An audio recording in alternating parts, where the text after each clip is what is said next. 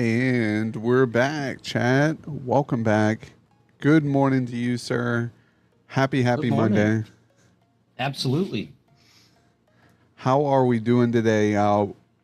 Usually right out of the gate, we kind of ask, who are you? Get a little rundown of just your basics there, and then we kind of lead off into the abyss. Well, I am Grasshopper. I've That's actually been the name I've gone by IRL as well as my online community for about the last 25 years. Stupid little nickname I picked up a long time ago. Um, don't really know what more to say about me. I'm an old man, dad, and gamer. Been a gamer since Atari. So this is just a passion of mine that I like to do. This is my detox time. Nice. No, 100%. I think that's something I think everybody kind of breaks away from. That's why I don't understand how there could be. I mean, there's drama in all walks of life, unfortunately, but it's like this is the breakaway point for everybody. I feel, and to bring issues or problems or things like that into the world is never fun. But always try to be the light here, right? We try to be the light of the day. And how did you get the name of Grasshopper? Was that something that Uh friends did or? yeah, it's kind of a boring story, but when I was 19 years old, I had went to work for a factory, and back then I wasn't very extroverted. I was a very shy, introverted young adult, and so when I started the job, I didn't really volunteer my name or anything. They just sort of stuck me with someone on the line, an older lady, and told her to teach me the job. And I don't know if how many people here will get the reference, but there was an old TV show called Kung Fu, and the student was the young grasshopper. So she would refer to me as young grasshopper, do as I do, young grasshopper. And she spent the day teaching me the job, and next day, the boss takes me down to another part of the line and gives me to a new person and says, teach him everything you know. And the lady that had taught me the previous day says, this is young grasshopper, teach him everything you know. And fast forward about a week of doing that, and it just spread throughout the plant that I was grasshopper. Everyone just started referring to me as grasshopper. And from that job, I met who became my best friend and who became uh, my wife, now ex-wife, but who had became my wife, and the meeting their people and spreading out into IRL, it just sort of took off. And for 25 years now, everybody in my life, except for my parents, call me Grasshopper. Nice. No, I like that. That's a good origin story. Yeah. How Grasshopper was created. Yeah. Yeah, just a silly little joke that stuck and never went away. Yeah, no, that's awesome. I love the name, and that's what I kind of referred it to. I'm old too, so I kind of was that's what I imagined it came from or something very similar. Uh, but no, that's great. And you mentioned playing games since Atari. What was one of the first games that you remember that was kind of like you were like, "Oh, I like doing this. This is fun." So on Atari, there was a game called Joust, and that was my jam back in the day. I played that constantly.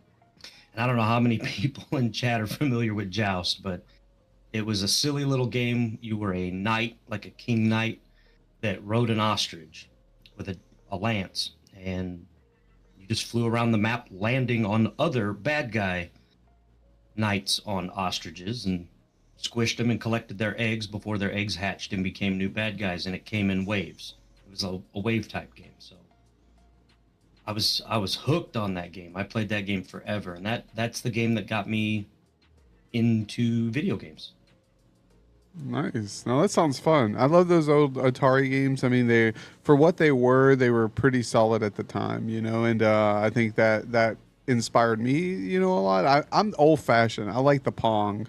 I like the two tables on each Absolutely. side and the ball, like I could play that. You even throw they have that stuff on like Roku TV or cell phones. Like there's some form of it, but just basic. That's basic as can get and I loved it, Pac-Man, Tetris, Oh like yeah. those are the But yeah, no, welcome in A Heart, Yo, and Leonessa. Thank you guys for blessing me with your presence this morning. Hopefully, you guys had a great Sunday, great weekend with the family, and your work day today goes smoothly if you're working. If not, hopefully, you're enjoying your extra non work day. Uh, I think Joker Mom may be a little under the weather today. She's actually still home. Usually, when I wake up to do the show on Mondays, she's at work early as can be. But Joker Mom is home and in the bedroom, still sleeping. So, hopefully, she feels better if she's under the weather. I played some kind of kangaroo boxing game on Atari. Do you recall that game? I don't recall that one. Okay, I started playing Pac-Man and Centipede. Nice. Good morning. And then there's some the what's the is Centipede? No, I was gonna say which one's the there's a shooting one, Galactica or I don't remember what it's called. Galaga, Yeah, that might be it. That's probably it. I think that was it. And then there was Space Invaders. That was another came from that one came from old arcade game up to Atari console. Yeah, yeah. No, Space Invaders was pretty good. I've played. There's like a space newer Space Invaders in the mall here. That's like the two. It's a big machine and it like points up to a big board and. You and the person next to you are shooting it from the gunners. It's crazy. Yo, Sounds pretty Scarlet cool. Cherry, welcome in, welcome in. Yeah, it's pretty fun. I played it a few times. It's really hard because usually someone ends up dying, and then you're just one of you, and then it's like it's hard to keep up with so much stuff. And it's a huge screen. It's like way up in the kind of this I don't know. I was thinking it was hanging, but it's not hanging. It's part of the machine. So the machine goes further out and then high up, and then the thing's like kind of levitating in the air a little bit, but it's pretty fun. But yeah, no, thanks for stopping in with the check-in from Bullet Fam. Bullet Fam's amazing. So if you like your stay here, drop a follow to our guest. We have a wonderful guest on the show today, Grasshopper underscore games. So GRASSHOPPER underscore GAMES. So of course that's on if we do once we upload this to our platforms of podcasts and talk shows for audio only, you guys will know where to catch him on Twitch over here. But yes, Scarlet Cherry, welcome in. Hopefully you enjoy your stay. We do the Jokerdads spotlight here. We do this usually Monday, Wednesdays, and Fridays. If you're not too familiar with our platform here, we kind of showcase up and coming streamers. Sometimes we have brand new streamers who aren't even affiliate yet, and then we have streamers who have been doing this for years and have formed their own community and just want us to a little bit know more about them, get a chance to vibe, hang out. So awesome to have you here. Hopefully you enjoy your stay. But yeah, so where are you from? What neck of the woods do you reside? So currently, I live in Missouri in the Midwest. I'm about an hour north of St. Louis. I know most people don't know much about Missouri that aren't from here, but everybody knows where St. Louis is. So I'm about 45 minutes north of St. Louis. Okay. Yeah, no, that's I forgot I personally should have remembered where you were from, just seeing that I knew you knew and we're close to Ryder, and I think even Nightfall, right? All you guys are kind of Yep. awesome. Yeah, Nightfall is IRL friend of mine. We wrestle the same promotions. Ryder, also a fellow wrestler as well, IRL, and that's how we know each other. We worked for the same promotion several years ago. So all Midwest people here. Yeah, no, that's awesome. I think that's great. I love when people can come together, find mutual interests, not only in like wrestling, but you guys are all gamers as well. So it's like it's awesome. It's Our nerddom has no bounds. It yeah, spreads all over the place. yeah, exactly. Uh, yeah, no, that's amazing. Yeah, no, good times. And I mean, and I think when it comes to streaming, there's different aspects of streaming. You can game, you can show your interest. Like I have another fellow streamer, Big Patty's Gaming, which I think he may have just recently rebranded. I'd have to check, but he does, wrestling reactions, things like that. So he's very big into wrestling as well. And I think there's always, a niche or an area that will accommodate your interests. You know, if you love something and you like something so much, obviously there's likely going to be other people out there who have the same love and Oh, passion, absolutely. you know, for the same thing. And to find those people is probably the most difficult thing. But once you find them and they vibe with what you're creating, then you slowly start to build a community. And it's just, you know, I tell everybody stick with it because I know, you know, right now, and I say it a lot of times, Twitch is in a hard state right now. I've looked at figures on the gaming industry. I've seen figures on, you know, how many people are streaming now compared to a year ago. I see it within my community, within a lot of other communities I'm a part of that, you know, a lot of content creators are struggling right now, not only on creation of content, on visibility, on, you know, growth, and it's just very discouraging for a lot of people. And some people are doing great, you know. So for those people who are doing good, they don't see an issue, right? It's their perception's different because they're doing Sure. well. So it's tough. Look at this hairy fucking man. Yes, man. I was gonna say which one because we're pretty both hairy, but he's got me beat. He is. I've got longer hair probably right now because I've let my hair grow out, but you got the beard beating me. Oh, you Uh, definitely got me beat on the head hair. I've got very little. Not going bald, it's just little strip mohawk. nice. No, that's good though. Gotta rep the head tats. I can't grow my hair out. Nice. You got head tats. That's pretty sweet. That hurt? Does that hurt on the top of the head there next to the bone, or not really? Sides of your head, face, easy peasy. You can sleep through it. The back of my head, I spoke to God that day. That was a rough one. I imagine, because like, see, my thing is like back there. That's where all your muscles from your shoulders and your back connect, Mhm. and I would imagine once it starts going, you know, your nerves in those areas probably start to inflame and flare up, Absolutely. and then it just Absolutely. starts to pull all the muscles and It does. And then because there's no fatty tissue, it vibrates your skull and your brain absorbs all that vibration. So about 2 hours in, a migraine develops that sticks around for a couple days from just the incessant vibration of your brain. that makes fucking sense there. So at least I know not to get a tattoo back there. Oh, Uh, writers calling me out by my wrestling name. oh yeah, there he goes. He has a that's a question to redeem here. Who is the preacher? Nice. Yeah. So who is it? Give us a little rundown of the preacher. The preacher. So the preacher is how do I explain it? It's he's sort of a Western gunslinger, sort of old world cat. Maybe was a religious figure at one time, but religious fanaticism and life has sort of turned him away from all of that. So he's a very dark, sort of maybe evil man, but uses religion in a bad way as a crutch, uses religious fanaticism as a way to project evil and justify wrongdoing things. Um, as my character, I don't have one eye. My left eye's gone. I wear a whiteout contact that eliminates that eye. And the concept is I sold my soul to the devil, and the cost of the contract was an eye for an eye. And I've just gone completely off scale with fanaticism to a point that I'm just not a very nice guy. Nice. I like it. I like it. I like the backstory. Let's go, Chad. Let's give a round of applause for the backstory.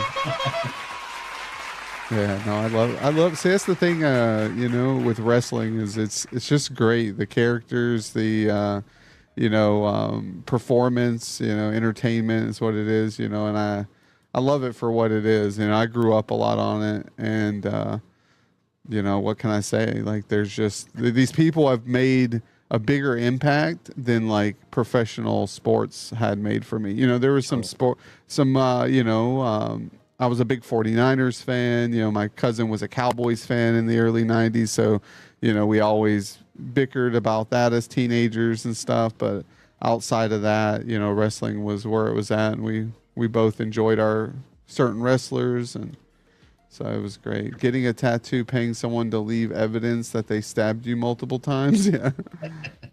I don't pay for them, Nightfall. So yeah, no, and what? Give us kind of a rundown on. We'll talk about games. You know, everybody here, we play games. We went over some of the Atari games. What were some of the other early childhood games that made an impact on gaming for you, like that you really enjoyed growing up and kind of stuck with? So I think like everyone else that's of significant gaming age, I was about 7 or 8 years old when the Nintendo hit the market. We drove down to an old department store called Service Merchandise that has been out of business for a long time to get our first Nintendo. And the first game I got was Spy Hunter, obviously the Mario Duck Hunt multi cartridge, and oh, what was the other one? Rad Racer. It was a just generic racing game, and that's all we could afford to get was those three games, and I played those forever. So those are kind of like my nostalgia games because that's just the game I remember waking up on Saturday morning, eager to play and staying up late Friday night, just trying to see how far I could get in Mario Brothers, trying to find a way to shoot that damn dog in Duck Hunt, and just trying to beat the cups in Rad Racer. So those were heavy influence games on me. Later, I explored more and more games, but I think like everybody else, it was those games. Spy Hunter was a big one. I don't think I've ever beat the second level on Spy Hunter. That game drove me crazy. Oh wow! I don't think I've ever played that game. I'll have to check that one out because I know all about the dual cartridge of the Duck Hunt and the Mario Brothers. Like that's a big cutting game. You know that broke its way into my home. Same, but I think people don't realize like how much that stuff cost back then. Like It's expensive. yeah, VCRs and VHS, cassette tapes were very expensive when they first came out. You know, and same with video games. Like that video game system probably cost just as much as modern video game systems and games, but the inflation is calculated into current, right? So back then, that money was worth almost double than what it's worth now. So to spend $300 on anything back in the '90s was a good chunk of change, you know, especially towards a gaming system. Uh, yeah, because I just remember my family growing up, and that was like it was big when we got a gaming system. And like you said, we wouldn't get a whole lot of games. It would be a couple, here's two or three games, enjoy it while you can, Yep, and then by the time absolutely. you'd want to get another game, a new system was coming out a couple years later. Because yeah, I think I jumped. I'd always get rid of my previous console to pay for the newer one. Yep. Uh, so I had Nintendo, Super Nintendo, 64, and then I jumped from the 64 to a Sega Saturn, and then from the Sega Saturn to PlayStation 1, and then I kind of fell off a little bit of gaming then and went to like more PC gaming from console gaming and never really went back except for like a PlayStation 3 when I met my wife and we played a couple games on the PS3, but outside of Yeah, that. similar. We were console gamers until I was a young adult, and we went Nintendo, Sega, Sega CD, Sega 32X, Dreamcast, Super Nintendo, Nintendo 64. Like we had all of them. I think the only thing we didn't own was a Jaguar because you couldn't find them anywhere. There was a little Oh known yeah. console for a while called a Jaguar that just sort of died off. Yeah, no, I remember that. I remember the Jaguar and I mean, and even the Dreamcast, I remember was kind of hard to find. I didn't really know a lot of people who had a Dreamcast. Like, I Yeah, mean, like one or two, but we had one, but it just never really got off the ground properly. Now it's kind of a pop culture thing. People love to have it, but when it was new, it never really caught on. no, I think like the only game that was really big was it Fantasy Star, or there was some RPG that was on the Dreamcast that was like maybe something online. It was like one of the first kind of RPG online games that it had. Fantasy Star. I want to say Fantasy Star, but I don't know if that's what it's Yeah, called. I'm not positive myself. Yeah, so it's yeah. And it's the same as my Sega Saturn. I didn't really know. There he is. Oh, what is this? Hold on. One That's the second. Oh, I think didgeridoo we. still owes me money. Oh, that's funny. A sound alert. I was like, how is someone using a sound alert right now? That's hilarious. How did you guys even go in and activate the sound alert? Was sorry? No, Wahoo? No, I just wondering. Is that through like my panels or something? Probably got blurb on your panels. Probably. I have to figure out how to change the settings. Get trolled by the people who know how to troll. I just saw a really hot chick, and all I could think of was, don't get a boner. Then she did, and my day is ruined. Hey, thanks for the 5 Oh, sorry, I wasn't muted. Is that a Dr. Disrespect? Yeah, it was. Yeah, that one's not aging well right now. Yeah, exactly. Yeah.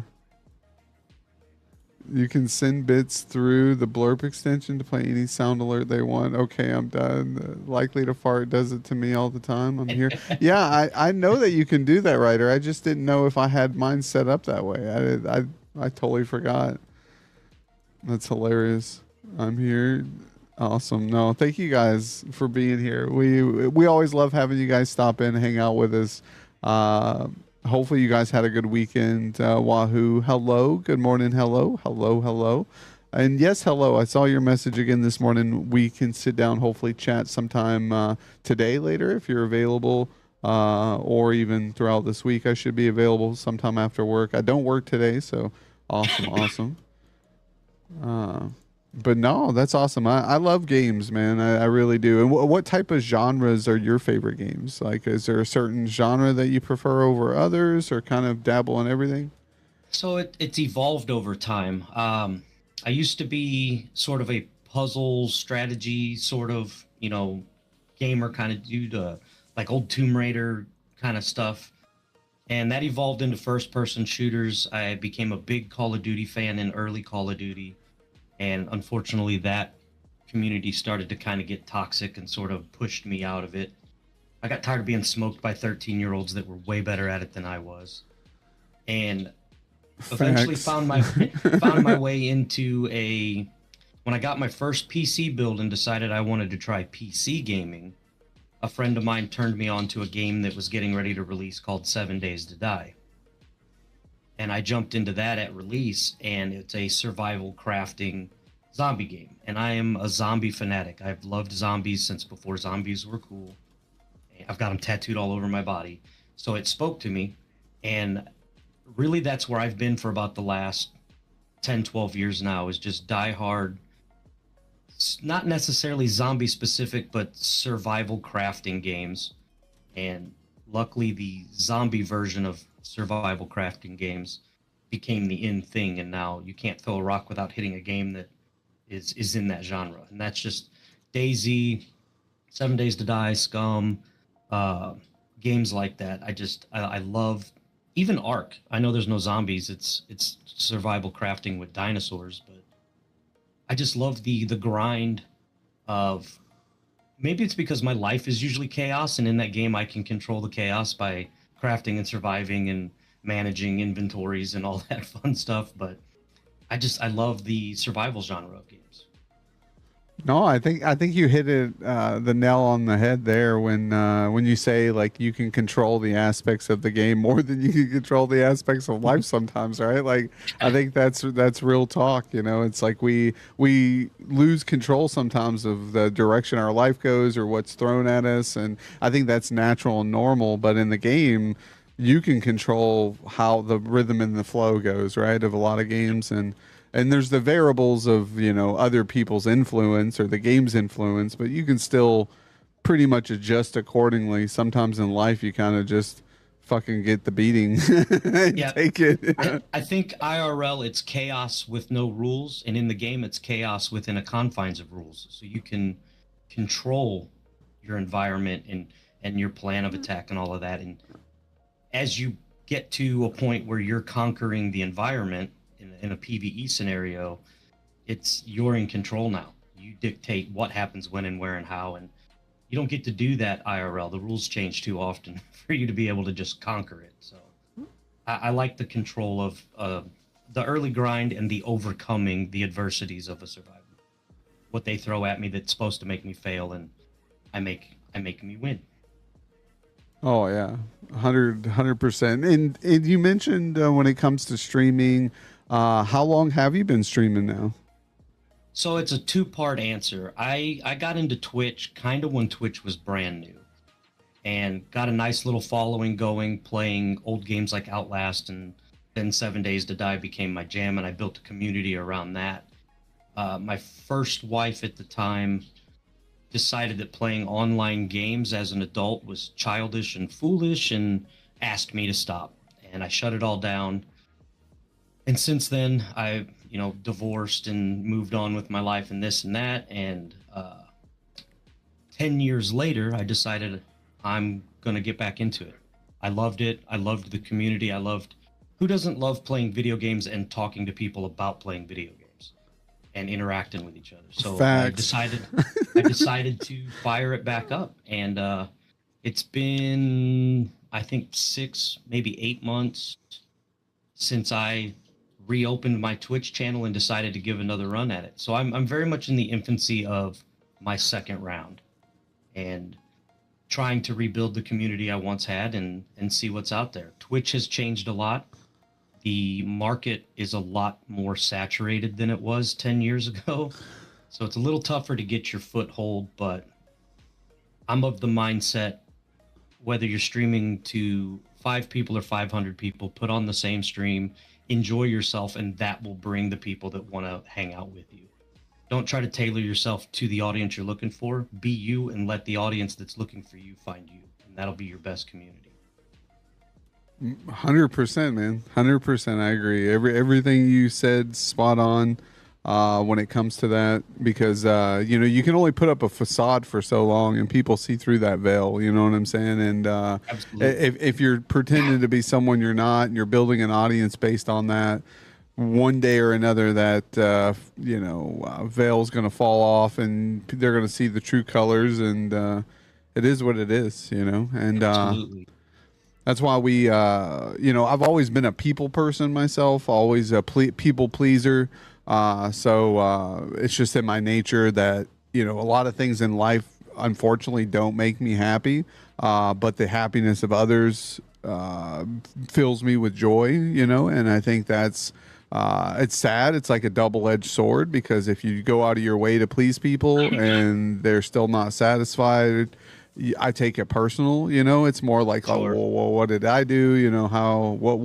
What do I need? Yep. So it's a double-edged sword, but that's why we created the show. We wanted to highlight, give more discoverability than what Twitch did, or does, still does. I think their discoverability is pretty horrible. The algorithms on these other platforms are terrible as well. To get a YouTube video short to catch on, to get a TikTok reel, or, it's like, and then when you do get it, everybody's so 1 or 2, 3, 5 seconds. If you're not captivating within that short period of time, you get swiped to the right and next person, and even if you get a lot of views, they don't correlate into follows. There's no interaction from those viewers. So it's very hard as a content creator to really catch on and to get going on the platform. But what I like about it is just the friendships, the abilities, and the time I get to spend with some amazing people who I've met throughout this journey, from all walks of life, from different areas of the world that I will never probably ever visit, like Australia and South Africa. And, someone told me that I would have been hosting scrimmages for kids in South Africa for Fortnite. I would have never believed it, but we did that for a couple weeks with Sunny Squirrel, which hopefully we'll be getting back into at some point once they start scrimmaging again, or need someone to host some games. But just awesome times to meet awesome people. And, you guys in chat are awesome, so thanks for coming in, hanging out with us today, vibing with Grasshopper Games and myself. But yeah, Dark History, welcome in. Thank you for being here. How was your Monday morning? Oh my goodness, I can't believe I just pinned your message on accident. Apologize. I'm trying to scroll up through chat, and I randomly you hit. Conveniently pinned the chat that has your name in it. I see how I your know. marketing works. Yeah, exactly. Yeah, if you guys don't know about the host who's already here on a daily basis, check him out. Jokerdad 007. Yeah. No, I missed Making sure I didn't miss another comment.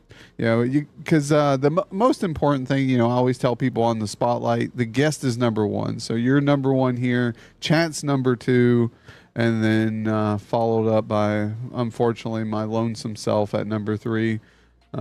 But no, Scotty, I think TJ. Whoa, TJ, I didn't even see you come in, my man. TJ learns bank guy or banky. Thank you, sir. Yeah, it was Scottish matey. Appreciate you being here as well. My goodness. All right, guys. I was just making sure Monday's going well. Working from home today. I hope you guys are having a great morning. Having a great morning. I can't complain. Can't complain at all. I always tell people as long as I'm above the dirt, it's a good day, and as long as I can tell you about it. So you got any hobbies outside of streaming or? Just the most basic, generic old man hobbies. Obviously, wrestling is a huge hobby of mine. It's kind of like a second job, but it's also a huge hobby. I'm big into art. In my real life, I'm a tattoo artist and piercer professionally. So art is a big part of my life, drawing and things like that. Love working on motorcycles and old cars. I have a little collection of them that I tinker on out there, and none of them run right, but that's the fun of it. Gives me something to do all the time. So just the most basic stuff. Anything my kid wants to do. I've got a 15-year-old son, and I try to be the type of dad that anything he's into, I'm into, or at least try to understand so that we have things to do together. So pretty generic, boring stuff as far as hobbies go. And then obviously gaming. That's a big one. My nerd time takes up a good portion of my free time. No, for sure. I think that's typical dad life there. I also got a 14-year-old son. My oldest is 19. Go figure, I have an adult in the world. Crazy there. But yeah, no, it's always time spent with them or here gaming. So it's kind of hard to, and we like to metal detect, forage for mushrooms, and then fishing. So if I'm outside somewhere, those are like my three things. And I try to juggle them. It's so hard though, because it's like, do I go fishing? Do I go mushroom hunting? Or do I metal detect, And then if I do metal detecting, I'm not finding anything. Then I'm like, fuck, I should have been looking for mushrooms or fishing. At least I would have caught something there, So it's always But then if myself. you're fishing and catch nothing, you should have been mushroom hunting and metal detecting. Yeah, exactly. This struggle's real. Good morning, nerds. Yo, welcome in, Sugar. How are you doing today? Oh, Sugar's here. I know, right? Lock the doors, turn off the lights, close the windows. Nobody's home. Sugar's another IRL friend that visits my stream quite often. She has branded me the king of the nerds since I run my stream team, and she makes it well known everywhere she goes that this is nerd time. Nice. Well, welcome in. Good to have you here. Glad that you're here to support your fellow nerd grasshopper_games. We got Let's Be Frank in the building. How's it going, Frankie? Good morning to you, man. Happy Monday to you and wifey. Hopefully you guys are doing great. We love to have you here as usual. Yeah, man. Awesome time. You've been a great guest so far. I'm already learning things. I like having fellow dads on the show. We get to vibe out dad life and chat about the things that we love and maybe the things that we don't love so much. Speaking of things that we don't love so much, what is a game that you don't like that boils your blood or that you're just not too fond of, or maybe it's just not your cup of tea? Because I know some people, they don't hate the game, but it's just not good for them. Man, there's a couple that just really rub me raw, but this is going to be a real unpopular answer. But my kid has been a Minecraft kid since birth, I think. And he begs me to play Minecraft with him all the time. And Minecraft turns my brain into jello. I just can't Minecraft. I'll play it with him to appease him, but the whole game just feels so slow paced, and I can give all the props in the world to the creativity aspect of it and the building and this and that, but that game that shuts me down. I play an hour of that and I just don't want to play games anymore. I want to go take a nap. I can't do it. and all this Ender Dragon stuff and Enderman stuff. And just I don't like. I thought we were putting blocks together. What is going on? And then he builds a portal, and I end up in some other upside down world of. I can't do it. That and Daisy. I know I'm into survival crafting, zombie games, but Daisy boils my blood. The near permadeath system they have. One, the game is designed to kill you. You are not meant to survive more than the first 10 minutes of the game. And then when you do finally survive and accomplish food, and then you die, and you have no idea where you are on the map, you have no idea where anyone else is on the map, spend an hour and a half trying to find the person you're playing with on the map, and then you both get smoked by a naked guy with a shovel and have to start over. Oh, it drives me nuts. Yeah, no, I feel that. I feel that. That's one reason why I just knew I couldn't get into that game, was because of that fact that it was like just so slow paced. Like every time I watch someone, I mean, and given the scum watching you guys play, sometimes it's like that, but you're doing other things. There's other mechanics going on. Like you said, your health and this, and you guys are still able to loot surrounding areas. It looks like there's more items, than in DayZ, because I see people go in DayZ for a while and not find anything, just be running through this field, running through this, and I'm like, bro, what is going on? This is not fun. Like, but they're having fun, so it's cool for them. If it's their jam, it's their jam. Scum, to me, that's like, I variety stream, but Scum is my bread and butter. That's where I like to be. Scum is like DayZ with the improvements that you would need to enjoy DayZ more efficiently. There's a lot of running in the early game. A lot of we call it the Subaru crew. Just a lot of beating feet and running your Chevrolet legs everywhere. But there's a little more loot to find, a little more team building with like your squad and stuff, where you guys can get back together a little easier and continue. You get a multiplayer game like that to get into the game with your friends and enjoy it with your friends. When you have a game that's almost designed to keep you from finding the people you're playing with, it sort of diminishes the entire fact that you got into that game and makes you not want to play it. Scum is very much more based around squad up and go survive the world. It's a team building exercise. It's meant to find each other. So it's a little more enjoyable in that aspect. No, I like that. I think that's. I think a lot of games should. There were some games me and Ryder were looking at, and the game space on Saturday, and we were playing the trailers, and there was a couple of them. I'm like, okay, is there a multiplayer? Is there co-op? Like I had to keep asking them the question, because I'm a co-op multiplayer guy. Absolutely. If the game doesn't have multiplayer, like the one thing that threw me off was from what was it, Hogwarts. I was like, is there multiplayer? That every Harry Potter game I'm all about if there's a multiplayer, because I want to battle someone with spells and wands and fight. Like I want loot like an MMORPG with items and everything, but wizards and Harry Potter universe. So you need like Elder Scrolls Online meets the Harry Potter universe. Exactly. That's what I want. And I want to be able to just like one-shot people with some wicked spell, because I have all the best loot in the game and I will grind it, like that's what they get. Yeah, every game I ever look at is immediately judged. The first thing I look for is it multiplayer or solo only? If it's solo only, it goes to the back of the list. I grew up with a brother that's only 22 months younger than me, so we were real close in age. So everything we had to do had to be two-player. So I'm used to that multiplayer world. I just prefer to play with people than by myself. Not knocking anybody that enjoys, end game type games that are just a solo player run through. It's just... Yeah.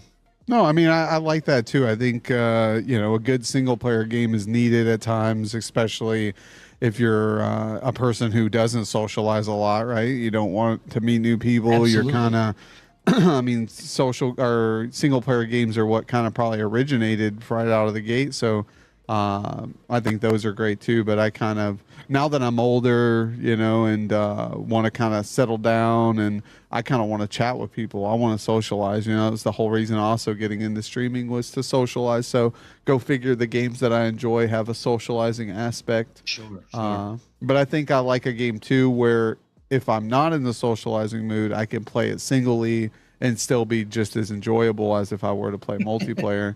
And those are hard to come by as well. Yeah, that's why they make a Discord mute button. Yeah, Go into your own little world. exactly. Yeah. Yo, Hybrid, welcome in. Good rising to you, sir. Happy Monday. Hopefully things are going well. And yeah, Dark History, Minecraft is rough. I'm the same way. I can't get into Minecraft. I tried, and I don't know what the hell's going on either. And the kids are always so better at it than me, so I don't even dare dabble in their world. You mentioned we have Amazon Artemis with the redeem. You mentioned wrestling as a hobby, watching it, or do you wrestle? She mentioned, so she did miss you earlier when we went over that. Artemis, I am a licensed professional wrestler on what they consider the independent circuit. So in the wrestling business, you have your obvious national organizations, your big clubs, TV clubs.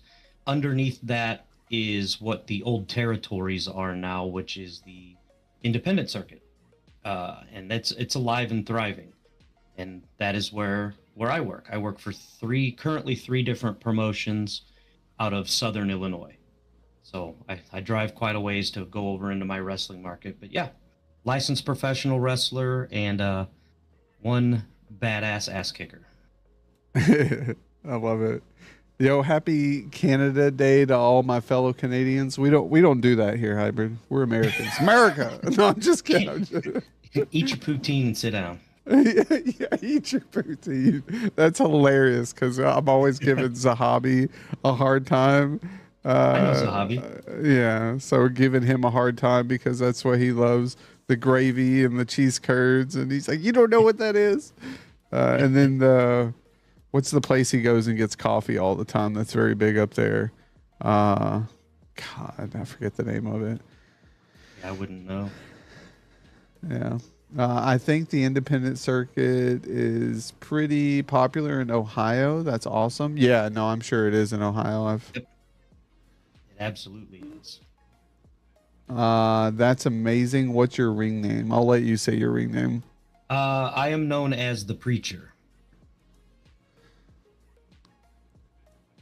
I love it. It reminds me of like a character in the game that Artemis plays, which is Dead by Daylight. Can you imagine the Preacher, some killer that runs around, that chokes people with their necklace of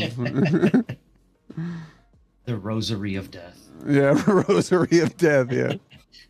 Far Cry 5 vibes too. Yeah, is that Oh, Far Cry's a good series. I've never not enjoyed a Far Cry game. Yeah, I wish I played more Far Cries. I never really got into the series, but every time I watched a friend playing it, it was really good. Like it looked really good. Like so, I think I just never had, I guess, the drive to go out and get one, even on the platforms that I could have probably got one on. But yeah, no, we are big foodies here. I know I usually try to wait until about an hour after the show starts, so not everybody's so hungry right away, but here we go. If you were on death row, it was your final meal, you could only have an entree or one meal left. What would that be? And what would be like a dessert, or are you a dessert type of guy? Oh, not really a dessert type of guy, but in this instance, steak fajitas with a side of shredded cheese and a side of queso, lots of chips and salsa, and the dessert would be the sweet corn cake. Ooh, sweet corn cake. That's pretty interesting. Yeah, that's a good choice. Big Mexican food fan. Yeah, it's hard to knock Mexican food, man. I mean, how do you knock Mexican food? That's It's the closest thing to perfection I've ever encountered. yeah. I think that's the only. I think that's the only reason we haven't created a wall down there is because they don't want to get rid of the Mexican food too. We built a wall. We just left a walk-through window there. Yeah, Just pass the food through. yeah, yeah. So when it comes to streaming, what type of equipment, what setup are you kind of using at the moment? So I built my PC, and I didn't really know how to build a PC, so I just did it. But running a pretty basic setup, 3060 graphics card, all that fun stuff. I got like the webcam, I run a C922 Logitech Pro Stream webcam, a Yeti X Pro Streamer mic, and then after that, it's just way more monitors than I need because I like feeling like I'm in a command center. This is my little back cave. But everything else is pretty much Razer gear. I love Razer gear. I know it's mid-grade stuff, but Razer keyboard, Razer mouse, Razer game chair, Razer headphones. I just love Razer stuff. My colors are always black and green, and Razer's colors marketing scheme is black and green. So bring it all to me. I'll take all of it. Nice, a man of fine choice. I'm rocking the Razer headset, keyboard, and mouse right now too. So Razer gang, let's go. Yep. I mean, and it I is love like you Razer. said, it's mid grade, but I like it for mid grade. It's top grade, I feel so. Sure. And It's and at I least at the burn, top of that mid-grade scale. yeah, and I burn it out, man. Like I burn like I my last Razer keyboard, there was like you couldn't even tell what the WASD keys were. Like the actual keys were like rubbed off, so it was just blank keys on them, and then. The mouses, all my mice left click goes out over time because I was a Diablo player. So click, click, click, left click. Oh, Uh, Diablo. So yeah, Razer Yeah, I'm gang, let's go. lucky. I'm lucky mine's all the light up stuff, so I can't wear the keys out until I burn the light out under the key. Yeah, no, for sure. That's crazy. Yeah, no. So with let me see here. We had another question I wanted to ask because yeah, some people when we ask the tech setup, what type of tech you're running. Some use laptops, some use gaming consoles, and that brings me back to like when we were talking earlier about oversaturation of streamers. Like from the days at which you first originally streamed. You were probably, a drop in the bucket of, not many people. Now it's just the influx of everybody being able to stream because they have an Xbox or a PlayStation and can just instantly connect. Makes it a lot more harder for discoverability on top of that too. When you have all these people playing, and especially if it's games like Fortnite or that's one thing that I've dabbled up and down with Fortnite is discoverability. hello, Some people beautiful. like Jokerdads. There's all these Fortnite players. You're on like page 39 or 58 or whatever, 137. It's like. How is someone going to find you? And that is hard. It's tough, and but You have yet to invite to this every other so one. often, I'll have someone stop in who is scrolling through You got, Fortnite. you're gonna have to and leave I think yours. for as many people that's streaming, there are people out there looking for other people.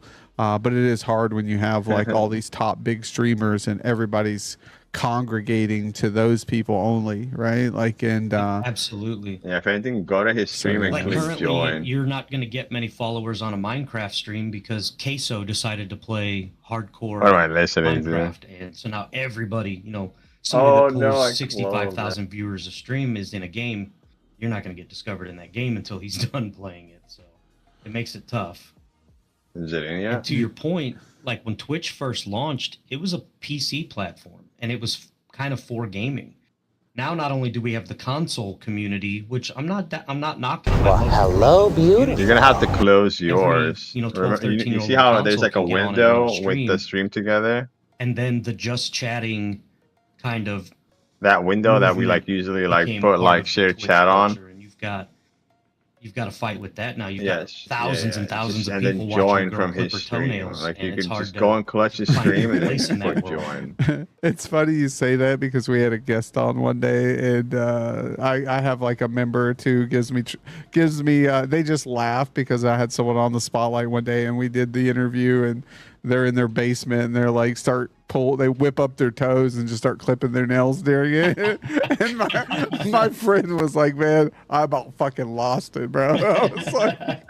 I was like, hell, man, they were comfortable. They're having a good time, right? Like, Yeah, it's just sometimes it hurts your ego when you stream to 8 people and you put a 12-hour stream in and you poured your heart and soul into trying to grow, and you jump off stream and there's a chick ignoring chat, painting her thumbnails, and has 2,000 viewers just throwing money at her to get her attention. It's like, maybe I took the wrong turn at the fork in the road. Apparently I should be clipping my toenails on stream. yeah. Yeah, it's hard. It's definitely tough. It is an ego shot when you see people who aren't putting in no work at all, like not near as enough work, but just zero effort at all. Like, and then their brother or their cousin or dad or somebody set up their stream. They don't know how to operate it. If something breaks, it's, so they're really just a showman or a show person. Yep. There's really no, and it is what it is. If it works, and that, if they're making a living at it, I support your ability to make a living at it. I just wish I could do it. yeah, exactly. I wish I could find. Yeah, no, you're 100%. It's and I think everybody has an opportunity. It's really like, I hate to say this, guys, but a lot of it has to do with luck. I will say it: luck of the draw, luck of the moment. For you to take off, every person I've seen take off, they've been consistent and they've continued on a day-to-day basis doing something to the point where then they were acknowledged or went viral, or something happened within that journey that changed everything in a moment. And that's what you're doing it for that moment. Will it come? Probably not.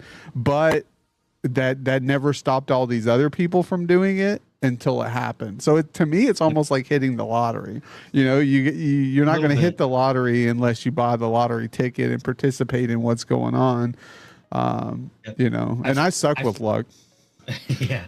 I find it's much more realistic to set your goal at just building a comfortable community, not having that viral explosion. That's just a hope, like you said, that you hit the lottery. But I found what works best for me is, if you want to play games on stream and get anywhere with it, find that game that's you. Find that game that has your passion, that one game you can build a community around. People will come in for that game, and then as you build that community, they'll slowly stop watching what you're playing and start watching you. They enjoy you as the content creator.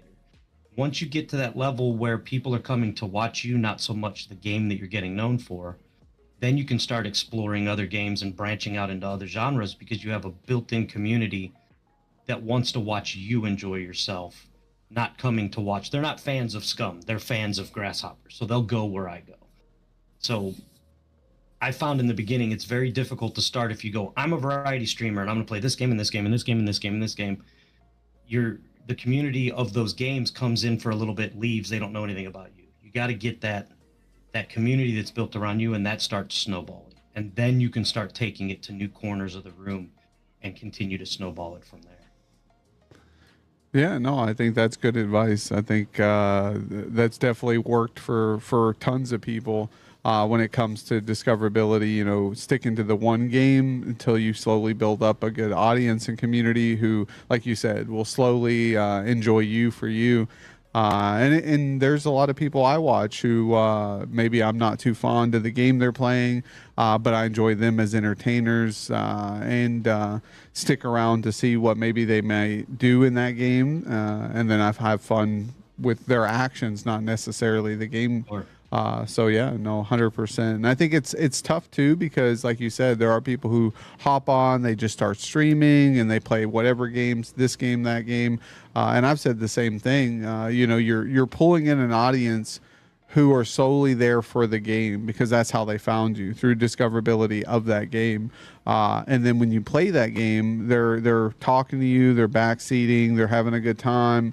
Then the next day you're playing a different game that they don't like, that they don't know anything about. And then they're like, well, wait a minute, this isn't what you were playing yesterday. This isn't the game I like. what's their incentive of coming back? You know, it's really tough when you're jumping from one game to another. So, but that is a problem too. Is, you know, I was in that same stage where we played a lot of Fortnite. We did a ton of Fortnite. We built this community up on Fortnite. We always had people stopping in to play Fortnite with me. And then when we transitioned back into the talk show, I had people for days coming in. Hey, this isn't Fortnite. This ain't Fortnite. You know, why? When are we going to play again? Oh, I don't know.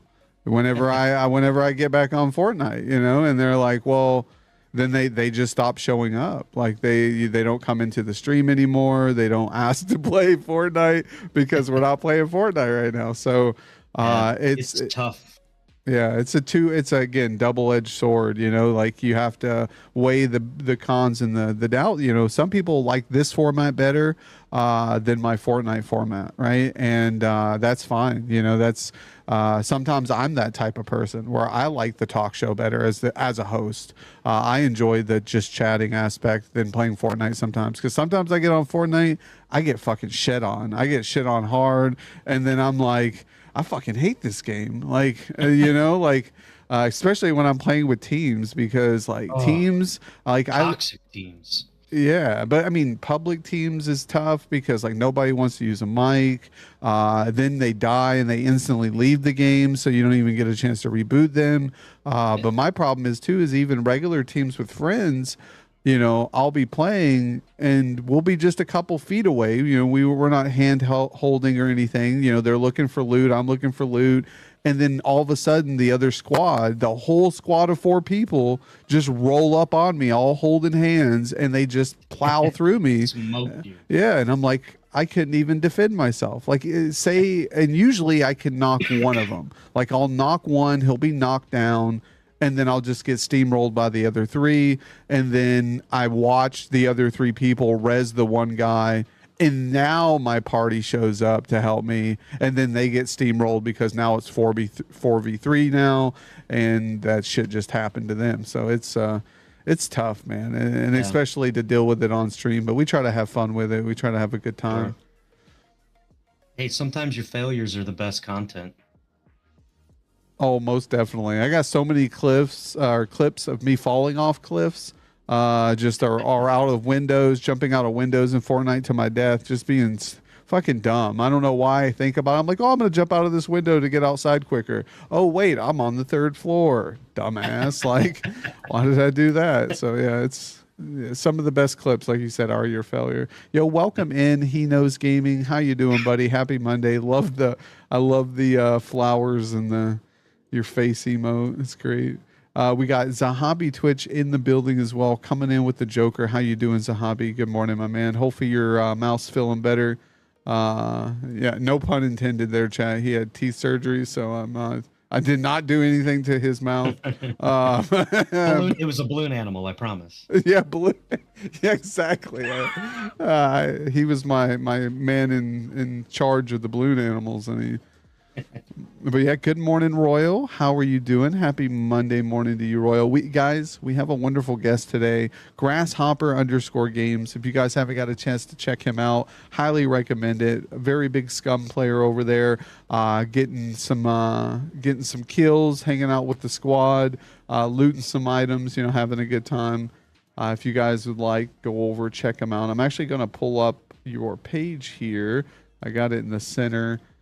All right, let's see. All right, so it says, hello and welcome to the Swarm. I am Grasshopper, Insect Asylum, Fearless Leader.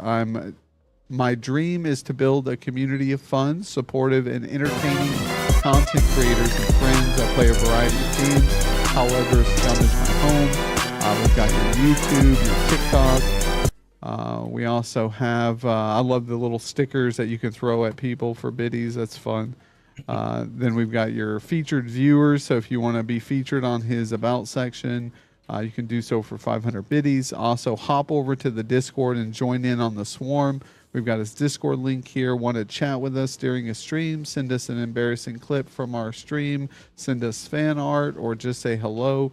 Join the Discord and become part of the Swarm.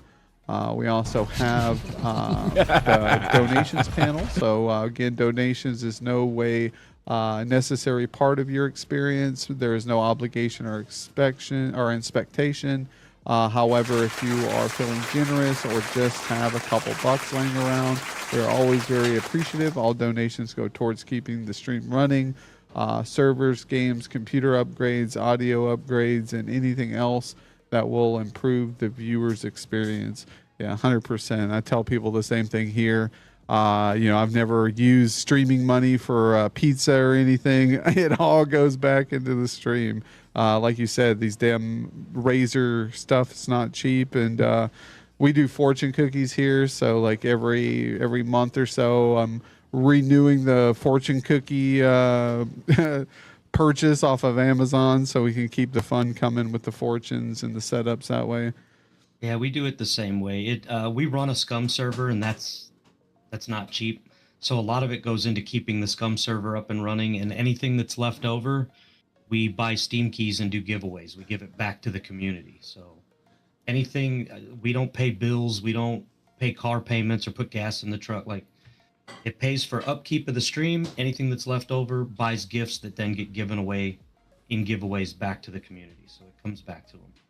We're actually currently giving away a copy of Fallout New Vegas. I've got a follow goal to hit, and once I hit it, we're going to give a Steam key out, hopefully here in about the next week or so.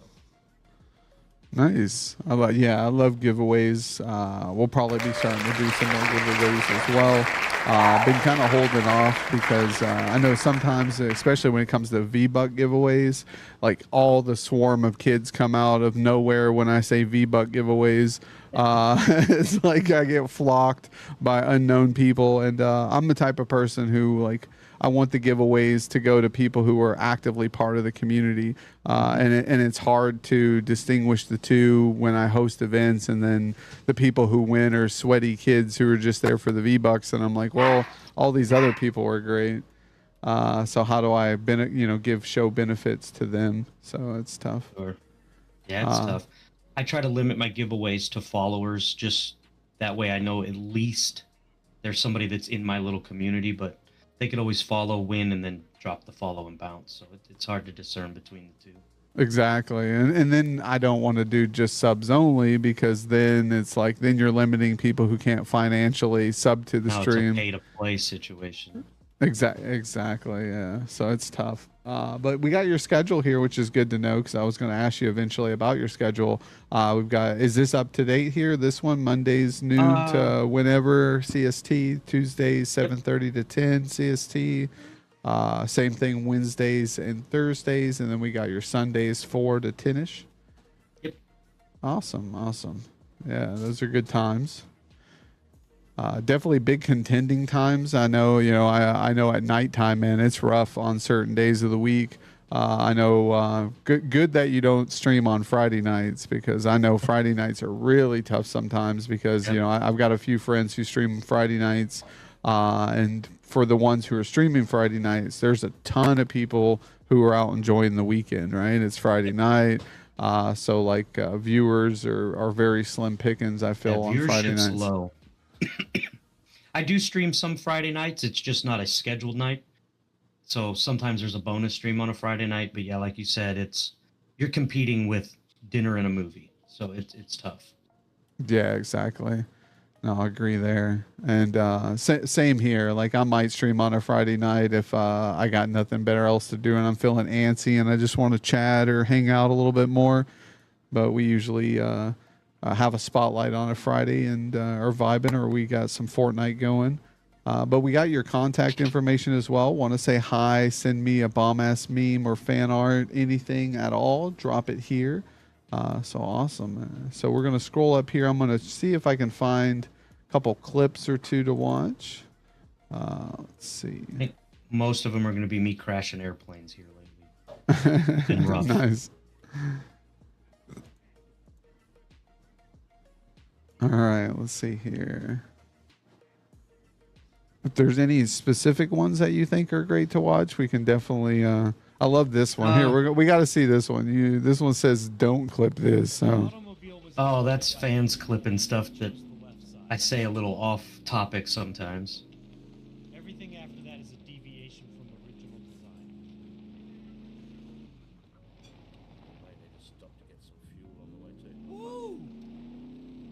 was smoking that pole, but hey, no, don't flip that. I thought I was smoking that pole. Do not clip that. They love to catch me out of pocket when I say things The without thinking. word power didn't come out.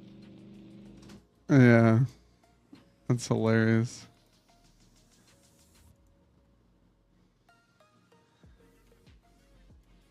All right, let's see this one here.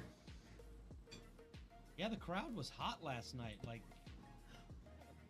I'm not used to being a baby, and they were getting hot when they were choking me.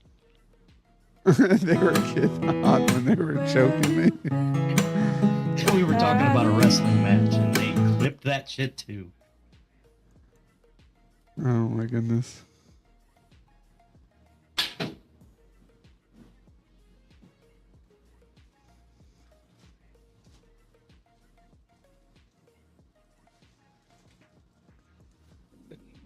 Oh, swing and a miss. Bro, you're whiffing it. Nice, some Sons of the Forest here, it looks like. I can't put it away. Dude, Oh, the this ball was just won't us swing. screwing off. Okay, I'm actually about to get mad, bro. The ball won't go. Let me try. Is it because I Oh, hit it's it? golf. Nice. You just kicked it. Is it because I hit it that it won't? Yeah, we- Just hit him. We were bored in a like one of the end game bunkers and found golf clubs and golf balls, and we were just trying to play putt putt. Just Sons of the Forest shenaniganry. Yeah, see, I bought that game and I still have it. I just haven't played it, but a couple times when it first came out. So even before, like there was a lot of bugs, there was not a lot of content originally, and I hear they've Yeah. made a couple updates since then. Oh yeah, it's improved significantly. If you ever played the original Forest and enjoyed it, it's everything the original Forest was, just with more stuff. So it is very much, at its current state, it's very much worth the time if that's what you're into. Yeah, I might have to get back into it and try to get some people to run it, and because I still have a lot to learn. I just got to find some people who play it, on a decent basis, so I can get handheld through it a little bit.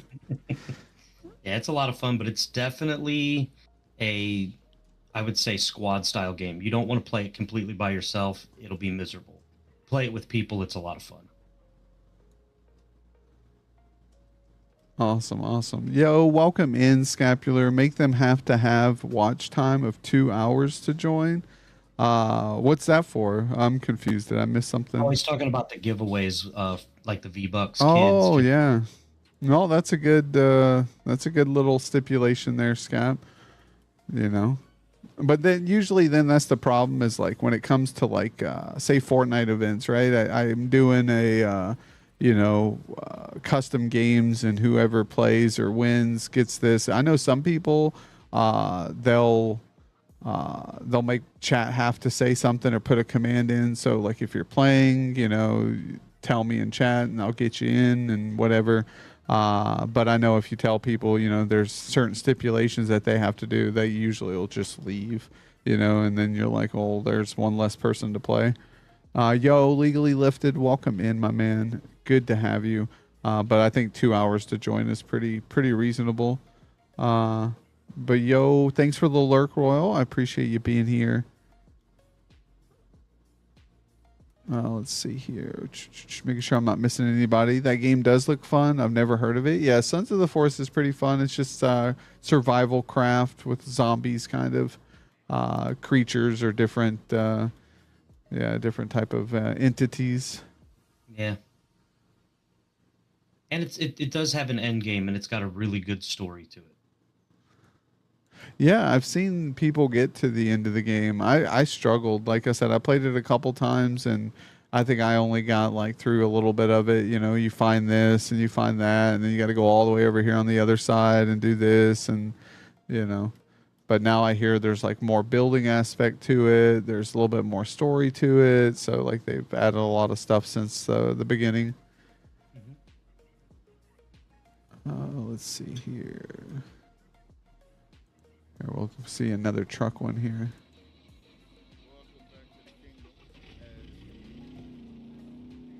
Oh no, poor Sev.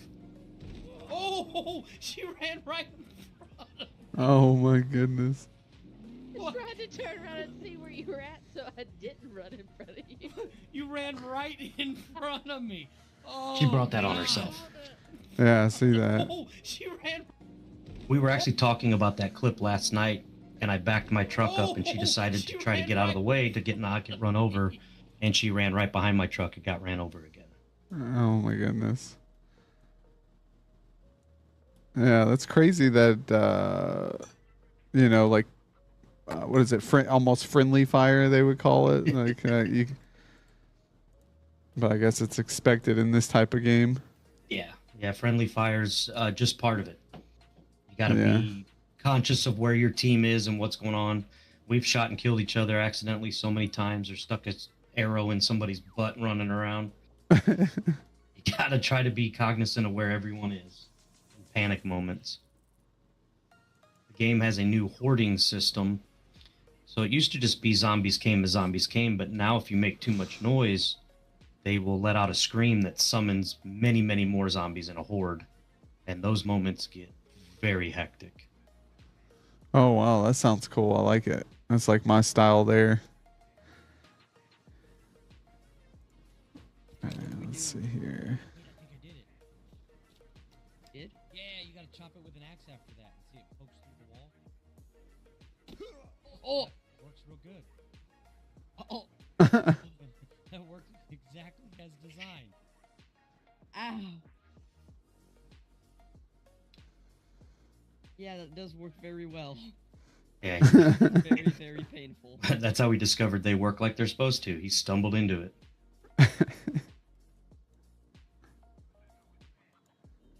Yeah, if anybody hasn't played Sons of the Forest, because you heard some bad press about it in the early days, erase those thoughts and go give that game a try. It is so much fun. In fact, we're hoping to get back into it here in the near future while we're waiting on a Scum update. We would love to get back into Sons of the Forest. Yeah, awesome. No, yeah, send me some info next time you guys get into it. I'll be more than happy to hop on and give it a go. It's a crazy game, but there's a lot of fun to be had, even just messing around. The whole premise is there's cannibal tribes all over this island that you crashed on, and you're just trying to survive. And the AI in this game is brilliant. The AI, when it attacks you, they will send scouts out that actually just watch you and kind of fuss with you and try to lure you out of your base, and then you'll get flanked by other members of the tribe. Like, the AI system actually has like a baiting tactic in a way that it avoids you and tries to pull you into certain situations so they can take you out. It's a lot of fun. Yeah, no, that's the one thing I noticed and liked about it too, is you could tell, you know, because there'll be just one guy, and then like you said, he'll back up when you try to start going at him, and then next thing you know, you got two people from the right and left coming at you, and you're like, what's going on? And then yeah, so it's great. Yo, thank you for the biddies, Bella. Money, money, money, money, money, money, money, dollar, dollar, dollar, dollar, ching, ching, bling, bling. Yo, thank you again, Bella, for the wonderful biddies of the day. First biddier of the day. I don't know if I said that right. But no, Bella, tell us when's your first stream today? Let me know what time you're streaming so everybody here in chat who might still be with us can stop in. If you guys haven't got a chance, drop Bella a follow. 6 p.m. EST. Awesome. Hope to be there. I'll definitely try my best, even if I'm out in the town doing errands. I'll pull you up and chat with you on the phone while I get those errands done. I'll be there. Let's go. Awesome. Yeah, Bella took a big hiatus of several months away from streaming. Now got a little mini PC, got that set up to some monitors, and is ready to give it another go. So we love to see that here. And if you guys haven't got a chance, maybe you're new stomping in as well, drop Grasshopper _ games a follow here. Great guests on today's episode of Jokerdads Spotlight 141, which I can't believe it. We're going to be pushing up to the 150 area. Welcome in, Hurst. Again, thanks for being here, my man, hanging out, giving shout outs to Bella and Mr. Vinjak if you can. Yo, hello, Mr. Vinjak. How you doing, my man? how was the weekend with the family? How was the fireworks and the event? Hopefully that went good. Can't wait till Grasshopper streams next. When's your next stream, Grasshopper? Is that tonight or this afternoon or? I will be on. So I do have to take my son to a doctor's appointment, and once I get home, so about 3 o'clock Central Standard Time, States time, I will be on and be running probably till midnight, 1 o'clock tonight, tomorrow morning. So Oh yeah, wow, good, nice if you, long haul. yeah, we try to run our streams, our average streams. We try to run them 4, 5, 6 hours.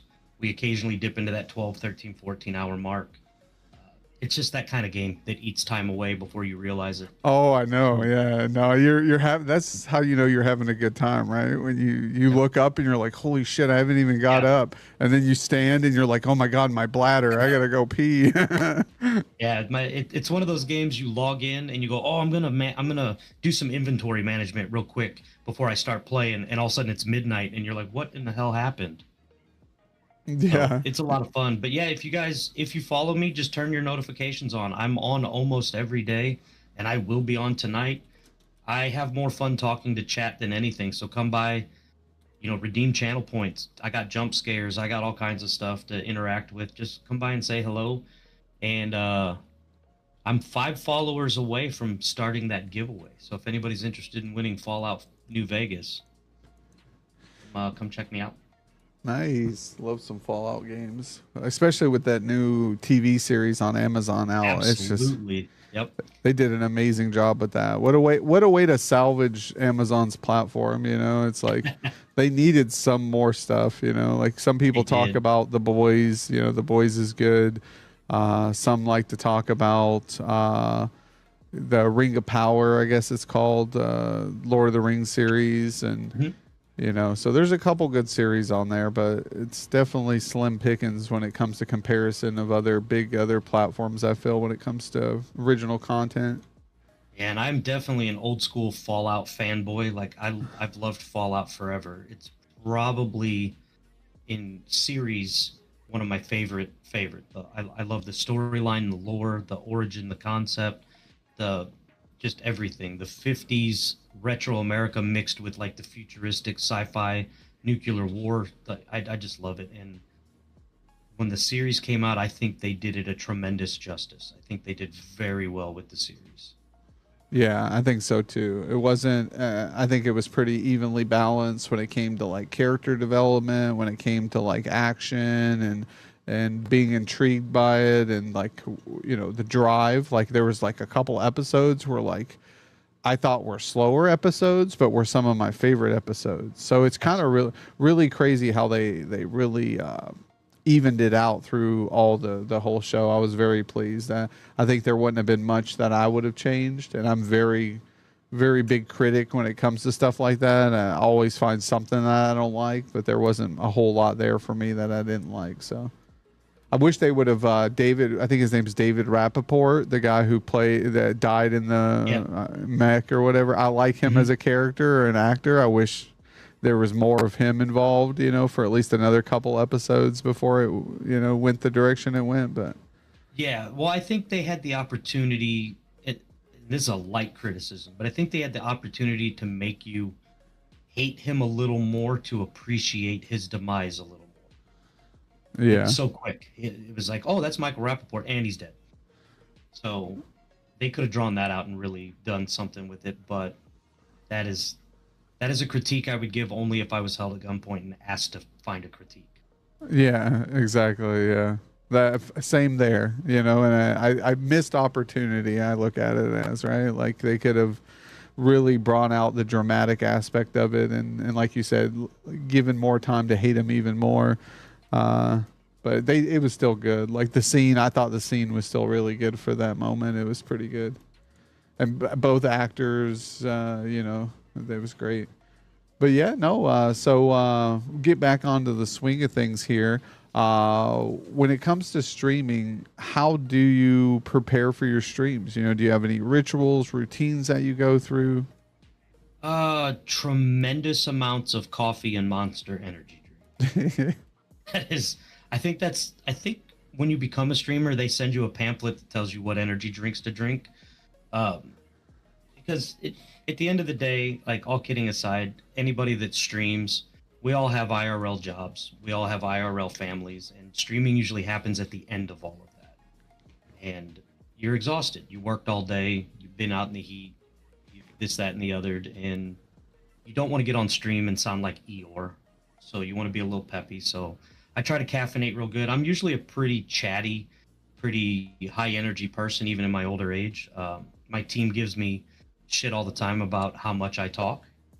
So, but that's my biggest ritual. I take a moment, I put my going live screen up, I get me a nice cup of coffee, and I kind of get in the headspace of now it's time to not so much put on an act, but put it in that gear of my more public persona. When I'm not streaming, I'm a fairly quiet guy. I do tattoos for a living, so it's a lot of headphones and looking down and concentrating and a lot of internal monologues. So I just flip that switch to here's a little caffeine, a little energy drink, and let's flip the speaker around the other way so the internal monologue is now an external monologue. Well, hello, beautiful. Hit that go live button and just let it all happen organically. Yeah, no, we actually spoke about your tattoos and stuff on your stream when I mentioned, I couldn't draw, and you were like, yeah, I can't draw either, but I can tattoo like a madman or whatever. And I was like, yeah, that's, it's a whole different canvas, like it's a different feel. Well, and even as it pertains to drawing, and anytime this subject comes up, I kind of go off on a little tangent because I'm a big advocate for this. I got into tattooing late in life. I wanted to be a tattoo artist my entire life, but everyone I ever talked to said, no, you can't draw. You don't have a natural ability to draw. You'll never tattoo. Move on, do something else.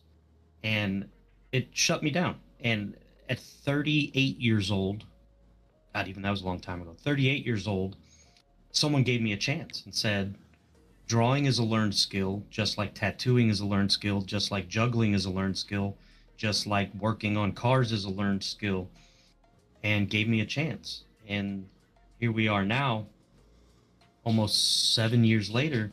I do it for a living because somebody broke the mindset I had of being told for my entire life that if you can't do this, you can't do that. So now when I hear other people go, oh yeah, that'd be a lot of fun, but I can't draw, I'm a huge advocate for so neither can I and neither could I, and I do this for a living now, and I make a good living at it. So if it's something you want to do, let's talk. Let's get you in the right headspace about it. Everything is a learned skill. We all are born with different natural abilities, so drawing is a race that people are born at a different starting line on that track, but that doesn't mean you can't run the race. Everybody can run the race. So don't ever count yourself out just because you don't think you're artistically inclined or you don't think you can draw. Maybe not right now, but a little time and effort and you can. No, that's awesome. No, I agree 100%. I've learned a lot of things that I never thought I could learn, that I thought like you said, thought I was way behind on the race. And we do it, we don't push it to the max level, or we haven't, kind of made it financial gain, but there's different little aspects in life that we find that we never thought we'd get to. So just keep up with it. And I think that's the same thing that goes with streaming, right? People say, well, I'm not a very big people person. I'm not a very good entertainer, I think that's a learned skill. I think you can, slow and steady learn to talk to your chat, communicate with friends, family, start to try to be more open. I think my biggest thing is eye contact and like person, in real life. I'm not a big eye contact person, but if you don't show assertiveness, it's hard to expect other people. And if you don't make eye contact, because my thing is I don't make eye contact because I'm thinking, I'm in deep thought, and I'm trying to figure out my next steps. What's the next thing I'm going to say? I don't want to say something wrong to offend someone. I also don't want to say nothing wrong that may be misinterpreted in a different way, so it's all, like you said, a learning process, and something that can come over time. Yo, Mr. Vinjak, see, I can't have caffeine, so I have to do all this on just Mr. Vinjok energy. LOL, I do, but I used to be a Red Bull drinker. Yeah. No, I mean, health issues, things like that. You have to kind of certainly be aware of and not put yourself in that risk. But it's tough, man. I feel the same way. I don't know how I do some of the stuff. I just drink a protein shake that has caffeine in it. So hopefully that gives me that little oomph to get through the at least half of the day. And then who knows, I might have to pull an energy drink out of go to the store and scoop one of those up just to get me through the rest of the day. Once you get old and fragile like myself, you gotta, yeah. Hello there, Joker. Yo, Lady Nix, welcome in. Yo, welcome in, old man. How you doing? Mr. Vinjok with his space dances and Bella with the jump. Let's go. Yeah, guys, if you want, hit that jump target. If not, I know soon we will be adding some extra things to the jump. So, you know, right now we have it at the end of the week, which I'm not sure. Actually, I have to look back and see who won last week. But at the end of every week, we crown a new jump champion, and we make a custom emote for that person. So they have a little special emote on their stream if they'd like, for the people who hit the closest to the target by the end of the week. I think Mr. Vinjok's about to put himself on the leaderboard for today. He is. All right, let's see what you got there, Mr. Vinjok. 8718. Let me get this man wrote down here. And with the date, then we have a, hold on. You're going to disappear for a minute here, but I'll get you right back. I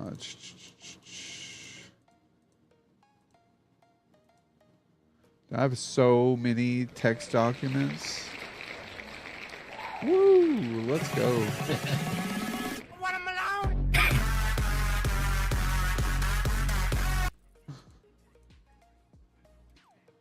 Oh, there we go. Okay, I found it.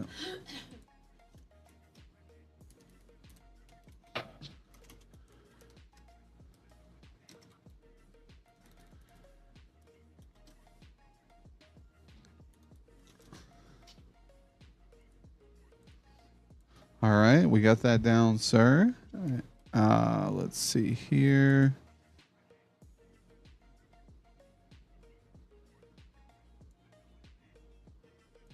Okay. And you're back. All right.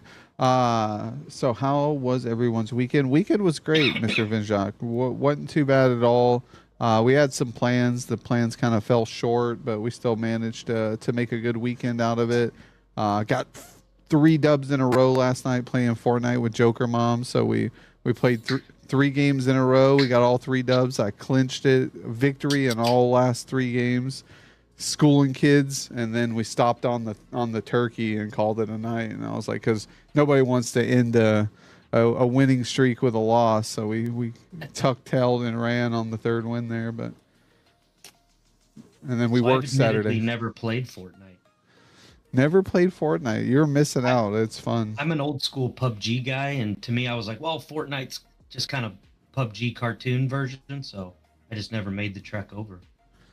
Yeah, definitely highly recommend giving it a shot. If you're a PUBG guy, you know, they have the 0 builds now. A lot of people aren't builders in Fortnite, and I don't blame them. I can build, but I can't edit.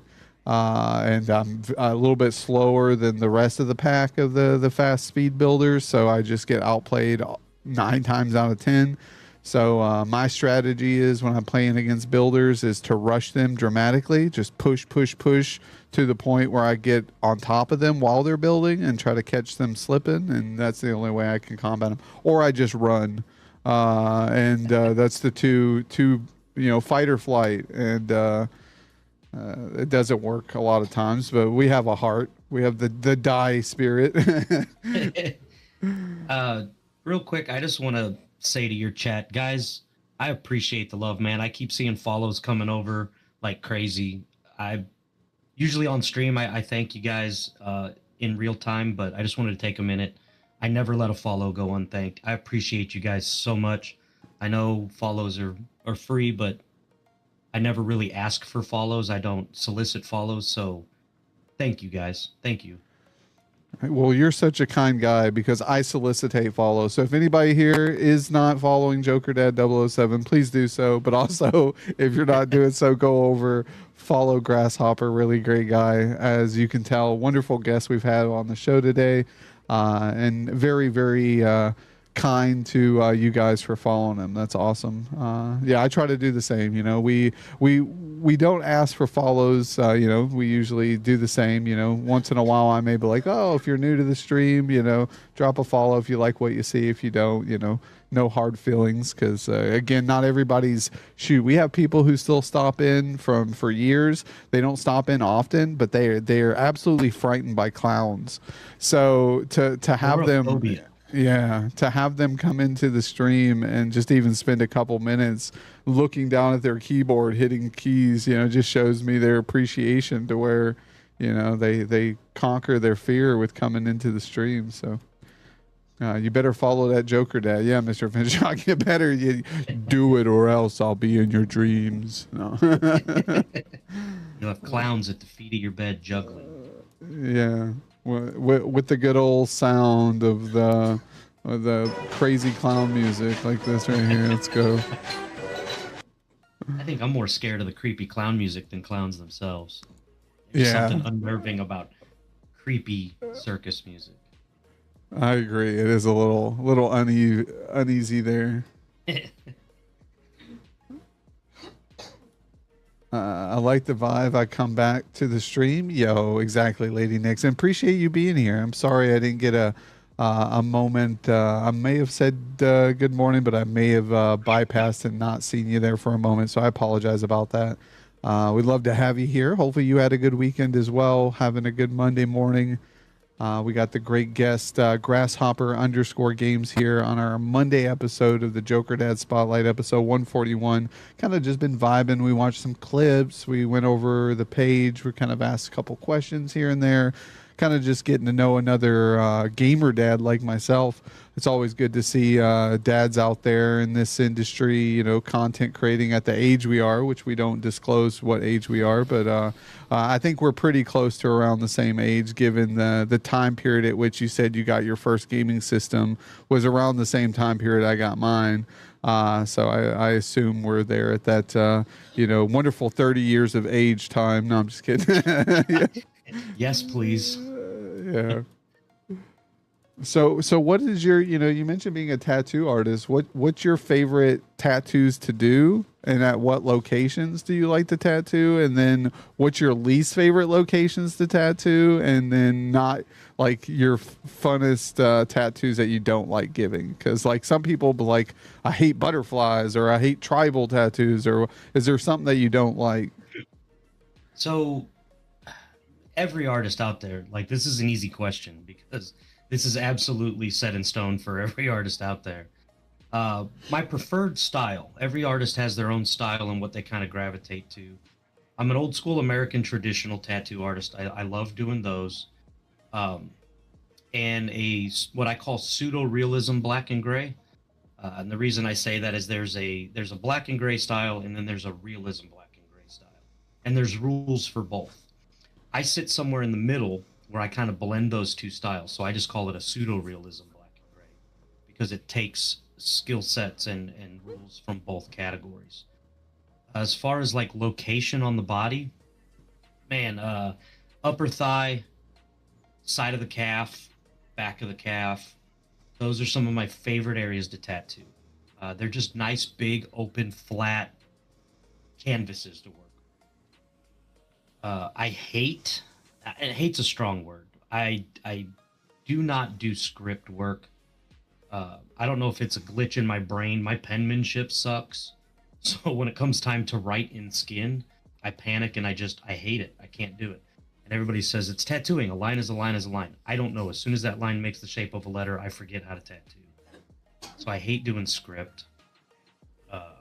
Locations on the body that I don't like: neck, throat, butt cheeks.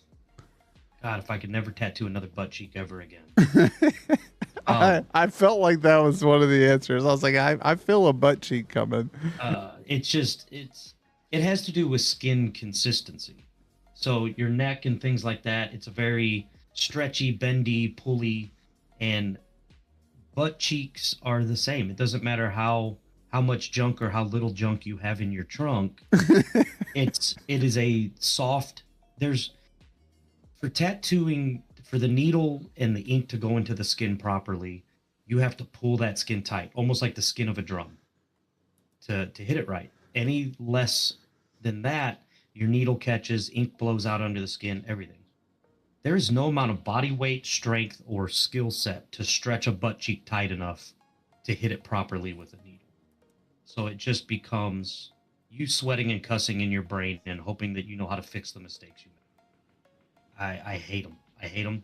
And for a while, we had every day dozens of people coming in wanting to bite me and daddy's girl and every other little Pinterest saying they could find tattooed right on their butt.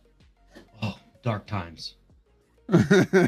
So there was a big trend going where everybody was getting. Yeah, some kind of Pinterest TikTok thing happened where it was like people whose parents don't approve of tattoos were getting sassy little sayings on their butt cheek just inside their swimsuit line, and that was like the trend, like the unknown tattoo. And no, I almost retired. It was horrible. I almost retired. Yeah, you're like I am not part of this. Can't do it anymore. So yeah, I can tattoo pretty much anything on anywhere, but like with anything, you have your preferred channel. You have your preferred skill set, your preferred style, and your preferred locations. Yeah. Welcome in. Call me. How you doing today? Thanks for participating. We've got you checking in from the bot squad. Mr. Vin Jacques, I'll be 34 in September. Let's go, man. Still young. Younger than me, so we'll take it. Yo, people love getting religious symbol tattoos, even though they don't know anything about the religion. Yeah, I mean it's like yeah, of course. Yeah. I'll say this on the religious side, and I'll say it carefully because I don't judge on either way. But we get a tremendous amount of older women that want a crucifix, and they always get it on their wrist, but they always want it turned so that it's proper to them. Not realizing that 90% of the time your arm is in the down, relaxed position, and you now have an upside down cross on your wrist 90% of your day. Yeah, exactly. And if you show it, you're not going to show it like this. You're going to probably be like, look at this and point it. Yeah. Yep. Yeah. That's just one of those funny little tattoo smirky things we do in the back after you leave. It's like, we tried to warn you. Yo, Nightfall Gaming with the I'll be 40 on Monday. Yo, early birthday Still celebration. Still young, yeah. Makes me cringe when I see people with Hindu symbols on their tattoos, the same people who make fun of the religion for being weird. Yeah, I mean, it's just, I feel like symbols are symbols, and I think people can appreciate the artwork and the symbol itself without the correlation, the tie of the meaning to it. Some would say like there's old symbols that are very similar to the swastika, right? And very similar but different, like it goes the other way, right? And you just flip the symbol and it means something totally different. Or you add a couple notches, it means something different. So it's actually where it was stolen from. Flipped the opposite mirror image. It is an actual like ancient Hindu peace type sign. Yeah, exactly. Yeah. When the Third Reich was formed, he stole that, flipped it, and called it the Twisted Cross. So a lot of those hate symbols are derived from symbols that are complete opposite. They were stolen. Yeah, 100%. So and I think like that in itself is a form of art, but it's crazy how all that works.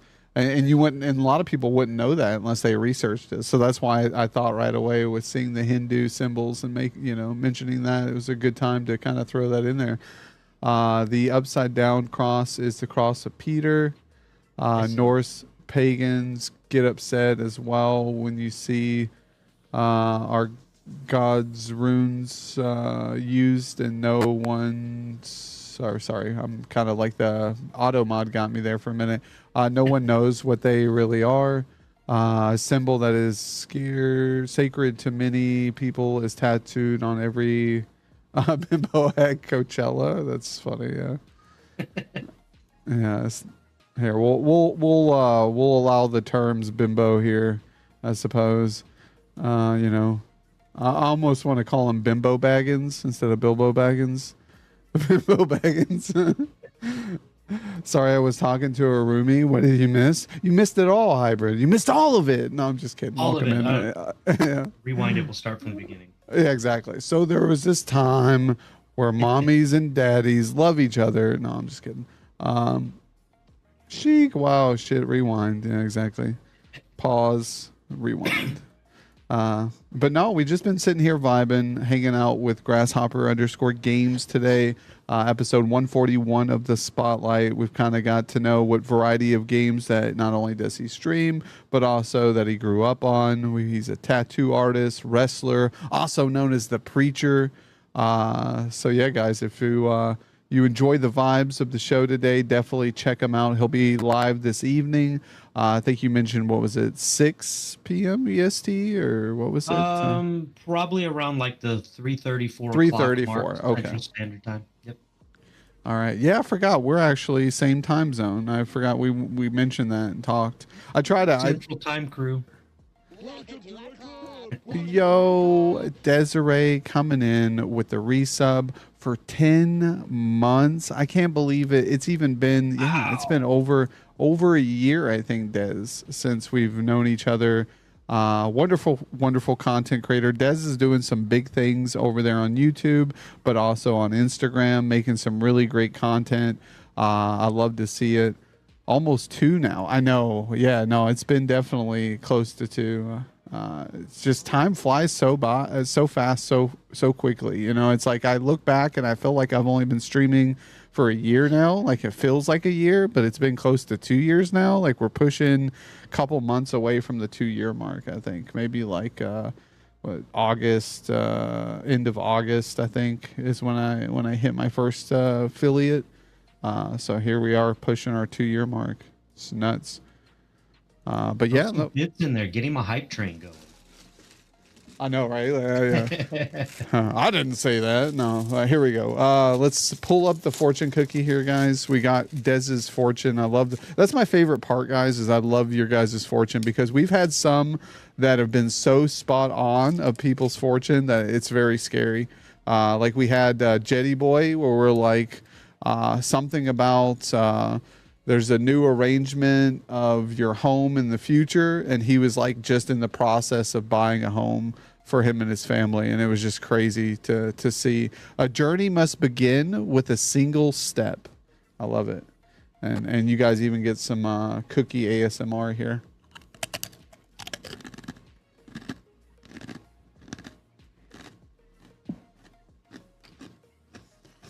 And then we have the shoes. Release the shoes.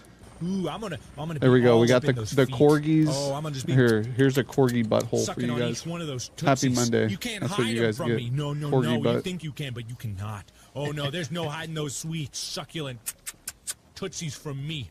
Ooh.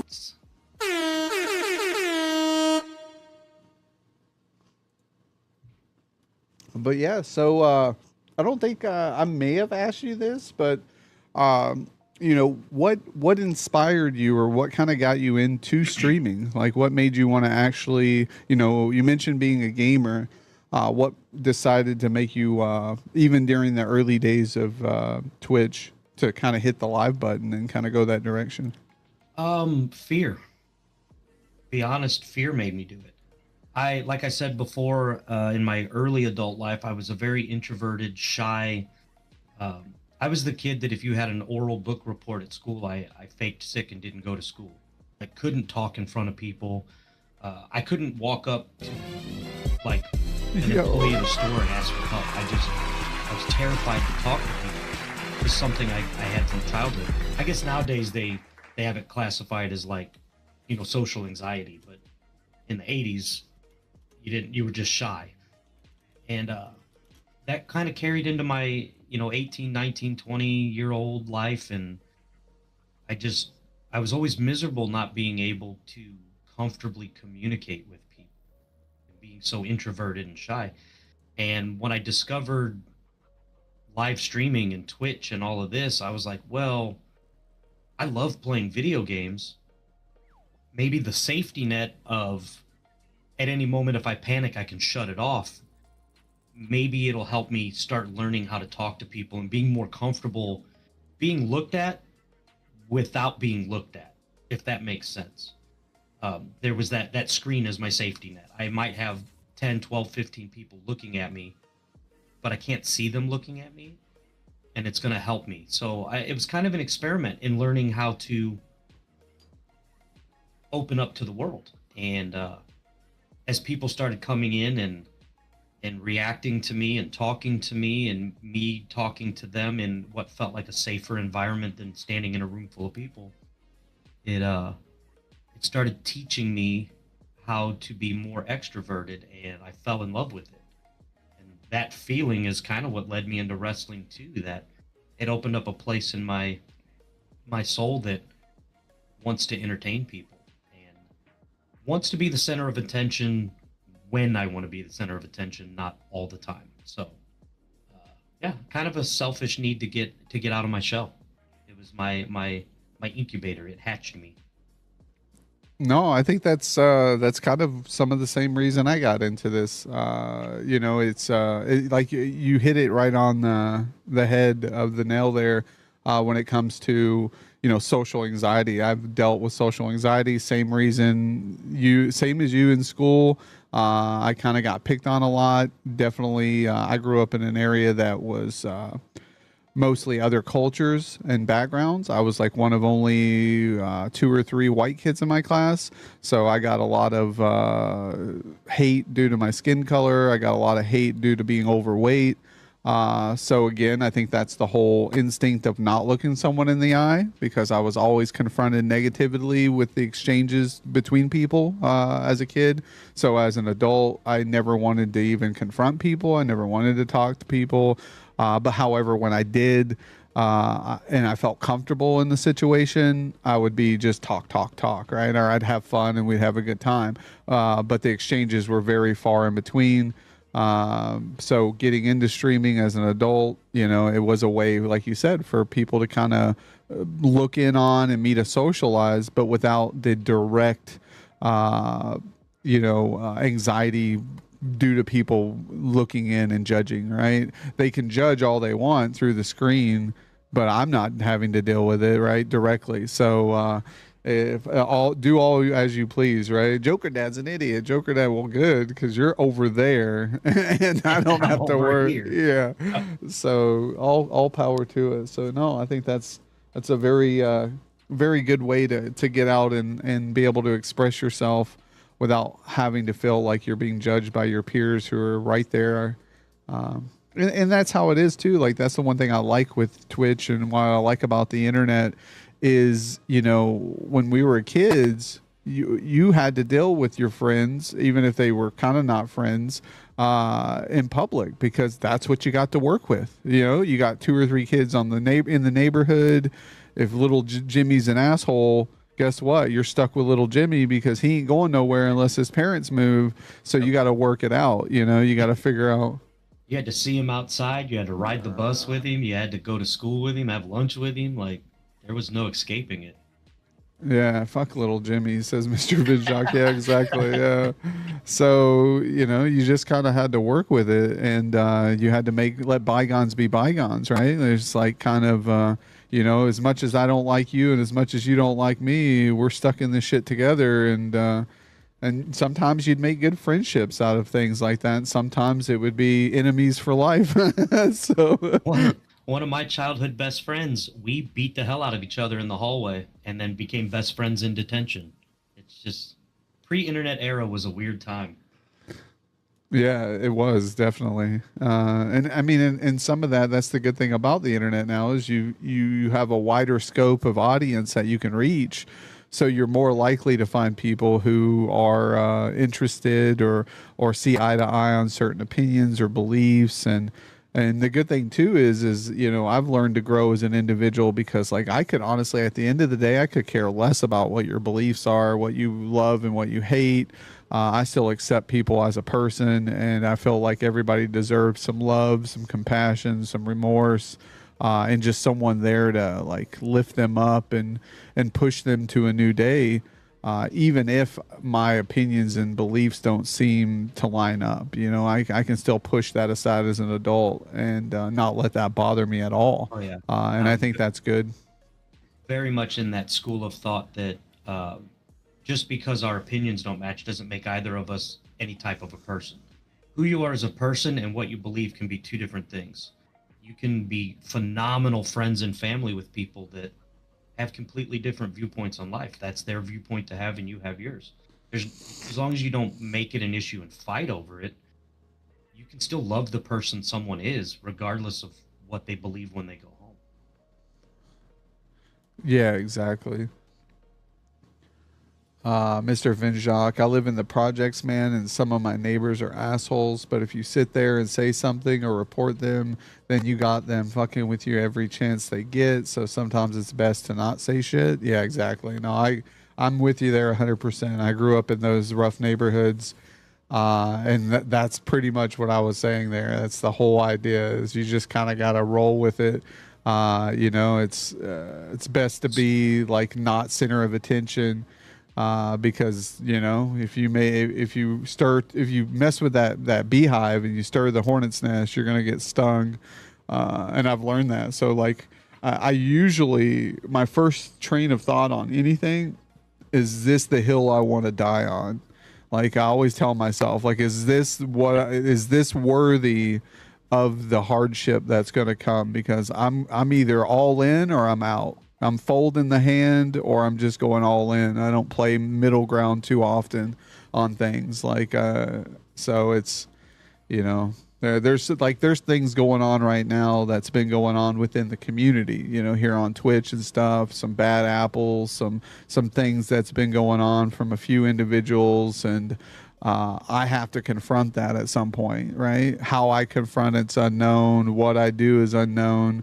Will it cause some ruckus? Will it, have some problems? Yeah, it's going to have some problems, but as the authority figure here, I have to deal with the bullshit, right? So that's kind of what it boils down to. And because I get DMs, I got people watching, I got people who are looking at other people, and they're like, "Hey, this is going on. What are you gonna do about it?" I'm like, "I don't know. What are you gonna do about it?" Like I'm not always the go-to guy here. I'm just a streamer like the rest of you. So. But it is what it is. Well, you can have some people who can't get along with anyone, who has difference of opinion than them, and it's crazy. Yeah, it is what it is. We try our best. So do you have family members, brothers, sisters, cousins, things like that, or? Yeah. So I mean, we are a pretty big family, but we're spread out all over the place, all over the United States. So I don't see a lot of family. I've got my immediate family, my mother and my father. Still married 45 years. Wow, that's a big congrats there. Yeah, I think happily about the first 20 of them. Yeah. I've got a younger brother, 22 months younger than me. And I've got an uncountable amount of cousins, but I never see them. They're all over the place, and our family's kind of weird like that. I know a lot of families, like cousins, are like brothers and sisters, and for whatever reason, ours was never kind of that way. Don't really see uncles, don't really communicate with cousins. We're more of a virus that has spread across the United States and just doing our own thing. Yeah, no, I feel that. Well, I mean, I had my cousins who were a lot closer when we were younger, obviously, and then as you get older, like you said, everybody spreads apart. Everybody creates their own families and kind of gets in that lifestyle. So, yeah, we don't see each other too often. My family hates each other, said Mr. Vinjak. Yeah, Yeah, I mean, if that's they don't hate each family. other, are they really family? Yeah, exactly. Yeah, you said the same words I was thinking in my head. That's funny. Yeah, no, that's 100% there. Like if you don't have fights with your sisters and brothers, then are you really sisters and brothers, right? Like, is it really? Are you might need to check because you might not be blood. You might be adopted if you get along too well.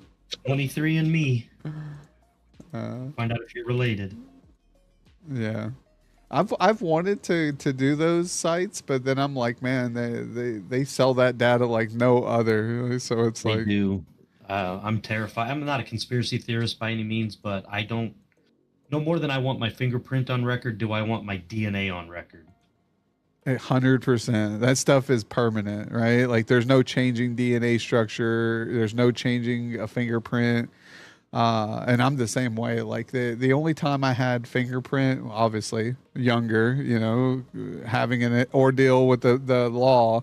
But outside of that, I think like when I was younger, my mom signed me up for one of those like protect a kid. You know, she was I worried I know was exactly what you're talking about. like my fat ass was gonna get kidnapped or something. Like That was a mid 80s thing. You could go to a Wendy's and fill out a card with your fingerprints on it, and it was like a protect the kids campaign they did. yeah. I know exactly what you're talking about. Yeah, so we did that once, but outside of that, you know, no go on anything. I don't do the fingerprint on my phone. I don't do the facial recognition on my phone. We just recently got a season pass for my local water park here, and it's ran through the city here, so it's like a city ran county water park. And when you buy a season pass, they have a fingerprint scanner where you can just input your fingerprint. So you don't even have to go through the line. You just walk up, scan your fingerprint, and go on in. I'm like, hell no, I'm not doing that. My wife told me about it. She was like, oh yeah, you just scan your fingerprint. I'm like, hell to the no. I was like, I'll give them my last name. I'll come in, say, hey, this is me, show them my ID if I have to. But I will not give the city that which I reside in, a government organization, my fingerprint scan. I was like, who knows if that data? I mean, because they'll say, well, this is off of a server. This is you know, hard lined in, and but you compile that data somewhere, and someone has access to that data. And given the fact that it might be more secure, it still doesn't mean that data won't get leached off to some person. And if they have my fingerprint scan with my social number, they can pretty much do almost anything. They're me for till someone finds out, right? And yeah, not cool. But yeah, so what some of the fun questions we like to ask here. If you were a superhero, what would your super abilities be? I don't know if I really ever thought about that. Something like like Wolverine has that ability to heal. Just because at this age I'm tired of everything hurting. I want it to heal. So Yeah. it would be nice.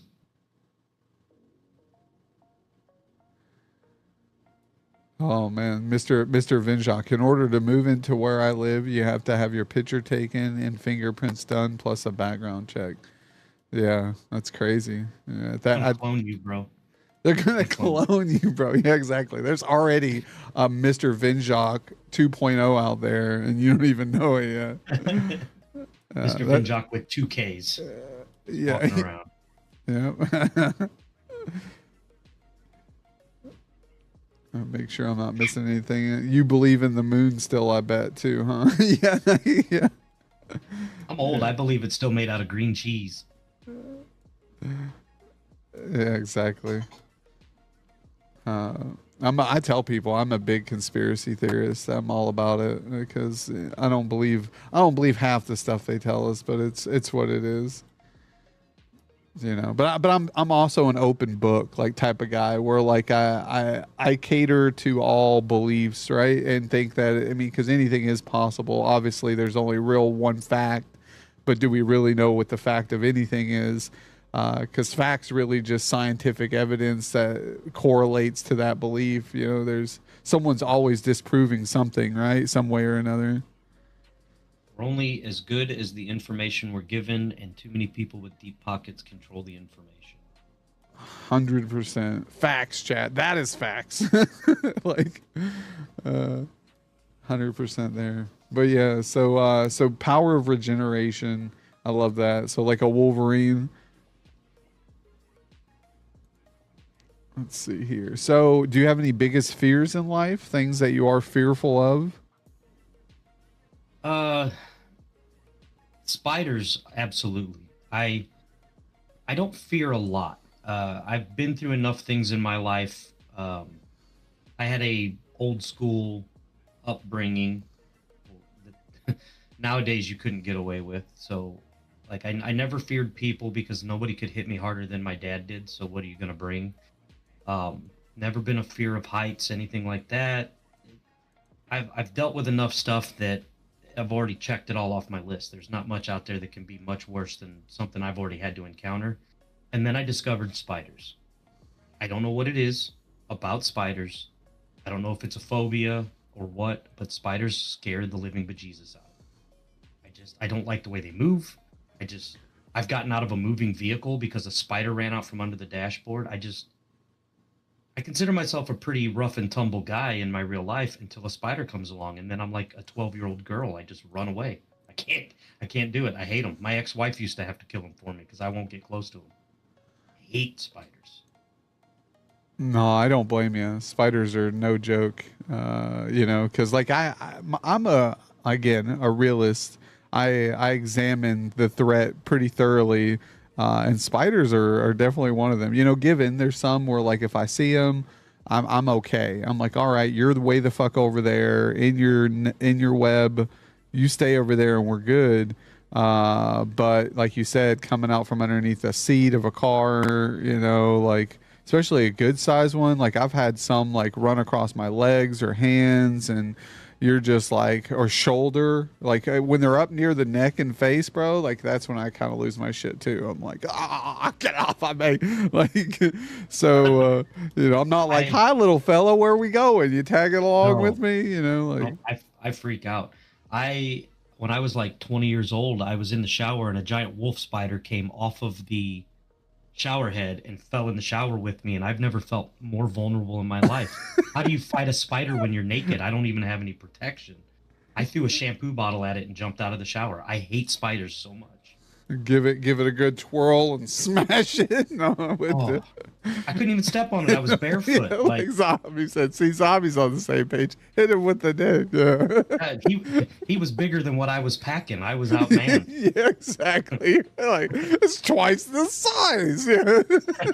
It's the only thing around for comparison, right? You're like Nothing is more fearful than addressing your fear naked and wet. It's just the worst case scenario. Yeah, it's the most vulnerable state I've ever been in. Oh man, I remember a time at which we grew up in the country, rednecks a little bit. My cousins and stuff. I grew up in Tennessee, right? So that tells you enough. There was a time at which my mom went to my aunt's, hanging out with my cousins and stuff, and they lived in a questionable housing situation, and I guess in the bathroom there was some either loose floorboards or a hole in the floor that went out to the foundation and outside. So you had the ability of wildlife to just come freely and roam as it pleased. And one day my mom's sitting there peeing, sitting down on the toilet at my aunt's house, and a big ass snake comes rolling up through the floor in the hole, and all I heard was screaming and my mom rushing out, almost falling over her pants. That number one turned into a number two real fast. Yeah, it did. So it was just the good old times, man, where now every time I go, or even shit, I've had the same thing. If you guys go out to like, campgrounds, or you're out at the lake somewhere and they have those public restrooms, raise the seat up, guys. Raise the toilet seat up first. Check underneath that bitch. Make sure there's no big ass spider nets, or because if you don't want a brown recluse to bite your ass cheek and then you have to have skin grafts on your butt because you have rotting flesh on your butt cheek because of the spider left some venom in you. Like, I'm from the South, and those spiders are no joke down there. Brown recluse, black widows, like. Luckily, here in the north, you don't get those because of the climate being too cold sometimes, but they can travel, especially now that it's getting hotter up here. People are traveling, they can bring them in on produce. And yeah, man, I just turned grass on in my game so I don't have to go touch it in the out. Yeah. Yeah, Zahabi dropped you a followed grasshopper. Don't disappoint. Yeah. I make no promises. The disappointment is on you as a bird. Yeah, exactly. But no, Appreciate awesome. that. Follow those hobby. Spider looks at it and says, "You're beneath me." Yeah, exactly. I see what you're packing. The spider says. I'm in PA and we are starting to see brown recluse up here. Yeah, no, I'm sure. Like, there's people. There's like a certain spider that I know Medio was talking about as like a very poisonous spider, and it was supposed to be hitting the East Coast and things like that. And but a lot of people came in and were like fact checking and was like, well, this spider can't bite anybody, so don't be too worried about it. It's like a Laughing at hybrids comment. Yeah, in Canada, spiders are nothing to worry about. It's bears. You got to check for underneath your toilet seat or bed. Yeah, fucking bears. Yeah. I got attacked by a bear on stream last night. That's good timing. Oh, nice. So there was a bear in the game. They have bears Yeah, and there's wildlife. everything in this game. They sneak up on you. Wolves, pack of wolves, bears, zombies. I got my leg broke by a goat. It's insane. My leg broke by a goat. Charged you or what? Yeah, they charge you and ram you when you're not looking. That's hilarious. Just out of nowhere, you get a leg broke by a goat. I'd be so pissed. Oh, yeah. That game tries to kill you every creative way it can. Yeah, I think I might have to dive into that. I know it's like what, like $30 or something like that, I believe, or $40. I think at the moment they might be running the 50% off special they do periodically, so you might be able to pick it up for like $14-15. Let me look real quick. You're gonna disappear for a second, maybe. I don't know. Let me see. Nope, you're still up. Okay. It's weird that like I can pull up Steam over the Discord and it'll still show the screen, but if I pull up my web browser over the Discord, it takes it away. It's like I don't get stuff sometimes. Oh yeah, it's only $20 right now. And what's the supporter pack? What does that give you? So supporter packs were, when it was first launching, it was just a way for them to generate a little voluntary income to help the devs. But you get like different emotes, different dances. Oh, I see that. It says something about blue glowing BCU. Yep. Weapons, charm, and camo pattern, mystery prison pocket item. What is that? So in the game, you regulate everything, like I was saying earlier, but you also regulate your natural body processes, when you have to urinate, when you have to go to the bathroom.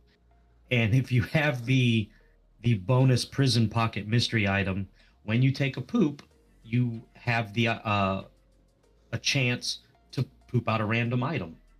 So you'll take a poop and then there's an AK-47 magazine there in your poop, or an apple, or some other item of the game. So you just get this random ability to poop out an item. Oh, that's clutch. I would definitely have to buy that. Just for the $5, it's worth that. The fun is so the devs are very good guys. So it's like corn, but random. No, very random. There is in the game a thing called the Behemoth. It is a large purple dildo, and sometimes you poop that out, and it is the most hilarious thing you'll watch happen. Oh my god, that's hilarious. We got in-game dev shirt. We've got mini game design document, printable t-shirt templates, hairstyles, and I don't know what this is, but it says 2 inches in length.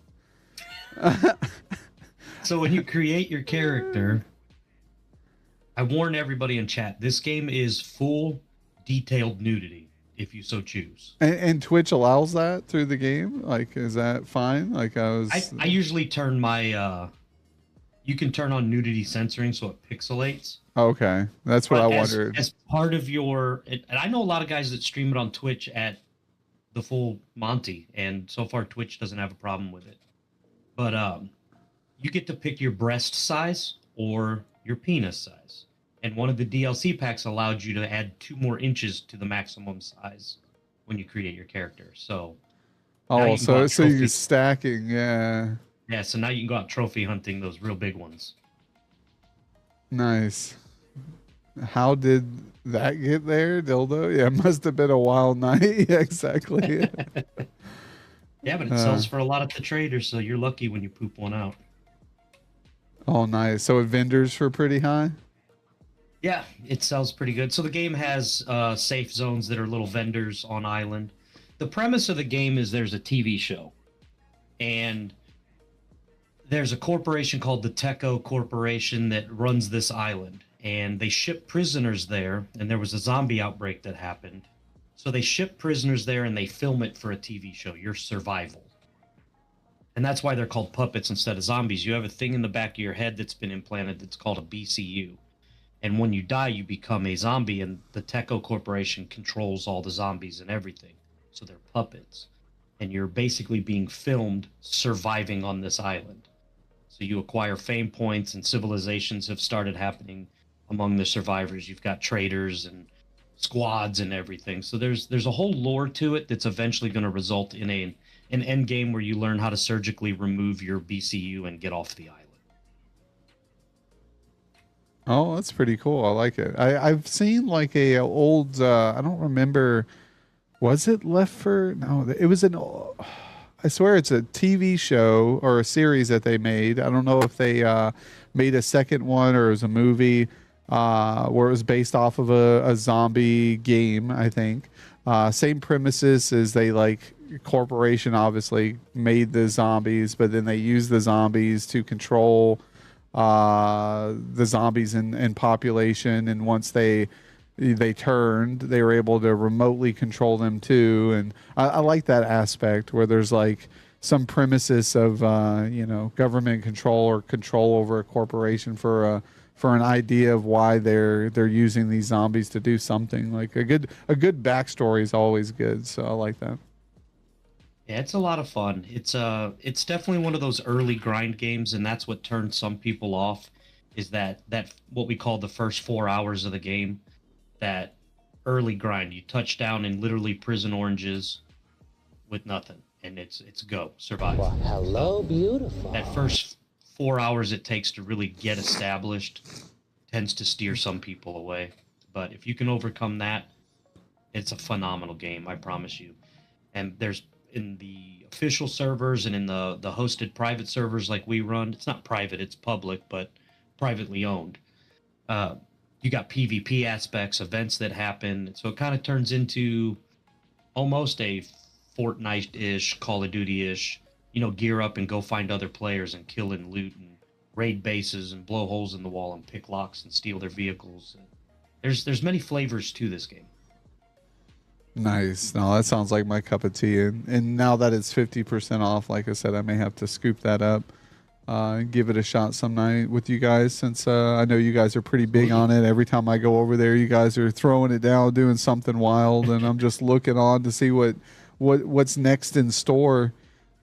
So yeah, I definitely, it's one of those games where I enjoy watching, I'm not sure again how I would enjoy playing it. Like you said, may throw me off, may not, but I think I'd have fun, like you said, it's funner the more people you play with, the more involved you are with it. It definitely doesn't look like it's definitely one of those games,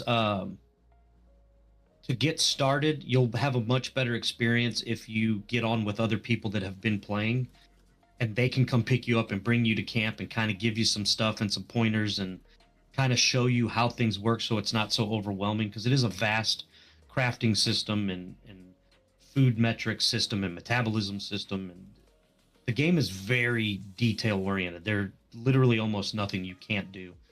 But rather than try to figure it out and get frustrated on your own, if you can get scooped up and brought to a camp and kind of shown the works and then released off into the wild to do what you want, it's a lot more enjoyable experience. No, I agree. I think like you said, guidance is key because I wouldn't know what to do. And for me, I'm not a big fan of games that are like so in depth that I don't know how to access like the menus or to get into certain things, or I'm missing something for like the first 30 hours that I probably should have knew within the first hour of playing. I just get discouraged and then I turn it off. I think there was a game. Dying Light, I think it was. I picked it up for free, and there Oh, I was like, loved it.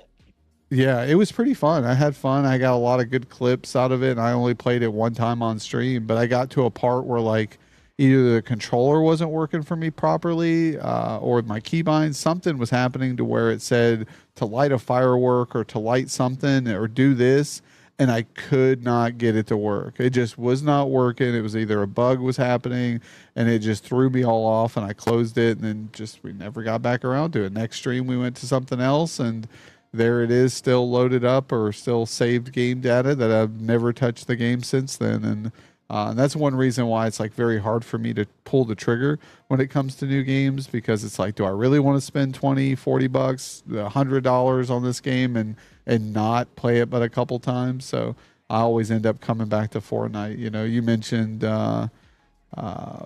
God, PUBG, and that being the original game. You know, I got a lot of people who play PUBG in the communities, a hobby being one of them too. I don't know how I feel about PUBG. I'm kind of like in the fence where it's like I like the battle royale style games. I do like the realism of it, but it looks like, I don't know. There's a lot of downtime, a lot of slow again running, and I think with PUBG, you know, it being battle royale, I think battle royale should be a little bit more fast paced.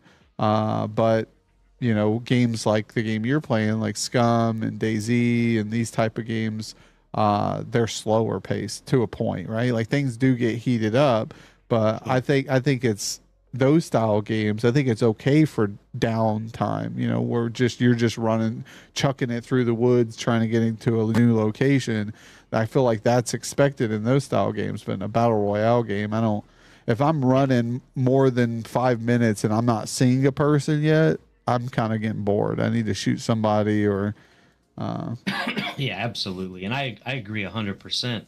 It kind of lends itself to the style of game you're playing. Like in the Scum world where I kind of reside, downtime's a normal part of it. That's, you know, there could be an entire stream where for 45 minutes, it has one of the largest in-game online maps out there.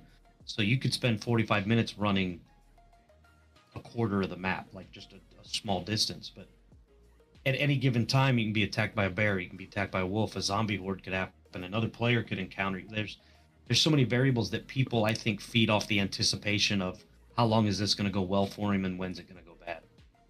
Where Yeah. I could totally see if I go to watch a Fortnite stream, I'm there to watch competition. I want to see gun battles and who comes out on top. And if you're just running circles looking for somebody, I would get bored. This is a shooting game. Nobody's shooting. Yeah. Watch something else. So I get it. I totally understand where you're coming from with that. Yeah, and that's kind of and I'm one of those ones who do, even me, I like to play conservative in a battle royale. So I am one of the ones who sometimes run around and kind of avoid contact. I'm the sniper from a distance. I don't want to fight up close, but I will if I have to. So sometimes my games are pretty low. Like I'm not the person to drop at a hot spot and try to battle 10 people right out of the gate. Sometimes it's fun and I don't mind it, especially if I'm trying to bring the hype early on. But I'm a strategic player, so I want to drop at an outside location, gear up before I start fighting my first person, and then make my way into on land and go from there. But some people are like, I'm just going to drop right here and kill 5 people and then push to the next POI and kill 5 people there. And I'm like, damn, you guys are just aggressive as hell. Like, oh, I like the dog. Awesome. Yeah, I love. she's trying to say hi. She likes to get on stream a lot. Yeah, awesome. So, I mean, a good time for the pet question. How many dogs do you got? You got any cats or other animals? No cats. I love cats, but I'm allergic to cats, so I don't keep them around. But I have 2 dogs. I have Remy, who is my 40-pound mystery dog. I don't know what she is. She's just dog. And then I have a Pepper, who is my long-haired Chihuahua, who just lays in her little bed over there and blinks at me all the time. So a couple of puppers. They're both spoiled little girls. Oh They want yeah. to play. They're trying to figure out why I'm not playing games. They keep coming up and trying to figure out this is different. What's going on?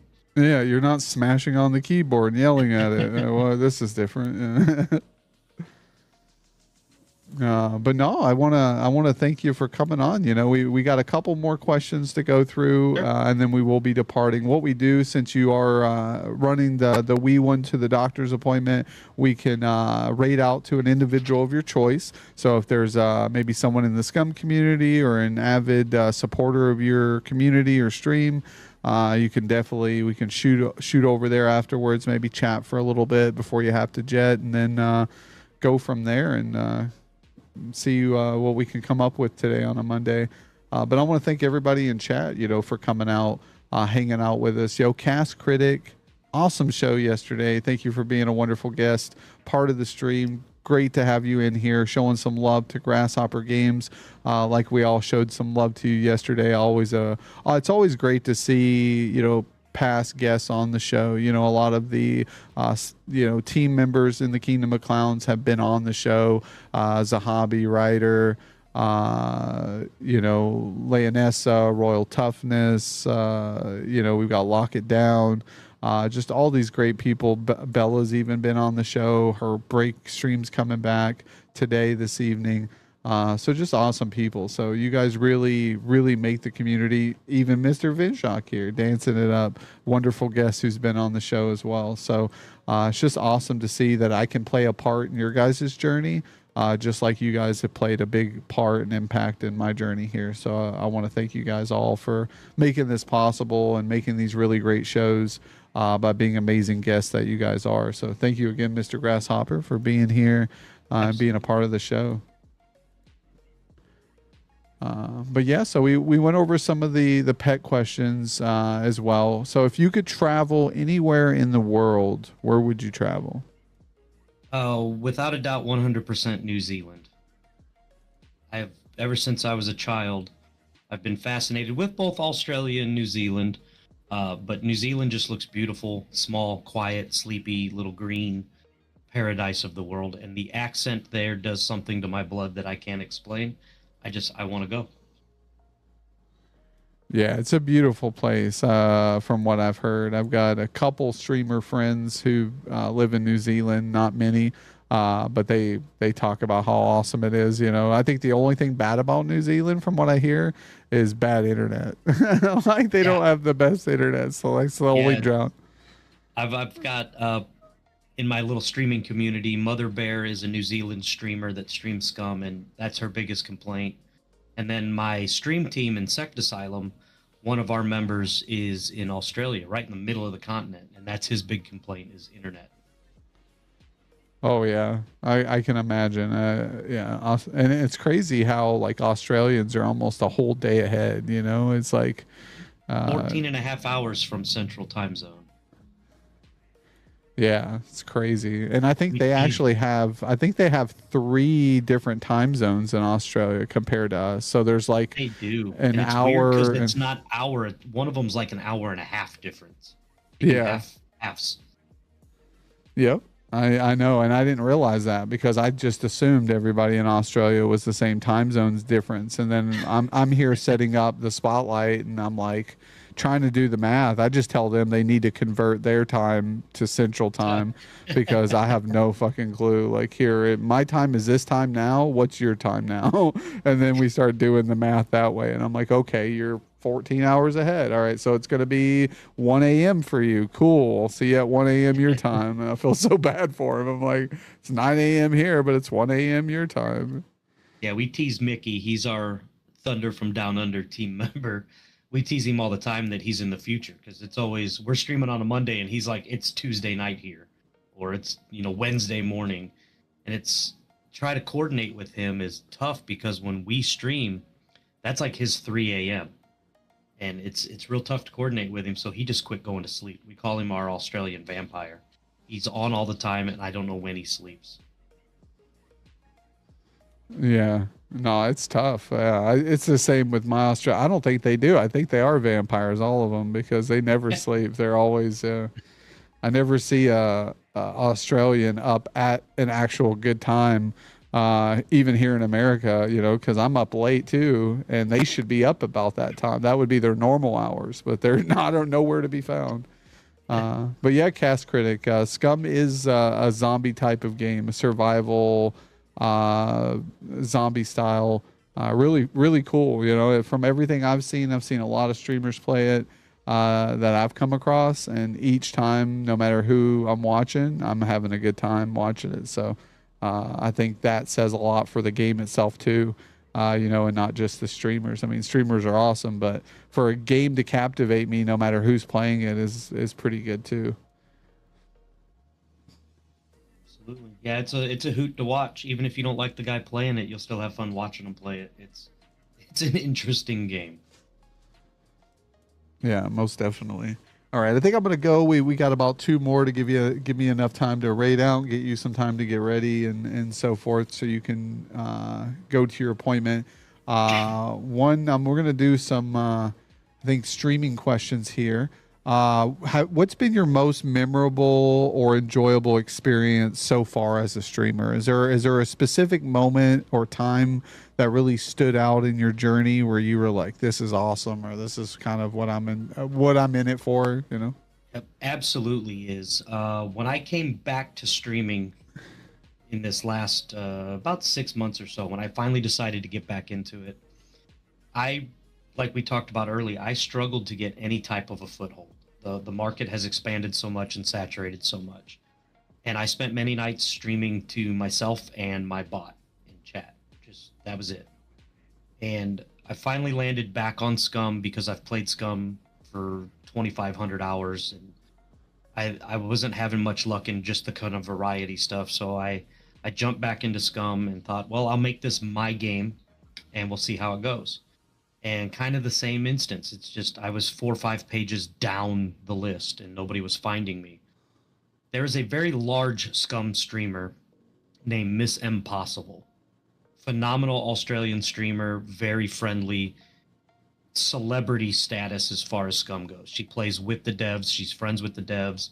They've flown her out to Croatia to meet all the people that make the game. Just that status of Scum player. And one night she popped in my chat and I was streaming literally to only her. She hung out for hours chatting about the game and about Australia and just everything. We just had a phenomenal fucking chat, and uh, she ended up streaming later that next day, and I stopped by to check her out, and she was talking about me on her stream to 150 viewers or whatever, and shouting me out and telling everybody my life story that we talked about, and just nothing but love and support to her community.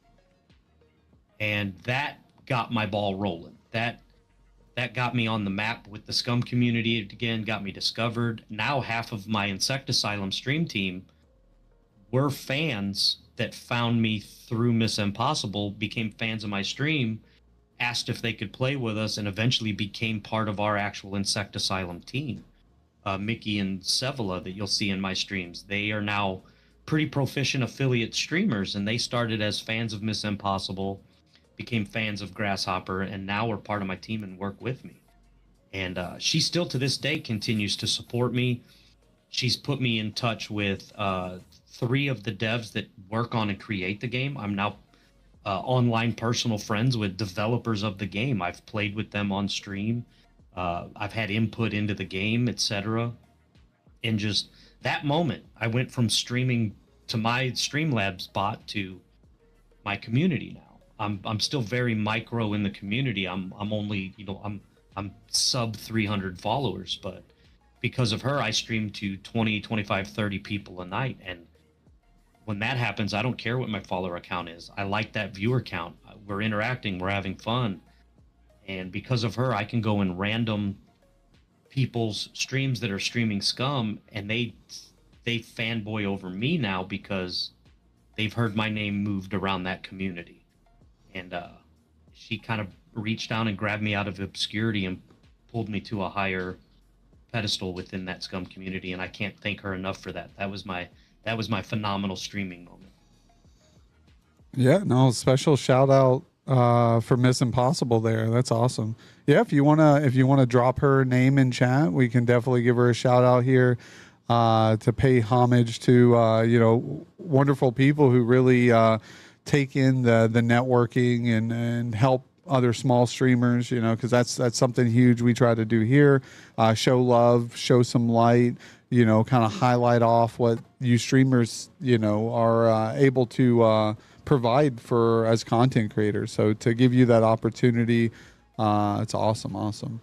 But yeah, no, welcome in, Blessed Scars. How are you? Happy Monday. My boy Dark History recommended your channel, and now I'm in your Discord too. Awesome to have you. Kingdom of Clowns always welcomes all. Great to see you here. We've got our guest on the Jokerdads Spotlight, episode 141 today. We got Grasshopper Games, Scum player, really great in the community, tattoo artist, as well as professional, or some would say amateur wrestling, but I think any wrestling in general is professional to me, unless my you're. license says professional on it. I like it. Yeah, no, for real. I mean, unless you're doing it in your backyard, then you're pretty professional to me. If there's an event going on and other people are at said event, it's pretty professional.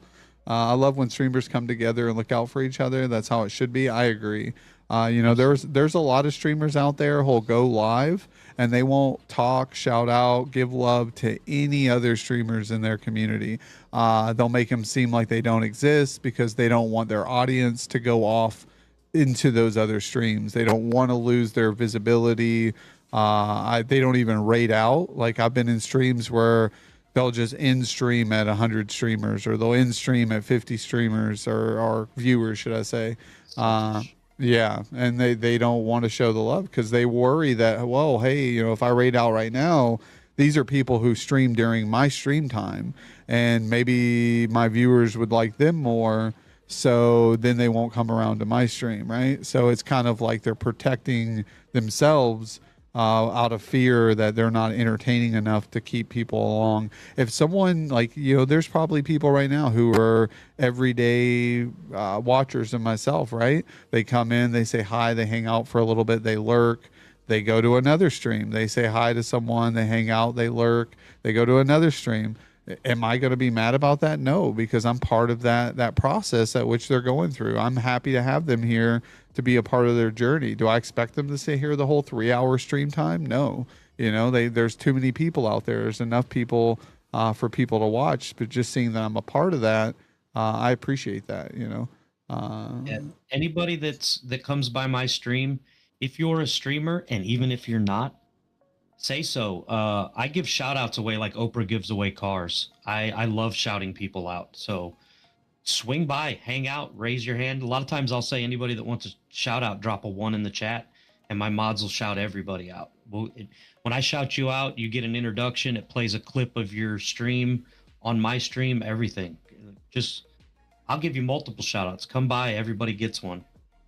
I love sharing the love. I've found most of my community watches me and the other 3 members of my team simultaneously. So there's no sense in, they're going to go watch someone else anyways.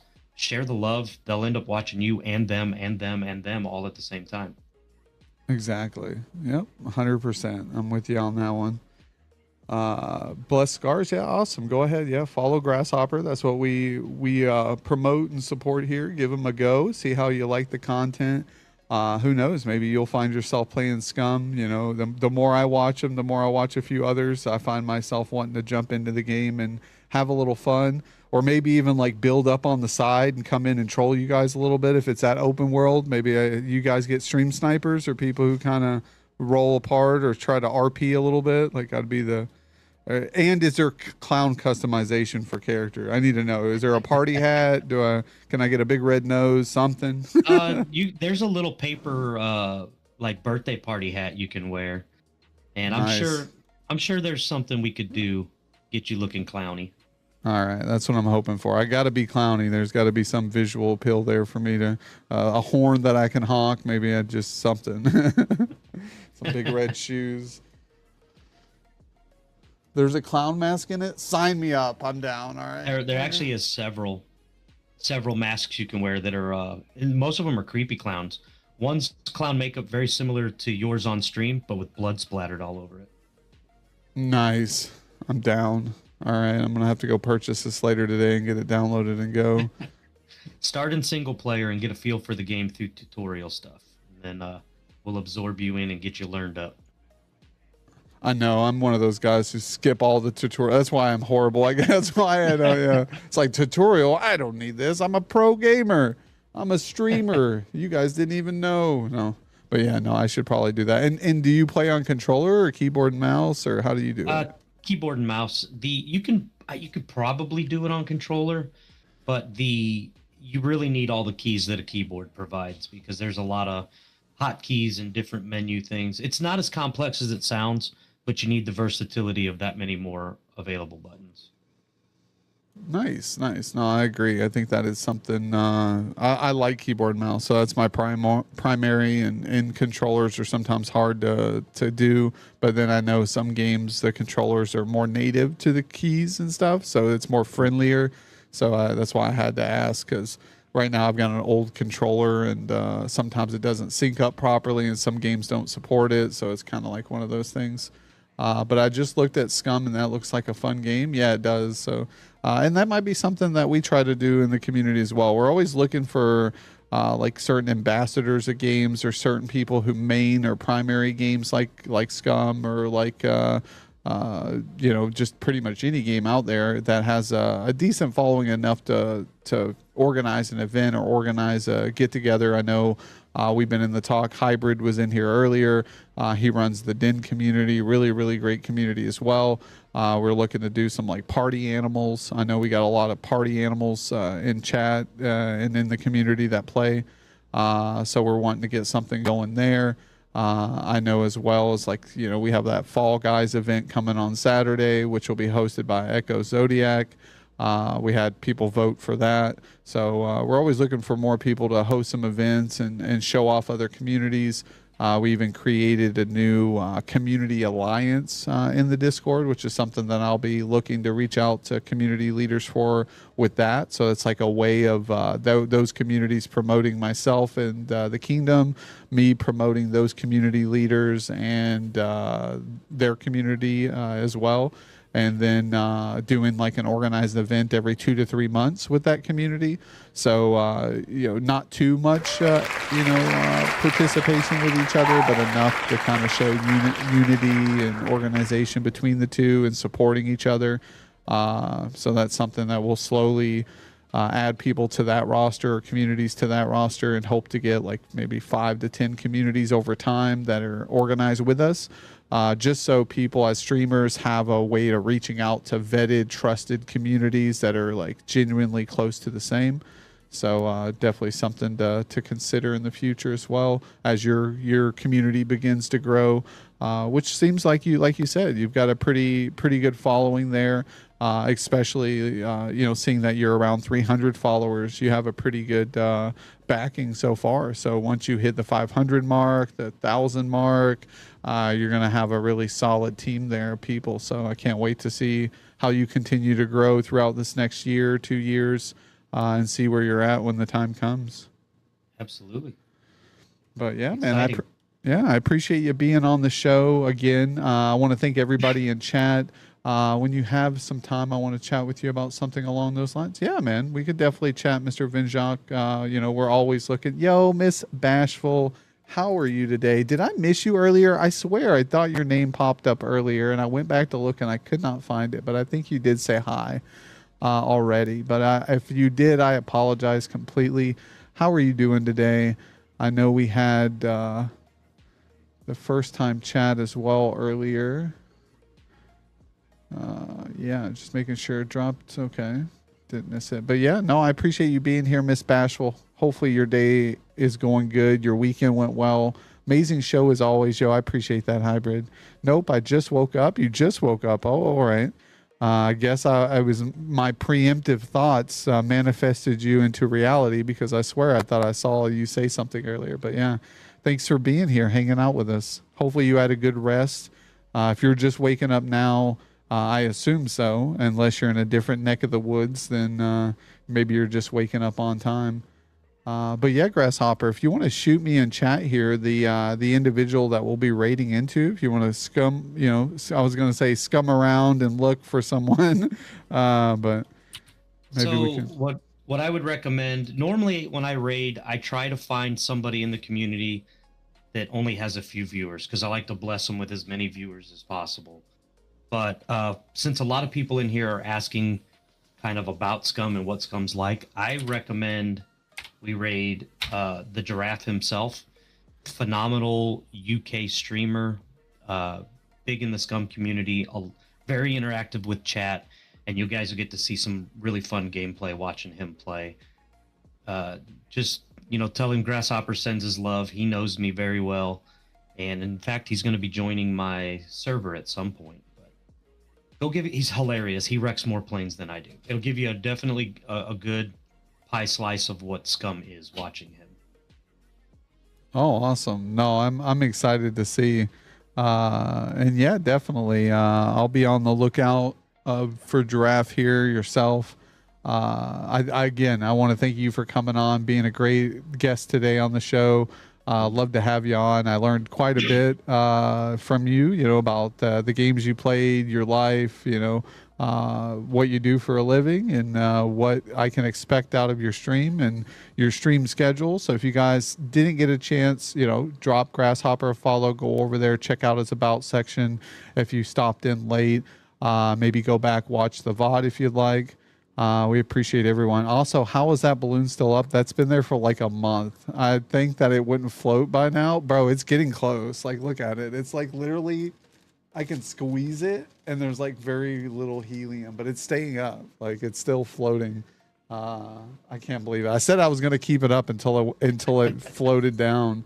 And then once it floated down, I was going to take it away, but it's still going strong. It's held up by the love of your community. It is, yeah. Maybe by the fucking bullshit and gas that they spew on a daily basis is keeping it going. It's impressive, not gonna lie. Yeah, I think it wouldn't float. Yeah, but no, that Mr. balloon. Jokerdad, I want to take an opportunity to thank you. I know we've thanked a lot of people, but you and I didn't really know each other well until we just started communicating recently, and I tremendously appreciate you letting me come on and talk to your community and your fan base and possibly share in that love. And trust and believe I will be promoting the Kingdom of Clowns as well as yourself at every opportunity I get as a reciprocation of that love. I just appreciate you letting me come on today, man. I really do. Oh man, it means the world. Like really, I do this out of the kindness of my heart. I really, really, really want to see the people around me succeed. I think that's just like a genuinely, even if I don't manage to make it there, I want to see somebody in this group of people, really take off, really get where they wanted to be and see, because then I'll know it was all worth it, right? Like this effort, this energy that we're all investing, it can all work together in harmony and push us all to the top. It's kind of like a chain, right? We all kind of help pull each other up to the top once we get there, even if it's little levels, I've seen people far succeed my growth in such a shorter period of time than myself. I'm not jealous at all. I'm very pleased of them, happy of them. I just hope that they'll take someone else with them, even if it's not me. They'll help someone else along the way, like we helped them or someone helped them, and not let it get to their head, because that's the biggest thing. Is some people you see they hit affiliate, and then next thing you know they're pushing for partner, and they're thinking like all this. They're just going so fast, and you're like, bro, it's just, you're gonna burn yourself out, or you're gonna be strangely disappointed by the results that you're gonna get, because it's not gonna happen tomorrow. But I respect the drive though too. Like I respect people who have a drive to do this and put in the work and effort. And I see the work and effort you're putting into your stream, you're putting into your community, you put into coming on the show today. Everybody's giving everybody love and shout outs and wanting to see people succeed. And that's the people I want to surround myself with. So thank you for putting in that effort. Thank you for coming on the show and showing the love, and thank you everybody in chat. You know, again, you guys are what make me want to do this, continue to do this. If it wasn't for you guys, I would have thrown the towel in, a long time ago. So I'm not going anywhere as long as you guys don't go anywhere. Please don't leave me. Okay, no, I'm just kidding. But yeah, if you leave me, you can never come back. Okay, never. I'll never let.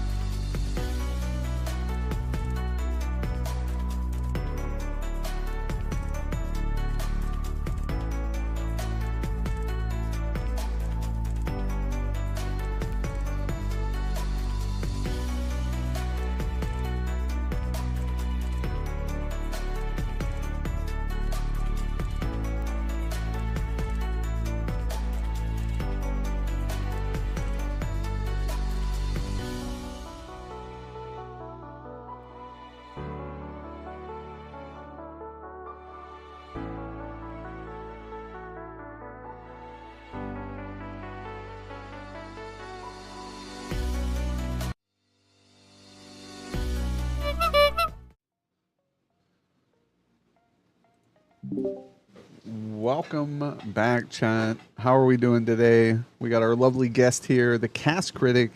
How are you doing this morning?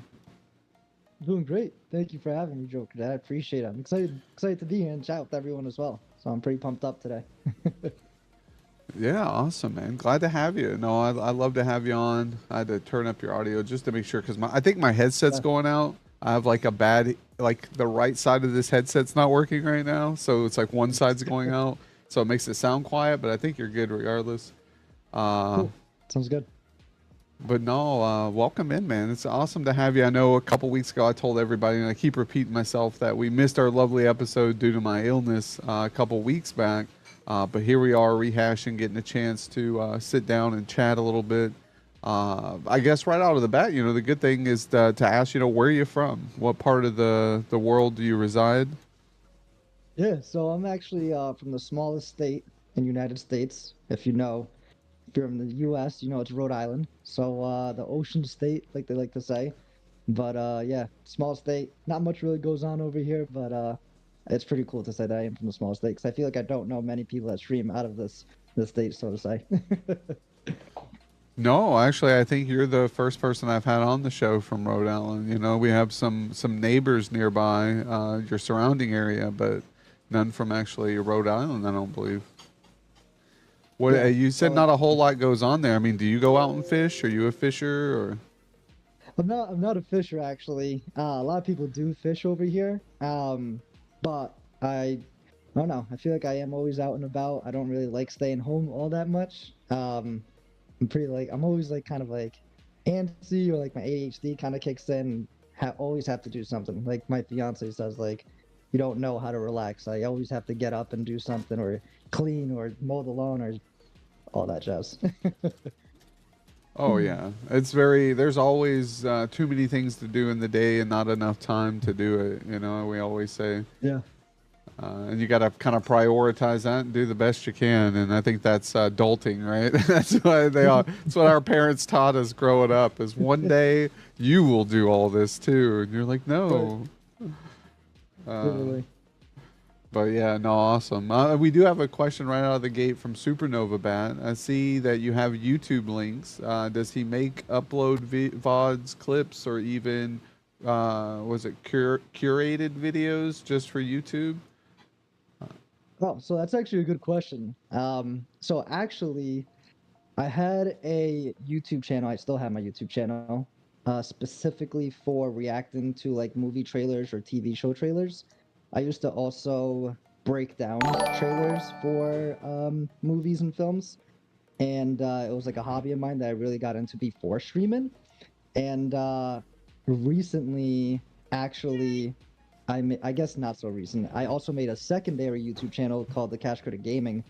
I actually don't have that linked on my like Discord or Twitch or anything just yet.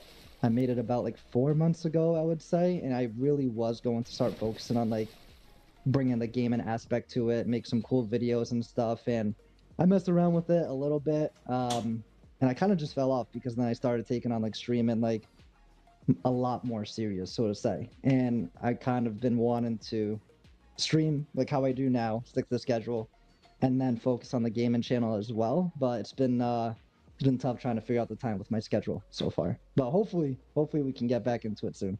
So yeah.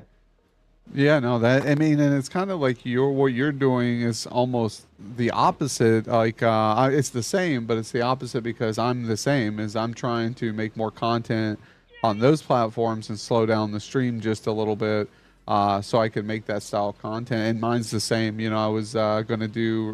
We did some just chatting streams the other day, and we're gonna do reacting, just type of watching other vids and vods and stuff, and see what we can come up with there.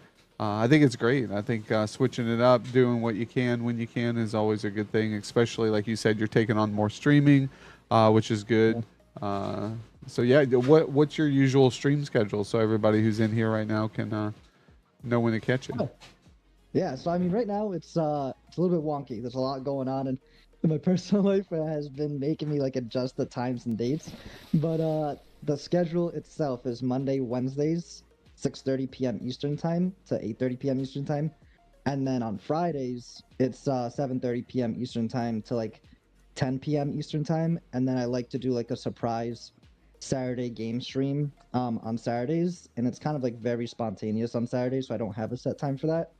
But usually on Saturdays, I like to pick a game that I don't typically stream or play when I stream. Like maybe it's a game I play offline a lot. So that's typically what I like to do on Saturdays if I can get to it. Awesome. Yeah, no, it sounds like a pretty good schedule. Like you've got it kind of worked out there, somewhat of what you can work with and what you can't. So that's awesome. Yeah, Uh, yeah. The 2 hours is I'm kind of like because I work a regular like 7 a.m. to like 3:30 or sometimes 4 p.m. time job. So obviously like after work, I like take the dog out, get my errands done and stuff like that, and then stream.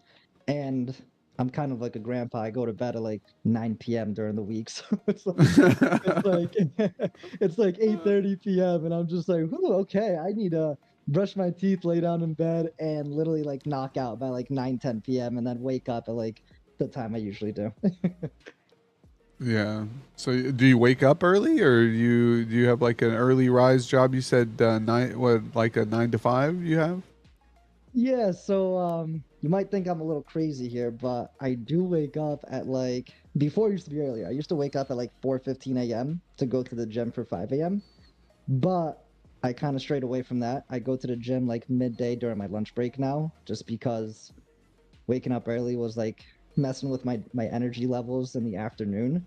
So now I just wake up like naturally around like 5:15, 5:30 a.m., shower, kind of just hang out, watch TV for a little, and then I start my actual work at like 7 a.m. Eastern time. I just have to Nice. work 8 hours in the day, so um, I could technically start earlier to leave earlier. Um, but yeah, I like the 7 a.m. It feels good. Yeah, no, I think my wife goes in early, really early in around 5:30 ish, 5 somewhere around there, and she'll get there and they start at Nice. 6. So it's a little bit earlier. So like you said, her energy levels towards the afternoon are very low too. So same as Yeah. yourself, you wake up super early, you're gonna be tired a lot earlier as well. So kudos to being able to like juggle an evening sleep schedule because I tried streaming 1 week or 2 weeks. I think when I first started streaming or started picking up stream, I decided to figure out what I was going to do for a schedule. So I streamed Yeah. mornings. I went to work. I would come back and then I would stream evenings too. So I was doing 2 streams a day at like 2, 3 hours Oh a wow. stream, just so I could get a vibe of like the feel. And I realized that hell, at the end of the night, my energy levels were a lot lower than my morning Yeah. streams. So I was like, I can't do this night stream unless I'm like it's an off stream day and I'm kind of feeling the vibe and I want to just hop on and chat with a couple people and play some games. Then I'll hop on. But yeah. Yeah. No, I definitely agree. And I think the 2 hours for me is like perfect. Like I know I said it earlier, but like I get antsy. So like sitting in a chair for long periods of time, like just I get like I need to stand up, I need to do something. So I think the longest realistically I've ever streamed was like on a Saturday, and it was like 2.5 hours, and then I was just like, all right, I need to get up, I need to I need to stand up, I need to do things. But yeah, I think it works out perfect for so far right now. Yeah, I tell people I think between 2 and 3 hours is a pretty sweet spot, unless you're doing like a subathon or some event or a charity, something that entices you Yeah. to have to sit for a longer period of time. But 2 to 3 hours is a pretty good spot because at that time, usually you're going to be peaking on the people who are able to come in. You might catch some people in the third hour, but usually the second hour is like peak hour, and then you're winding down the stream, and then you're able to raid out to someone, and I think it's great. Yeah. But, No, sounds good. Yeah. yeah, let me actually. I'd like to take a moment because I always tell everybody chat's always big importance here, and we've had some people stop in since I addressed them prior to us introducing you. So if you guys don't know, we got the cast critic here, episode 140 of the Jokerdads Spotlight. I'll be giving him a shout out here in chat, so go over, drop him a follow if you're new here. Yes. All right, I think we got that there. Yeah, and well, hello, Lady Nix. Thank you for joining us today. Welcome in. Good morning. Happy Sunday. Again, thank you, Supernova, for stopping in and vibing with us, asking some great questions, making some great comments. Bella's still here. Mad Rocks, welcome in. Right on the edge. Join with the jump game, guys. Yeah, jump game's fun. We're gonna try to find new ways to encourage involvement with the jump game, prizes, giveaways, stuff like that. Yo, Gene's still here. Abstract by Braden. Yes, thank you, sir, for catching a spotlight with us today. Appreciate you being here. Wahoo's in the building. Rhode Island is the smallest state in size. However, Wyoming is the smallest in population. Probably all those dang tornadoes taking those Wyomings, yeah, exactly, away to other states. Yeah. I mean, there's probably like not much to do in Wyoming. People are like, I've got to get out of this place. Like, there's probably more animals in that state than actual human beings, I bet. But no, welcome in, guys. You guys are awesome. Is Cass his name, or is it short for casual critic? So that's a great question. Actually, this is the first time anyone has ever asked that. That is true. That is indeed true. It is short for the casual critic, and it's because of obviously primarily my YouTube of reactions and like critiquing films, and all that jazz. So yeah, instead of doing like the casual critic, I just did the cash critic. So yeah, cool call out. No, that's awesome. No, I like your niche of your YouTube. I love because I also, when I was younger, I wanted to be a film critic. I actually was very big into movies when I was younger. I watched Siskel and Ebert a lot, and those guys were movie reviewers in the early '90s, and so I think that's a great thing. I have fun doing that. I like watching that content too. So there's always a niche out there that falls into a group. So if that's something you're passionate about, maybe once a week, every 2 weeks, maybe even once a month, because that's what we're doing over on the Game Space. We're doing a once a month talk show style game review with a game show at the end of it. So we just throw a little game show, do a winner and throw them up on the stream for the next week as the winner and go from there. But it's pretty fun. I'm actually excited for that. And so let me know if you go that direction. I'll be there to cheer and support on a live stream of you watching some movie trailers, because I like to see what new movies are coming out too. And there's a lot of movies I don't know that are even out until like they hit the theater. Yeah, no, I'm definitely like still like fully invested in like the Hollywood lore and like the drama and stuff, especially with like streaming services and all that jazz and actors, and it's a lot. There's a lot that goes onto it that like excites me when I talk about it. So which is like the YouTube channel. It's crazy. A lot of these actors and entertainers are coming over to Twitch as a form of revenue because Hollywood's dead right now. Like, like I feel bad. Like I was watching T-Pain. T-Pain was on Twitch streaming, and I'm like, what the fuck, T-Pain? And he's doing music producing in the studio while he's live in his own studio, and he's just talking about it. And I remember seeing an interview where he told, I forget which show he was on, but he did an interview, and he said that he was making more money right now on Twitch than he was making from his songs That's crazy. And I was Wow. like, wow, yeah. So it's either the industry itself is ripping him off, kind of like the late record label he's signed for, Yeah. if it's not his own record label, or he's just making that much good money on Twitch. But I don't know. It could be Right. either one. Yeah, definitely. I mean, I think people just have to take advantage of it too, like actors, artists, like music, whatever the case may be. Just because, like you said, like T-Pain, like even if he's just producing music live on Twitch, like that just brings a whole different audience to him as well. And Yeah, maybe it's, exactly. like, Discover his producers that, music. you know. Yeah, exactly. Yeah, yeah. It's like That's you cool. sell I didn't more, know you about sell that. more records, you know, and more albums because you're influencing a different target audience than you normally would hit with your music on the air, you know, or on the. So I mean, it's a no-brainer. I don't see why more actors and actresses and musicians weren't already doing this to begin with, but now it's just become like they have to in order to still maintain the status quo of what they're used to. Right. But like even another one that I've seen is 11 from Stranger Things. She actually has a Twitch, so that's crazy too. Yo, biddies from Ryder. Money, money, money, money, money, money, money, money, money, dollar, dollar, dollar, dollar, ching, ching, bling, bling. Sorry, I didn't want to sing in your ear there. We had the biddy song there, so. But no, thank you, Ryder 29, my man, for them wonderful 500 biddies. Appreciate you being here. Dane Cook, yeah, Dane Cook streams sometimes too. I haven't seen him in a while, but yeah, I couldn't believe L11. She streams. She goes by Blue Fillet or Blue Philly, Fille BLUE, Fille or File. So one of those two. But yeah, and she had a ton of people, but even when I think she was live, she had like 3,000 people in her chat or something. But when you see some of these streamers, man, and they have like 10,000, 100,000, you're like, holy Crazy. crap. Like how, and the chat's just, duh, you can't even pick out a word. Keep up. Yeah. And obviously, like those people like me here, we have like sub alerts and sound alerts and stuff. Those people have to turn that stuff off because it would just be blowing their stream up the whole time. And so it's just crazy how like us small streamers, you know, it's a totally different stream vibe and stream lifestyle than the bigger ones. And honestly, I wouldn't want to be that big, you know, because you're going to get ridiculed for everything that you do. You're going to be watched under a microscope. I just want to be a mid-sized streamer having fun with a community and chit-chatting, and that's it, man. I don't want none of the special stuff.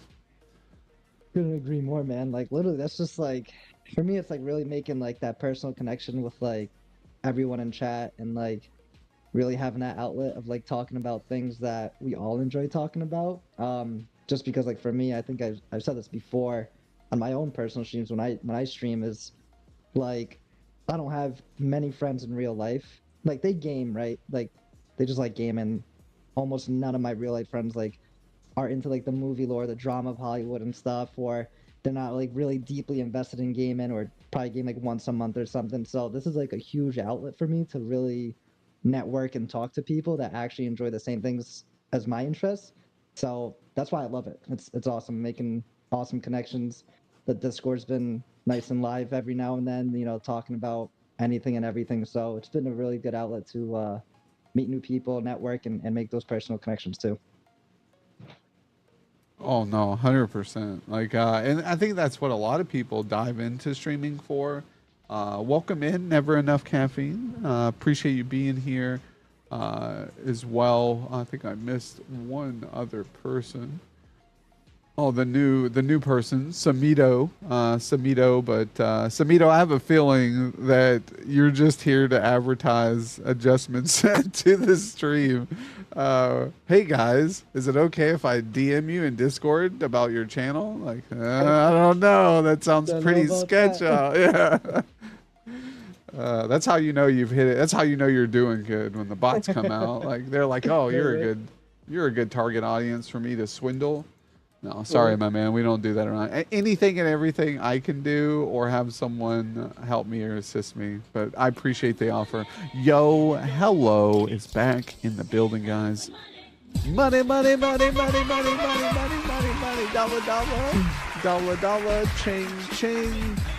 Yo, can you turn him up A swoosh? Yeah, I can turn him up. I see. I thought he was low too, but I thought it was my headset. But maybe Could I be my can. mic too. I feel like I did some settings on my mic that lowers my tone of voice. I'll also speak very soft, so Yeah, that's no, I another thing. turned you all the way up here. Let me make sure my other thing is high.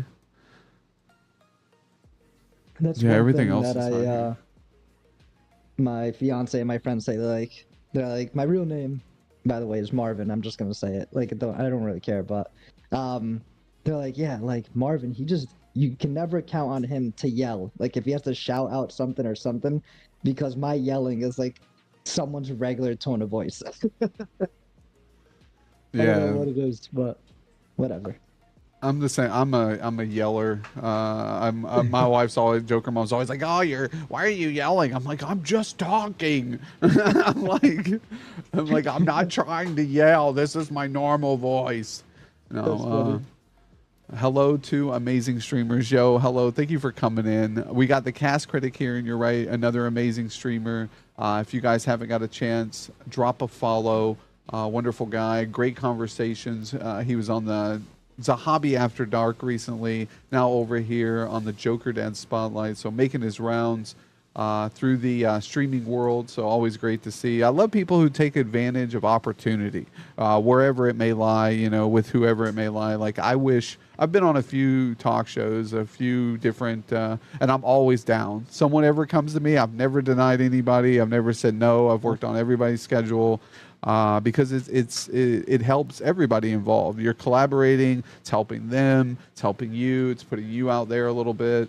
So I'm always down for it. So if you guys ever know anybody out there, shoot, tell me and Cass. Shoot, we'll hop on there. Yeah. And get out that comfort zone. I think that's a big thing too, is people like might get a little bit nervous to do something like this, and hell, I'm not gonna lie, my hands are sweating like crazy right now. but I keep wiping them on my thighs. But I'm here, I want to do this, experience this, and chat with you, get to know you as well, and vice versa. So, I think getting out of that comfort zone for a lot of people would help, like, drastically, either way. Yeah, no, 100%.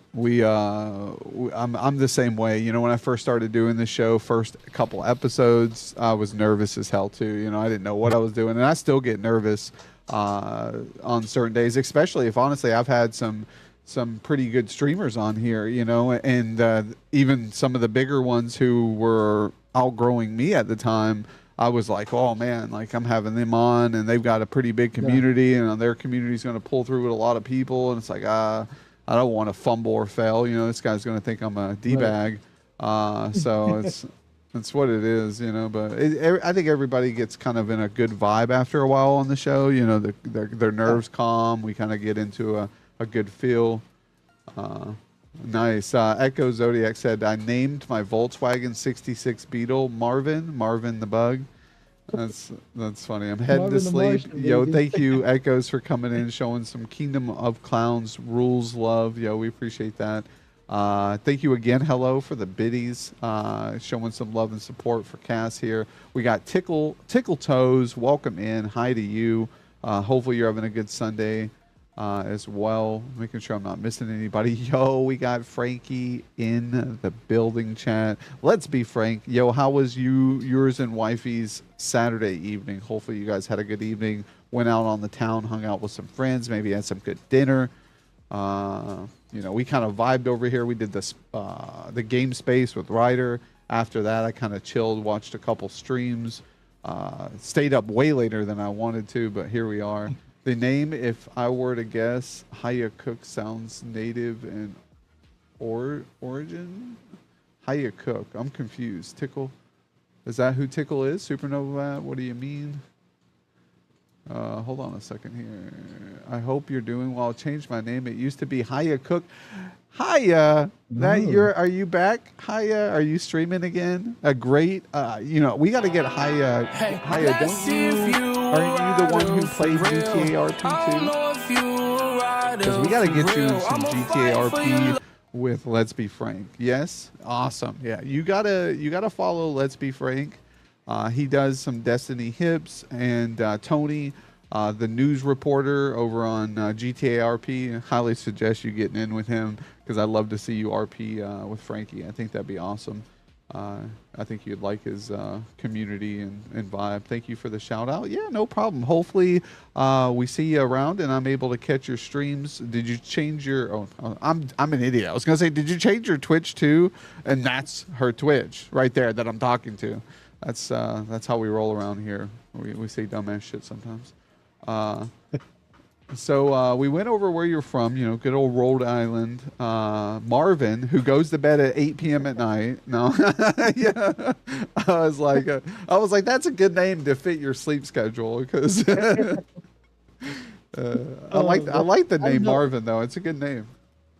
I appreciate that. I guess my parents told me like originally it was supposed to be Michael, and I was just like, wow, that would have been. I mean, I guess I don't know. Who knows? Because they're like, yeah, it was gonna be Michael, but we decided Marvin. I was like, all right. There was no backstory to it or anything. I was just like, all right, well, at least I'm Marvin now. Do they like rock, paper, scissors each other? You know, it's like dad, mom. It's like, all right. Oh, you lost. Okay, Marvin, it is. Let's go. Right. Yeah, no, that's the hardest part about name. Yeah, like it's the hardest part of making a name or coming up with a name for your kids. I think that's a tough one for people. That's something, yeah, like even something like me and my fiance, like we're in the obviously like we're not married just yet, like our wedding's in September, but like literally where are we talking about like the kids and all that kind of stuff, and like she has like a list of boy names, girl names, and it's tough, man. It's not easy. It's not easy coming up with names.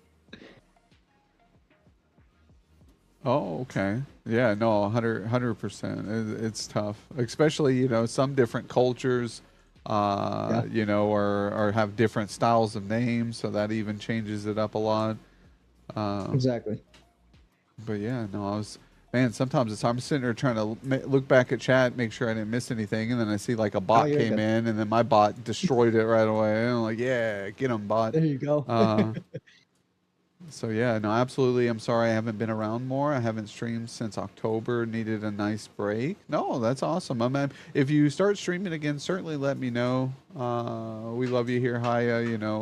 Through the ups and downs. And if everybody has to take a break from time to time. There's a lot of people who haven't streamed in over a year, who are still part of the community. We welcome them in. They're always part of the family here, and I'm always a part of their community. So as soon as they go live, man, I try to be there if I can. It's tough though, But yeah, so we went over where you're from. So give us a rundown of maybe the games that you grew up on, like, and then also what games you might play on stream now, or what you do on stream. Yeah, so I grew up on a ton of games, but like realistically, when I was younger, I've been gaming since the PlayStation 1 came out, I guess. And it was like Gran Turismo, Twisted Metal, SOCOM, what is it, Resistance, like those type of video games, Mortal Kombat. And it was like it was a wide variety, like racing, action, those type of games. And then I want to say when I got older, like I guess like towards high school, like 16, 17, 18ish, I was playing still racing games like Need for Speed, obviously, one of my favorite racing games ever. Still playing Mortal Kombat. And then I took actually like a huge, actually in back in the day, this is going to be a good one for you and everyone tuning in, I guess. But back in the day, I'm sure everyone's probably touched this game or heard of it, is old school RuneScape. I was a huge old school RuneScape player back in the day in elementary school, middle school, and high school. Nice. So, we touched topic of old school RuneScape last night. I was looking at the World of Warcraft, or not World of Warcraft, but MMO population chart, and old school RuneScape is like top 4 of most active. Yeah, it's actually one of the highest MMOs with active player base that's out right now. So to see that kind of taking over an old game that's like beating, like, hold on, I'm gonna see if I still have it open here because I'd like to go over those numbers because it's just nuts to me to imagine that there's a game out right now that just has been out Let me see MMO population. Let me search it.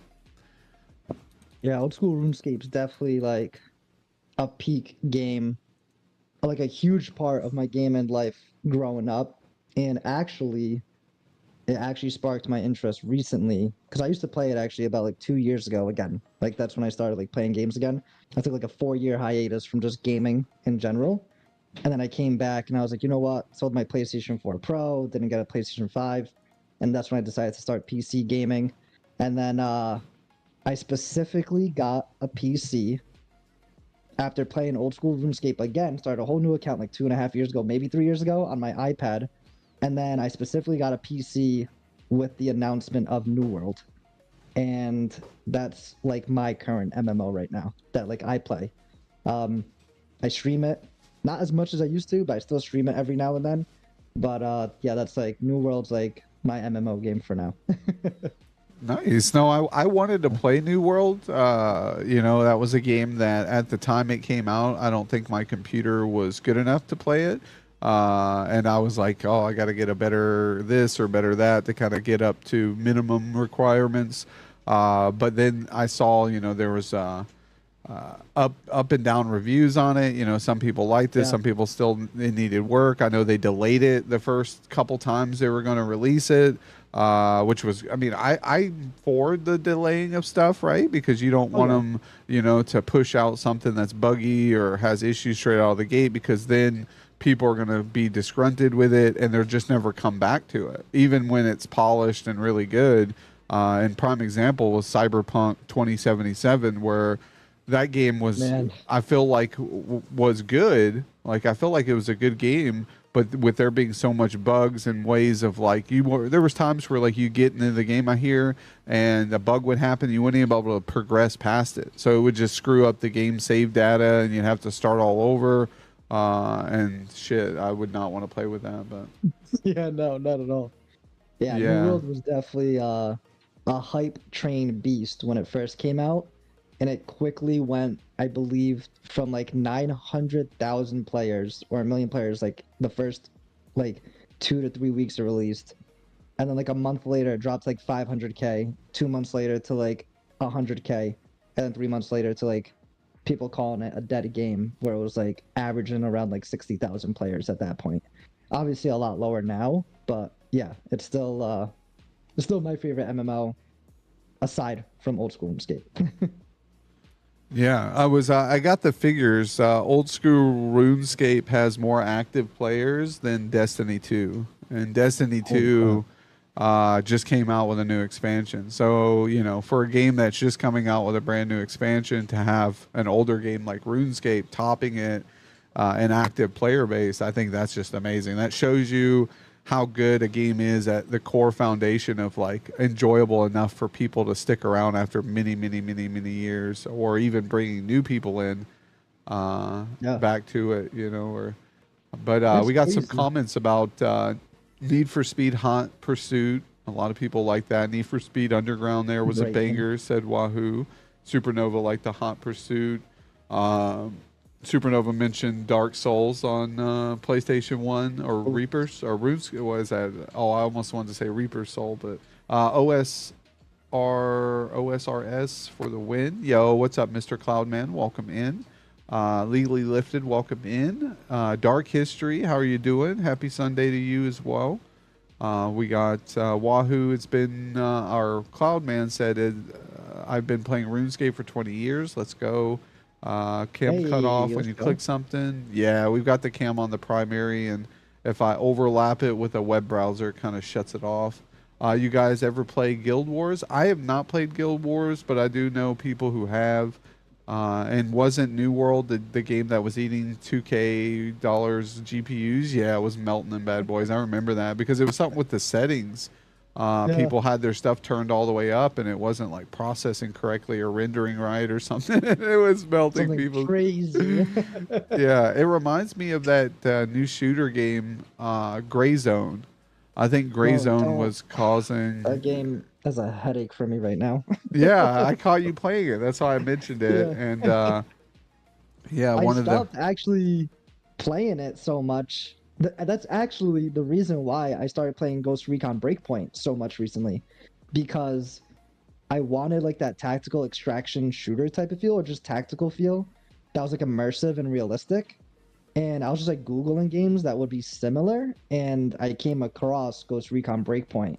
And the reason why I started striding away from Gray Zone Warfare is because of how many bugs I was encountering with it.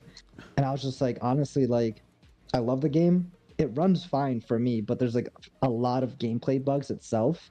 Like, it will like crash after like 40 minutes. They're like in like the worst situation ever, where I can't loot my own body after I die. Like, just like things that like pisses me off, I guess. And I'm just like, you know what? I'm good. I was like, I'm gonna wait until the game gets this huge wipe, the brand new patch, and then I'll come back to it. And then this is I've been like addicted to like Ghost Recon Breakpoint as of recent. Yeah, I think I caught a stream where you were playing that as well. Yeah. They're both they seem like both really good games, and I think Gray Zone would be even better. Like you said, those bugs really turn people off. I remember the first couple updates because I was keeping track of it because a friend was in their alpha testing or kind of beta team there, and he was telling me like what was coming out before it would come out, and I never played it, but I was watching people play it, and it was just huge lists of bug improvements or things that were, and I was like, holy crap, this is a lot of errors going on. So good to see that they're slowly fixing it, but I feel like by the time those games fix it, like their player base is going to be gone. So it's tough. Yeah. I want to see what definitely Cast tough. Critic Hot Take looks like. Are there any games or movies or shows that have disappointed you lately?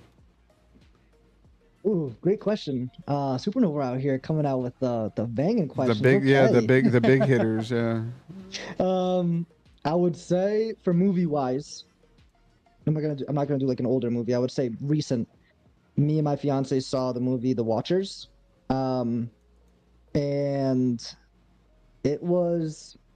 I don't know if you've seen like clips of it or trailers for this I movie. have. I They was had, like- actually going to go watch it with the kiddo because the kiddo likes those PG-13 movies. She's 11 now, Yeah. so we've been transitioning her in. Hello, So what did you think? Yeah, I want to know. So don't let my opinion drive you away. I always say that. I always hear out everyone's opinions. Like personally, like a lot of people hate stuff, and then I end up liking it, whatever. So hopefully this doesn't turn you away.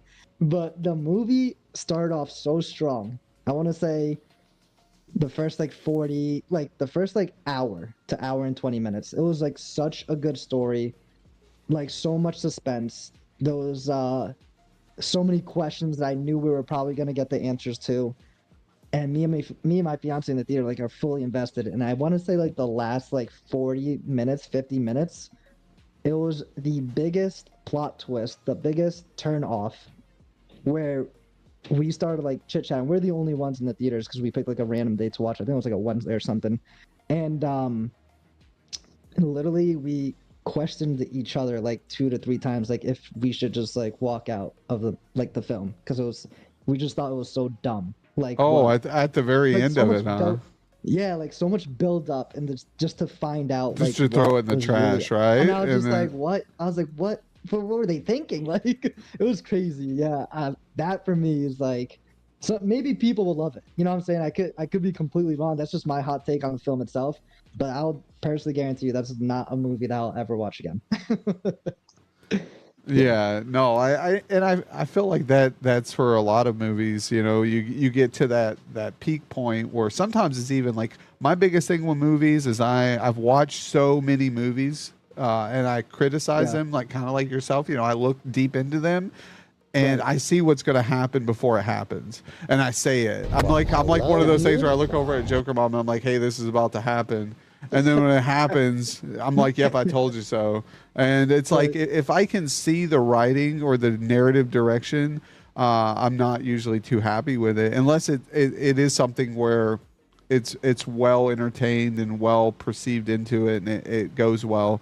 Then I'm like, okay, that's pretty cool. Even though I saw it coming, I still appreciate it for the moment that it's there.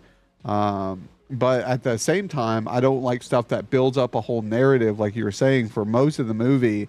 And then all of a sudden, they just take it all away, and none of it means anything because of this scene they show. And you're like, that don't make no sense. But all right, Yeah. so this is where we're going. It's like they're on the highway and they just take a big, slam the wheel and go off on the on ramp to somewhere else, and Yeah. you're like, you weren't even heading that way, like. So yeah, no, Yeah, it's literally. And Dakota Fanning. I was really excited to see her in a horror movie, and Right. M Night Shyamalan's always been one of my favorites, and it's his daughter who directed it, so it's her first official Her, yep. movie of her directing it. So I think for a father to slam her with this and go, all right, this is your first role. I guess we got to start you off with not the greatest, but I was I mean, hoping. hey, like it's She, definitely a for good what it learning is, yeah. experience for her, and for what it is, it's not a bad movie. You know what I'm saying? I'm not like shitting on it. So Yeah. it's like, excuse my French, but it just wasn't for me. It's not like it was just like I said, it was like such a big build up, and like we thought we knew where the story was going, and then like it did like a whole 180, and I was just like, wow, this is so dumb. I was like, no, I can't believe this just happened. But yeah. Yeah, no, I like Supernova's comment there to a degree. If you see the direction a story is going, I say the writers are doing a good job setting expectations. Yeah, no, I'll agree with that one fully Agreed. too. Like, I feel like you do need a small sense of direction, but I feel like giving too much and planning that picture out, it also doesn't make individuals look to the stars. I'm trying to think, like. I want to imagine things. It's like I want to see a film, and I want to see what's there, but I want to imagine more outside of that. And I feel like if you give Exactly. too much, you're taking all that wonder away. You're taking all that opportunity to build a better, bigger universe. Because all of a sudden you're like, well, I wonder how many aliens are out there, and I wonder if they have other Right. abilities like this alien, or you're like you start to take over. But if it's just like very simple and blah, you're like, well, there's not much more than face value here, and I'm not Right. really enjoying this, so I really don't care about whatever else is out there. But that goes Totally. with a lot of movies. But yeah, let me Yeah. actually see here. I know we had a couple banana bottle. Well, Welcome hello, in, welcome in. beautiful. Appreciate you being here. Dark History. Told you to stop in. I appreciate you, Dark History. Thank you, the two of you, for coming in. We got Papa motherfucking Turbo chat. Papa Turbo in chat here hanging out. He's like, first time chatter. Yo, thank you for being here, Papa. Hopefully you and the family are doing well. We got Supernova Bat again. Let's see if there's no surprises. Yeah, that's an L. Yeah, you gotta have some surprises, and I think like little plot twists, little things like that are good. The real Jay's Plaque. Yo, welcome in. Thank you for the follow. I know we also got another follow here from Lucid Dreamer 1009. Thank you for stopping in. Welcome, the two of you. Hank's Alien Tech, my man. Happy Sunday to you, bro. I didn't get to say hello. I saw you up there coming in with the aliens. Appreciate you ever so much. I'm currently animating a short story I wrote, but the plot is genuinely original because I'm so sick of the same stories being told over and over. No, 100% with that. I haven't seen a new movie that was good since 2015. Ouch, bro. You just hurt me right there. There's a couple out Tough. there, but yeah, it That's is. tough. I mean, because everything is rehashed. I mean, given how many Halloweens can you make? How many? But hear me out. Hear me out. Dune Part 2. Dune. See, everybody talks about Dune Part 2. Dune Part 1, I think, was good too, but it was just so slow. Is the second one like just hammers you the whole time, or what? Like, how was it? So that's the thing. So I loved Dune Part 1. And I think it's like what I can compare it to is Star Wars, right? Like, and the way they describe Star Wars is like a soap opera, like they tell the story from episode to episode, and there's a climax and all that jazz. So I saw the same exact thing pretty much happening with Dune after I watched the first one. It's all story, no action, super slow pace. Yeah. You're getting to know all the characters, you're getting to know the buildup of what's going to be happening. And I thought that was fine. I love a good movie that tells a great story, so it gets me excited to see like what's actually going to happen. And then the second one came, and it just hits you with like a ton of bricks of legitimate nonstop action with great storytelling, with great cinematography, great visuals, great VFX. Like literally, And I don't know, people can hate me in the chat, for saying this, but I think it's literally like top 5 films I've ever seen, like currently, to this day. Like that's how much I love that movie. It was great. I thought it was great. Yeah, no, awesome, man, awesome. I think and that's good because like you criticize movies, you look at them more than also face value. So, and I've heard from others, I've heard from some of the bigger critics too that they said it was a great movie. I just when you see the second one, I kind of same way you mentioned. You have the slow setting up of the first, the slow story, building characters up, which again, like I thought was okay. It's just I Right. thought like towards the end, it was kind of like what's going on. Like it was like you said a little slow, but I hear the second one is much better. So we'll have to scope that out. I've been waiting for it to just come on one of the streaming platforms where I don't have to pay $20 to watch it. So I've got like Amazon, Disney, Netflix, Paramount. So God, it the other all one. goes up to like cable now at this point. Yeah, exactly. It should. Yeah, exactly. Yeah, you're telling me. And I only grab them when I get like the good deals, like the Black Friday deals. I wait and get like the 1 year at $2 a month instead of $5 a month.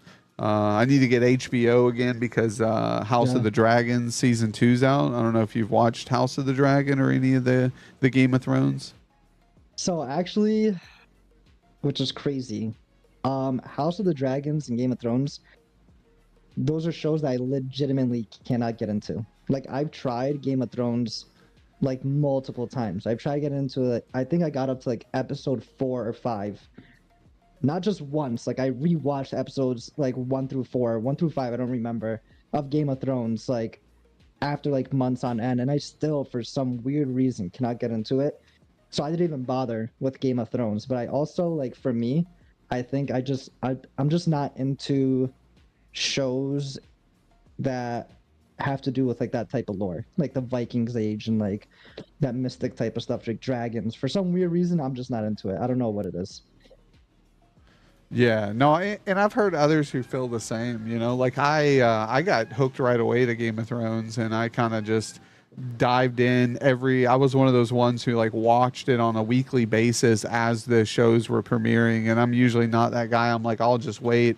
But yes, Wahoo, House of Dragons is like the college years of Game of Thrones, so it's a prequel to like the families generate like a couple generations before. I think it's like 100 years before. So it's like the great granddads before the current. So like I like it because again, like Cass was saying, it builds up more story, more backstory. You kind of like understand where the Lannisters came from and like their family's Right. heritage and why they have a grudge or this or that and why they feel like they're the I should have the Iron Throne or whatever. So it's but again, like the season 1 had its episodes where it was like really slow, like of House of Dragons. Game of Thrones, I liked season 1. I liked all the way up until like the last couple seasons of Game of Thrones, especially the last season.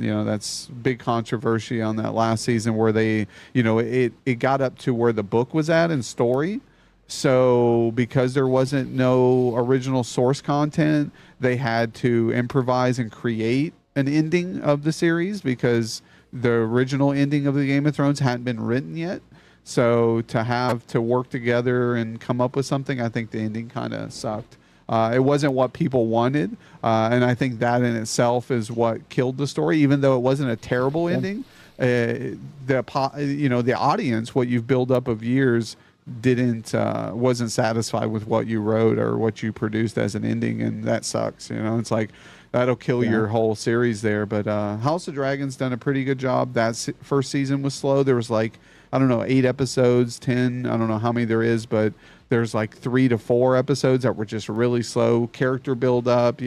But there was one time where at the end of one episode, the very next episode, it transitioned about like 10 years in time, 15 years in time. So like all the characters grew up out of nowhere in the show, and you're like, what the fuck? Like, this just feels off. It's like, you know, I get it. Like, you can't just tell the younger stories, but like, you really didn't tell a whole lot in those younger stories anyways, to where I even cared. You could have just started it from the older versions of them, and I would have been just as fine with that too.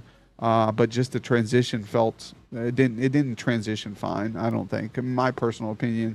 But the very last 2 episodes of House of Dragons season 1 was amazing. You know, great CGI, great. It reminded me why I loved Game of Thrones so much, because of the work they put into it, for those big scenes, or those big, and the acting was okay too. But like you said, you have to be into it, and if you're not vibing with it, then yeah, no hardship here. Who knows? Who knows? Maybe I'll give it another try. Like, and it's weird because I watched Lord of the Rings, all the extended editions too, but also like those movies I saw so long ago when I was younger, to the point if someone were to ask me about, like, right now, I'd be like, yeah, those movies were great, like they were good, and like I know like some of it, but like I was so much younger back then, where like now I don't remember the movies. And I've been telling my fiance, I've been telling my cousin, I was just with him this past weekend, and we were talking about Lord of the Rings as well, and he was saying how like great the films is, and he's gonna like rewatch them. And I was like, honestly, I really do need to rewatch those films, because I know it has like that kind of like those dragon vibe, the Viking type of vibe, like, and I'm not into it, but I saw them and I did enjoy them. So I feel like I need to rewatch it and see if I do actually truly like the film like I used to, you know? So we'll see. What, the Lord of the Rings? Yeah, Lord of the Rings. Yeah, I mean, I remember I watched all of them in theater when they came out originally. You know, best theater I could go to watch them, and I loved them. But looking back at some of the clips, it's like, was it really that great? I mean, it was like it was pretty good, but you know, I think it was just the hype of the era, right? Like, I've gone back and relived a lot of these movies that I loved as a kid, and I'm like, I can't believe I really liked that movie. You know, as an adult, I look back at it and go, wow, I was pretty easily entertained at the time. But that's what it is. You kind of grow out of certain tastes. I never watched The Hobbits. Did you watch The Hobbits? See, that's the thing. I watched The Hobbits, but I also like don't remember, like, exactly, like if you were to ask me questions, I don't remember, but I did watch them, and it's like these are like films where like I need to rewatch. And how about Ring of I don't know Power about on Amazon? Have you seen the series yet? I have watched the series. The series is really good. I actually really did like season 1 of Ring of Power. Season 2 came out, I'm pretty sure. I don't think I've watched it yet. Okay. Yeah, no, I haven't caught it yet. I've been it's sitting there on my watch list on Amazon, and I'm like, do I watch it? You know, again, I never watched The Hobbits. You know, when the Hobbit movies came out, I was into other things at the time and just never swung back around. I'm like, God, 3 more movies of Lord of the Rings? I was like, I don't know if I can, and they're long too, and I'm like, I don't know if I could do this like I used to. I've watched each Lord of the Rings probably 2-3 times. And that's a good whole day worth of watching. I think I sit down one day and turned it on, and then next thing you know, it's like 9 p.m. and I'm like through all 3 movies, and I'm like, holy shit, I spent a whole day just watching all 3 Lord of the Rings. Yeah, that's like definitely like a sit down. Like you have to know, like, all other plans are out the window. Like, you're having like a movie-thon. You know what I'm saying? Like, you're just gonna watch all the rest of the day. Yeah, for sure. You're gonna make arrangements, put that on the calendar and stuff. Yo, Super Sour Punch, welcome in. How are you doing today? Thank you, Dark History, for the Kingdom of Clowns check-in. Wahoo, I know, right? Supernova Bat just hit the wall and fell. Shake my head. You definitely would have made it if you bounced off the wall. Oh my goodness. Scapular Barks in the house too. Yo, Scapular, thanks for stopping in with the lurk. I appreciate you. Happy Sunday to you and A-Heart. Hopefully you guys are doing great. That was going to be a magical moment. I can't blurp. Oh my goodness. Star Wars. I'm far from high fantasy. Then sci-fi. The best sci-fi settings for me are fantasy and space. It's pretty good. Got a dime store LTR, my opinion. Hank's Alien. Yo. We need a practical FX genius who is good at writing to reignite my faith in Hollywood. Yeah, I mean, and you mentioned, you know, I'm sick of CGI. Where is the new Quentin Tarantino? This generation has failed to produce a good writer, director, and actor. Yeah, I mean, that's what happens, you know. Yeah, that's why I like to see, family members who are, we just mentioned M. Night, with his daughter directing, and how she's been on a lot of sets of his throughout the years. I love M. Night. As much as some of his recent movies have kind of fallen short from the expectations of what he's produced in the past, I still think he's a great director, and it's hard. And one of those movies too, I like, what is his name? Jordan Peele. Is that him? He's Like with done Nope Nope. and Yeah. a few other movies. Yeah. Yeah, and I like those movies as much as like, they weren't the greatest. Like, Nope had, like, to me, no sense of direction. It's like, where's this monkey coming from? Who are these characters? And then it's not even matter to the main plot of the story. Like the plot twist at the end where it's like an alien. Well, now it's a giant organism that's going through space, and like I like that. Like I was like, this is kind of cool. Like I can dig this. But it was all thrown into like an hour and a half movie, and you're like, what's going on? It's like, so I it's had to do like a lot of research on that movie, and there was like a lot of like different takes from Jordan Peele, like a lot of like critics that like really dissected it and like figured out like what it meant, like why the monkey was there, and it was like a flashback to like a TV show from like years ago that like actually happened in real life. And then I don't know, there was a lot going on, something had to do with like the color of the blood and all this kind of weird yeah. stuff. Yeah. It was like, all right, like I'm reading all this and like I'm like understanding it, but like if you're just an average moviegoer, or if you're just someone like at that point too, I'm like an average, like I'm not like a professional critic, right? Like I'm just here enjoying my time too, like critiquing these movies, but like feels like my mom and dad, they would literally they just enjoy the film for what it is. That's pretty much it, or just be confused as hell. So that's it. Yeah, no, you can't get too deep into stuff. Your average person's not going to appreciate what you're putting out there. They're not even going to understand it. And if it's too much to swallow, they're just going to regurgitate it and not care too much about it. And it is what it is, But those movies are good for like we were saying earlier, FX and the jump scares, and you got to kind of give it and the gore and the blood but yeah. So we are like to get into some foodie questions here. If you were on death row, you can only have one final meal. What would be your meal of choice and like dessert? Well, let's hope we never get to death row. Let's set that up. Yeah, exactly. But for me, so not many people know this actually, but I'm actually Hispanic. I'm full-blooded Colombian. And my favorite meal, especially if I was in that situation, my last meal ever on earth, would be a meal called a bandeja paisa, which is a traditional Colombian dish that has rice, eggs, chicharrón, avocado, beans, and usually like arepa. So it's like it's a handful. It sounds like a lot, but it's a real traditional Colombian dish. Like you might even want to just Google it because it's literally fantastic. It's mouth watering, this dish, let me tell you. Is it like pork, beef, chicken? No, it's pork. Some people get it with steak, like a thin sliced steak instead. Some people get it with chicken as well. So you can really like mix it up how you want, but regardless, it's always going to come with like your standard Colombian rice, your beans, avocado, and it's always going to have like an arepa or eggs and all that jazz. But like the protein itself, whether it's like chicharrón with like steak, chicken, like you can kind of like swap out whatever you want. Oh, it sounds good. So good. It's very greasy, I'll tell you that, which is the case with pretty much almost all Hispanic food.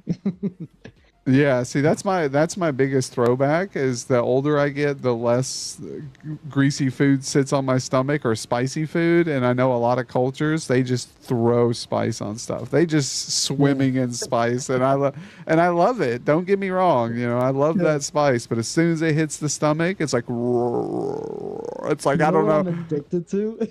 What's that? I'm addicted to, I think I just saw someone in the chat mention it, is the Taco Bell menu, but I'm addicted to Taco Bell's hot sauce. Like mild, they're hot, they're Diablo. Like me and my fiance literally just bought a bottle of like their hot Taco Bell sauce in store. I didn't even know they sold that. And I put it on literally everything. Like I love Taco Bell sauces. And this was a newly, freshly discovered thing as well for me. Like I never went to Taco Bell up until like 6 months ago, and I just started actually trying like their hot sauces like maybe like 2 to 3 months ago, and I've been addicted ever since. Like it's amazing.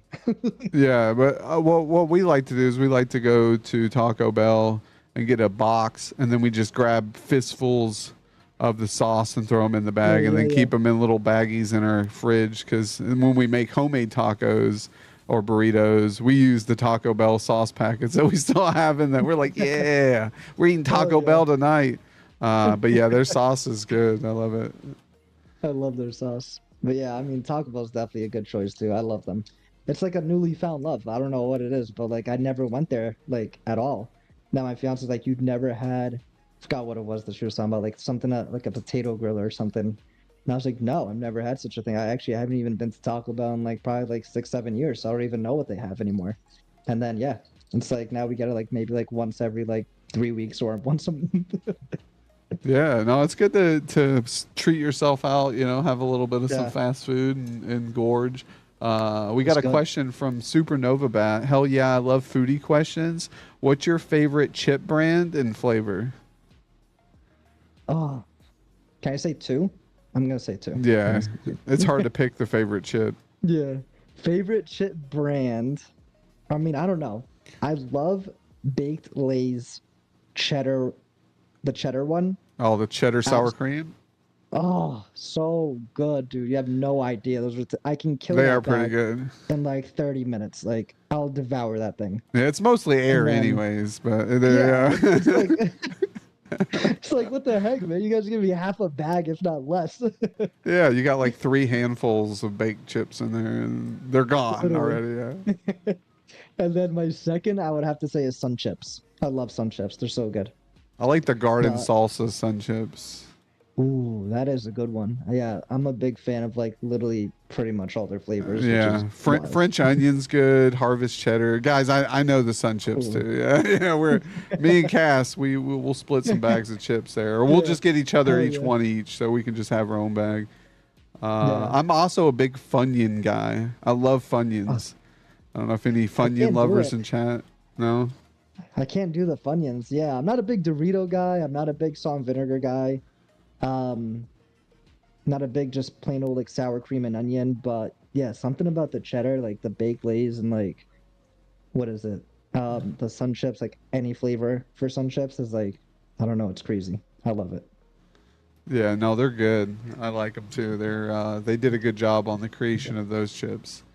Oh yeah. Yo, morning. Good morning from Shadow Z Gaming. Thank you for being here. First time chat. Appreciate you coming through to check out the stream. We got our wonderful guest today on the Jokerdads Spotlight, episode 140 now. We have the Cast Critic. So if you guys haven't got a chance, go over, drop Cass a follow. Guys, if we have a mod in chat, can we give Cass a big shout out with the heart and a regular shout out in chat? But we do Appreciate that. also, yeah, no problem, man. Anytime.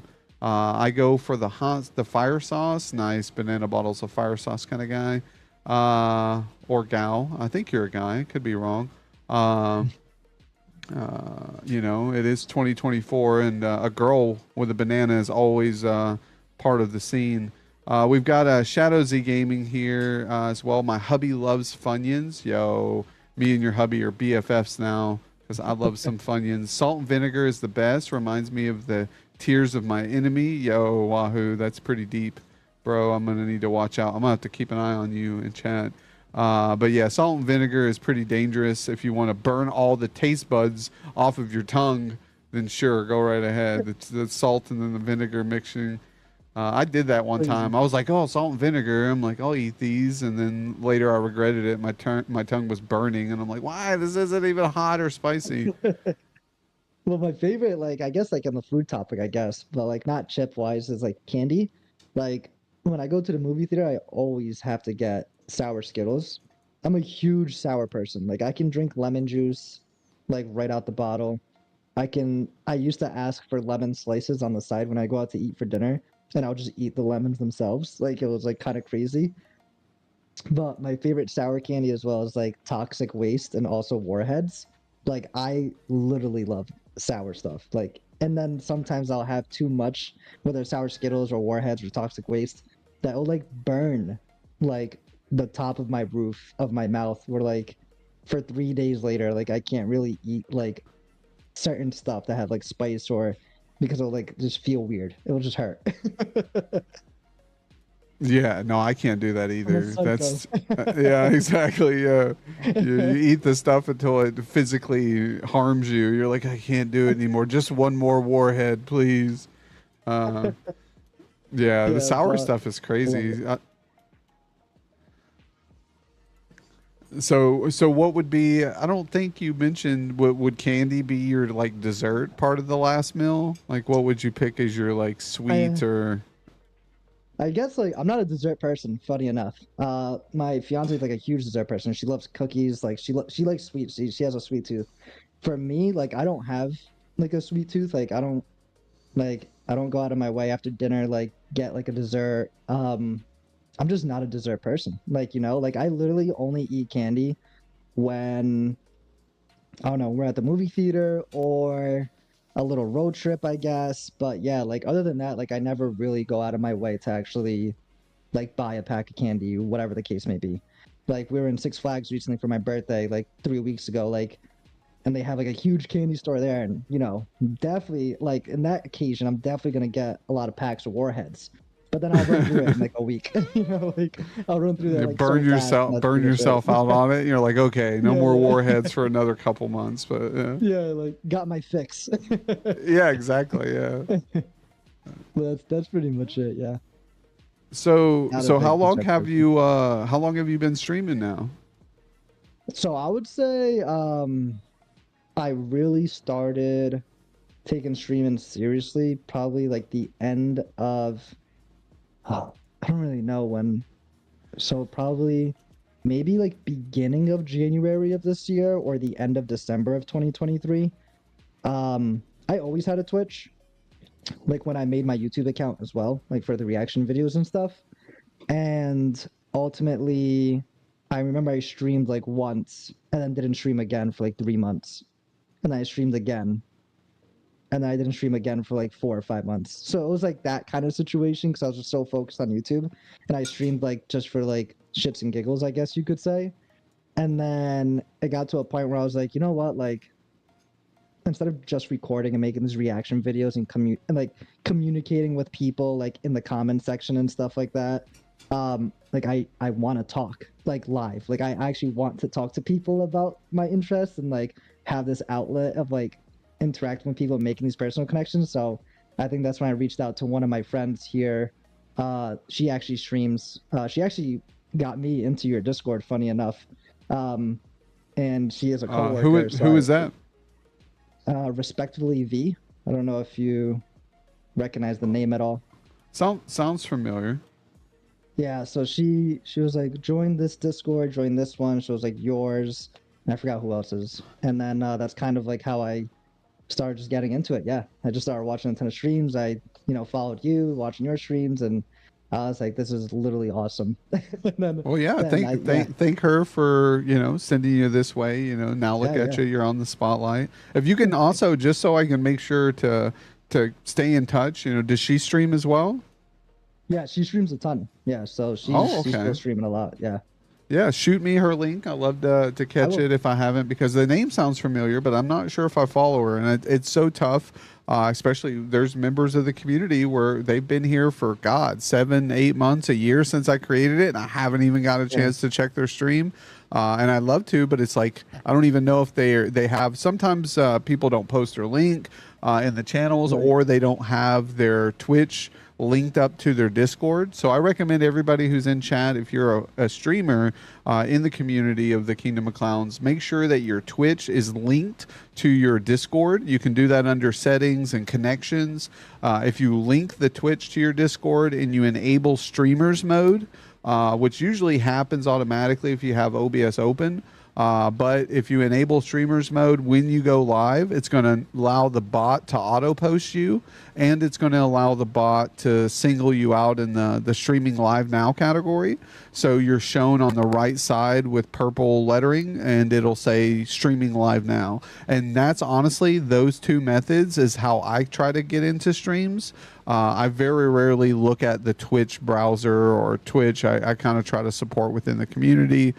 So that way I can stop in and say hi. But I run into you, Jokerdad, and everyone's channel. I'm just glad I finally caught your stream. Yo, Shadow Z, I know I think I've caught yours once or twice, Shadow. So I appreciate you coming through. I definitely want to catch it more often. You're always welcome to everybody in chat. You know, you're welcome to share your stream schedules. Let us know when you guys stream, what you do stream. I'm always about self promo. I think the only time I don't enjoy people with self promo if it's like their first time in here and that's what they lead off with, or hey, I'm live now, can you come check me out? It's like, you know, there's ways of building relationships and friendships with people, and just self promoing straight out of the gate shows your intent of you're just there for yourself and you don't really care about the guest or who's on the show or things like that. But I'm always happy to check you guys out. I love content creators, you know. More on that Discord thing that you said too. Yeah, it's tough, and you know that I think there's a lot of people who get into Discords and they think that instantly everybody's going to show up to their stream or they're going to grow significantly based on this community with there being so many people. But I tell people, I'm like, you know, it takes a lot of effort. Like I put a lot of work into my stream, into the community, into watching others, supporting others, collaborating with others, and all that work has gotten me where I'm at today. But I'm still, I feel like at times, you know, I put in 3 times, 5 times more work than the results that I'm getting. And that's how streaming is. You're not going to get instant results right away. It may not happen for weeks, months, years. But eventually it does catch up, and you do see some types of results or people building friendships, relationships with others. You just got to keep up at it, you know. And the big thing is having fun with it too. I think I was just talking to like one of my buddies of mine, and he was like saying how he wants to start streaming and all this jazz because he just got a PC. He has like a whole setup to start streaming and stuff like that. And he's like, I'm just nervous because like I don't want to play games that like I'm not into, because like a lot of people are like playing this game and I know like get my name out there. And I'm like, dude, I was like, just stream what you want to stream. Like play the games that you enjoy playing. Like you don't have to go out of your way and do that just to get like, you know, like noticed. You know, you can build like relationships just playing the game that you want to play. Like the whole point of it is having fun and, you know, enjoying it. You're just going to burn yourself out quickly. And also you're just, I don't know how that's even enjoyable if you want to play games that you're not even into just because people are watching the game, you know? So yeah, it's just, you know, you just got to have fun with it and enjoy what you're doing. And I love talking. So my fiance's like, I'm glad that you stream because now you don't have to talk my ear off. yeah, God, she sounds like Joker Mom. It's the same way. She's like, yeah, now at least now you don't have to talk in my ear while I'm trying to watch something. Right. It's you could talk to your guests or the chat. Yeah, Supernova said his last meal would be a rich, creamy New York style cheesecake with cherry pie filling topping.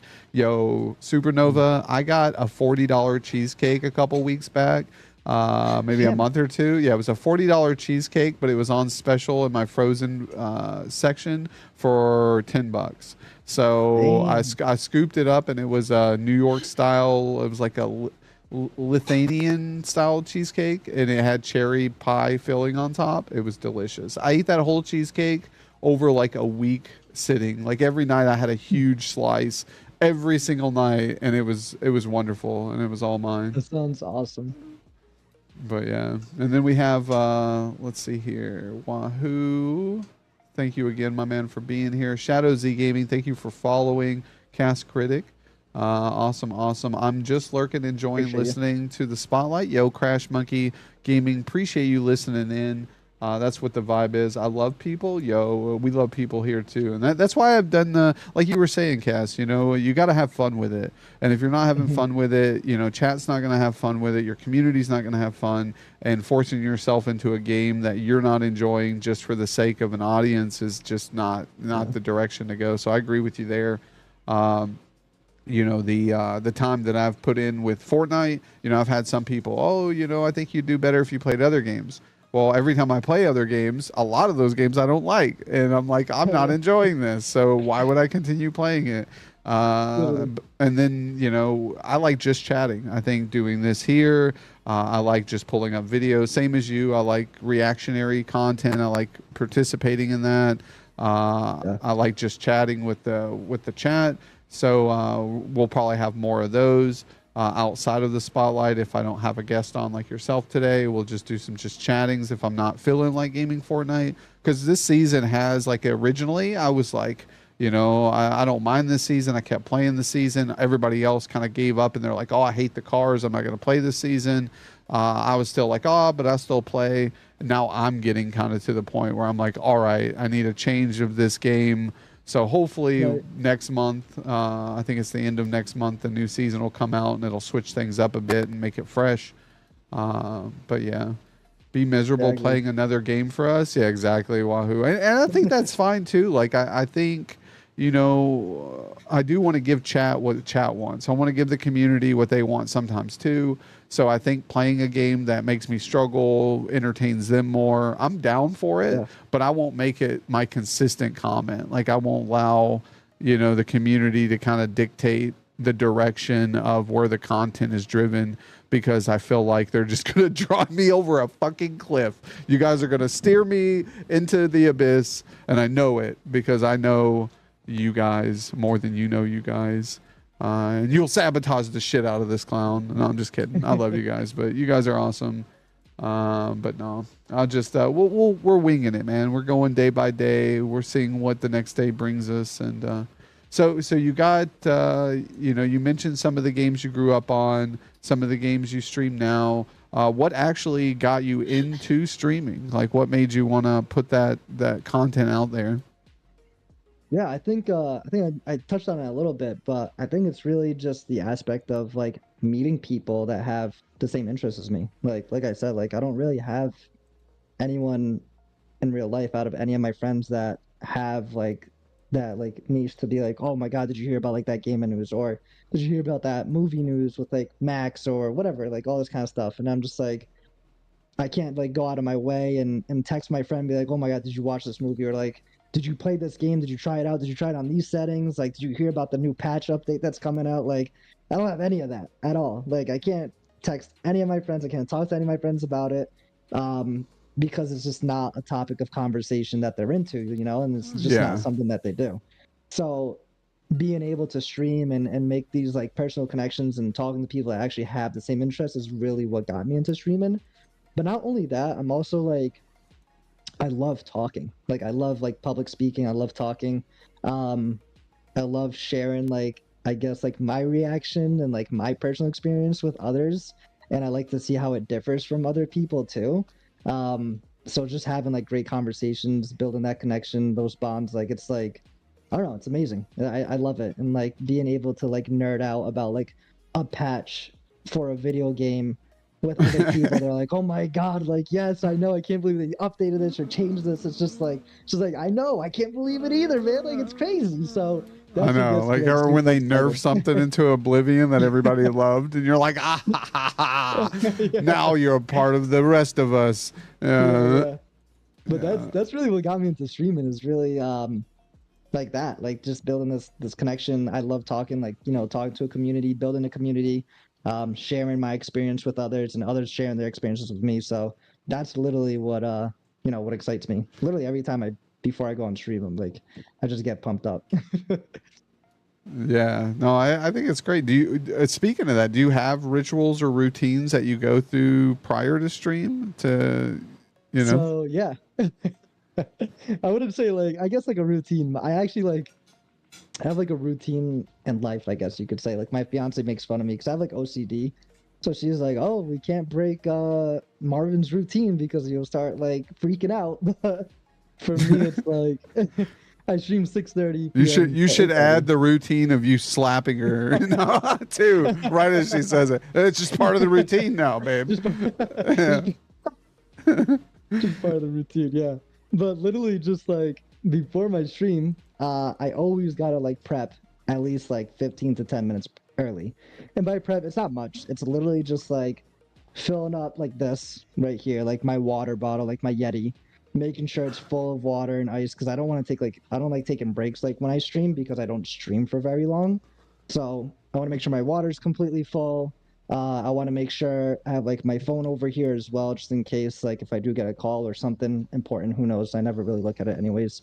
And then I make sure like OBS, like everything's set up. I make sure I have my link set up, my Discord set up. I make sure I have literally like if I'm gonna promote that I'm gonna be going live, I want to make sure like 10 minutes prior I already have like everything like copy and paste it into like for example your Discord, my Discord, like my friends' Discords to let them know I'm going to go live.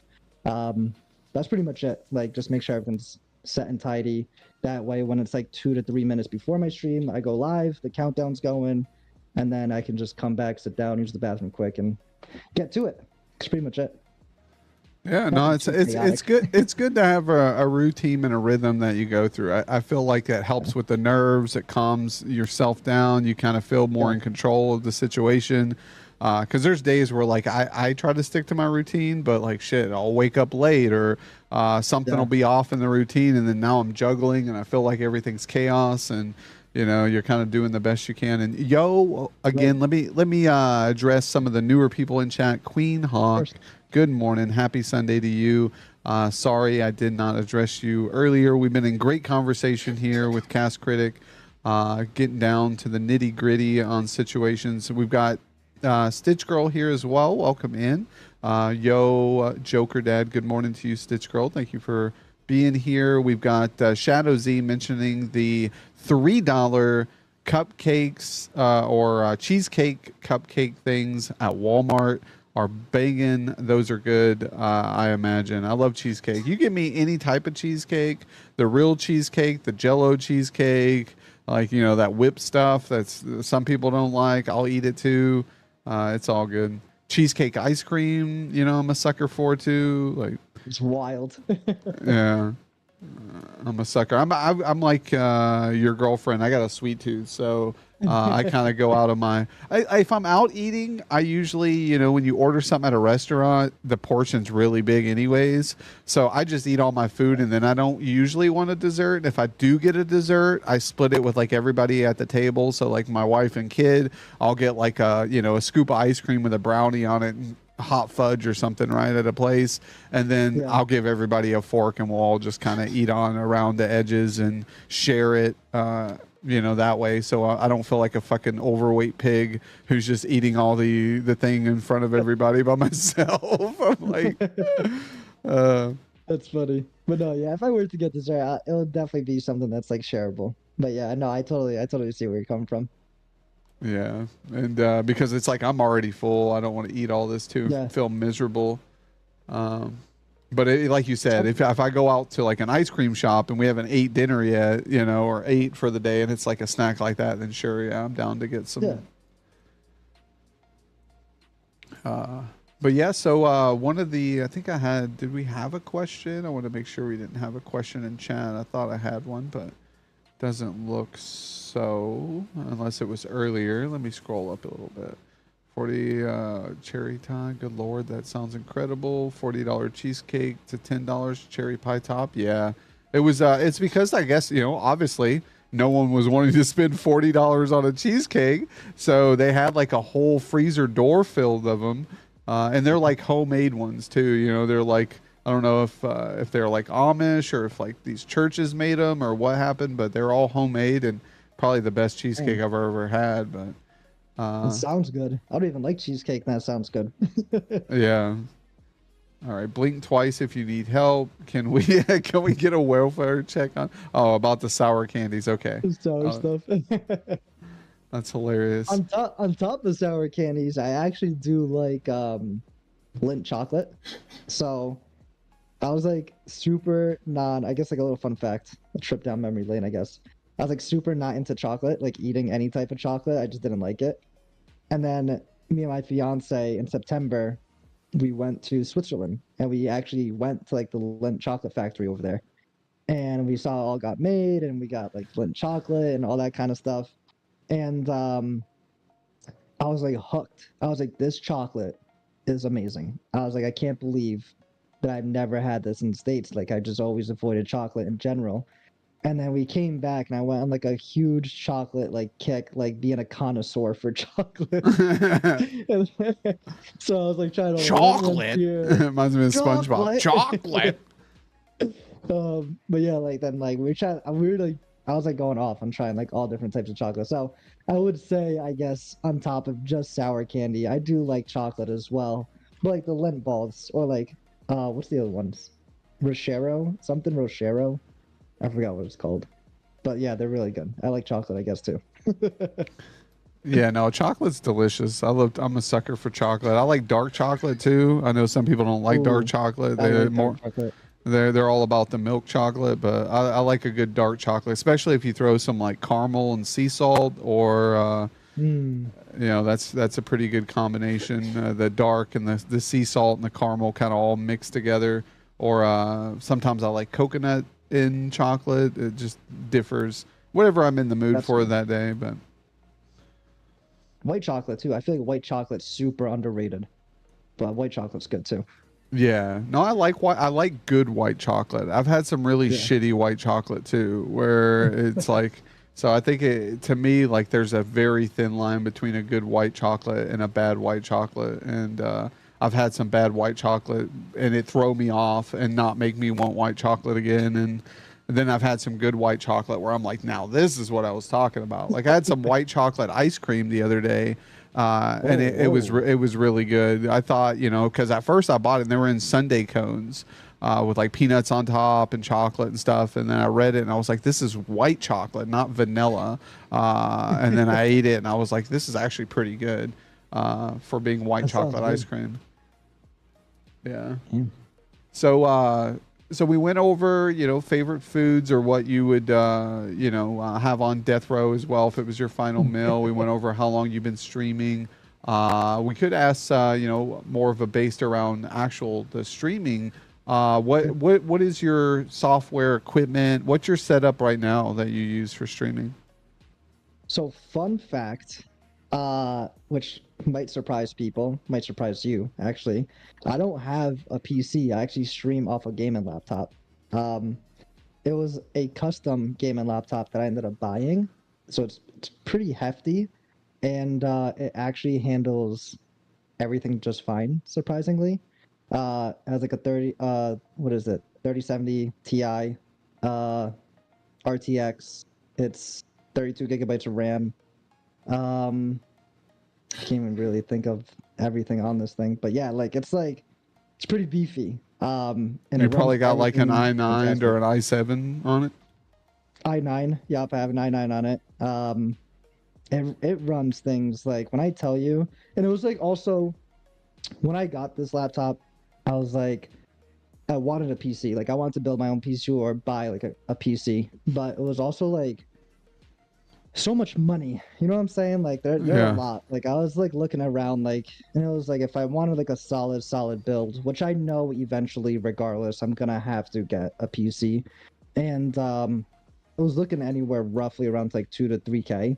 And I was just like, man, like that's a lot of money. And especially like when I first started like really taking this seriously, I was like, you know, buying like a lot of stuff. Like I just got like engaged and we're planning like our wedding and like all this stuff. So there's like a lot of bills that we were paying. So I was like, I'm not gonna spend 2 to 3 thousand on a PC right now. That's just not something that I want to do. Yeah, When you I were can put adulting, it- so yeah. When I can like pay off the photographer or like pay off like this loan that I have and all this kind of stuff, right? So I went with the laptop. It was still pretty pricey, but like nowhere near between like the 2 to 3K. What'd you get? Like And- 1,500, 1,800, something like that? Yeah, or- it was like 15. It was like 1,500 something with like tax and stuff. Yeah, that's not But, bad. Yeah, it wasn't bad, and it was like custom. Like this guy like literally said like he like custom made it and stuff like that. I was like, that's fine. Like I was like, I'll take it. And he's like, it runs like phenomenal. It's like brand new. Like that's what he does. He builds like these weird laptops. I was like, okay. And then and I also specifically wanted like a monitor on the laptop that was at least 2K resolution. So that was like a big thing for me too. With me, it's funny because like not a lot of people agree, but I'm a quality over performance kind of guy. So I like everything looking as good as possible rather than having like the 140, 160, 200 frames per second, you know? So I was like, I need a good screen. I was like, I need a good graphics card that would be able to run like these massive like MMOs, like for example, like New World that I play like on the regular, and all this kind of stuff. And yeah, I don't have any issues with it whatsoever. And hell, it's doing everything to my streaming to simultaneously recording at 2K, 2160p at 60 frames per second while streaming at 1080p. Like, and yeah, does the job. Yeah, you can't beat it, you know, for the price. You know, like that's what I tell people. You got to really like get out there and search what your expectations are out of what you're going to do. You know, if what games you play, what software you're going to be running, and you know, kind of bullet point and price point. Because there's some people I've seen who they just buy the most expensive rig and then they don't utilize it for what the full potentials are of it. And they could have saved themselves $1,500 and just went with a lower end computer and got the same results. But given it does give them a couple more years of keeping up with the times, and they might not have to upgrade until later. So, Exactly. but by then, those parts that they have already invested in are going to drop down in value. So you could probably just waited until you had to upgrade and then get much better parts at a cheaper price because there's something new out that everybody's buying, and the other stuff that's second gen or the previous generation is at a much better price point. Like I hear that currently that a lot of the NVIDIA graphics cards are down a lot in price because there's this new line that's coming out, you know, et cetera. And I know we got Joker Mom. I think I paid like $900 to $1,000 for a laptop. And it's also not too bad. It gets the job done, but it's definitely not as beefy as yours. But right below it, you know, a little bit less RAM, a little bit less processor. But for what she uses it for, we use it for schooling. It gets the job done. So I also didn't want to spend $3,000 on a computer, you know, 3,500 when we could just spend $800-900 and get something that's better than a gaming system and still gets the job done. Exactly. Yeah, I couldn't agree more. And I'm not going to be blindsided when this thing dies, right? Like I know like the expectancy on this, especially with everything I have plugged into it, everything I have running, like the way I'm using it. It's, you know, this laptop isn't going to last long. Maybe like a year and a half, 2 years where I start like maybe just a year and a half where I start actually having problems with it. But like I told my fiance, I was like, once that time comes, like that's like perfect time and realistically, for me to get a PC. So I think it's gonna do its job until I completely run into the ground. So I think I'm gonna get by either way, nonetheless. Yeah, and that's what it's about, man. You know, you're getting the full benefit and potential out of it, and let's say you even run it to the ground. You know, whatever goes first, you could probably pay to get it repaired, right? And then if you do end up getting a better PC down the road, you could use this as a secondary. You could run the laptop just for the streaming aspect. Like I've been trying to tell everybody and teach more people that definitely if they're coming from consoles or even using consoles, that they could use a laptop for just the streaming, the OBS, capture card it to the console, use the console for the gaming processing ability of it, and it takes off a lot of that stress on the PC itself. So you're using like a 2 system setup and just capturing the video off of something else. And it might even be something if you have like an Xbox or a PS5 and you have like exclusive titles or you just want to play games off of that. I always tell people to go that direction. I wish I was fancy. I stream from my PS5. I use Go Lightstream because I can't figure OBS out. No, that's great. I think I always tell people to use Go Lightstream if they don't have the ability to figure out or work with OBS or Streamlabs on a laptop. because you just pay a monthly fee. I think it's like $8 to $10, and Go Lightstream takes care of it. But I always tell people, you know, like while they're in that phase, to if they are making bits or subs or saving on the side to try to get like a low end laptop, or I know right now I've been suggesting people these mini computers, because these mini computers that are out now, you know, like for example, for like $350, you can get you in, I think it's an i7 with 32 gigs of RAM and like an okay enough graphics card, and nothing huge, but it comes with a built-in graphics card with it for 350. So you can literally hook up that little device. It's square, very small. You hook that up, and you can put it on top of your desk, run, like I said, a capture card from that to a gaming system, use the computer for the OBS, and then use the capture card for the display, and you're good to go. And you're not having to spend $1,000, $2,000 if you're playing just casual games.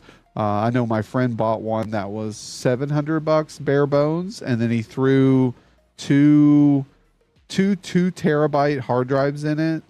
He also souped it up to, I think, 64 gigs of RAM. And it's probably about that big, you know, about the half the size of a laptop, maybe like a little bit bigger than like a big Stream Deck. And it just sits on his entertainment center at his home, and he was playing a game. He had like 2 windows open with like hundreds of tabs on it. He was showing me the temperature. He was showing me what he was getting, you know, 2K resolution, like you were saying. It's crazy.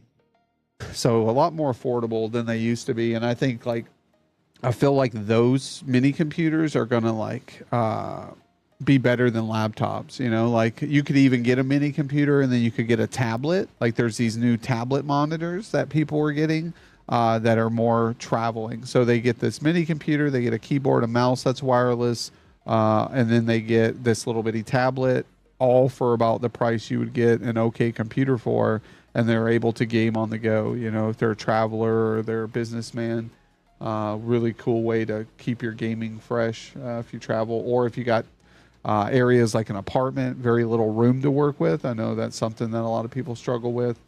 So this way you can fit more on your desk. Especially for me, awesome. a 2-computer setup. You know, if I'm trying to do a 2-computer setup, then this way I can just have my big tower on the desk, and then this little bitty box that's like half, you know, a quarter of the size or an eighth of the size. Yeah, no, that's awesome. I didn't even know they had like those little mini computers that you were talking about. It reminds me of like the Mac Studio or something like that, where it's like literally like the giant box. It was like the powerhouse. Yeah. And so I guess it's kind of similar to that. So that's pretty Yeah, cool. and it surprised me because when I first saw them, my first thought was, oh shit, that's just going to overheat. Like, how do you get proper heating or cooling to something like that that's got all this specs in it? And strangely enough, you know, I asked the guy he built my computer. He builds computers. He transitioned away from the old typical bulky builds to these mini computers. He said that, you know, this is where it's at. He goes, I just bought this device. He showed it to me. It comes bare bones. Then you add, you know, he parts the RAM sticks, the hard drives, and once it was done, it was like $1,200, $1,300. But for that price, I was comparing that to all the other laptops and other things that were out, and it was beating all the other things in that price point for specs and things. And he told me there's like titanium, some type of material that's in it that sucks all the heat off of it.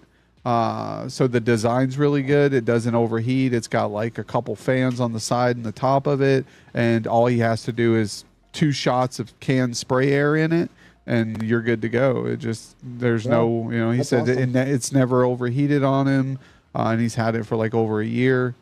So, but That's good. yeah, exactly. I think it's pretty nice. So I'd highly recommend people checking them out. There's some B-Link is one of them that's got some good devices. That's awesome. I wish the Steam Decks, I was gonna say, just because like we're like on the topic of like different systems and stuff, but like I want Steam Deck so bad, but I just wish it was like I said, going back to like quality over performance. I wish the screen was bigger. I wish it was like at least 1440p on the handheld. And honestly, at that point, like I'd totally buy one so I can game on the go, or at least like game while I'm laying down in bed. Um, that would be so nice, just to play like New World or like play like any game realistically that I play now, like laying down. That would be fantastic. Yeah, that's actually what I mentioned the other day on the stream. I mentioned a friend of mine who I grew up with as a kid, a very big gamer friend. We pretty much childhood we pretty much played all the games and we talked about it and stuff like that. I come over to his house and play, but now that he's gotten Nice. older, he works all the time. This guy's like a general manager for the company he works for.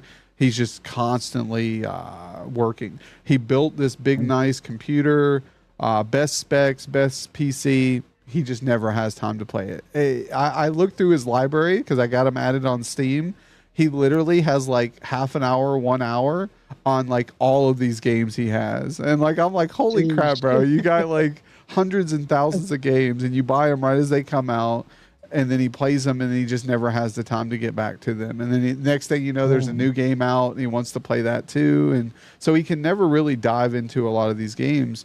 But what he did do is he also bought 2 Stream Decks for him and his fiance so they could game because he comes home late at night and he's so tired that he doesn't even want to go into the bedroom where his computer's at because he's got to load everything up, he's got to get ready, sits in the chair. He's also got that mindset like you where he just wants to lay on the couch and do some couch co-op and kind of just vibe that way on the mobile. And as long and from what last time I heard him, it was going pretty well for him. He liked the Stream Deck and but I don't know how often he gets to play that either since he's always busy. But Oh, that's cool. Yeah. Yeah. If they definitely do an upgrade to the Steam Deck, I will 100,000% buy it like right away. My fiance would kill me, but I could literally would buy it. Like, I need that. yeah, no, I hear they're pretty good for what they are. The price point, you know, they're pretty Yeah. good. But it's just hard for me to get like into another mobile style console. You know, it's like to me the learning curves were pretty hard. And I still don't get too well the Switch. Like I've only played it a couple times in the mobile aspect of that and the Joy Cons and we bought some of the Pro controllers and those are okay. Like I feel more comfortable with actual style controller than I do the little Joy Cons and the little controllers that they have set up for that. But yo, welcome back, Scapular Bark. Sorry I had to scrub a shower. How's everyone doing? We're doing great. We're still just chit chatting here with the good old Cast Critic. Kind of going over some of the wonderful questions, getting to know him more. We've been vibing out on games and movies and series and things like that. So that's been a fun time. It's always great when you come across people who appreciate some of the same things that you do. You find interest in some of the same things.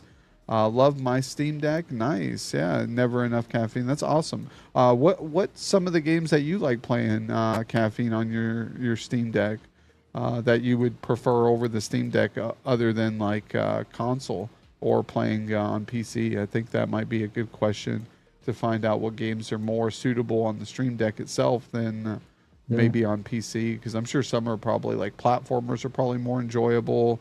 Probably's got that like Mario feel, you know, if you're playing them on mobile. But Well, even yes, if it can even like withstand it, you know? yeah. Like, the power of it, of like what kind of game are you playing on the Steam Deck? So, yeah. Yeah, that's what I wonder too. Like in those big graphic intensive games, are there some of those able to be supported? Like what's the max capability you can get out of those things is my big question too. But yeah, so let's see here. Actually, I'm going to pull up your page here because we haven't got a chance to kind of dive into that yet. Feel free to tear it apart if you have to. Oh yeah, no, I've looked over your page before. I think it's pretty clear cut. You know, you do a good job with advertising yourself. I think that's the biggest thing is, you know, oh shoot, what did I just do? Hold on one second.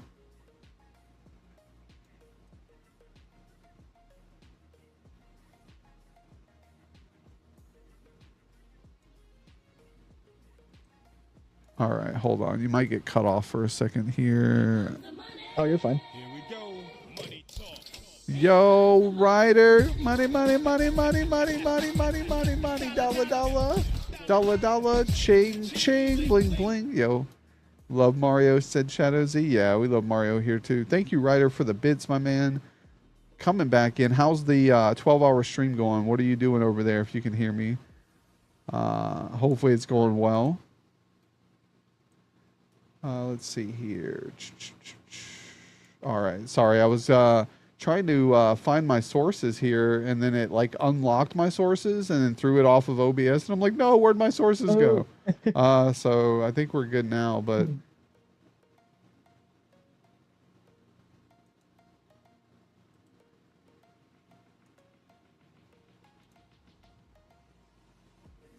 all right, let's see here.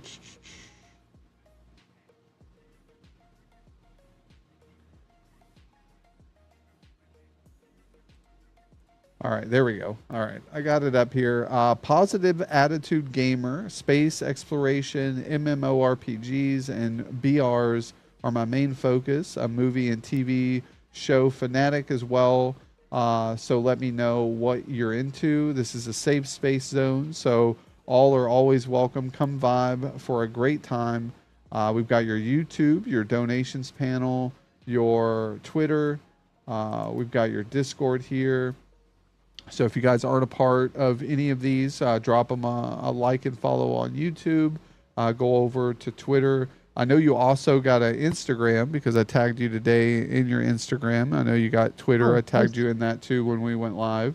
I've got, I think, yeah, I'm a part of your Discord as well. So I see you got your About Me section. We got your name here, Marvin, 28. Bella, my 10-year-old. Petite, my daughter, your pets. So what kind of pet is that? Is that a dog? Yeah, it's my pity. So my pit Oh, bull. pity. Okay, I was like, I can't read today, but yeah. You're fine. So what games do I play currently? Gray Zone Warfare, Star Citizen, and PUBG and Fortnite are my mains, but I'm always happy to try new things. Hobbies, I love gaming, tech updates, and consistently watching YouTube videos. I'm guilty of ASMR, cobbler, and horseshoe videos. ASMR cobbler, what is that? You caught me here. Is that people eating cobbler? No, so like a shoe cobbler. So it's so literally like people I watch like these two channels specifically. Was it Tring the Shoe Repair and Tread and Heath, Oh, these two okay. channels. And they That's literally cool. I like that. Yeah, they're cobblers. So they literally like people will send them their shoes to get them repaired, whether they're I boots, forgot that was cowboy the name boots, of them. I see. I always got food on my mind. I'm like, I want some cobbler.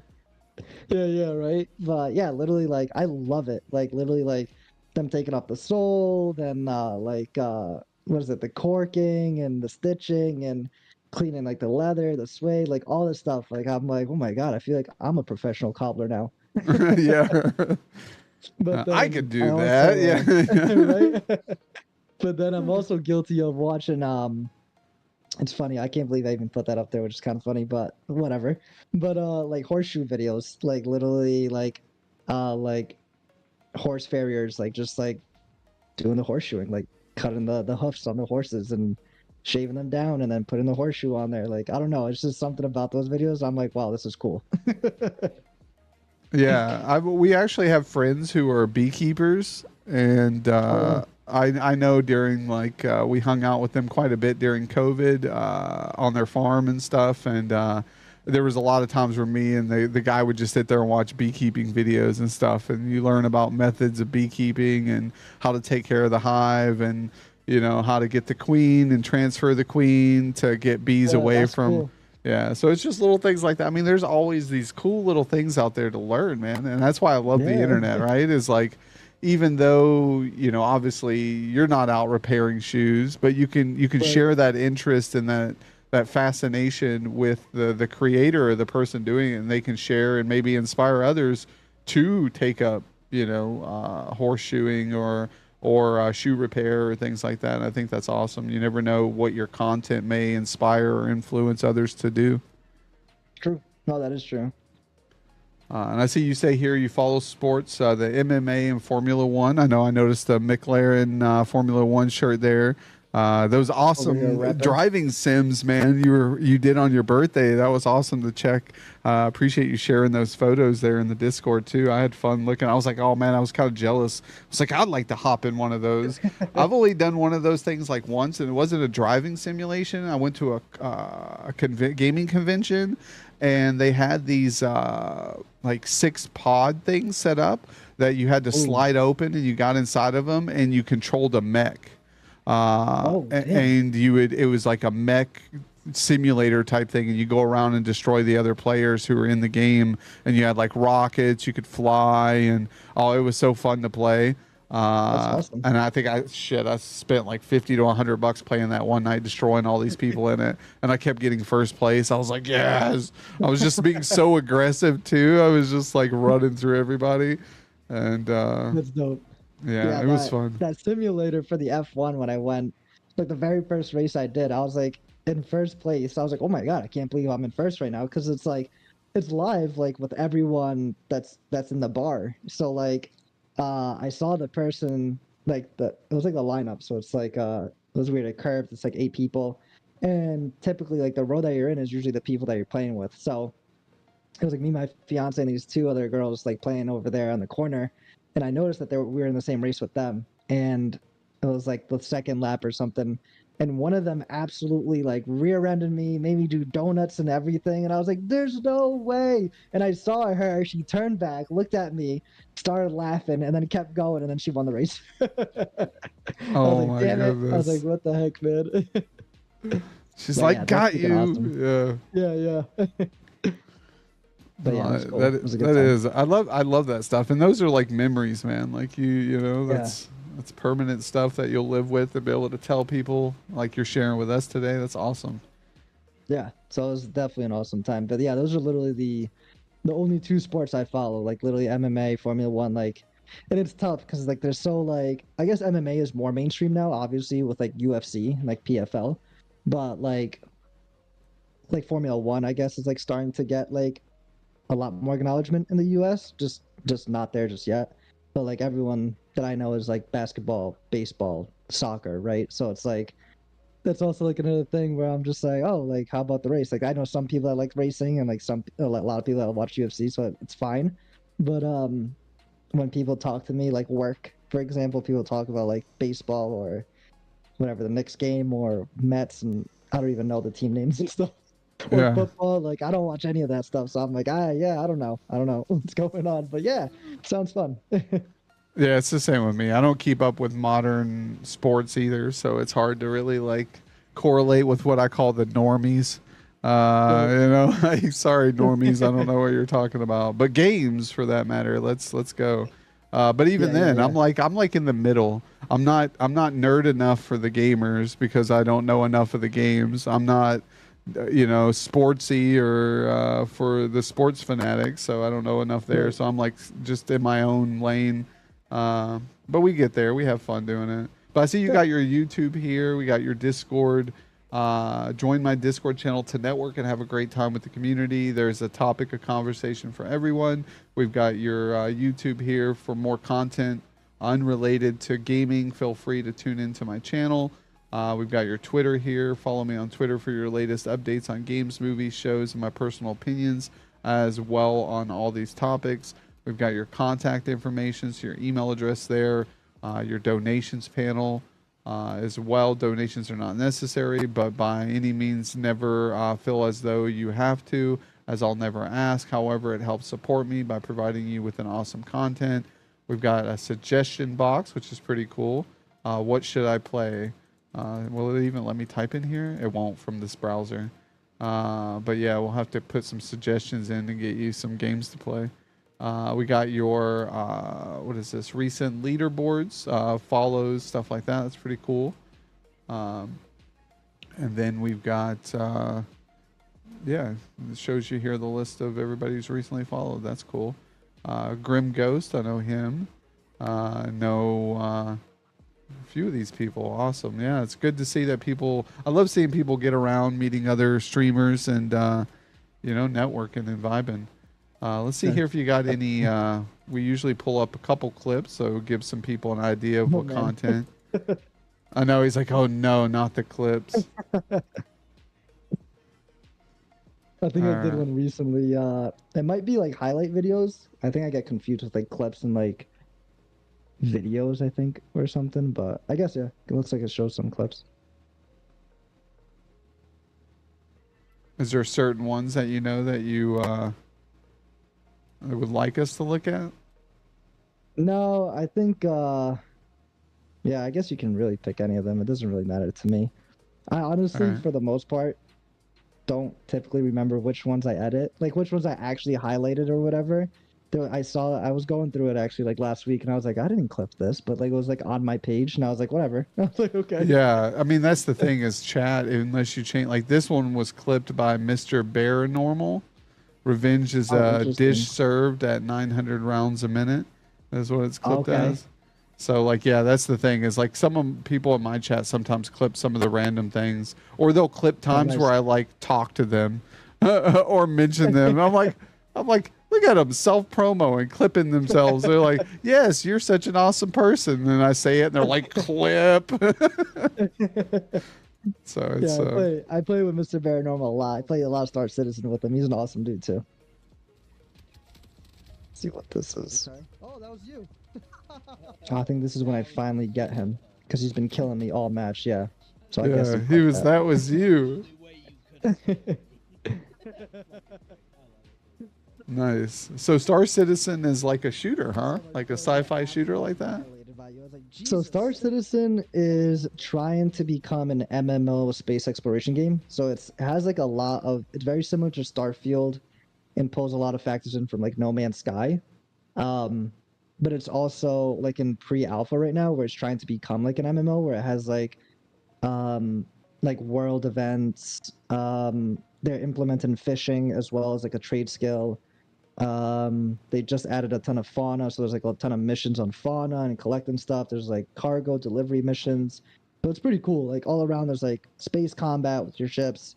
There's first person shooter combat, like a lot of first person shooter combat, a lot of space combat. But then also you can just literally just roam around and just like literally deliver a box from one planet to another and never have to fight anyone ever and still gain XP and stuff, which is pretty cool. No, it looks pretty interesting. I've never got a chance to catch it or catch anybody playing it, and haven't been around when you've been playing it. So this is kind of pretty cool to check out. Yeah, it's definitely it's like sim-like, so it's not everyone's cup of tea. Oh wow, yeah, no, that's pretty cool. Okay. Yeah, like the graphics and the gameplay on the game is like awesome. I think it's super nice. It's probably like one of the best looking games I've ever played to this date. It's crazy. Which is why sometimes it doesn't run that great. Yeah. No, I like that. It looks pretty nice, like you said. It looks really visually appealing there.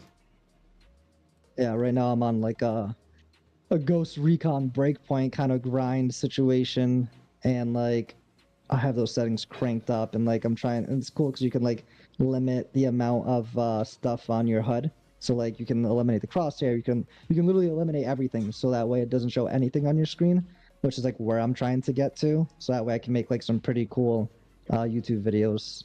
So that's what I'm trying to do right now. We'll get there soon. Oh yeah, no, little steps at a time. You know, whatever Yeah. you find works. You know, trial through error. Let's see here, and what is this? Oh, nice! Happy Halloween! I like it. Oh my god. Oh my god, yeah, this is one of the times where I streamed probably once in like forever. Nice, I like it. You had the Anon mask, the Guy Fawkes mask. I didn't even know that was up there. That's crazy. That was so long ago. Oh, that was good. I bet you those masks get hot really quick. You're like Oh my sweating god, out. yeah. I think there was a Fortnite. Here we go. We'll watch this Fortnite one too. Being a big lover of Fortnite, I gotta check this. Gotta check it out. Gotta check it out. What's this? I need to start doing that. I need to take advantage of that. Yeah, see, I don't even know.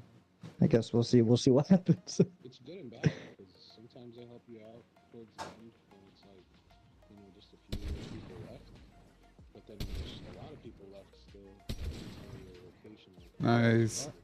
I miss that Reaper sniper. Was it good in the Nice. game? I don't even know if it was good, but Yeah, no, that was good. You got 2 sniper shots and then finished up the guy. But yeah, the Reaper sniper is what you were using. You just had a halo scope on it, is what it's called, and it's one of those up close kind of scopes. And to me, it's a lot. That one's tough for me to hit, but you hit pretty good with it. I like the 4x scope. You know, the sniper scope that zooms in and everything. yeah, Oh, you that's got an nice. insane no scope here on hypercharge. Oh, this was yo, someone clipped that. one of the first times I streamed actually, which is kind of funny. Oh, nice. I've just seen that. Let's go. Someone clipped that. That's crazy. Nice. What? Crazy. I haven't even looked back at that. That's wow. That's a long time ago. It's like taking a trip down memory lane. Yeah, exactly. Last year it says you got this one you were testing a year ago. This was or 7 months ago. This was must have been when the OG season was going. Crazy. And quality isn't that great unless I'm streaming and recording at the same time. But I want the stream to at least look nice because I've been doing it a lot more. Yeah, see, I don't even remember clipping this at all. Like, I don't even know what this video is about.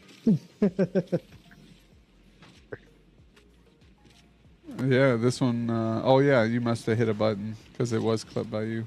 But oh, you must have gotten this kill. Nice. But yeah, so that's the thing about clips is it's hard sometimes to remember or looking back because I always come across clips in mind that I'm like, what the hell was this? When was this? Right. All right, let's see here. We'll watch one more. Let's see this one. PUBG. Rady, what's happening? Ooh, PUBG. Let's see if it's any good. Rise and shine a quick casual mode to start it off. It's probably nothing, especially Yeah. about And, Yeah, you're in loading screen. You're like, aggressive pushes only. Just because I have a haircut at 9 a.m. nice. You're like haircut at 9 a.m. Always, guys, be. That's funny, man. We are back in the verse. What is this? I'm gonna have to go through those and see. I'll probably delete like something like that. Like I don't even know why that's why that's clipped. I know I have a ton. I didn't realize how many that I have that people have clipped. I was like, oh, I thought the same. I was like, I'll go through these and delete them. And it was just lists and lists and So lists many. of clips. And I was like, holy crap. I'm like, I'm going to have to spend 3 or 4 hours and sit down and go through all these. And then now we can figure out Yeah, like that. I don't even know why this is clipped. I'm just not even. how the hell. I'm just refueling my ship and repairing it. I don't even know what- That's But yeah, funny, man. that's streaming, man. That's streaming for you. Yeah. But yeah, guys, if you haven't got a chance, oh, here, let me make sure this ad doesn't run on me. I think they shouldn't allow ads on people's fucking about sections. That drives me crazy. It's like I'm not even in the stream and you're hitting me with an ad. Or if I get hit with ads there, I wonder if you still get ad revenue. Like you should be able to. Oh, wow. Because it'll probably just add it to your next stream or your previous stream or something, I would think, for ad revenue. I'm not sure how that works. But your extreme categories, Ghost Recon, Breakpoint, Fortnite, Star Citizen. So I guess the most 3 recent. How are you liking the new Fortnite season with the cars and the gloves and the guitar? And To be honest, I don't play Fortnite a lot, to be honest with you. So like when I do play it, it's literally I don't know if you know him. He streams too. His name's Sunwoo Clan. Oh yeah, I know Sunwoo. Yeah, yeah. So actually I played with him. I was playing with him and my cousin. And it was I don't play Fortnite like at all unless it's literally like my cousin texting me and saying like randomly like, hey, are you busy? Let's play like 2 or 3 rounds of Fortnite. I'm like, all right, cool. So like I think I played it like maybe like 4 times now with that new update with the vehicles and stuff. And I think the first time I played it, I didn't like it because it reminded me of PUBG, and it's one of the things I hate about PUBG is because like in PUBG, like the final circle, people just like wait around in their cars and like try to run you over, and that's how they win a match. And then like I kind of felt like the same way when I was like in like a couple matches I was playing Fortnite, and it was like people like with these vehicles just like going crazy with like the minigun on top. And I'm like, dude, I was like, I didn't sign up to play Twisted Metal. If that's the case, I'd play that game, you know? Like, Yeah. but now, honestly, I actually do like it. It's pretty cool. I like how you can get the power ups now. I used the guitar recently. I think it's pretty cool, like for movement wise. I like how like you can cover a ton of like distance with it. To like, it's a really good like escape maneuver to have now. Um, yeah, honestly, it's fun. Like for me, Fortnite is always just like a game. Realistically, I don't even care what changes they make to it. It's always gonna be a game that I will regardlessly like play maybe like once or twice like a week or 2 weeks and have a great time with it. It's just like literally a fun game. Like I can never like talk bad about it, to be honest. It's just weird. Yeah, and even if it is in a bad state that you're not enjoying it, just give it some time and it switches up, and then it's probably usually in a better state. Like, I agree too. Like the getting to the end of the game and there just being a bunch of people in cars does get frustrating, but you have to grind against the meta, right? So like if you're expecting people in cars, you need to be carrying some EMP grenades Crossbow. or crossbow. Exactly, crossbow or there's Love that. thing. There's the gun that is the electric blaster type gun, or the so it kind of just shoots laser beams and stuff. It's got unlimited ammo. Oh, yep. I've been using that too. Yeah, yeah. Yeah, that kind And there's of a that does a sniper. lot more damage. There's like a heavy sniper too. I was using it. It's like legendary. I don't know what the name is. You're probably a lot more familiar with it, but I shot it at like a car and it was doing like 414 damage. It was absurd. I forgot Yeah. what the name of it is. I don't know if I had Yeah, it's explosive good. rounds or It's something, good. but It's good because it knocks back the car. So if they're driving and you shoot it, it kind of like stalls it a little bit and knocks it back from the hit. So kind of cool. Yeah, I liked how they did that. But it's slow reload. So you literally, I think the cars have like 1,800 to 2K health on them. So you literally have to shoot the car like, what is that, 8 times, 6 to 8 times for it to kill.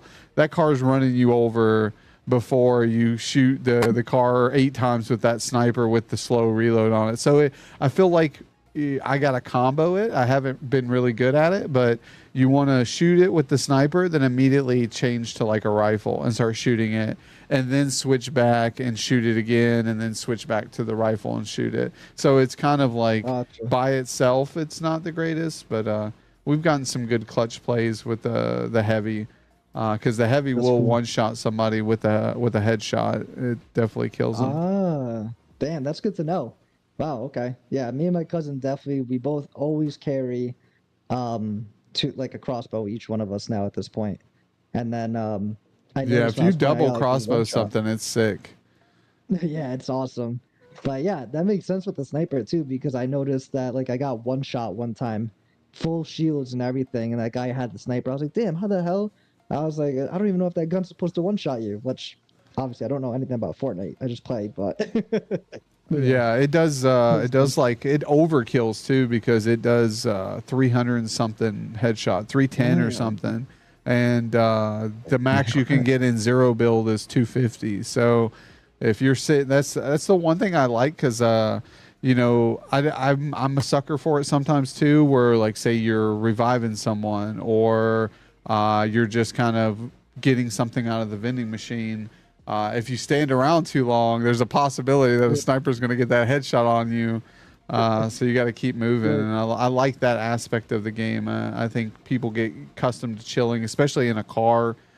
You can pick off some good headshots with people just sitting in the vehicle waiting. But yeah, Definitely. it's fun. I love some Fortnite.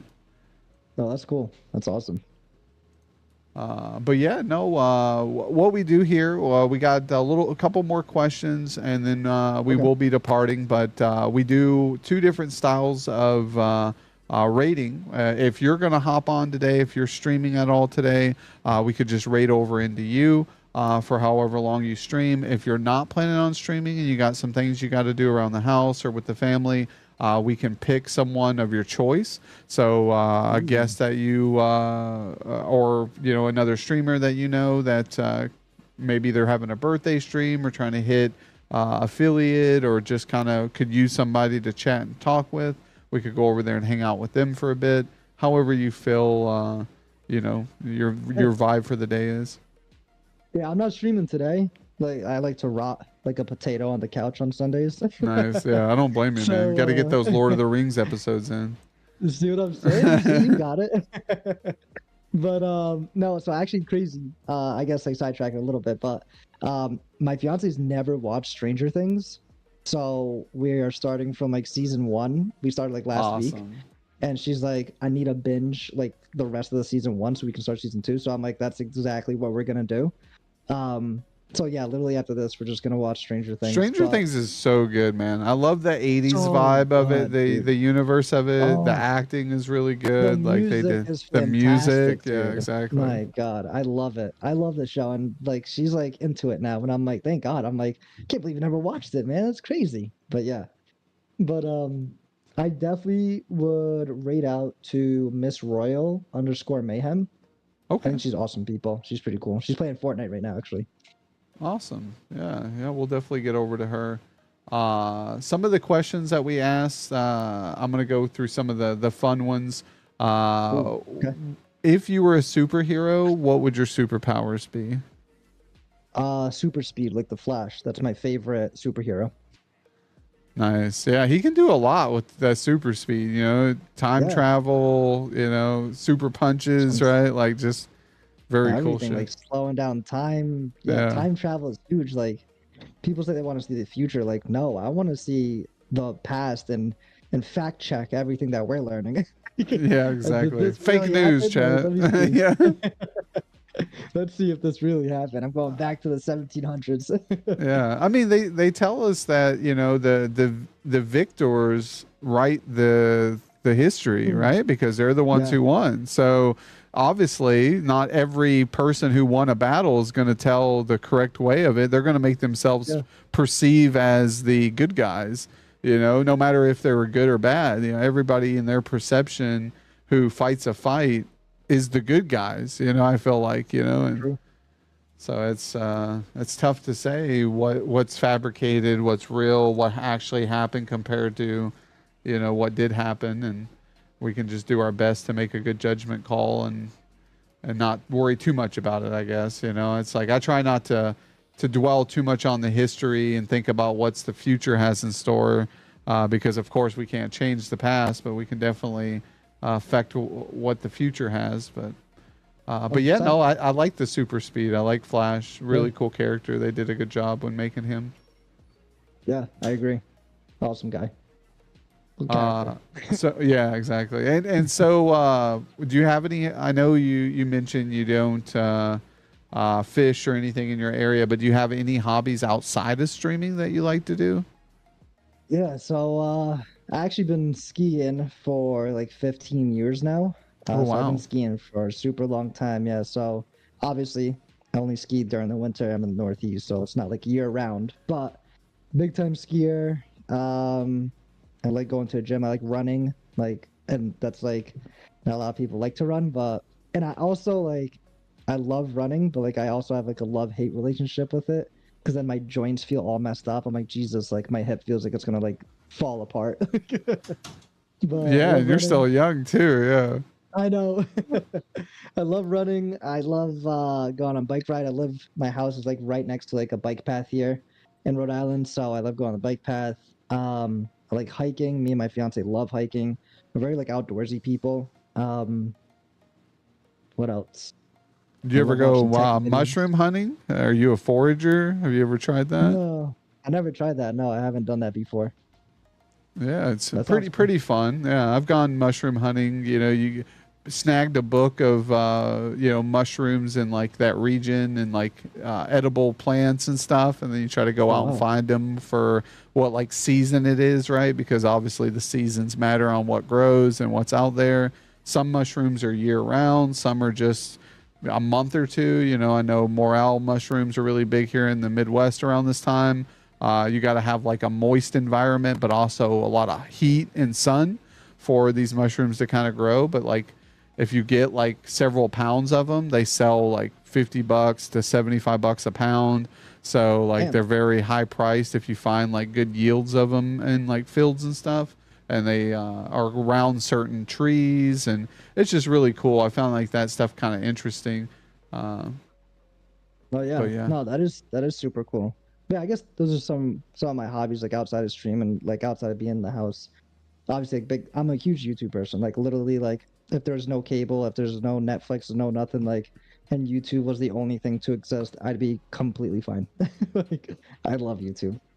Yeah, no, YouTube's a W. I'm agreeing with you there. I think that's something I wish there was more. I mean, I guess Twitch is similar to an extent, but Yeah. you have to dive into people's VODs and stuff to find that type of same content. So the platform and how it's set up is different. I think Twitch should try to rehaul or change some of their user interface around. Maybe make the discoverability a little bit better. Maybe have it to where we can see people's content that's being created in a different form and then go into their stream. And like, I just feel there's a lot more opportunity out there for this platform to switch it up some and maybe bring back some love to the platform. But Definitely.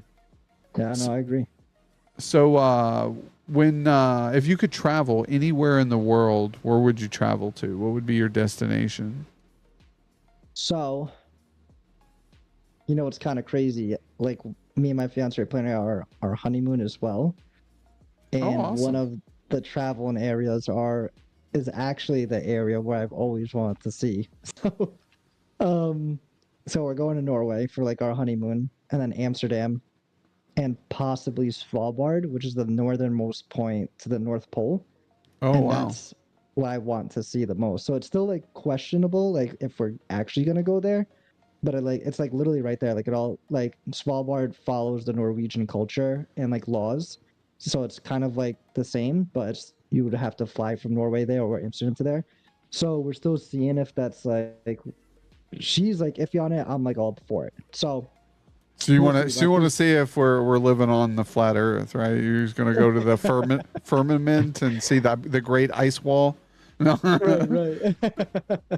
But yeah, so that's literally the spot where like out of any area whatsoever that I've always wanted to visit, like that's it right there.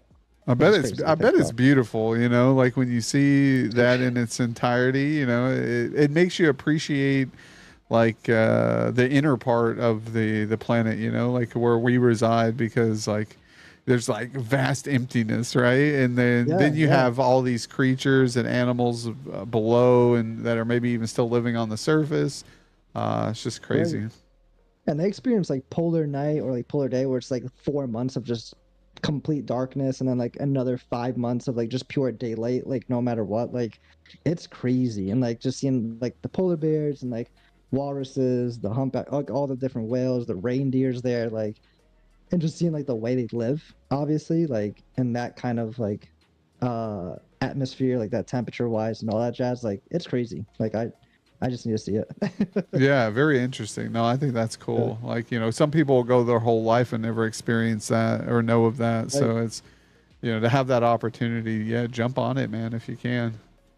Yeah, and me and her are not very like tropical people. Like people like want to like like pretty much almost everyone wants to like travel to like a tropical space and be on the beach with palm trees, like whether it's like Florida or somewhere like hot, But with us, we came to the realization like everywhere we go, it's like usually cold, and we're always like hiking like all the time. So I guess it works. Yeah, no, that might be something. A good old mountain climb, or go to Right. a nice nice area like that. But no, I like more of the cold too. Too much heat is too much heat. You can always warm up. I can always throw on some hoodies, some jackets. I think too much heat and too much cold are both a bad thing. You can get me in the middle. I think some people would be like, oh, 30 degrees is cold, but I think 30 degrees is okay. 30 degrees with a good, nice little jacket or sweater on and some warm socks, and you just go out and have a good time. Cool air, breeze. That's good. Very true. So another question here. Do you have any fears or any things that you're fearful of in life? Animals, things like that, or any just, really anything? I guess like a fear of mine is like, one of them is like, I guess more generic, is like drowning, I guess. I'm not the best swimmer. I can swim, but I'm not like the best swimmer out there. And I feel like, and I have like a lot of like terrible experiences in the water where like I'm like gassed out like swimming and I'm like, oh my God, like I'm gonna need help from someone. Or like I went to Hawaii once when I was younger and I thought like I was like a professional surfer for like some idiotic reason. And me and my brother went out to like where the people were surfing, like far out in the ocean, and like I fell immediately. Obviously, it was like my first time like surfing. I was like 12 or 13 years old. The waves kept coming, and I was like drowning me. I was like grasping for air. So like I had like a lot of like terrible moments in the water. So drowning is definitely like my biggest fear. Yeah, no, that's crazy stuff. Like, yeah, I mean, you never know. Like, there's people who've been like, entangled in algae bloom or vegetation on their ankles and feet, get caught up in it, and they can't come back up, and they can't break it because it's so tough, and then they panic and they drown, and it's a realization of it, and it's scary stuff. Like, I'm not a big fan of the water either when it comes to that type of stuff. You got to be very careful. I mean, imagine you're just swimming, having a good time, and then you get a fucking Charlie horse in your leg or something, and like, this is how I'm gonna go. Like, right?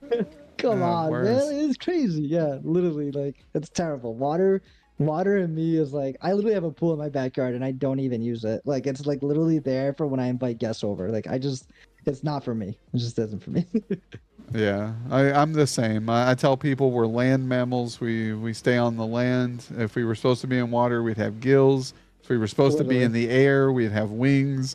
Like, so I try to stay out of too much depths of water and and one thing too is my mom, luckily I was one of the ones who, I know how to swim. Not great, but enough. And my mom, she never learned how to swim as a kid. And that was something that kind of shocked me. Because I didn't learn that until I was a teenager, and we were in a boat, and I think someone was messing around with her, and she kind of got all scared and paranoid, even though she had a life jacket on. She's like, "Well, I don't know how to swim," and I'm like, "What?" I was like, should I do to you what my dad did to me and just throw me in the water and say good luck? That's how I learned too. Yeah. Yeah, you just get chucked in the water in the deep end. It's like, oh. You're either gonna drown or you're gonna learn, and I'm like, Right. That's literally exactly how I learned. Like my dad literally, I think I was like around that age, like 11 or 12, and my dad grabbed me and threw me into the deep end of the pool, and I was just like, oh my God, I'm gonna die. Like that was crazy. But yeah, my mom doesn't know how to swim either, which is funny. Yeah. Yo, welcome in, Twisted Angel. How are you doing today? Yo, also Queen of the Dam. Thank you for stopping in. Hopefully you guys are having a good night or a good day now. I know Queen was up late. I was up vibing with her. She was playing some Party Animals last night. Hopefully those games went great. Gotta go, taking my daughter to lunch. Have an amazing stream. Yo, Shadow Z, thanks for stopping in, vibing with us here. I'm going to make sure, I'm pretty sure I follow Shadow because I think I've had her added for a while. Yep, I do. All right. Wanted to make sure. I always try to stop in when I can if I notice people streaming or having a good vibe. If they're on, I try to swing by if I see them. Sharks can be aggressive. Yeah, sharks can be aggressive. I'm not a very big fan of sharks. Yeah. That's why I don't get in water. I mean, you see all that stuff in the water. Like, because I've asked somebody who surfed, like they were a big surfer, and I think they were on the show. I can't remember who it was, but I asked them, what they thought about it. And they're like, you just don't worry about it. You just block it out of your mind. You know, it's like something rolls against your leg while you're on the surfboard. You just like block it out She's and like, just "Ah, keep. it's nothing. It's nothing. Yeah, it's nothing. Yeah. It's like, hey, bro, it's like you're in a Nuts. fishbowl and you're a tiny speck in a fishbowl and there's all these creatures and things there. It's like, yeah, you're just, I In a feel like, whole different ecosystem, you know, like it's crazy. exactly. Yeah. A whole different eco. That's exactly it. Like you're not on, you're not the top of the food chain on land Nah. anymore. You're like, you're at the bottom. You're like, you're in the middle maybe if you're lucky. If you're lucky. Yeah, so there's probably a lot of things that would eat you, especially if you were already dead. You know, then you're just fish food. Yeah, Yeah. You're just bait. yeah, exactly. Yeah, you're just bait. Yeah. So yeah, no, but yeah, I think we probably got two more questions here, and then we'll get over and vibe a little bit. Let's see which ones were good final questions. We went over the traveling. We did go over your pity there, your dog. So we do know that you got a pet there. Yeah. So let's see. Oh, I like this one. So if you won the biggest lottery, what would you spend the money on? What are the things that you would do with some of the funds? I'm a basic guy. Let me tell you that. Let me tell everyone that. I'm a very basic dude. So, and I actually was just talking about this, like, with my fiance, a couple of my friends and stuff. And for me, I just want to be set to the point where, like, I'm stress-free financially. You know, like, I just want, if I were to win That's a lottery, the dream, man. That is the dream, isn't Yeah. it? Yeah. literally, like, if I won the lottery, I just pay off my house. I would pay off my student debt. Any, like, credit cards and stuff like that. If I had, like, debt on them, I'd pay them off. Like, I just want to be, like, debt-free, pretty much. Completely debt-free. Yeah, I mean, just be debt-free. Make sure my fiance's debt-free. Put some money to the side for when we have kids. So that way, if they do or don't want to go to college, like, we have money set aside from them. I'd probably end up in, like, putting it, like, reaching out to, like, a financial advisor for, like, stocks and stuff to start investing my money. So that way I just it's not Make sitting money, there and just right? Yeah. losing. Yeah, like, continue to make money, right? So, like, I don't want to just win the lottery and then not do anything with it either, you know? Like, but I'm not going to go out of my way and, like, buy a mansion and buy, like, a boat and then buy this. Like, I'm literally just trying to still live a normal life, like, debt free, and just be, like, waking up and be like, wow, like, life's great, you know? Like, Yeah, that's the no, goal no, right I there. agree. I think the biggest thing, you know, I guess as an individual who grew up, like I grew up in poverty, you know, in low income areas, you know, and I think the biggest thing is, like you said, just stability, knowing that Yeah. you wouldn't have to make a decision on like a name brand chips, right? Or like I want Right. these Sun chips, but I got to settle for this off brand because it That's all saves for me the a Stoner buck. chips. Yeah, yeah. So then I could just buy this extra item, right? So you got to budget your money. Like it's nice to just like see something and be able to get it if you want it to that extent. But I'm a very basic guy myself. I don't require too much luxuries in life, and I'm fine with just the bare minimum.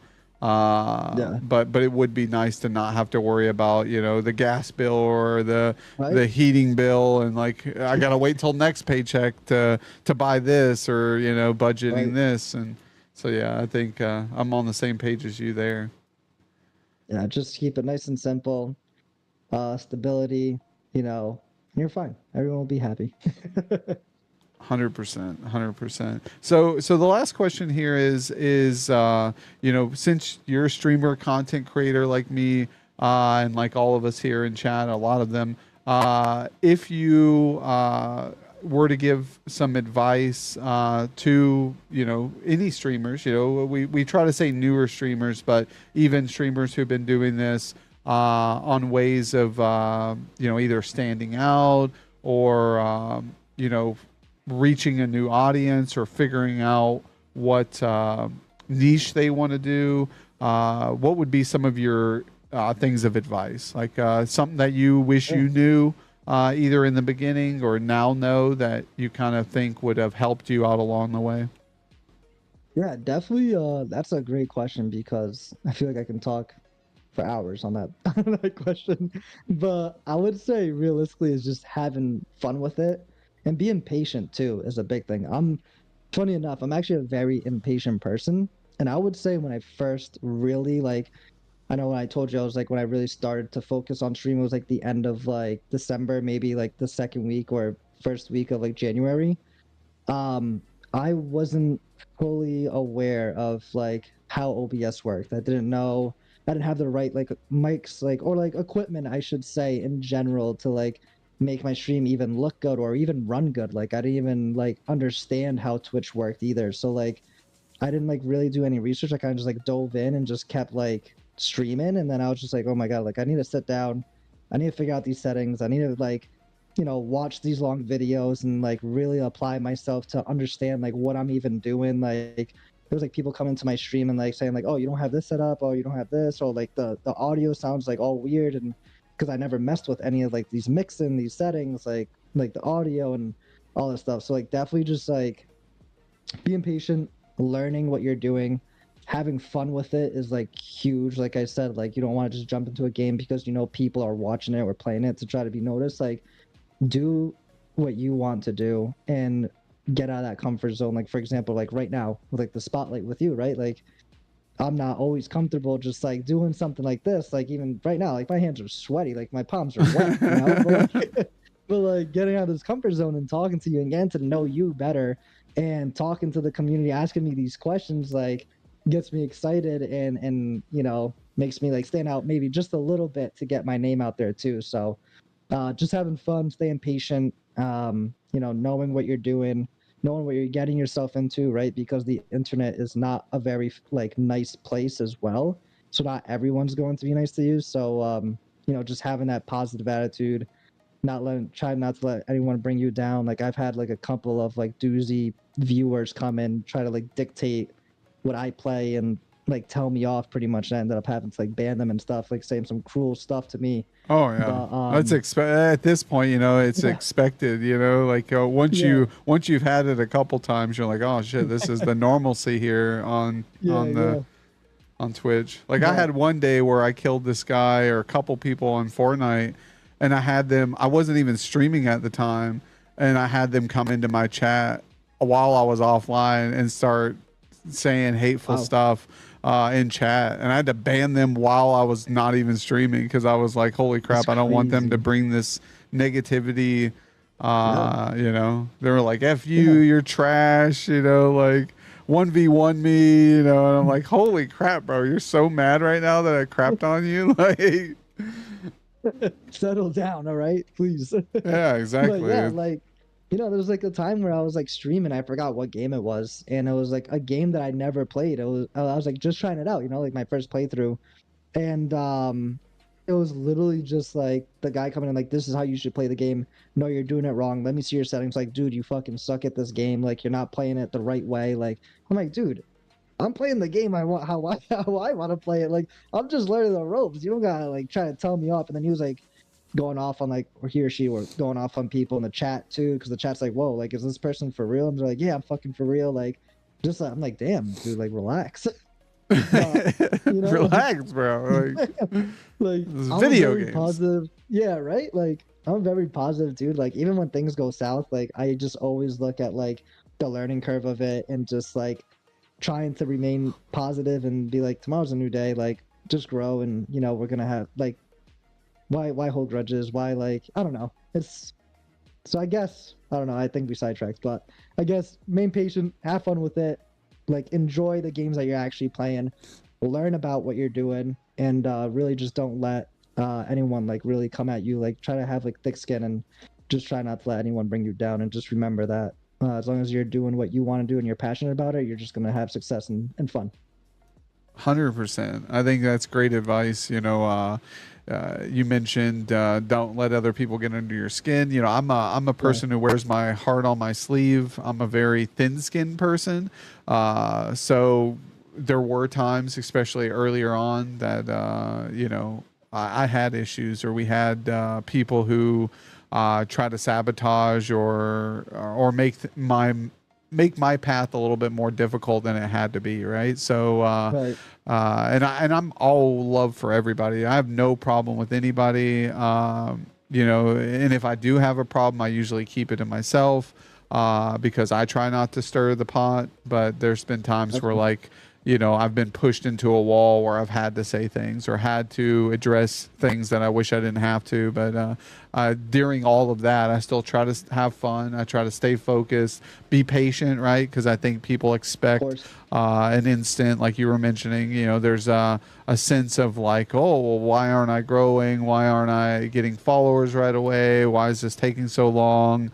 You know, and as long as you focus on the content creating and try to push that aside, like you said, it'll come naturally, and you'll get where you need to be when you need to be there. I think, you know, patience is a virtue, like they always say, and just enjoy the journey, right? It's not about the destination, it's about the path to get there. And I'm really blessed at the people yourself that I've met. You know, you're a great guy. We vibe on a lot of the same levels. Like you said, I also am one of those people where I don't have a whole lot of local friends that vibe or have interest in a lot of the things I do. So this is a way of me reaching out and being a part of those people. So yeah, we got a lot of W's who've come in. Look at all these guys coming in. Queen of the Damned, again, thank you for being here. I know we got Stitch here as well. Mr. Misfit and Angry all coming in, hanging out with us. Stretch is in the building. Stretch 1311. I know this guy. I know you know this guy. And I know this guy too. That's crazy. Such a small world here. Another great W we've had on the spotlight. Stretch is in the house. Queen of the Damned was on recently as well. Awesome people. We love you guys here. Kingdom of Clowns, Bullet Fam, Pizza Party, TLC, bunch of great Discords there. How's it going, boss man? Yeah, going great. And let's see here. There was a question, I believe. Don't want to miss that question. All right, well, not there. Yeah, my damn bots are on it today. They're like, okay, do you put yourself on emote only when offline? I do not. I mean, maybe because I've had people tell me that, like, even though you're not online, that your chat can still be held against you if someone says racial or discriminatory terms. So if, like, you're offline and someone says some stuff, you're still held accountable for the stuff they say in your chat, even though you're offline. I don't know if that's actually true or not. I mean, it kind of makes sense, but at the same time, it doesn't. Like, how am I supposed to moderate or control the chat when I'm not there? Like, and then some people will say, well, then you should put on emote only or clear chat or things like that. But I don't know. I guess if someone's going through that measure, I'll just ban them when I'm go live or clear it up then. If someone's going to say something discriminatory in my chat, screenshot it immediately and then try to use it against me to report me to Twitch, then I guess if they're going through all that trouble, they really want to cause problems. But I would just forget that it's on emote only and stream the whole time and wonder why everybody's just putting emotes and not actually addressing my comments. I'm like, but someone would probably tell me eventually. They're like, okay, we're on emote only. Oh my God, Angry, free the nipple. I love it. Free the nipple, chat. Let's. Thought I'd come check out the stream today, brother. Yo, I appreciate that, Mr. Misfit. Thank you for being here. You guys have joined us, unfortunately, at the departure. But if you haven't got a chance and you do want to go back, these spotlights are uploaded on all major publication platforms, you know, Spotify, YouTube, iHeartRadio, Amazon Music, Apple Music. So we get all these distributed out on these platforms in MP3 format, so audio only. But then we do upload it on video format as well to YouTube. So if you guys want to watch the full episode from intro to our finale here, you can check out Mr. Cast Critic on those platforms. But we will be going over. I recommend dropping him a follow, though. So if you haven't got a chance yet throughout the stream and you're just joining us, very great streamer, very great content creator, got his head on his shoulders and is out there trying to network, meet some new people, which is always good in this line of work. You know, being a content creator is not easy. I think a lot of people get into it and they go, "Oh, I'm just going to play games," you know, and I think that's cool and all, but there's like so much more. Like you were saying, you know, OBS and learning what operates it and how to set up this widget and this browser source and this video source and audio levels and holy shit, now you're a producer. Like, you know, like we're producers of video, you know, video producers, and we don't even realize it. Right, and if you have YouTube channel, right, like the editing, like all that kind of jazz that goes into like a video editor now at that point, and it's a lot. Yeah, it's not Yeah. easy. Yeah, I just started video editing, and I'm like, you know, you have to cut videos, add effects, and you know, throw in some memes and text overlays and this and that. And I'm like, holy crap, there's so much to this. Next thing you know, I'm sitting there like 3 hours into one clip, and I'm like, God, I just invested 3 hours into this clip. And then I post it, I get like 4 views, and I'm like, yeah. Let's go. Yeah. 1 like, and I'm like, yes, someone liked it. Thank God. That's funny, man. But that's the struggle as content creators, man. We gotta break through that algorithm, you know, and hopefully get discovered one way or another. Absolutely. Yeah, couldn't agree more. But yeah, I'm going to give you a shout out here before we depart. So if anybody gets a chance, click on the heart button in the chat. Appreciate it. And thank you everyone too for dropping in follows that you have and tuning in and asking questions. This was an awesome time, Jokerdads. So I appreciate the love and the support that you showed me over here as well, and everyone that joined in too. So hopefully I get to see some of your faces in the stream, and we have a good time too whenever I hop on. Yeah, for sure. I always tell people, you know, drop follows, return follows. You know, I tell people I'm against the follow for follow, right? The blind follow for follow. But if you're vibing with the person, you find similar interests, you know, drop a follow. And if you're intrigued enough to return the follow, do so. You know, I think there's a thin line where I know some people, especially when I first got into streaming, where they would follow for follow and then they would immediately unfollow. And they would just do it so you'd follow them. And I'm like, what is going on here? This is like, so you have no intention on even checking out my stream or my content, while I have every intention on checking out your streaming content. So it's very one-sided.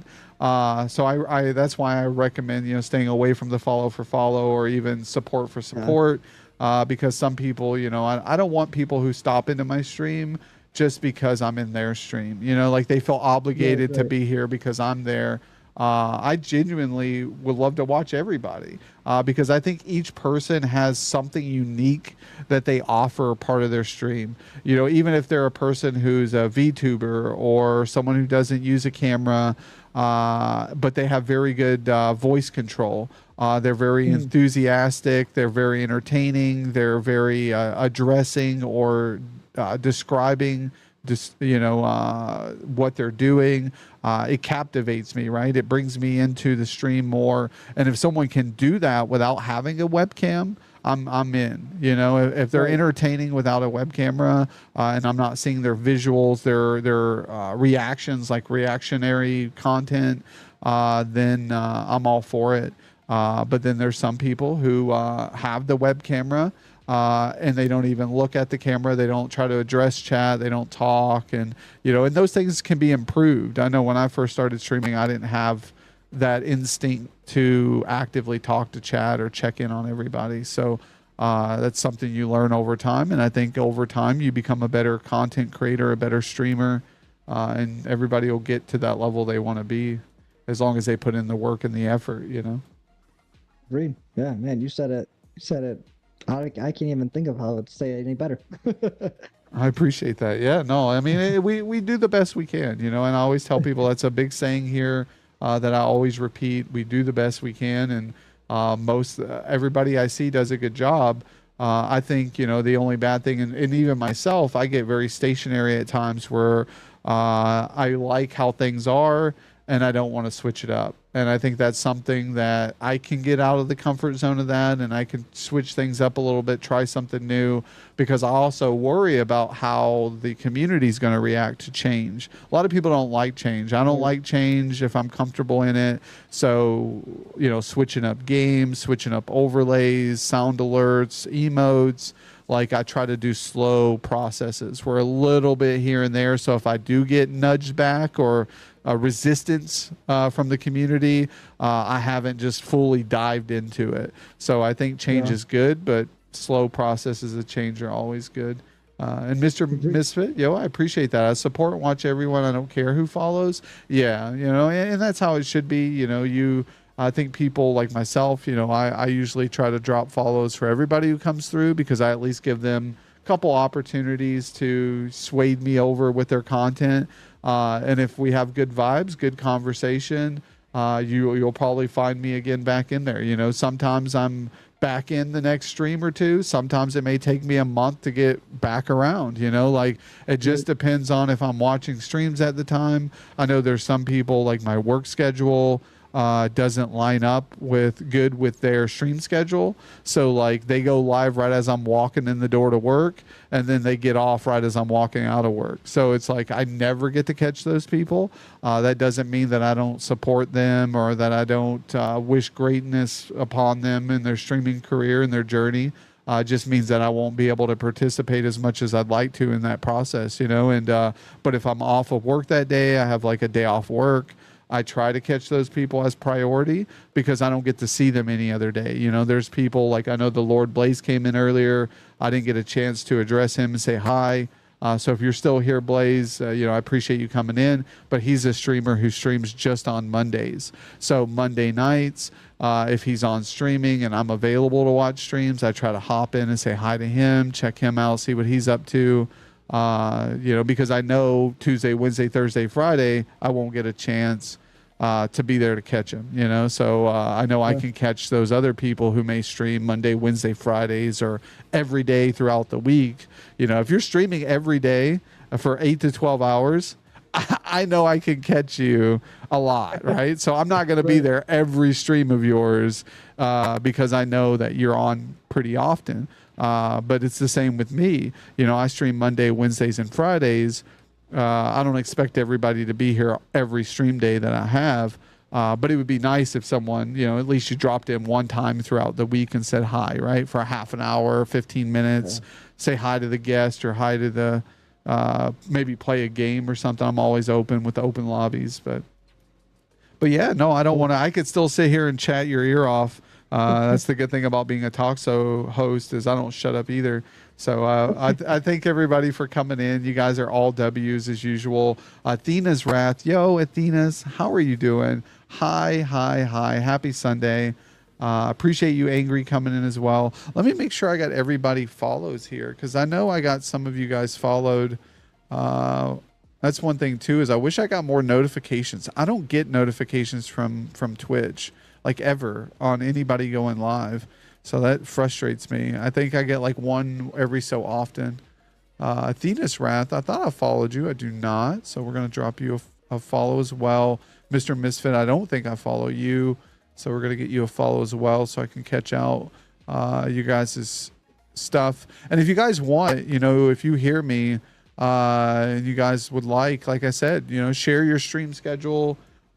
Share what games you play before we raid out here. I'd love to catch your guys' stream. I know if you haven't joined the Discord, Kingdom of Clowns is there available for you to network in. I do tell people, you get what you kind of put in. I had recently someone who has been with the community for some time. They were part of staff and community, and they departed from us. When asked from another member, why they left, they kind of put in what I like to say is excuse of, they weren't seeing the growth they expected from the community. And I think like that says a lot upon the individual. It's to me, that's a very one-sided response. It's, I wasn't getting what I wanted from it. And I'm like, well, when I narrowed down what effort they were putting in, very little effort. I mean, they were showing up to some events, they were doing things, what's expected, but outside of those expectancies, they weren't doing much of nothing. When it came to supporting other members within the community, and when they were, from that comment, it makes it sound like they were expecting a return. I blindly support everybody and anybody, and I don't expect anything in return, because if you do that, you're never disappointed in the results that you get. If you're expecting a return and that return doesn't happen, then you're disappointed. But if you don't expect anything, then you're getting a bonus, right? If something does happen, you're like, oh, well, thank you. That's awesome that you decided to show up and bless me with the opportunity to have you in my chat, and I appreciate people, Speaking the truth.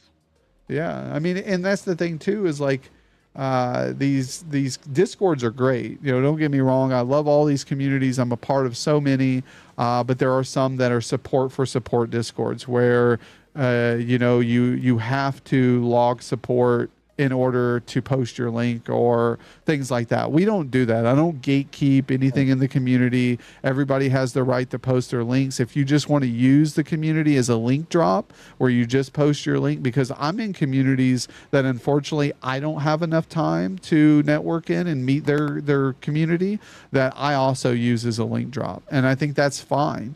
But I have no expectancies from those communities that I link drop in. If someone hops in and says, hey, I just saw your live notification, I wanted to check you out, awesome, right? If I link drop in that Discord or community for a year and no one shows up from it, guess what? I don't blame the Discord. I blame my lack of involvement in that community, to where no one wanted to check out my stream because they didn't know who the fuck I was. They're like, who's Jokerdad? This guy posts every day in this link, but he's never talked in general chat at all. And I know what I expect. I know what's expected from that type of engagement. So if you're only showing up and talking to the staff members, or only talking to a select group of people in the community, you're not really engaging, with building a relationship with other people. So you have to, you get what you put in, and that's it. And you've been putting in a lot of work, man. And I see the effort that you put in, and the return. You're slowly growing. Your follower numbers are getting higher. And it is due to the fact that you're putting yourself out there. You're meeting new people. Stitch came in. Hey, I know that guy. That's awesome. That means that you're meeting new people. And Stitch runs a great community over there. He was one of the first streamers when I was growing that I came across, and I told him the same thing, that I kind of looked up to his community and what he was building there as a form of inspiration of what we're creating here in the kingdom. So it's awesome. Yeah, he's great people. Love that guy. Yeah, funny guy. I love his vibe. I love the whole UK, and we got a lot of great UK streamers. But yeah, guys, no, thank you, Athenas, for being here. Mr. Misfit, Queen of the Damned, Stitch, if you're still here. I know we got Angry as well. So if you guys want to hang out, chill with us. I know we got a lot of people who's been lurking since the beginning now, since they're taking care of family, maybe getting some lunch. We're going to go over to Cast Critics Choice, which you mentioned. Let me see if I think I have that person followed. You said they were playing Fortnite. Can you type their name in to make sure I actually get it correct? It's Miss Royal _Mayhem. Okay. I just put it in the chat for you. All right. Miss Royal _Mayhem. All right. Let's get over there. All right, guys. Well, I appreciate everybody. Any final response to chat? Anything you'd like to say before we depart? Well, I appreciate you, first of all, Jokedad, for having me. It was an awesome conversation. Probably the best conversations I had in a while with anyone. So this was a great conversation. Everyone in chat, you guys were freaking amazing. Thank you for all the questions. And honestly, it was just exciting to actually go ahead and talk to everyone here about my interests, your interests. You guys get to know me a little bit more, and like I said, building those bonds, those personal connections, not just with you, but everyone else as well. And hopefully from here on out, I get to see some familiar names in my streams, and we just keep going up from here and have a great time.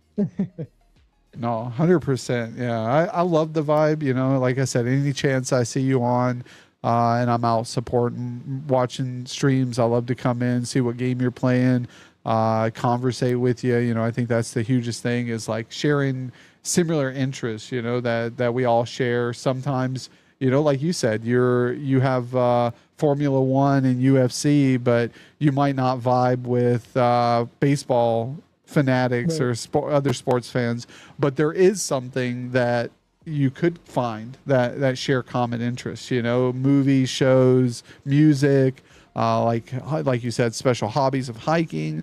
Like there's always something out there that people will connect and click with. You just have to find those, and you won't do that if you're not engaging or talking and stuff like that. So you're doing a great job, man, and keep up the good work. I appreciate that, Joker Dad. Appreciate you. Yeah, no problem, man. This community's here for everybody, and you know, you'll be seeing me again soon, I'm sure. Can you tell us when your next stream is scheduled, and so chat knows if anybody's here when to catch you? Yeah, so my next stream scheduled for tomorrow, Monday, at 6:30 p.m. Eastern Time.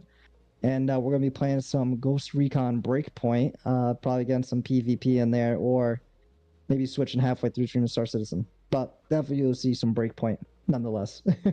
Been on a kick with that game. Awesome. Yeah. Sounds like a fun time. I'll try to be there. I know right when you start, I'm like just ending work. So you're one of the same people who I catch towards the middle end of their stream by the time I get settled in after, like you were saying, I get off work and then I got to run like some errands, get some things done before I get home. And then I get home, then I got to throw off the shoes. I get settled in, maybe grab a drink or some food. And then I start watching streams. And I know earlier we had Cody Judah stop in, and he's one of those guys who were streaming a little later too. So I always felt terrible showing up to the end of the stream, but I try to hype it up, man. You know, if I show up to the end of your stream, I try to hype up the raid. I try to bring that enthusiasm towards the final end of the stream, towards into the next person. And that's what like, you know, being there for a content creator is about, guys, is really like hyping it up, you know, showing the love and support for these people, because like you would want the same for yourself, you know, to have a community that backs you up that strong. And I try to show the same love that I would hope to receive from others. But yeah, guys, we're going to get over to Miss Royal Mayhem. We do have a couple emotes here, so please, guys, stick around, especially if you're just joining us. I'd love for you guys to hype it up for me. I'm going to do raid 1 here for followers. So raid 1 here, just copy and paste that. Very simple, standard raid emote with my name. And then raid 2, if you're a sub. So these don't show up because obviously Stream Elements isn't sub to me. But if you just copy and paste that text, it will look like this here. So there we go. So, oh, look at that. I even failed.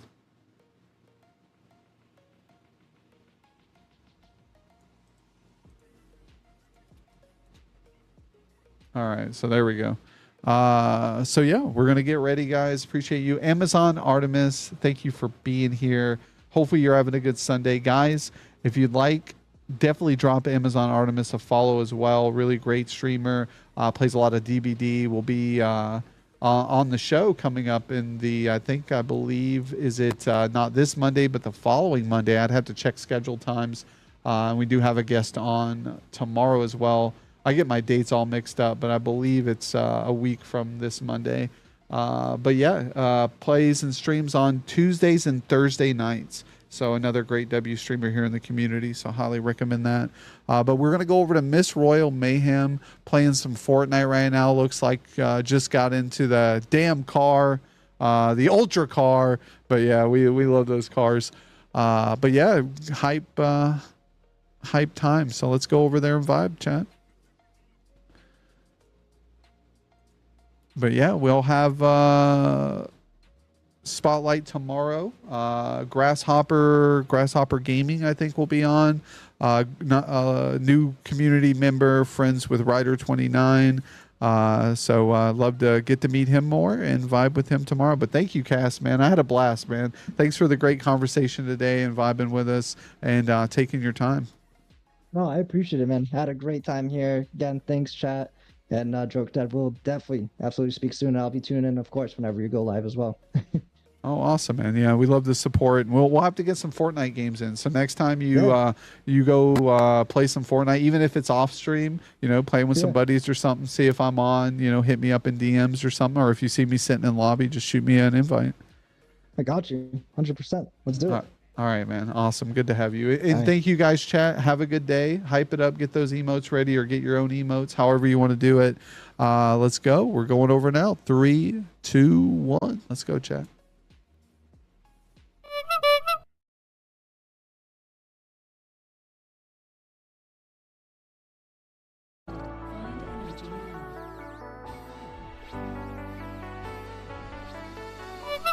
Energy and hydration restored. All right, guys. It sounds like we had an ad running there, but we're good. Welcome back. Welcome back. Oh, here. Audio level over here. Boom.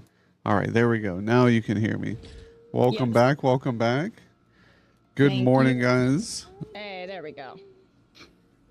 Hold on one second. I hear some background noise. Hold on. Oh, I gotta bring up my screen because I can't see. Mine stopped. Oh, it was your okay. I paused it. One of your old VODs started auto playing again. I was like, wait a minute. Why do I hear extra noise? There we go. Well, welcome in everybody. Let me go ahead and say hi to everybody. We got Let's Be Frank Ballerina, Jetty Boy Natsud. We have again, looks like Scapular's joining us this morning as well. Thank you, Scap, for being here. Good morning to you. But yeah, welcome in. We have our guest on today's episode of 139, I believe. Jokerdads Spotlight. We got Eagles Chick, 420. How are you doing this morning? I'm doing pretty good. That's good. That's good. I know. I'm assuming, just like myself and many others who even come on the show, you might be a little nervous. I know. I know we got a lot of guests who come on who are unshack and vibe and get to know each other and show off some of your page and content to the community. So if you want to give just a rundown of yourself, your name, maybe some of the things you like to do, and then we can kind of go into the questions. Well, my name's Danny. I don't really, my passion's pretty much gaming. I game on Fortnite a lot, as you've seen. I do sometimes do Call of Duty, but I love Fortnite. That's just the hobby. I love music as well. I do jam to a lot of that. So what's some of your favorite music categories or bands or? Rap and hip hop. Country is a huge one for me, though. I do listen to a lot of country and like pop music. Those are the main two that I hop between. I'm very into like Luke Bryan, Kane Brown, that kind of music. Okay. So it sounds like at least somewhat variety from hip hop, R&B to country. The only thing I'm really not too fond of is jazz. I never really got into that kind of music for some reason. I don't know why, but yeah, everybody's specific genre of music can be different. Some can like certain things and others not like it at all. So I mean, it's all about hearing it, interpretation, and perception. yeah. So where are you from? What neck of the woods? Pennsylvania. I live close to where Hershey's chocolate is made, actually. Nice. No, that stuff's delicious. I love. I'm a sucker for chocolate. Yeah. Well, I live about an. It'd be interesting. I've been to a few different places, but I like making the chocolate bars because I'm a sucker for sweets. Oh yeah, my favorite thing with Hershey bars are s'mores, right? Yeah, I don't know if anybody in chat can we get a s'mores? Yeah, those are delicious. Yeah, I made some of them last week actually. We have a fire pit out back. So. Nice. Yeah, fire pits are for the win. There, if it's a cold night, you just go out and have a fire, relax by it. Yeah. So, how long have you been streaming? It's going on about 4 months now. Nice, awesome. And what got you into streaming? Just I guess my passion for gaming, and I wanted to just share that. That's good. And how long have you been gaming? Oh, I've been gaming my entire life. Basically, since I was little, I went from Nintendo all the way up to every new game system that came out. Awesome. What was your if you had like a favorite game, I guess two favorite games, right? One recent, like one modern game, and then one retro style game. What would your favorite games be? Retro, I would have to go either Donkey Kong or Super Mario. Those for sure were the games back then. Oh, And for as a sure. New, I guess it would be Fortnite, because that's just, I love Fortnite. I've loved it since I've started playing it. Exactly. Fortnite chat, Fortnite, get on it, play the game, get murked by Jokerdad himself and Eagles Chick 420. I've seen some murking going on over there. But yeah, no, good morning to you, Hurst. How's it going? I'm late. I overslept. I'm always oversleeping. Yo, yo, yo. Trash Panda's in the house. Been a minute. Good to see you, Trash. We got our guest here, Eagles Chick 420, over this way on episode 139 of the Jokerdads Spotlight. Great guest. Fortnite player, retro gamer as well. So you mentioned, getting into more modern games. What all do you stream on your page? You said Fortnite. Do you play any other games at the moment? Sometimes Call of Duty, I sometimes get on there, and Tomb Raider was another big one that I'm into. So you may see some content of that there, and WWE 2K24. Oh, awesome. No, I didn't. Tomb Raider's great. I haven't played a lot of the modern ones, but some of the older ones, of course, I've gone through. Those are awesome. But I've seen the newer ones, and those look really good as well. So they've done a good job on them. And the storyline is amazing in those. I love it. Yeah, it looked like they put a lot of work into them. They didn't They like really have. did. I still have yet to get 100% complete on like any of them. I keep finding new stuff as I go through the story every time. Awesome. Yeah, that's when you know a game's got a lot of content in it. When you can replay it or pick it up, and then there's always something new you're either learning or coming across. And some like that. Like I like it to an extent, but I don't like it. I don't like to feel overwhelmed by all the stuff sometimes too. There's games I've played where I'm kind of like overwhelmed with it. Definitely do that. But I've been thinking of getting into Apex. A lot of my friends have been saying that I should try that out. So that may be coming in the future as well. yeah, give it a shot. I've got a lot of people who play Apex as well in the community. Really, really fast-paced game. I think that may be why I don't like it too much. But for Frankie, Apex is a dead game. It might be. I think every game has like a big following, really. And there's still avid players that keep the community alive. And I feel like, honestly, that with Overwatch. Overwatch has had so much ups and downs. That's another one I've been told I should try, but I have yet to try it out. Yeah, Overwatch is great. It's a good game. The core of the game is really good. But it's had its moments with bad publicity. Overwatch 2 came out, was supposed to be a brand new game. They promised this amazing single player mode, didn't deliver, and then later on now they've finally delivered like a half-assed mode for single player, and then so it wasn't what everybody expected. They've kind of been consumed with microtransactions like all these other games. But people complain about certain classes being better than others, but the community itself, and then a lot of people just stop playing it, me being one of them, but the community's still pretty strong. So I kind of feel like that is how a lot of games are. I know same thing goes with, I hear, like Escape from Tarkov. That game a lot of people play. Yeah, and then people, have complained about it's behind a paywall now, and everything costs so much, and so yeah. But let's see here. We got Miss Bashful in the house. Good morning to you. I don't blame you. Hard for me to wake up this morning. We got coffee in my cup, and we're gonna be slamming it throughout the stream here. We made an emote last night or yesterday, and then we had Echo Zodiac edit it. So we got the new Joker baby laugh in chat. So hopefully you guys enjoy that. That'll be fun. But yeah, Ahart, welcome in, my man. Good to see you. It's Wahoo. I know this chick. Hey, you know her, Eagles? Yo, Wahoo, we got to get you on here, man. I think it'll be another great opportunity to have another W streamer on here.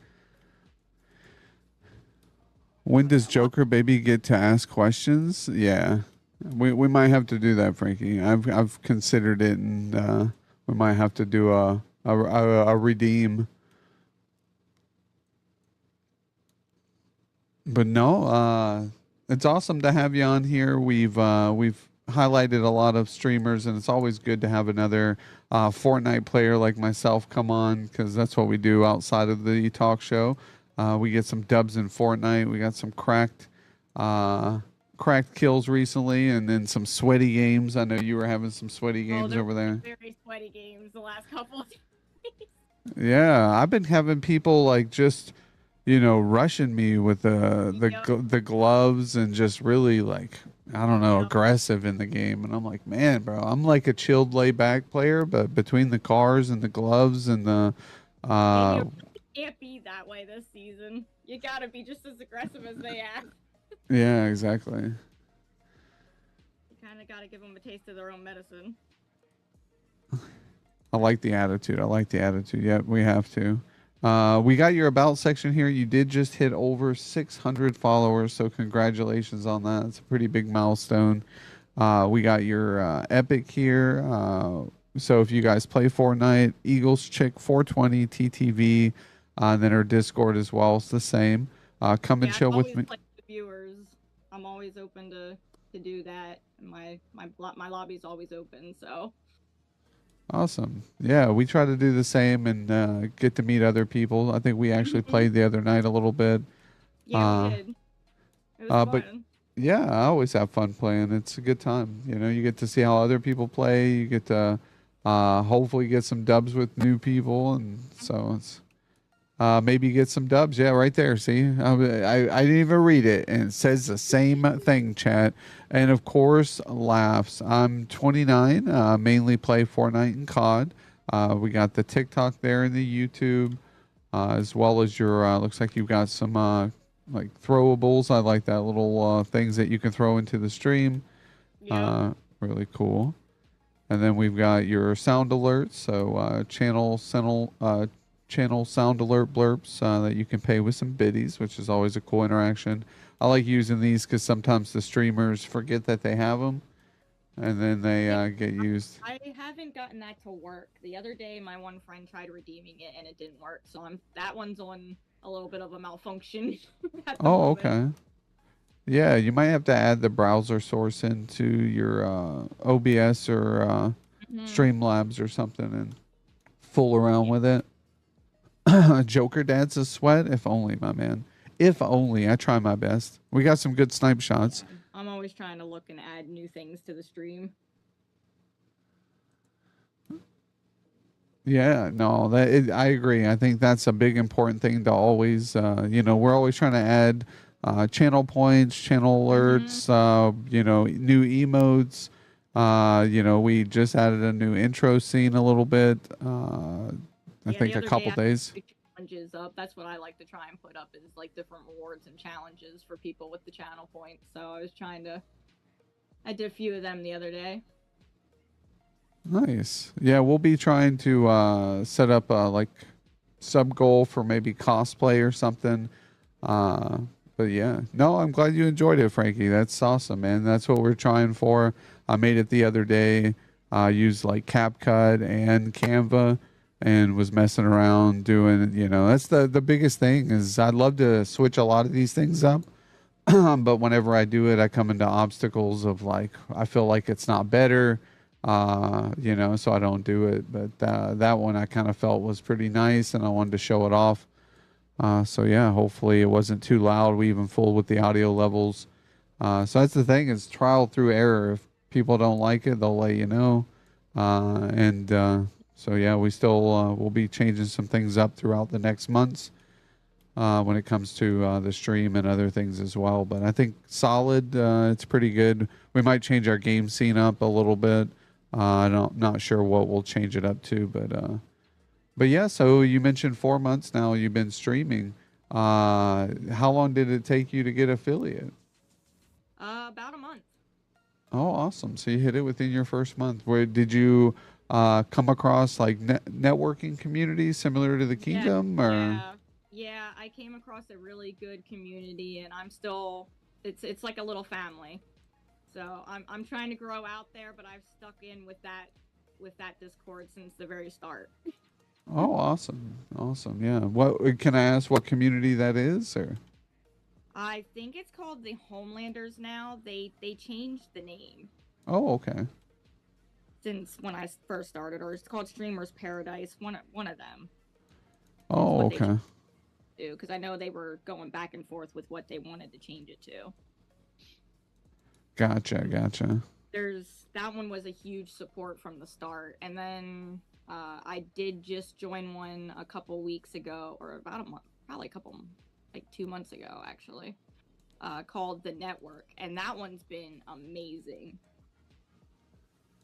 Yeah, it's always good to find other communities out there that have a level of support where you can find other people who are creating something similar or even something completely different. I know we rate into people here in this stream to communities of all sorts. I've just chatting streamers to art streamers to games that puzzle games that I've never even play. So it's good to see a different variety of streamers. Same thing I try and do every night. I try and rate out to somebody different. I have my main friends that I pop between, but then there's just random ones that I try and support and rate out to someone different to try and help them out. Awesome. Yeah. And I want to take a moment here. We got some new faces in chat. Joker Mom, thank you for being here. Frankie got a redeem as well. Can we see your favorite plushie, Eagles Chick? Do you have a favorite plushie up there? That would actually be this one. Oh, look how soft and fuzzy it looks. Yes, it warms up in the microwave and smells like lavender, actually. Oh, a microwavable plushie, chat. You ever imagine someone be like, oh, we're going to create this plushie that smells like lavender when it's nuked? Yo, we got Old Man with just hitting affiliate. Let's go. Let's give a round of applause for Old Man in the chat hitting affiliate. Congrats. That's awesome. Always awesome feeling when you hit affiliate.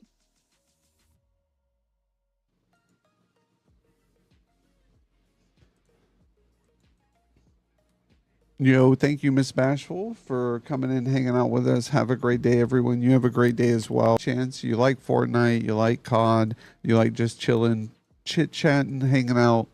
You can't hear Eagles? Hold on. You want to test again, Eagles? Talk? Hello, chat. Yeah, let me see if I have to turn you up or something, because I hear you, but... Oh, yeah, my audio levels were really low. I don't understand. Hold on. That's probably better now. I can hear her? Okay. Well, I turned her up, so it was my overall desktop audio was low, which I don't understand why it was so low. So hopefully that works now. You want to say something again? Just say hello, hello. Hello. Is that better? Just not loud? That should be better. Perfect. Awesome. All right. Yeah. Yeah, it was way low. I don't understand why that was low. I must have had something blaring in my ears one morning or one day and had to turn you down or turn it down. My ears, I know, right? Yeah, I have that happen with my headphones from time to time. One game's all louder than the other. Oh, most definitely. Yeah, that's the biggest thing about stream is you kind of want to get your levels at a really good, comfortable. I've been in so many streams where I can't hear the individual on the microphone. You know, and plus their microphone levels being low, their game sounds way too high, and then you definitely can't hear anything. And then their sound alerts are high. They've got music playing that's high. So everything's just super high and it's all drowning each other out. And I'm like, what the hell? Balance. So it's like, you know, sitting back, letting your chat help you. Like I think at least once a week I'm in someone's stream telling them, hey, your audio levels are low or high, just like Joker Mom was doing. So I appreciate Joker Mom letting me know that the level was low and that we couldn't hear you. But I'm thinking some had their phone or thing really high, so they were still able to hear you, which was good. So you weren't too low. That's always a bonus. But yeah, we're gonna look over your page here because I want to find some clips and see what we can come up with here. Yeah, I got a few good ones on there. Okay, we'll do clips and then we'll do all clips.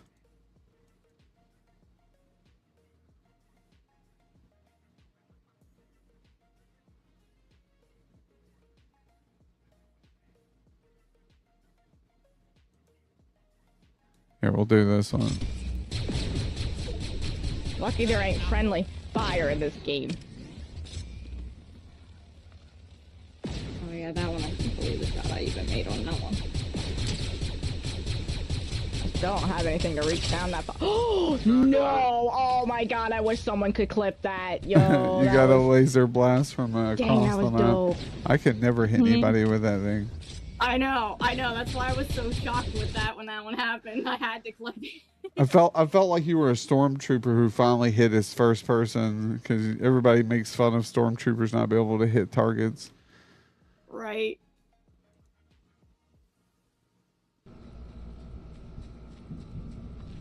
Medallion is fighting. Yeah, they are. We're ones to test the patience. Can't see it. Here we go, chat. What will she do? Oh, they're over here. They're trying to res one of their persons right now. Oh, yeah. Nice. Nice. He tried to stick it too. He was like, you know what? I'm getting shot, but I'm gonna try to get this res off. That was good. You had at least three shots in a row. Good job. Yeah. I would have missed one of those.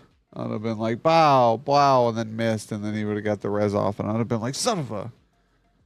That's what happens to me. That's my luck when I play Fortnite. No, there's been times that's happened. I just get very lucky sometimes. Call them bitches. Just call them bitches. It works. Oh yeah, this one was fun. I'm not going to the island. There's a person over here. Oh, yo, somebody should quit that, man. Yo, Spade. That was so funny. Let's go, chat. Let's go. No, that was good. I love those chains actually. I hated them at first, but just like I loved ripping people out of the sky once they went to the bird form, and then you're just like, ah ha ha, you thought you were getting away. Yep. Yeah, that's what that one thought when he was going up the zip line. So Good to see you, Spade. yanked him back down. Yeah, no, that was a good clip there. Let's see if we can find another.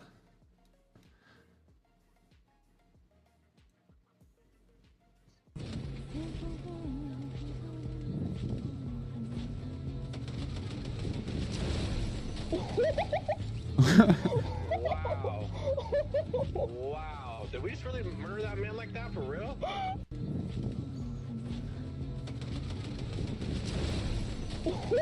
Yeah, that's funny. Wow, did we just really murder that man like that for real?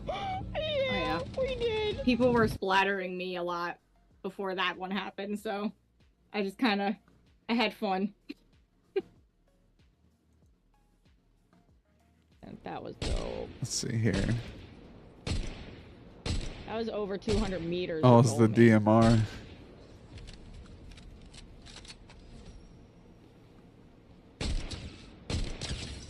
And that one. Yo. Nice. Come on. Oh, someone needs Let's to go. clip this shit. Yeah, the DMR was one of my favorite weapons. I prefer that one with the sniper scope over a sniper any day. Yeah, I wish I was good with the DMR. I suck with every DMR they've ever put out, so it's just I guess how it shoots. I just don't feel it, I guess. But no, that was good. You're much better than me at the DMR for sure. Yo, welcome in, Royal. How are you doing this morning? We got Heavy Hustle in the building as well. Let's give a round of applause, guys, for Heavy Hustle and Royal Toughness. And OG Spade, my man. Good to see you again. And then we've got him playing Demonologist last night. That's a good game. Hopefully you had fun playing Demonologist. A couple of my friends play that one. Yeah, I've Demonologist and Phasmophobia definitely have a big following. Yeah, that's the other one. My one friend plays that one like all the time. I'm always in his streams watching him play that.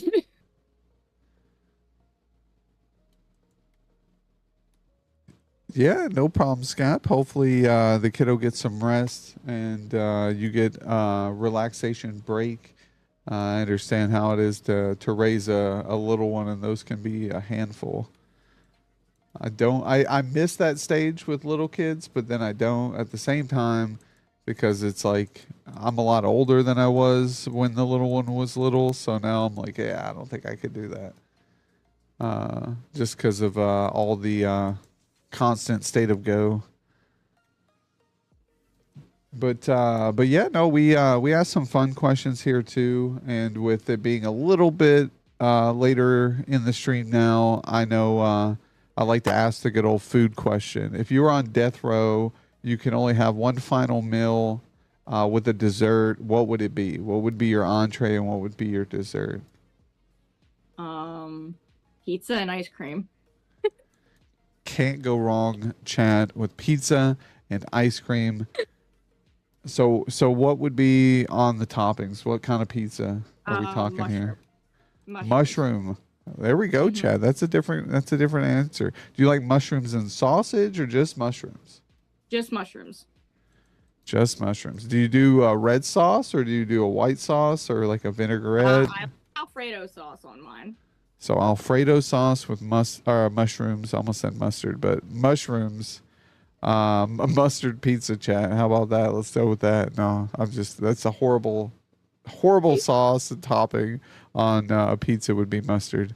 But mushroom pizza with Alfredo, that's pretty good. I mean, I'll get it usually with like artichokes and spinach and mushrooms.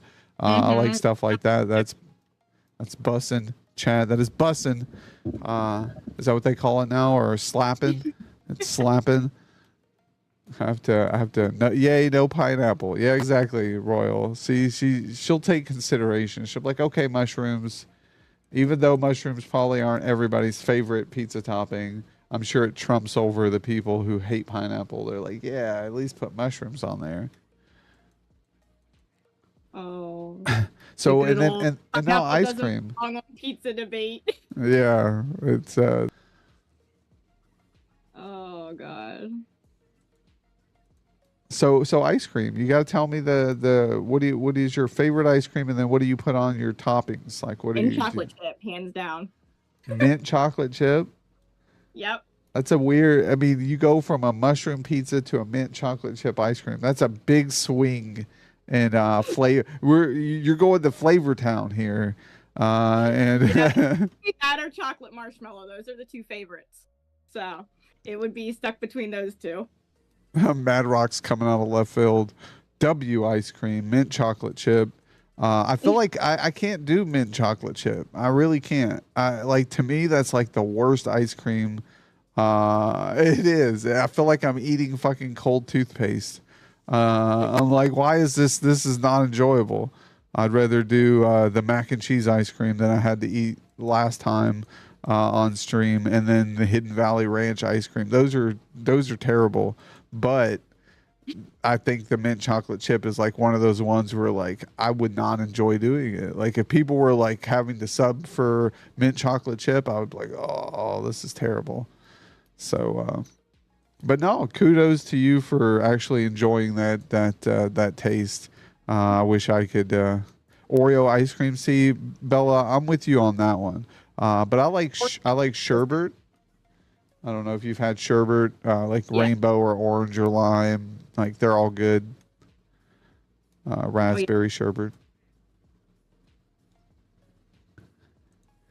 But that stuff's all sugar anyway, so there's nothing. It's all super sweet and not good for us. But I love it. I could eat it all. Everybody has to have their guilty pleasures. Exactly. Yeah. So do you do any hobbies outside of streaming? Other than the gaming and streaming, no, pretty much not. I am on disability, so that's pretty much the hobby I picked up. Oh, awesome. No, it's good to have, I think streaming's good for everybody. It helps until the point where it's like becomes a vice or becomes something that they feel like they have to do. I know a lot of people who stream consistently, and I feel like they're in a state of burnout. But then, sometimes they slow off a little bit, take a break, and that's good. I think a break's good. I slowed on my schedule. We used to do Monday through Friday, and then even a Sunday stream. So now we do Monday, Wednesdays, and Fridays. Figure out because I started to feel the burnout, and I'm like, I gotta switch something up. Yeah, as a hobby with the pineapple ice cream. Strawberry cheesecake ice cream is bustin'. Yeah, no, it is. It is wahoo. Strawberry. I'm a cheesecake fan, so you throw flavored ice cream. Classics are classic for a reason, but at least I know if I get the strawberry cheesecake, I'm the only one eating it, and the whole container's mine. So that's good. I'll take it. Yo, Grim Ghost, FDM. How are you doing? It's the middle of the week. I know we're trying to make it till Friday, so you guys can all play Fortnite with me. I'm just kidding. But if you want to, we are here to play some Fortnite on Friday. But I'm looking towards the weekend because tomorrow I'm going to the pool. It is my day off of work, so I'll be going to the pool. Hopefully it's not like thunderstorms and high wind like it's been every time I've wanted to go. But yeah, because we bought like this little season pass to our local water place. It's pretty much two pools or fun. Yeah. And but we, I work all the time, and if I'm not working, I'm streaming like we're doing here, and it's a fun time. Like I love streaming. I think I would do this for a living if I could, and I get to meet a lot of new people like yourself on a daily basis and get to know their lifestyle, what makes them. I've made a ton of amazing friends since I started streaming and met amazing people. It's been awesome. Oh, yeah. No, I love it. I think just, because it's not only, different games that these people play, but they have different lifestyles. They're from different countries. They all enjoy something new. Like out of the 140 people, I've met so many great people, and I'm very privileged and blessed to have met so many awesome streamers and content creators, and each one of them have something to offer. Not everybody's going to be everybody's cup of tea. But I see like the uniqueness and the people's personalities come through their content creating, and the effort they put in, the drive they have. You really have to respect it, even on its small forms, because something that these people are doing, even if it seems small to me or to someone else, is actually huge for them because it's something they've never done. It's something they're experiencing for the first time, and they're learning from. And we're always here. That's why I created the community, the Kingdom of Clowns, so we had a place where people could go if they needed help, or if they needed some advice, or wanted to just collaborate, play games or set up events. So that's always out there. So if anybody is wanting to collaborate with other streamers, we have a place in the Discord where you can ask, give your time schedule. If other people come across it and they want to collaborate, they're welcome to. And I'm always looking to collaborate with people outside of Fortnite, or even on Fortnite, or even on the show here. That's why we created the show, so we could kind of get to know you more, get to know what games you play, maybe about you in real life. Do you have brothers, sisters? I do have an older brother. Awesome. He's a big supporter of mine on there. He was my first sub. Oh, see, that's cool. Yeah, he's awesome. We have the love-hate brother-sister relationship, but he's always been there and he's awesome. Yeah, no, that's great. I think that's important, to always remember. I've had my ups and downs. I've got an older sister, so I've had my ups and downs with her.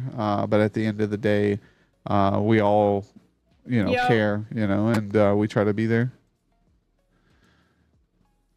We got Zahabi trying to start a dumpster fire with his mayo on top of his pizza. Pineapple on pizza with mayo on top. Mwah, ha ha ha. Oh, yeah, God. exactly. Oh god, that sounds...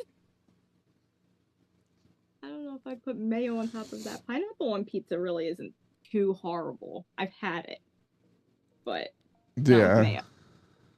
Yeah, not with mayo. Yeah, pineapple again. It's a taste. I've had it two ways. I've had pineapple on top of pizza that's a red sauce, and I've had it on top of pizza that was a barbecue pizza, which was strange. It was good. It was a Hawaiian pizza. I bought it frozen in the frozen section. It was pineapple, and I was like, oh, okay. It was pineapple and ham. So it had the little, they call it Canadian bacon, but it was pineapple and ham. And I got it home, I cooked it, and then I took a bite, and I didn't realize it was barbecue sauce on it too. And I was like, well, this is kind of like pretty good. Like the saltiness from the ham, the sweetness from the pineapple, and then the Barbecue tanginess. sauce does sound like it would be pretty good. Because that's just because I put barbecue pineapple sauce. There's a Sweet Baby Ray's makes one with pineapple, and it's so good. Yeah, so it would taste just like that, and it was pretty good. So I was kind of surprised. Like I actually liked it better on a barbecue sauce than I did on a red sauce. To me, the red sauce is a little too acidic, along with the acidicness of the pineapple. So I think it's a little much. But again, I think if I were to do it, I may try it again with pineapple, barbecue, and ham. So actually, now that I say that, I may actually have to hit up Domino's, guys. We're gonna hit up Domino's, get us a medium thin crust pizza with pineapple, ham, and barbecue sauce. So now I done worked myself up an appetite. But yeah, so one older brother, does he play games? Was he a gamer growing up, or were you just the one who gamed? Oh no, he games. He games a lot on Call of Duty now. Is his okay. main. That's why sometimes I'm over there. If I'm playing that, I'm normally playing with him. Yeah, no, Call of Duty's pretty popular still over the years. It's one of those games where I was mentioning has held like a big fan base based on avid gamers, and it's pretty good. Like I like it to a point. Like I'm not good at the game, but I've watched some really good players play the game. And it's fun to watch the really good players play. I have my days at it. I can have good games, but then I a lot of the time I suck at it, and I just try and have fun with it. But yeah, I definitely suck at it. So I tried to play it, and I don't know what was going on. It was like slow, or I was slow at it. I felt like the it is a movement. lot more fast than Fortnite is. I think that's just like its main difference. Yeah, see, I thought it was more fast paced, but for some reason, like the fluidness of the movement when I was moving didn't feel more fast paced. Like I felt like I was slower than everybody else, and I was like, why is my? So I don't know if it was mouse sensitivity or It might have lag or. I had to do stuff with my settings in order to, because when I first downloaded the game, I felt that same way. I felt like I was moving a lot slower than everybody else. Yeah, that's and it could just be getting adjusted to the rhythm of the game and things like that. And I know I struggle sometimes with certain games like that. I feel like for example, Zahabi's been playing Elden Ring, and Elden Ring's been a big game that a lot of people are playing recently. But I feel like if I were to play Elden Ring, that would be the same situation. It's like switching to a controller, finding like the rhythm of the game, like how fluid it moves and how like the mobs adjust and change, and like what you have to find that rhythm when like attacking. So it's I think that would be one of the biggest things is finding the fluidness of that game too. Have you ever played Elden Ring or any of the Dark Soul games or? I've played the Elder Scrolls Online, I think like once or twice. I have to Okay. So that style of game. like I play just because of the graphics. I have epilepsy, so I unfortunately am a little more limited to what I can play and what I can't play. Oh yeah, you don't want nothing to trigger a seizure. Yep. Yeah. Yeah, I assume you stay away from the festival stuff then, or has that triggered anything? The festival on Fortnite really actually surprisingly I can do it. That's good. Yeah, I was a little leery of it at first, but then I started to play it with one of my friends because the one festival pass was Lady Gaga. I love Lady Gaga. I had to try and get it. And so I went in there just to experiment, and I was actually able to do it. So I was hyped about that because I love music, so I was hyped that I was able to do it. I end out every night on my streams with that actually. Oh, nice. Yeah, no, it's a good wind down. I think I've watched people play festivals, kind of like Rock Band or Guitar Hero. I haven't. I think I maybe only played one game of it or something, just to kind of.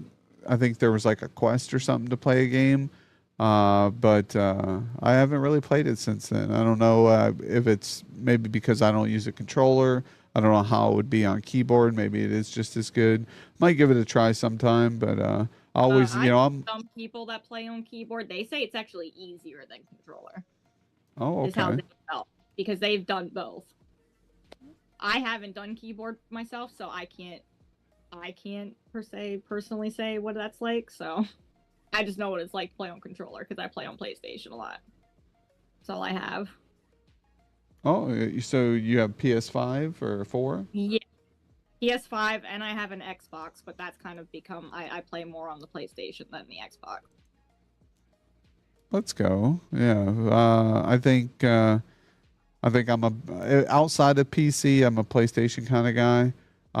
But if I usually stick to PC. I don't have I think we have a PS3, so super old at this point.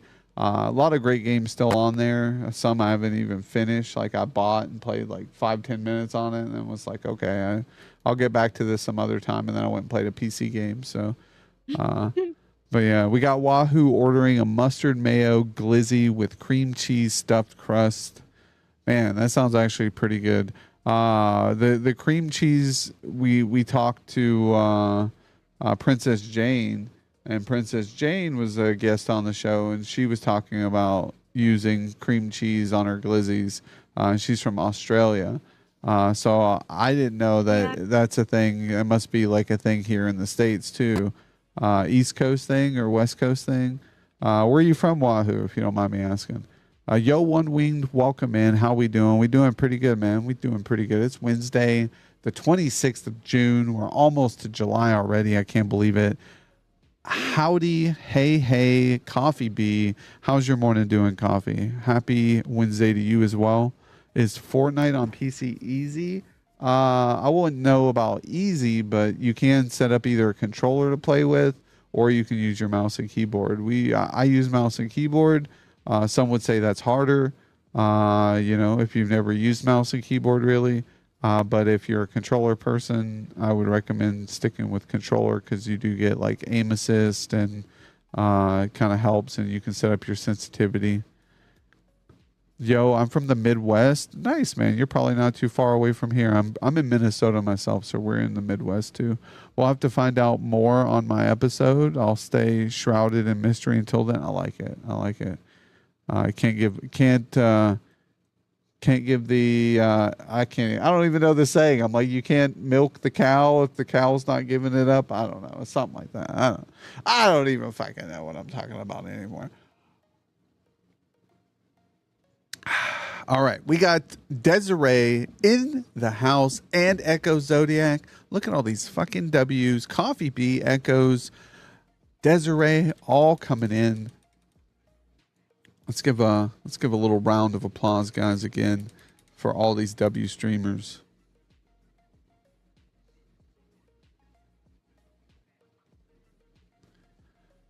Yeah, the jump game. Yeah, guys, you got to get the jump in. Is the jump not working? What? The jump should work. Hold on. Well, see, everything's always breaking, chat. You're not a streamer unless stuff breaks. Yeah, but it's not working. Hold on. Where is it? I'm not even seeing it here. Did it get like deleted? No, there it is. Okay, hold on. I might have to refresh the token. Didn't work for me earlier. Yeah, but I'm gonna have to refresh the token through the browser. I can do it pretty quick here.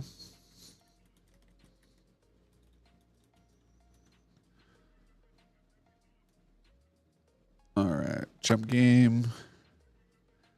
Have you played the jump game in here before, Eagles? I don't think so. It's pretty fun. It's pretty fun. Here, we'll find it here and get it updated so everybody can use it. Copy. Tools, token fixer. Check token. Generate a new one. Authorize. All right.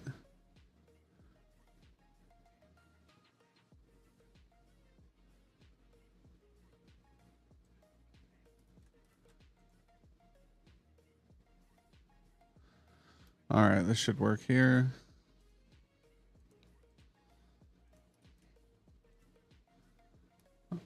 All right, let's try.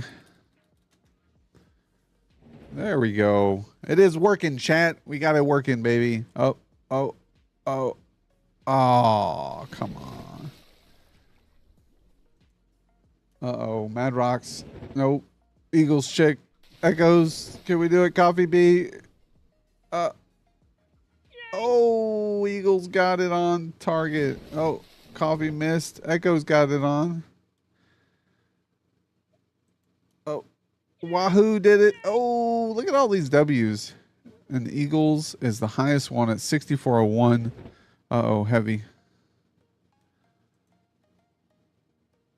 Oh, man, heavy's way off. Almost, guys. Almost. All those W's who made it, though. Let's go. Beginner's luck. Yeah. Lieutenant Mal's in the building as well. Hi. Good morning. Good morning, everyone. Facts. What's a good stream without technical difficulties? Yeah, exactly. There's always technical difficulties. I don't understand. It's like nothing wants to like save and stay updated. Like I have to like refresh and put new tokens in. And it's like, bro, just let me do it once and let it work. But it is what it is. Like, so we had audio issues and stuff not working, but we make it work. But no, I want to thank everybody for coming in. If you guys haven't got a chance, like I said, you like Call of Duty, you like Fortnite, you like just chit-chatting, hanging out, vibing, getting some dubs, hopefully, drop Eagles Chick 420 here, a follow, EAGLESCHIK 420. We're on Jokerdads Spotlight, episode 139. I can't believe it. We're going to be pushing 140 soon, and then the sky is the limit. I can't believe we've had over 100 people on the show, almost close to 150. A stream without any issues is not a stream, exactly.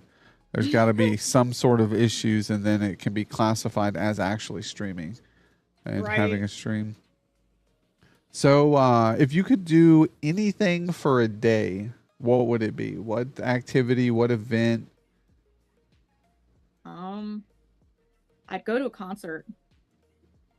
Which concert would you like to see recently, like currently around or? Imagine Dragons.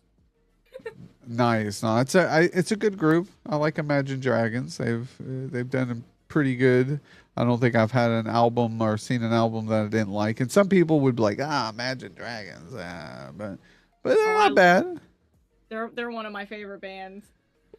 Oh yeah, their music sounds good. I mean, it's got a good little catchy vibe. Some of it's like a more dancey, poppy, and then some of it's like a little bit harder kind of music. You know, it's like they got some good songs. I think it spreads the environment or spreads throughout different genres a little bit. Is that a gotcha joke? Imagine Dragons? Yeah. If they're, let's see here. Sorry, I was rereading a comment that I already read because I'm a great streamer. But yeah, no, if also one of the questions we like, which is a funny one as well. If you were a superhero, what would be your superpowers? Oh, that's a tough one. But I'd probably have to go with like laser beams to just laser everything. Nice. Like Homelander, actually. You were speaking of Homelander earlier. Yeah, Homelander's crazy, man. I don't know if you guys are watching the new season of The Boys, but you should if you're not. It's a really good show. But yeah, no, so I mean, we had some technical issues a minute ago. How do you deal with technical issues on stream? Do you is there a certain method you go through? Or do you ignore it until the end of the stream or? I normally haven't come up with too many technical issues other than sometimes my audio doesn't come through, but that's normally because I accidentally forget that I muted my mic. Yep, that's like the troubleshooting first option. You're like, oh, they can't hear me. Oh, I'm a dumbass. Okay, well, let me unmute myself, and then there you go. You're good. Problem solved. Other times, not so easy. I know I hate when audio. So like there, I had it turned down a little bit on my my mixer, and then other times it's like actual hardware issues where it's disabled, and you have to go into the settings and figure why it disabled itself, and blah blah blah blah blah. But it happens. Yeah, I haven't run into too many of those issues, thank God. Yeah, Echo Zodiac. I muted my game audio for 4 hours on stream once. I nearly cried. So many lost clips. Yeah, it happens. I mean, and that's what community's there for. I think some people look at it as like they take it personal and a form of judgment. They're like, "Oh, this person told me my stream sounds really high." Because I had someone did that one day to me, where I came into their stream and I was just being nice. I wasn't being disrespectful. I was like, "Hey, I just not sure if you knew this, but your game sound or your music's louder than your microphone. So when you talk, I can't hear you. I just hear the music." And they're like, "What, you don't like my music?" And I'm like, "No, that's not what I'm saying. I'm saying I just turn it down a little bit and turn up your microphone, And they got all mad. And I was like, "Fuck this shit." I'm like, I'm out of here. It's like, I'm not here to argue with you about how your damn stream sounds. Like, I'm here to help you, damn it. Like, take it for what it is. Insta leave. Yeah. Scold them for not yelling at me. Yeah, my chat said nothing. I scolded them. Yeah. That's how you got to tell them. Chat, you fucking bastards. That's what you're here for. You're here to tell me when I suck. Like, don't be so damn nice and lurk me all the goddamn time. Like, say something like my shit sucks. That's what I would be like. Yeah. Well, we love chat, even though, sometimes they don't tell me either. But see, it took Joker Mom coming in this morning to let me know my audio levels were bad. She's like, "Babe, you sound like shit." No, I'm just kidding. She didn't say that, but she would. They were talking, but just wouldn't be mean and tell me. Yeah, right? The same thing happened to me. I'm like, dang, okay. Yeah, I try to be there, so I'm glad people, appreciate it. Bro, I said something about the audio levels also. You did? See, I missed it, Wahoo. I'm glad you said something. See, there we go. Let's give a fucking fortune. Here, we're going to give Wahoo, because he was an OG and said something about audio levels too. So we're going to give him a fortune. You see this, Wahoo? This is your fortune.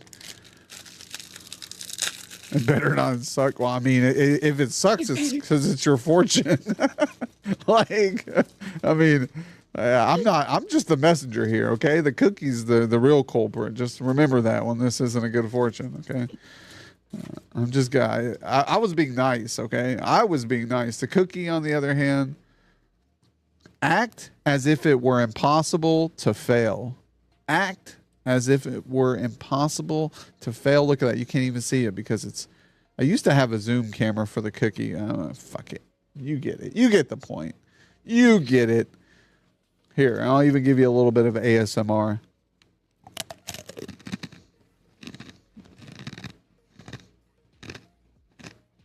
There you go.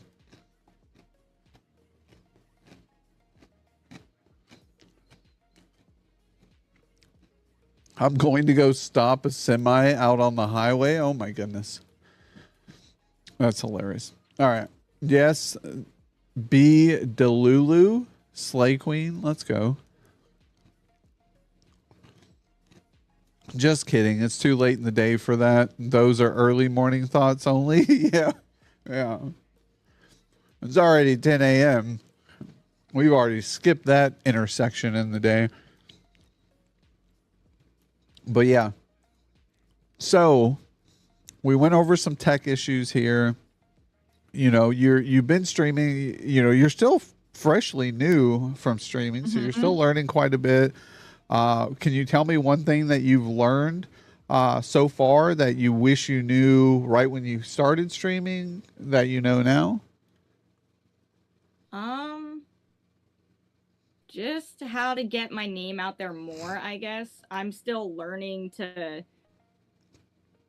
I'm a very shy person, so it's brought me out of my shell, I guess, is more so what I've learned from it. No, that's good. I mean, you're on today's show. You're on today's spotlight, which I think is a huge accomplishment when it comes to streamers putting themselves out there. So I agree with you there. You know, advertising yourself, promoting yourself as a streamer, as a content creator. You know what you're going to be doing coming up, setting up events. You know, I think it's good, making them fun and interesting. How to do? I do want to do like a giveaway and do some more like, I guess, subathons or whatever it's called. People would call it, but I haven't gotten to setting one up yet. Yeah, no, it takes time and preparation, and I think when you're ready, you know, you'll know, you know, you'll feel like, okay, this is a good time to do it, based on like where you're at, you know, and I tell people those things don't have to be rushed. I just did my first subathon, God, a couple months back. And it was my first one in a year and a half streaming. We're pushing close to 2-year mark coming up soon, I believe. Or maybe we hit our 2-year mark and our affiliate anniversary's coming up. I can't remember. I know we're pushing pretty close to our 2-year mark of streaming. So it's been a long journey. You know, I've learned a lot. It took a lot. So you like, I really didn't feel like I was catching on to anything except for like 4 months or 4 to 6 months in. So around where you're at, you know, it took me, I think 2 or 3 months actually to hit affiliate. So you hit it quicker than I did, you know, so you're doing really well for what level and how far you're into streaming. Group of support, and I thank them all for it. They have been nothing but supportive since the start. A lot of my friends that I've made, so it's been nice and fun, especially when you get into parties with them. Like, my parties tend to be nothing but laughs. Oh, for sure. Yeah, no, that's what's good. Like you're finding people that you vibe with that you know, enjoy your content you're creating. When they stop into the stream, just like these wonderful people who are here now in the chat. We've got some big W's here. They're amazing streamers, honestly, amazing streamers, content creators, just overall good people, and that we've all kind of clicked with, you know. Welcome in. I see we've got Amazon Artemis. Good to see you. Good morning. Amazon, were you streaming last night? I was looking around to see if you were streaming. I did not see you, so I don't know if you were streaming or not, but if you did, sorry I missed it. Hopefully you have a wonderful stream on Thursday. I'll try to attend that one if you are back on that day. Today is more of the same. Don't rush. It's still yesterday for me. Yeah. Can you show me the cat and sloth plushies? Can you pull down the cat one and the sloth? Yes, I can. Don't get blacked out drunk and start giving away random things in your room. Bro, is that what you did, Heavy Hustle? You did a giveaway and we're like, give this here. Who wants to win this? Bro lost all his money on shipping costs. I'm not sure if that's the cat you were talking about. That one I actually won. Oh, that's cute. I like it. Where'd you get that at? It was for my nephew's birthday. He wanted to go to an arcade, so we were at an arcade, and I had enough tickets to claim it. Awesome. Yeah, it's cute. And then the sloth was just because I love sloths. It's actually the mascot for the one medical condition I have. So I have a lot of sloths. Oh, that's awesome. Welcome in, Popka. Welcome to the stream, and hopefully you were doing well over there in Russia. Appreciate you stopping in and checking out the Jokerdads Spotlight. We're on episode 139 with the wonderful Eagles chick 420.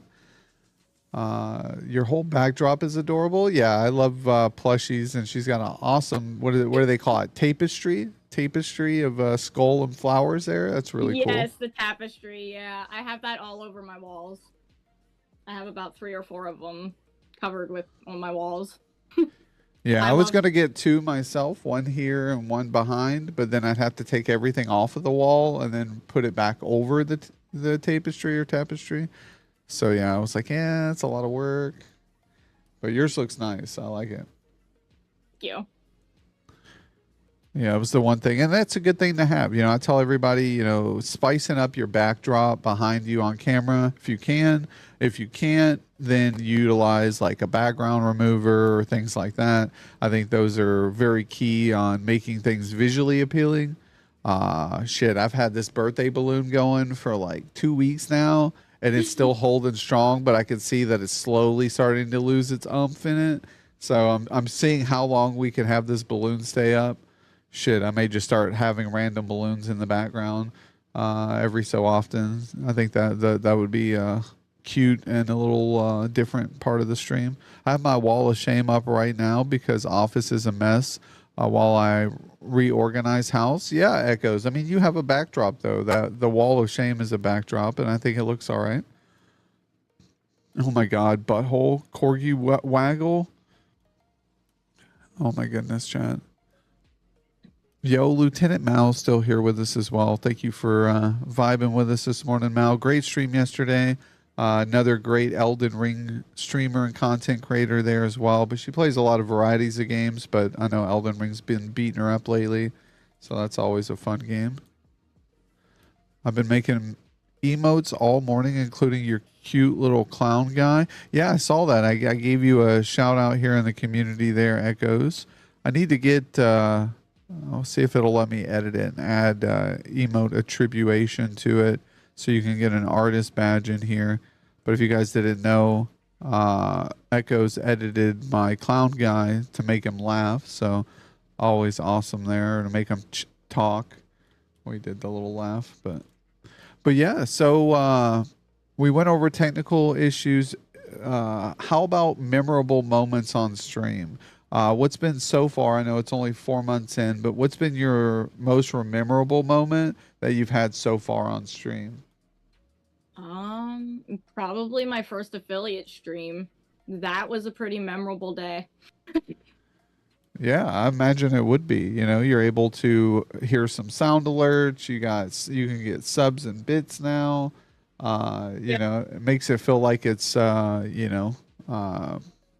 ready to go, right? Like you finally made it, you did it, you achieved it. The first stream there, my friend gifted me 12 subs in just one night. He just went off on gifting, and I was very appreciative of that. Yeah, that's awesome, friend. Like Echo said. And then Amazon's got a question for you. So how long you been gaming? What's your favorite game to play off stream? Off stream, it's still Fortnite. Fortnite or Tomb Raider. is the main games that I love to play. And I've been gaming for, I guess, ever since I could pick up a controller. Yeah. No, I think it's hard to find games that you stick with. I think that's like especially with the games that we grew up with, they were kind of what was available at the time. And now that we've played and beat all those retro games as kids, and then we get older, some of the newer games may be kind of I wouldn't say rip-offs, but a lot very similar, right? And sticking with those or may be hard for some. I know some who struggle with finding a game that they like, that captivates them, that keeps them interested.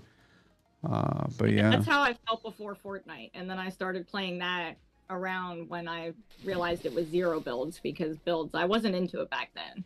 I couldn't get into the building. But once when I picked it up and tried it out with the zero build, I don't know, I got addicted to that game. Wow, yeah. No, Hurst, we see Hurst here. He's saying it's already 92 degrees here and it's only 10:18 in the morning. I agree, man. That's crazy. And then Echoes goes, same here. Where are you at? I think Echoes is in Texas. Hurst is in Oklahoma. So that it's pretty hot down there, I imagine, guys. We had a 94-degree day the other day, so same about as you guys. So terrible. So I feel bad. But today, actually, it says it's only 71 outside today here. So that's pretty good. I'll take it so far. So it must be a pretty nice day here. We must have a little cold air come down or something. Yo, I love barbecue. He's going to make it. Look, there we go. Heavy hustle, hustling heavily. Yeah, I'm in Oklahoma. Yeah, we are neighbors then. Yep. I'm a total Fortnite pro. Yeah, Echo Zodiac has now became a total Fortnite pro. So she was getting some dubs last night. She usually plays League of Legends and then games like Kingdom Hearts and so forth. So really great vibes over there.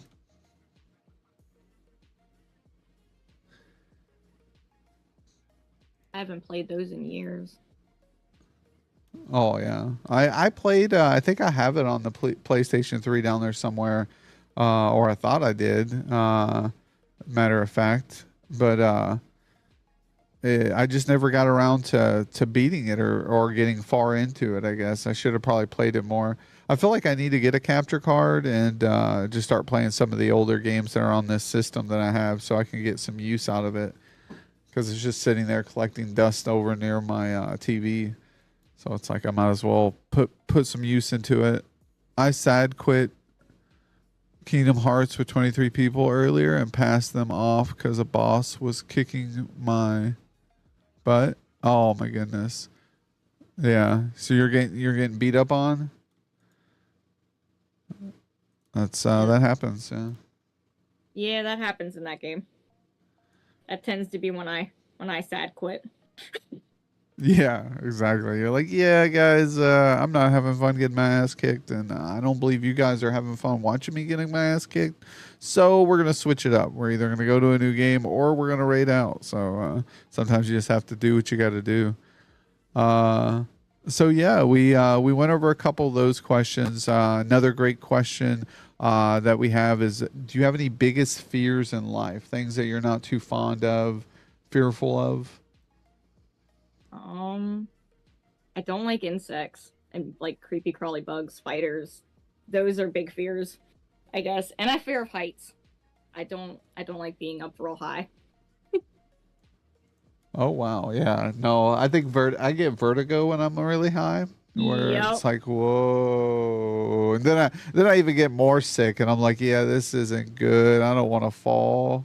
Yeah, even like when we were at the amusement park, we went on the Ferris wheel, and I got unlucky enough that it stopped literally dead at the top when it did its little turn and stopped.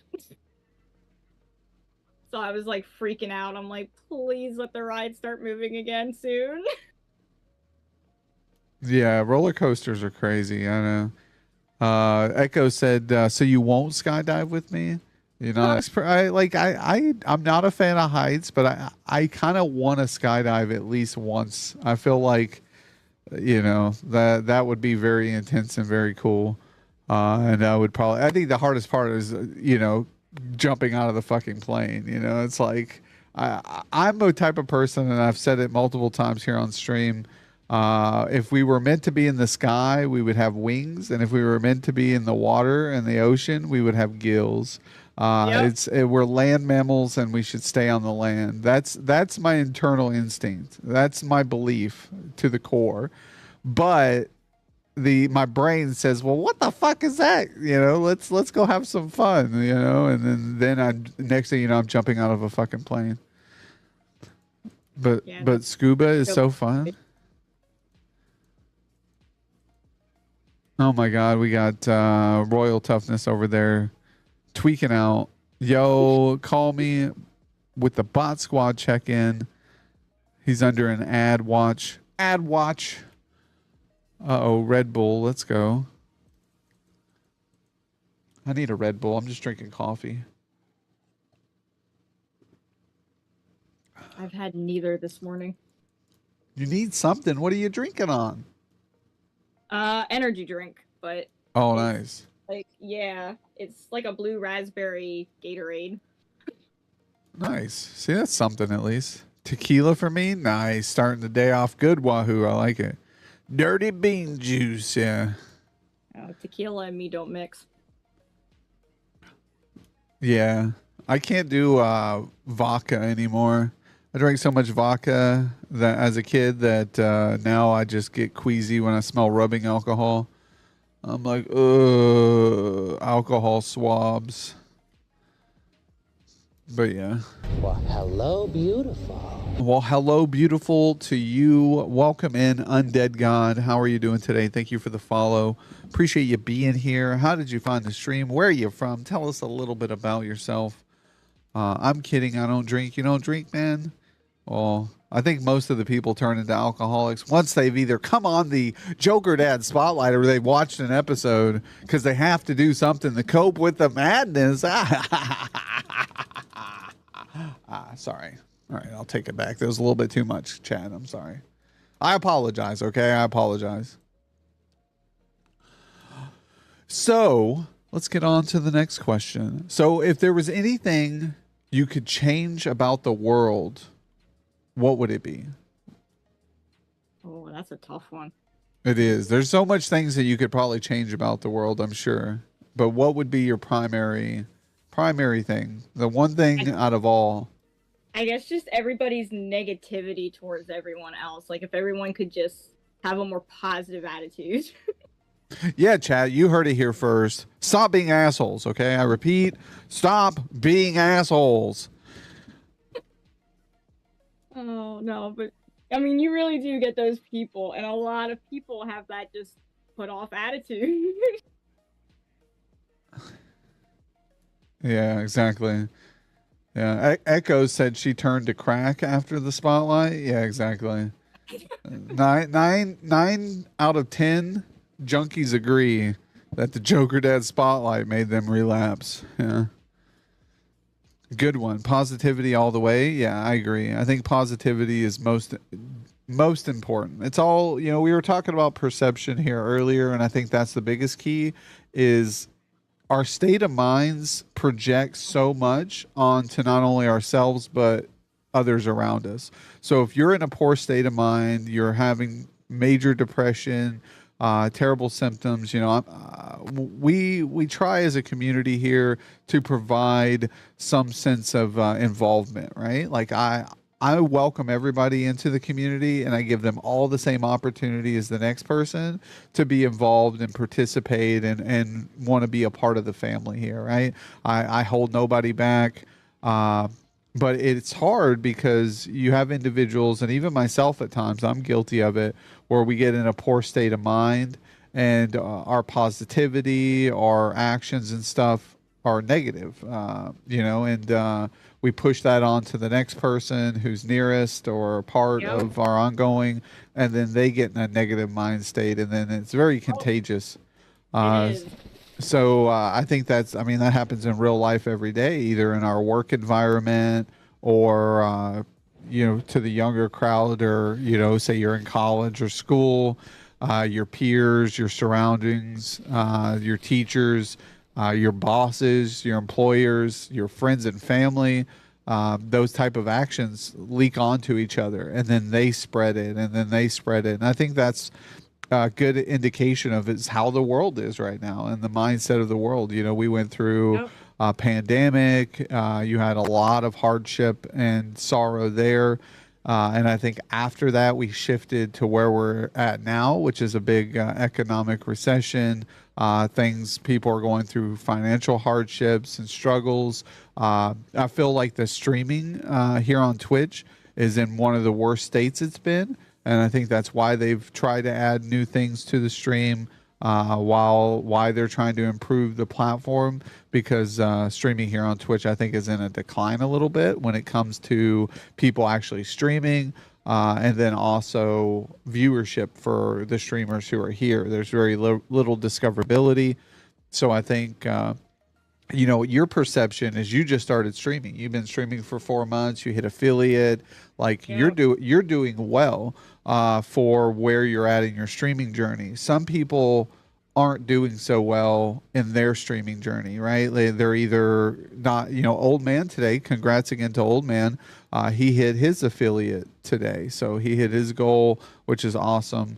There's still people out there struggling to hit their goal, and they can do it by all means, but it is at a hard time right now on the platform, I feel, compared to, like, for me, for example, I felt last year was a lot healthier of a year than this year. You know, I feel like a lot of people stopped streaming this year, beginning of the year. Some haven't came back since last year to stream just because of everything that they're going through. But so it's all about perception. Try to be nice to people, try to be supportive for them, and help show them the way. You know, I always say if they're struggling with any type of issues, I know we were trying to get your camera set up on your laptop this morning, and I was like, okay, try this. Okay, try this. All right, try this. You know, and then, you know, none of it worked, but we at least tried. Some people would just sit there and let you struggle. They would have been like, okay, so that sucks. You know, like they wouldn't even try to help. And I'm like, why wouldn't you help? Like, I've seen people do that where they've sit there and watch me struggle to do something. And I get it. Like, you don't want to just help the person and them not learn from the experience. But also you don't want to sit there and just watch them struggle and you get some sense of satisfaction because you know the answer, you know the solution, but you didn't want to help them figure it out, right? Like, I've seen people do that shit in life, and that bothers me a lot. They're like, well, I know how to do this. I want you to learn how to do this. And I'm like, yeah, but you could show me and make this a lot more enjoyable experience learning how to do this, but you're having me just fucking fumble over myself. Yeah, they're not there to do it to help me. They're doing it as a sense of satisfaction they get from watching me struggle, and that's shitty. Like, that's a shitty trait of someone who gets more satisfaction from watching someone struggle and go through hardship than they do from the satisfaction of actually helping them. So that's fucking fact, chat. If you're an individual who gets more satisfaction from others' misery than you do from their excitement and being you know, satisfied in something, then that's scary business there. That's something people got to look inside. Yeah, no, that is some real shit there. But yo, Super Sour Punch, hey man, I'm here with you, working and lurking for you, bro. Appreciate you, my man. Thanks for coming in. Another great clown of the week last week. You know, awesome to have you, my man, part of the community. Discoverability is the most difficult external obstacle to overcome. I believe so as well, Wahoo. You know, and I feel like it just takes that one opportunity here on social media. Like, it sucks because, like, we really have to watch the content we create because that defines us as who we are. You know, and if we go viral or we make content that isn't genuine to ourselves, you have to, like, live up to that expectation in order to maintain that status quo. and it's tough. You know, to be discovered is one thing, but you don't want to be discovered on something that you're not. I mean, I feel like it's the same way as this. I have to use an example right now. Chick-fil-A girl.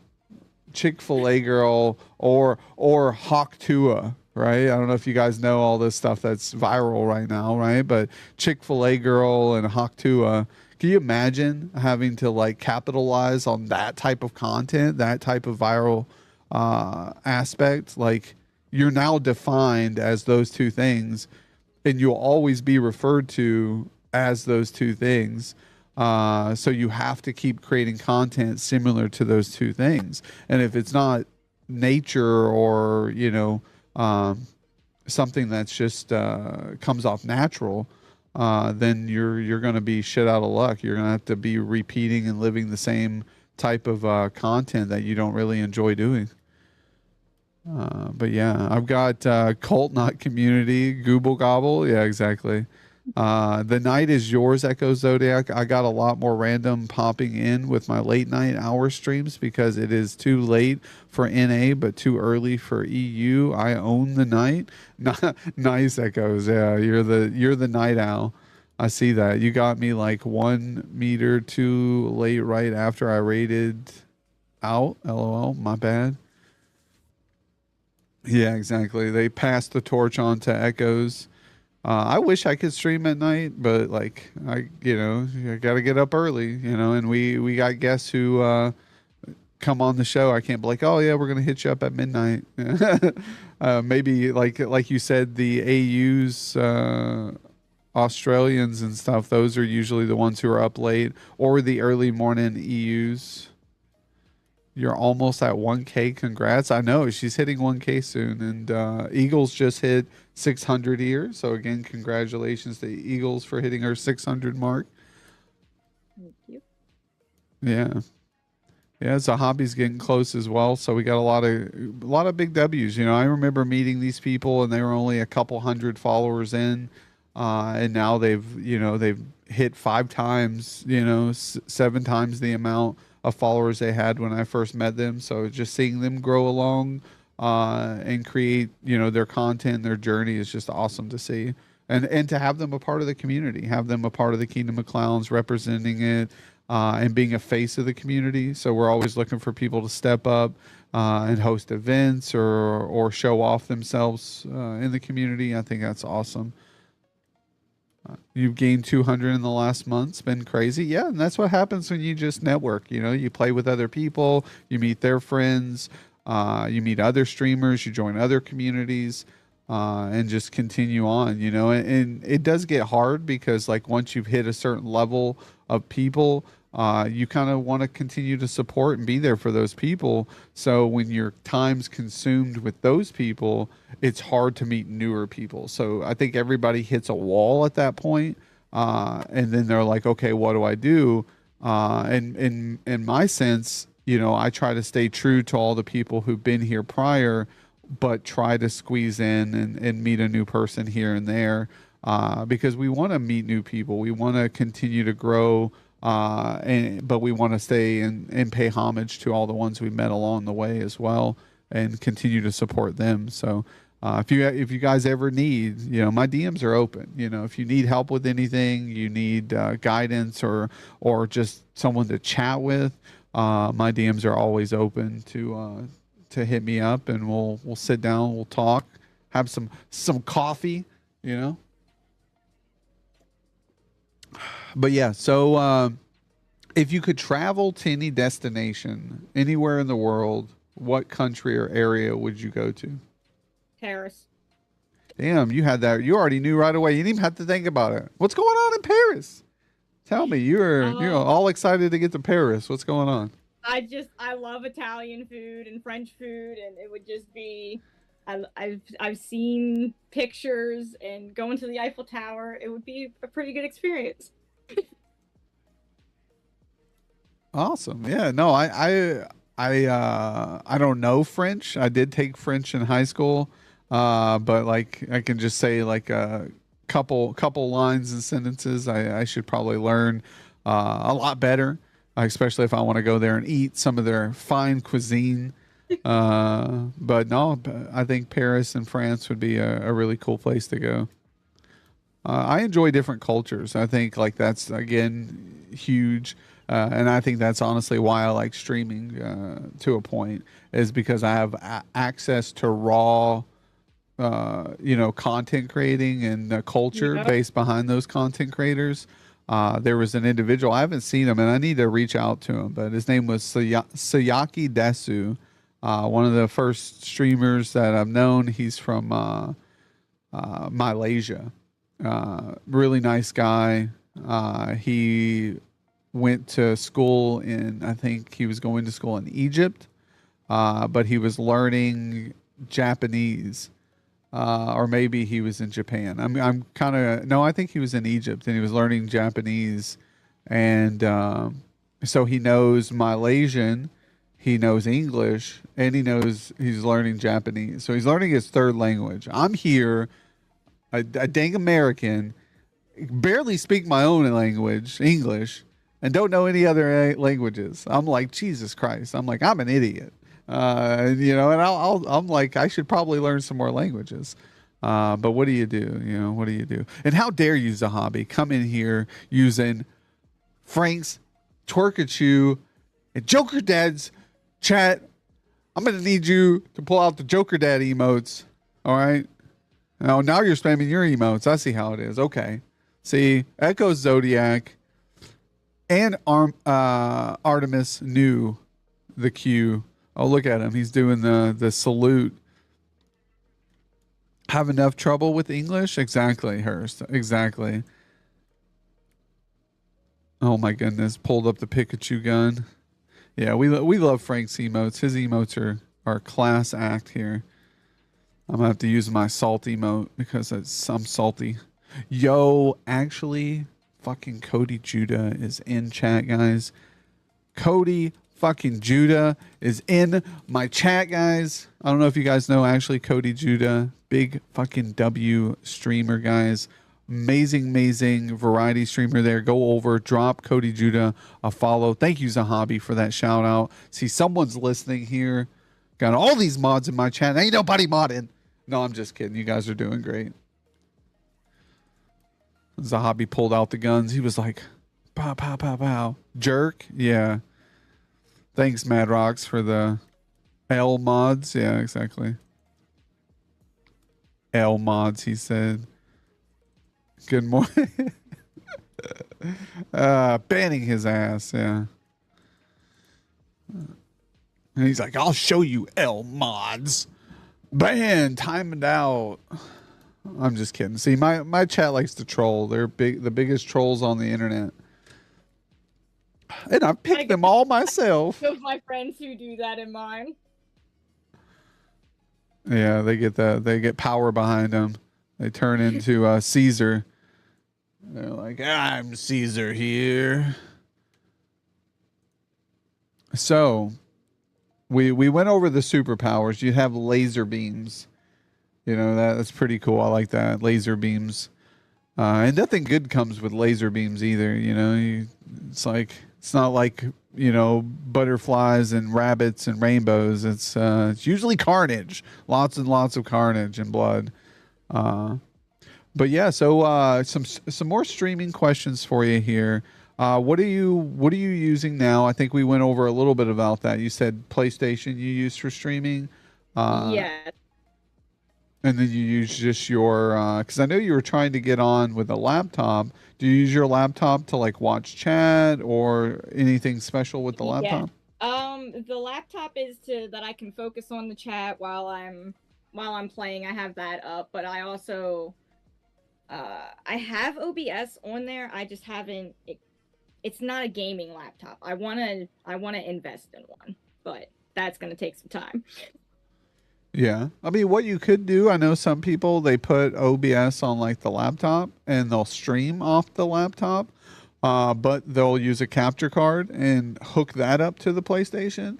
So the PlayStation is still gaming, but the video source is being captured off of the PlayStation, being fed into the laptop. and then into the OBS that way. So you just buy like a, I mean, most capture cards are between like $30 to 150. So you can probably get one in like the middle area there, and then just make sure yeah, it's it's a good way to kind of like take the because then if you do that, you can use sound alerts and Yeah, that's why I want to do something more with it, because I can't off console streaming only has so many abilities.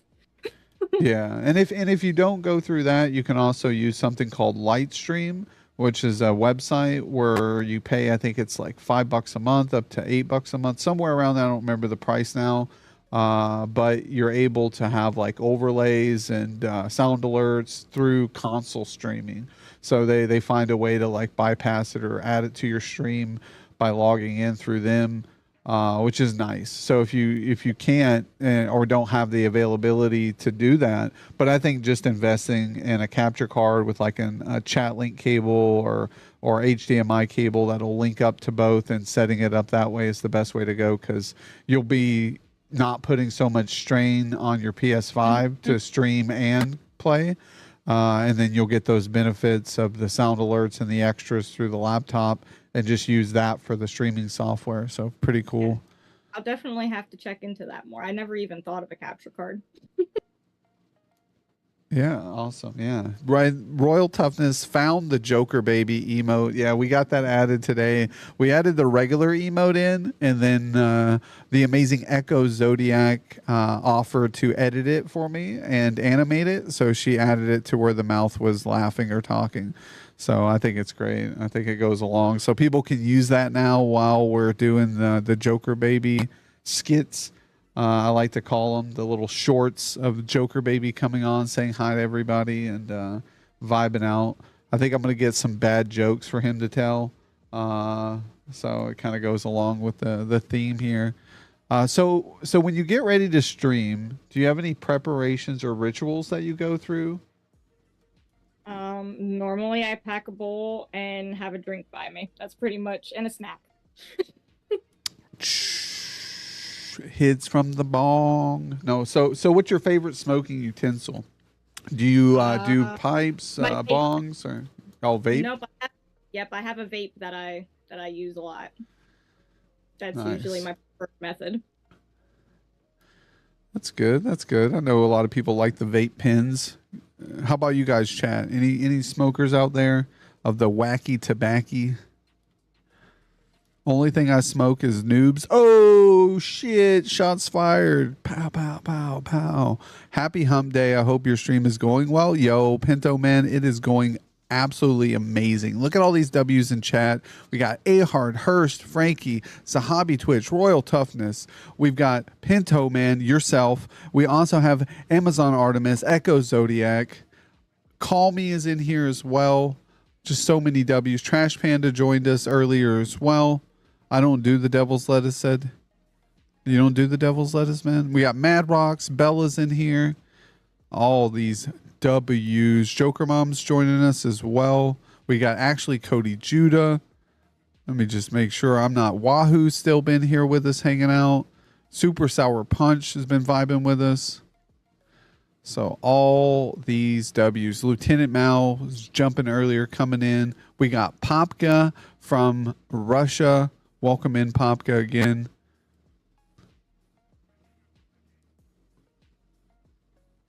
So just great. Awesome people.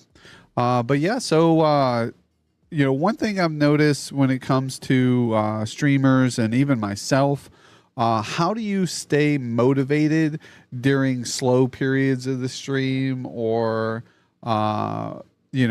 when facing setbacks? So say like, you have to start later than your usual schedule, or you have to stream at a time that's not your usual time. How do you juggle that? Like, do you have any methods that you use to kind of combat it and stay motivated? I guess my motivation is just when I'm in a good group of people. Like if I start to feel like run down or tired, sometimes they'll start to like lift me back up and be like, you can keep going, you can keep doing this. Nice. Yeah, no, I agree. I agree. I think it's you gotta get in that mindset, you gotta motivate. And then we do got a lot of 420 friendly here. We do 420 friendly. We got Artemis here, 420 Queen here. Let's go. I vape, but 420 vape and gummies. Let's go. I don't do the devil's lettuce, said A Heart. All right, who is making breakfast? Said Echoes. Frank, are you making breakfast? You threaten people with their lives to tune in. That's what works for me. And then if they don't tune in, I say I'm going to demote you. You're going back down to Squire rank, okay? I'm removing you from Knights of the Templar down to Squire rank, okay? So you're no longer a Knight of the Clowns. You're like a Squire. You'll be lucky if you get rations, okay? You'll be lucky if you get the bread. And then they're like, sure, Clown King, I'll be there. And then I'm like, you better be, okay? That's how it goes.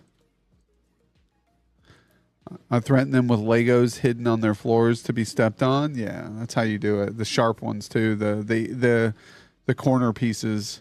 You got to get the corner pieces. The little. Have you guys seen the ones that are like just really sharp? They look like tacks almost. They're like they're supposed to be like on the top of probably fences or walls. Those are the devil. My nephew's Legos. Used to leave them laying all over the floor. Yeah, our youngest was into Legos. I think she's moved into like other arts and crafts at this point.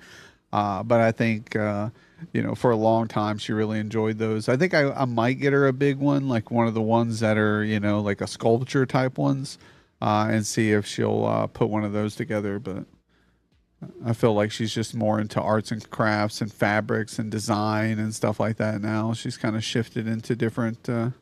Yo, we got the sour punch pop button. There we go. I like it. I like your emote. Looks good. Looks like a Pepsi. And I don't want a Pepsi. Is that what it is? Is that a Pepsi? Oh my God, Red Bull. Oh my God. Now I want more. I need more, Chad. All right. Any let's see here.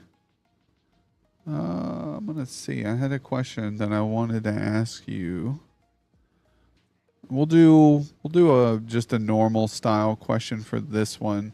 Do you have any like heroes or individuals that you look up to in life? It could be either fictional, non-fictional. I watch a lot of WWE, so I would have to say John Cena was a big person I looked up to when I was growing up. Oh, nice. John Cena's awesome. I love his work, as a wrestler, but also as an entertainer. I think he does a good job. I've seen him in a bunch of movies, and there's one that's out right now that I haven't seen yet. Something Stanicki. It's on Amazon. I haven't seen that yet either. Yeah, it's like a group of friends made up a fake guy, and they always use Stanicki as an excuse to break away from their lives and their family. And now they have to create him. They said they gave him cancer or something, and so now they pay this guy to pretend to be their friend. And I think that's fucking hilarious. So it was funny. LOL. I'll have to check it out. I heard it was pretty good, so we're gonna have to watch that. I like a good comedy. I can't help it. But yeah, and I don't know if anybody's seen the series he's in for. God, I wanted to say Homelander, but it's not Homelander. It's he plays the DC character. I forget. Peacemaker. Peacemaker is the show he does. It is so funny. Yeah, exactly. And it's so adult rated, right? He's so like it's really adult our content, and just to see John Cena doing something like that is just hilarious. Yeah, it is. But yeah, so do you have any pets in the home or in the family? I have 4 cats. 4 cats, nice. What can you list off their names and what type of breeds they are? Breeds we don't know for certain because they were all rescues from Oh, the okay. Grays, but their names are Angel, Zorro, Rocky, and Onyx. Shows up in my streams a lot because she's always in my room, getting in front of the camera. Oh, nice. So she likes the attention and Yes, she does. yeah, that's always good. I love cats. I think they all. I mean, I like all animals. I'm not very picky, but cats are. I have become a love just because they're. Yeah, but dogs are great. They're just like part of the family. But as I got older, we stopped having animals around. I guess moving different locations. Some of them stayed with other relatives and family who grew up with them as well. But then once I got older, oh nice! I didn't get to see the full tapestry. Yeah, I like the rose behind you. Yeah. I had to go plug my iPad in. I'm just gonna die. There we go.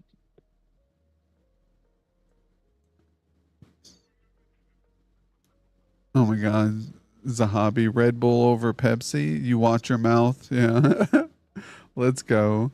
Yo, welcome in, Kelpie Fortnite. Or FN. I'm assuming you play Fortnite. Welcome to the stream. If so, do you stream Fortnite or are you just an avid player of Fortnite? Let us know in chat. But we got the wonderful Eagles Chick 420. So EAGLESCHIK 420 here on Jokerdads Spotlight episode 139. We've just been kind of vibing out today, getting to know our Eagles. God, I almost said Echo because she said you wouldn't hit a girl, would you, Zahabi? Damn, 139. Let's go. I know, man. 139. We'll have 140 on Sunday. So we have another guest coming on, which you had on. Zahabi Twitch also runs a great talk show. His is called Zahabi After Dark.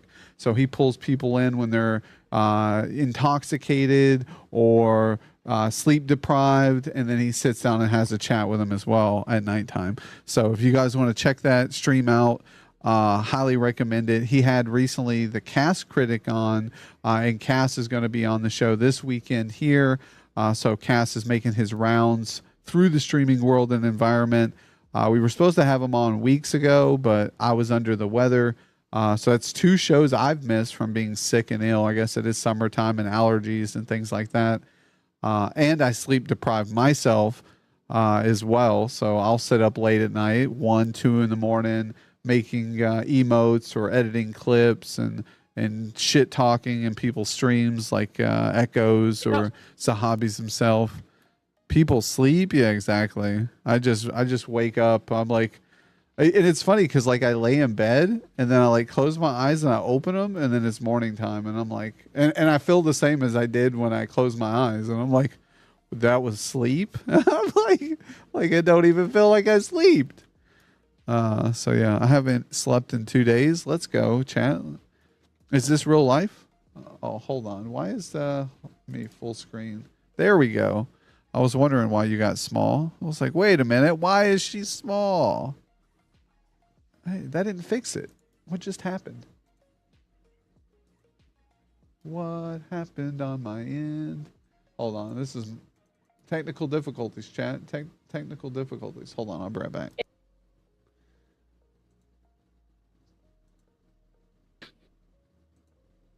Yeah, why did everything get everything messed up, chat? Why did it do that? There we go. See? Oh, did you turn your phone on your side when you came back? That's what it was. It changed the okay. Perfect. All right. Because I was like, I had you cropped and now it's like elongated and I can't get it back. So I didn't know what happened. Guess what? Chicken butt, yo. The plug for my iPad is like on the bottom of it, so I had to like completely flip it. Oh, you're fine. That's fine. Now I know it wasn't me who did it, and it was you. So it was your fault. It wasn't mine, chat. So blame Eagles chick. She fucked it up, but it's okay. It's all right. No one's pointing fingers here. Not at all. So. I don't sleep much. Joke, we love you, bro. Yo, we love you too, Zahabi, man. Well, I love all of you guys. You guys are all big fucking W's Get her off the podcast. I know, right? Get her off. She messed it all up. No, I'm just kidding. You did. You've been great so far this morning. We've had a blast having you on. We've got to see a lot of W clips. You know, the clips are huge. I followed you on Instagram. I saw you had an Instagram, so I dropped you a follow on Instagram. I believe, right? I think that's what you have. You have TikTok too. TikTok. Yeah. Oh, it's TikTok. Oh, okay. So yeah, let me go over on TikTok. So I'm gonna drop you a follow on TikTok. I don't use TikTok because I'm an old guy. I have a few more clips on there than what I have saved on Twitch itself, I think, actually. Dude, I really just went to TikTok and I searched TikTok in the search results for TikTok. That's how old and bad I am at technology, chat. I thought I was typing in your name and I'm like, oh, TikTok. I'm like, wait a minute. I've smoked far too much.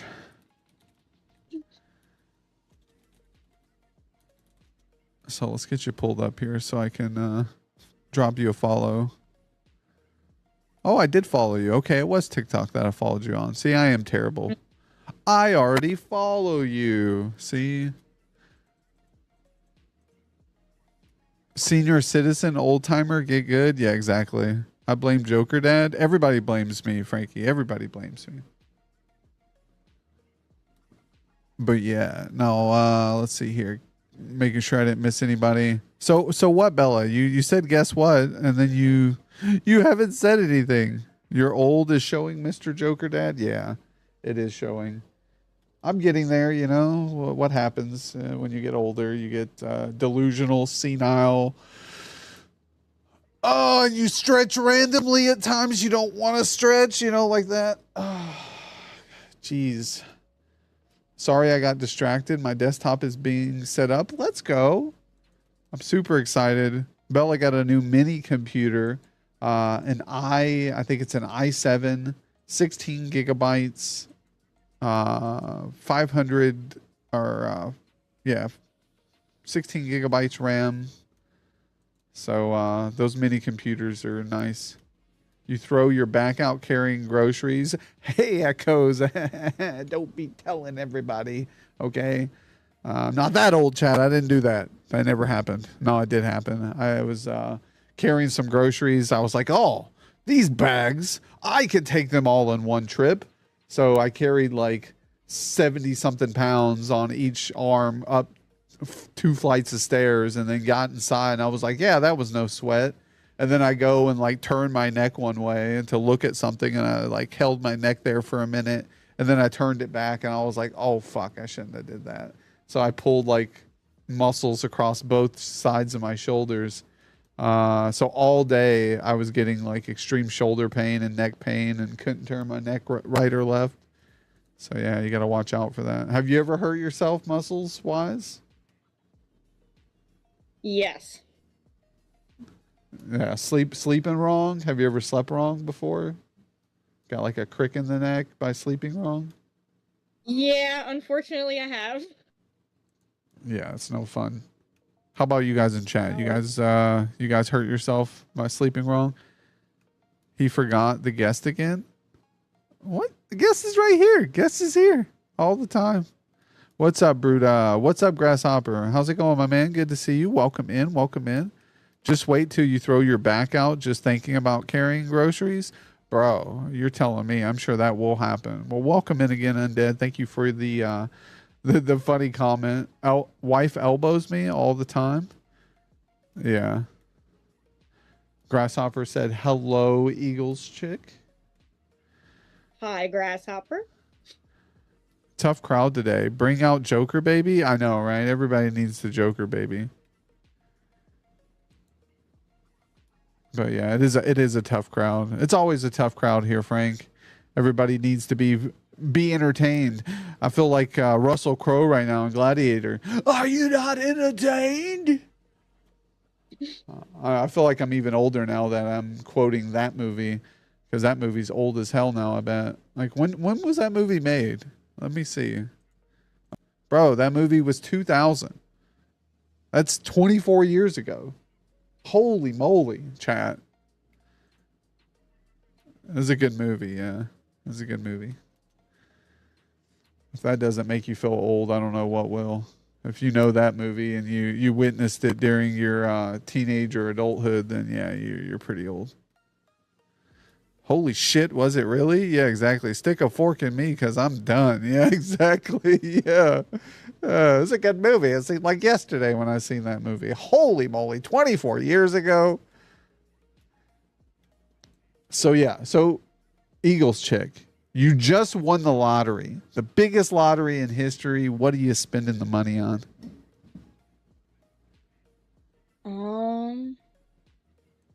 I guess a new gaming system at this point. Let's go, Chad. That's the right answer. Any gamer would agree. The biggest fucking gaming setup you ever saw. Yep. Yeah, fucking V-Bucks. I now own every skin on Fortnite. Let's go. Undead God. I like the answer. Shoot, I was 20 when Gladiator came out. The next one, yep. V-Bucks in a gaming system. Then you'd be set. Echo said, I get my mom a better house. You already answered this. No, you did answer this question. I don't think I asked you, Echoes. I did not ask you this question. So I'm glad you answered it. Now I know. You would get your mom a better house. I like it. One with her own room in the back of the house, right? like very far away from everybody else.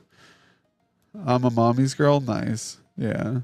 Everybody. I mean, I love my parents. You know, I was a mom's boy when she was still around. My mom passed away when I was 23, I believe. So very early on in my life, and then of course, still love my dad, but in and out of my life, made some bad decisions, I think, on his behalf at times. But we're all human beings, and I think, giving those people the benefit of the doubt, knowing that, not everybody makes great decisions, and but we do the best. We do the best we can. But no, I always love I love when people love their moms. They got to show appreciation and for who raised them, who was there. Oh yeah, definitely. But so what is your preference of drink in the morning? You said you're having an energy drink today. If you could pick what you were going to drink in the morning, getting things going, what would be your primary choice of beverage? It's usually tea. It's usually green tea lately. How do you do your tea? Do you do like honey, sugar? Do you just green tea by itself hot? Nope, it's honey. I like honey in mine. Nice. Do you drink it cold or hot? Either or, but it's normally cold. Okay. So you do just like a honey tea. Do you like the Arizona green tea honey ginseng? Yes, I do. Yeah, see that stuff's fire, chat. That stuff. If I'm going to drink high fructose corn syrup, it's going to definitely be the Arizona honey ginseng green tea. I'm just saying, chat, just saying. Hello, Joker. Who's your guest today? Yo, Davina. We have the wonderful Eagles Chick 420 today. EAGLESCHIK 420. So if you guys are listening in on the spotlight on audio only, on any major publications like Amazon Music, iHeartRadio, Spotify, SoundCloud, or any of those out there that we are uploaded to, that's who you're listening to today. So, and again, I want to thank you for coming on. We've got about another, couple of questions to go over. I'll actually read over. I think, actually, I did. I was about to say I did read over some of your information here because we highlighted what some of your pages were. So you mentioned again. Let me see here. We got your TikTok. So go find her on TikTok if you like, guys. And then I think it was YouTube. Yeah. So I didn't catch you on YouTube. Let me go find you on YouTube here. I like to follow everybody who's come on. I know there's some guests where It's a little bit newer. I'm still putting stuff up there. I think I only have like 2 or 3 little shorts up on there. I'm still building that one.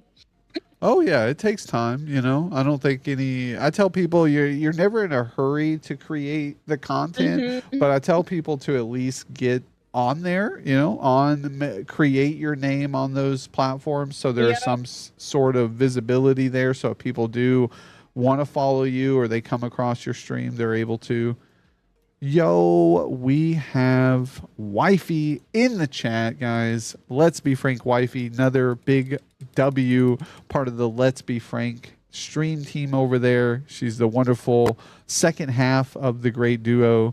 So we appreciate you coming on, Wifey, and saying hi and good morning. Hopefully work treats you well and you don't have any hardship over there.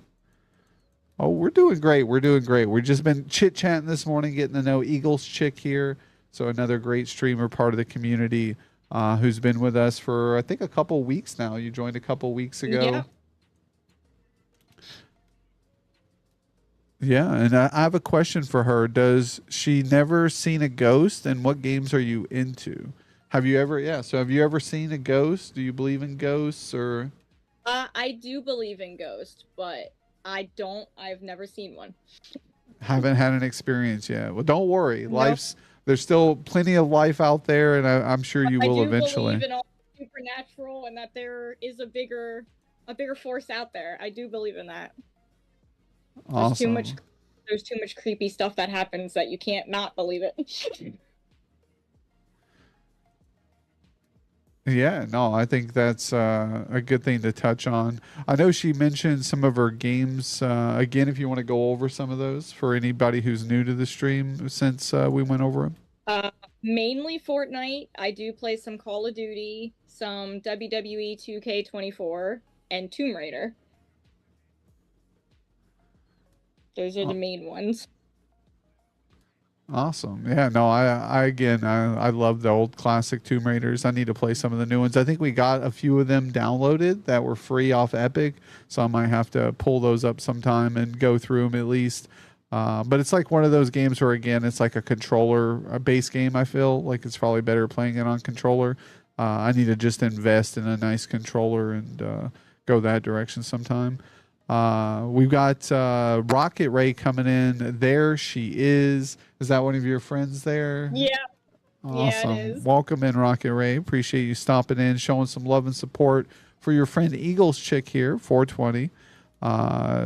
Davina said, I'm starting to believe we are in a simulation. It won't be nice to Finner for now on it, but be crazy. Davina, oh no.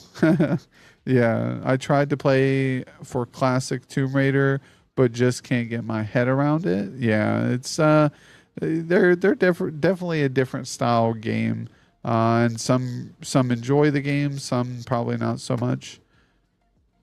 It's very puzzle based, so if you don't like puzzles, and it's not the game for you.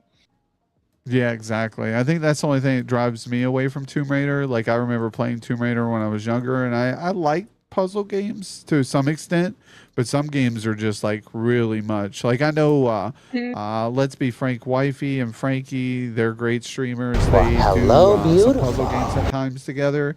I know a couple streams they were doing these puzzle games, and I just couldn't get my head around it. And you have to work together. It's like almost like the only one I liked was It Takes Two, where you go around and you have to solve puzzles together that way.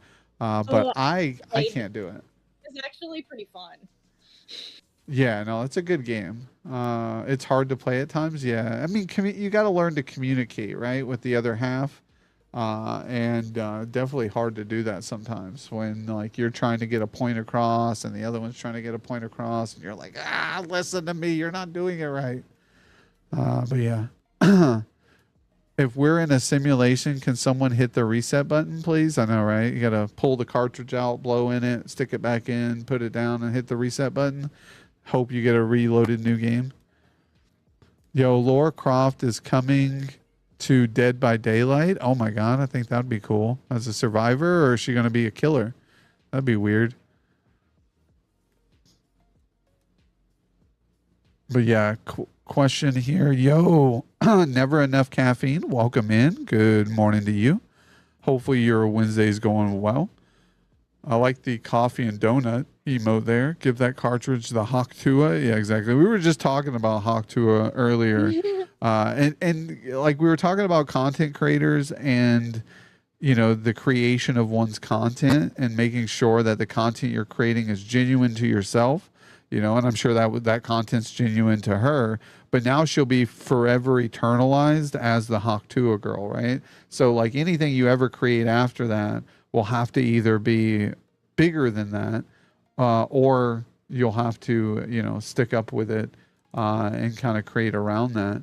What was this? What just popped up as a why did my news thing was talking about Matthew Perry's death? Multiple people should be charged. Whoa, wait a minute. We got Matthew Perry's death investigation nears conclusion. Multiple people should be charged, it says. So there's some contribution to Matthew Perry's death from other outside sources. So that's crazy to hear.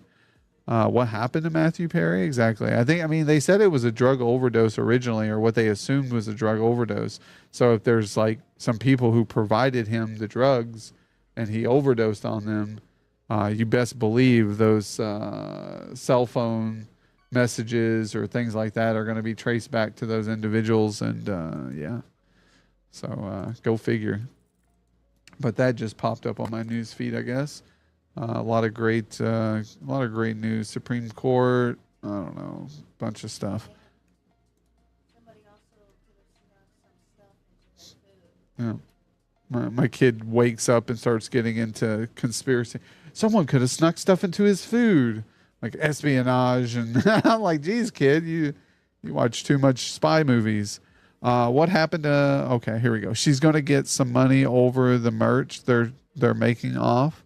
I didn't know. Does anybody even know her real name? I think the last time I was looking into the Haktua thing, it was no one's even come out and kind of claimed who it is, and the people they are assuming is that person is the wrong person. So yeah, but I thought Matthew Perry was on Aragon. He stopped doing it also. Why would he actually do his self drugs again when he was clean? It doesn't add up. Yeah, no, I mean nothing usually adds up. That's the bad thing about that, is there's a lot of people who are lost in the entertainment world and end up relapsing. Yo, Queen of the Damned, welcome in.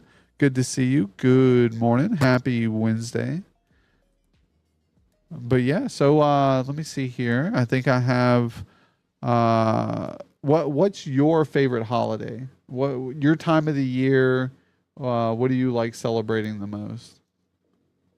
I like Christmas. You like Christmas? Yeah, I like going to see the light shows and decorating the tree. It's the favorite part of the year. Yeah, I think so too. It's a good one. I'm torn between Christmas and Halloween. I just like the family vibe. That was gonna be the other one, was Halloween.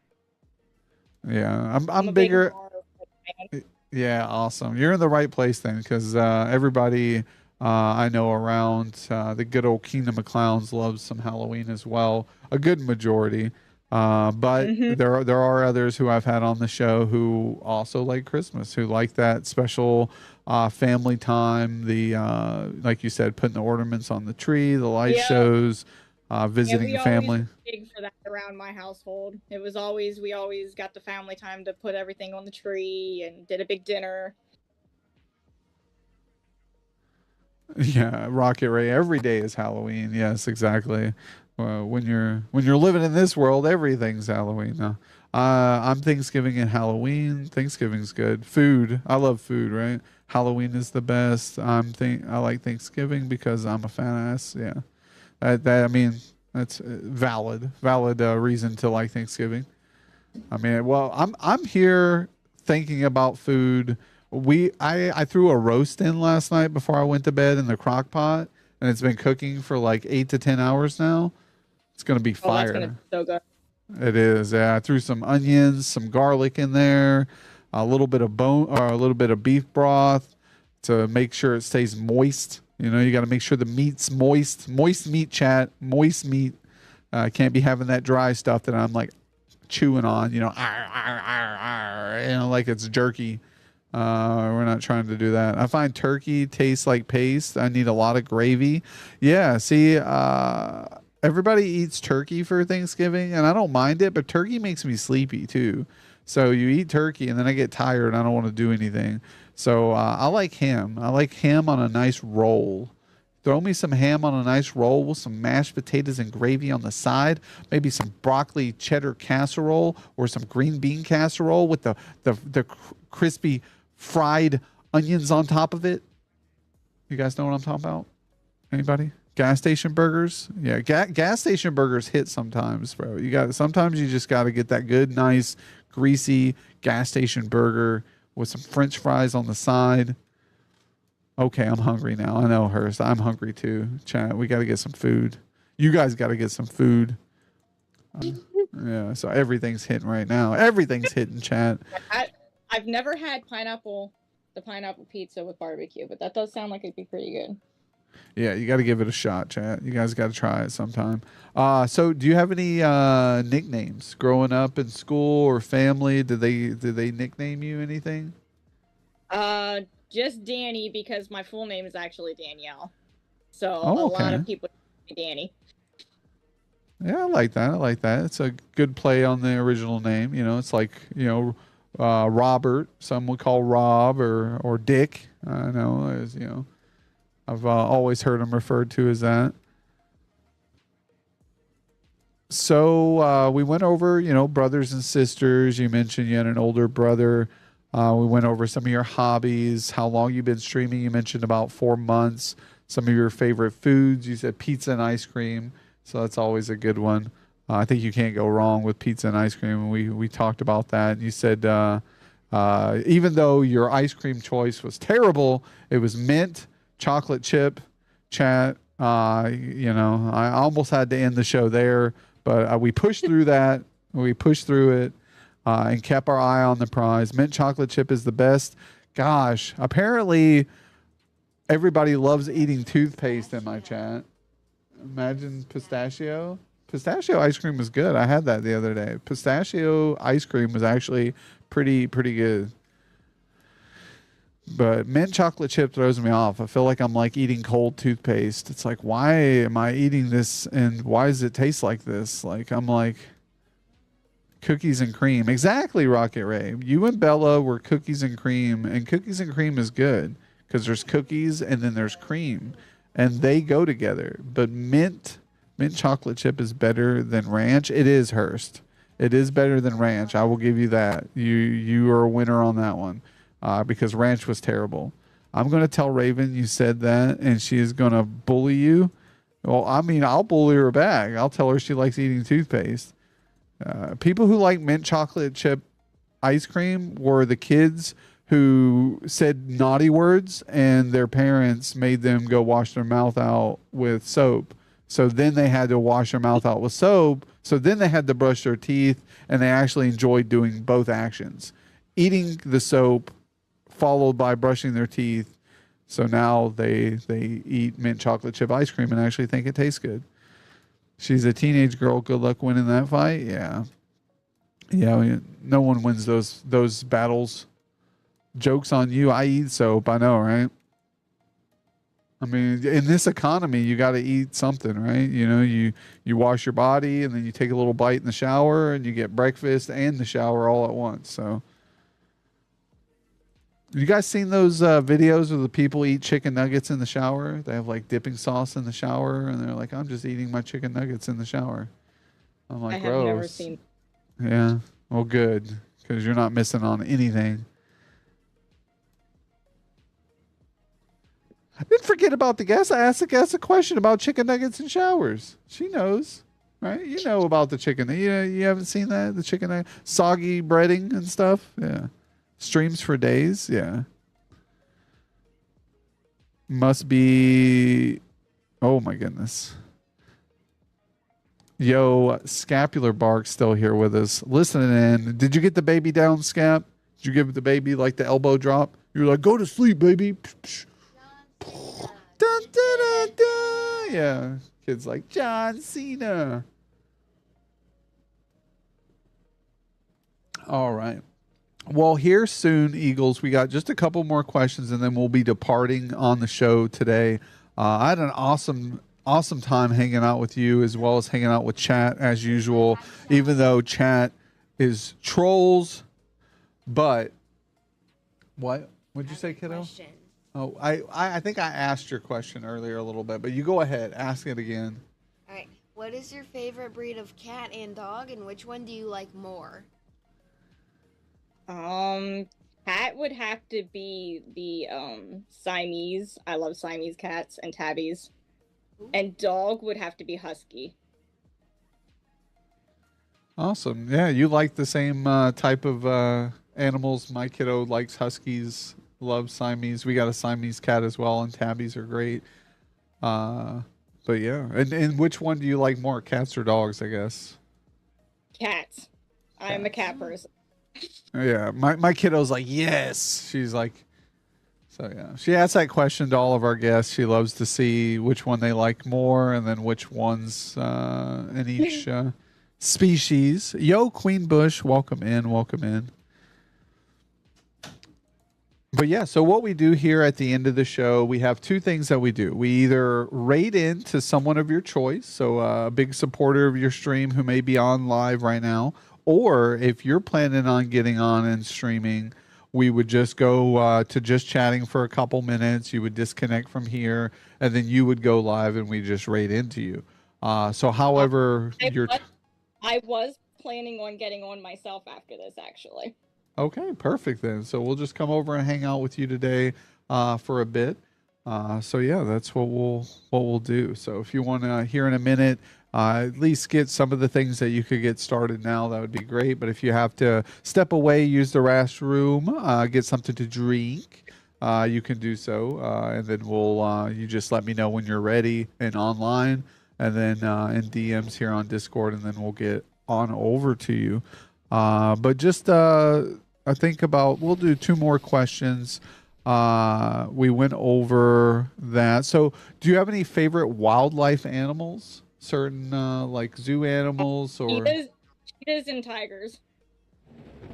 So still a part of the cat family, huh? You like cheetahs and tigers? Yes.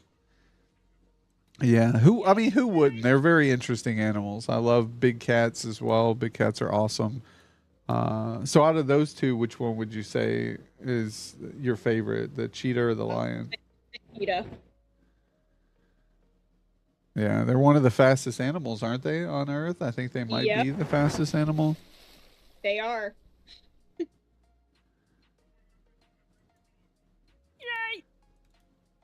Yo, let's see here. I was just making sure. Girl has a type. She does. Yeah, you're amazing. Loved getting to know you more, Eagles chick. Yo, awesome, Artemis. But yeah, highly recommend everybody dropping each other follows here, checking out each other's streams. That's what we always support here, is everybody getting to know everybody within the community. You'll be surprised at how awesome all these people are and what content they're creating. And, who knows? You might even learn a thing or two. I think that's the biggest importance, encouragement and, learning new things is always a benefit of meeting new people. And I take it as an honor, if I get to see something someone's doing that is really cool and genuine, I try to make it my own and switch things up a bit and try to get some outside influence, and I like to do the same.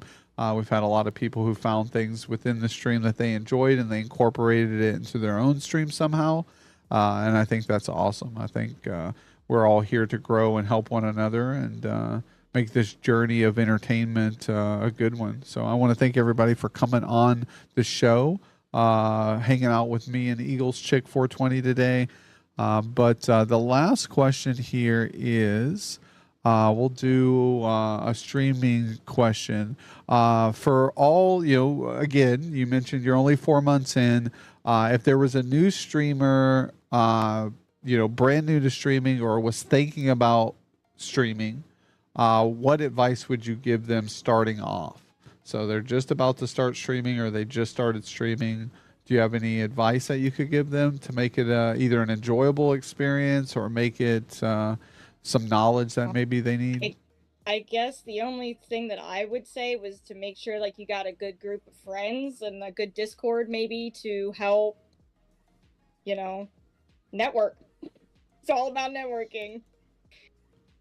Yeah, 100%. It is all about networking. I think that's the biggest thing to take in is just meeting people, a good solid structure of support.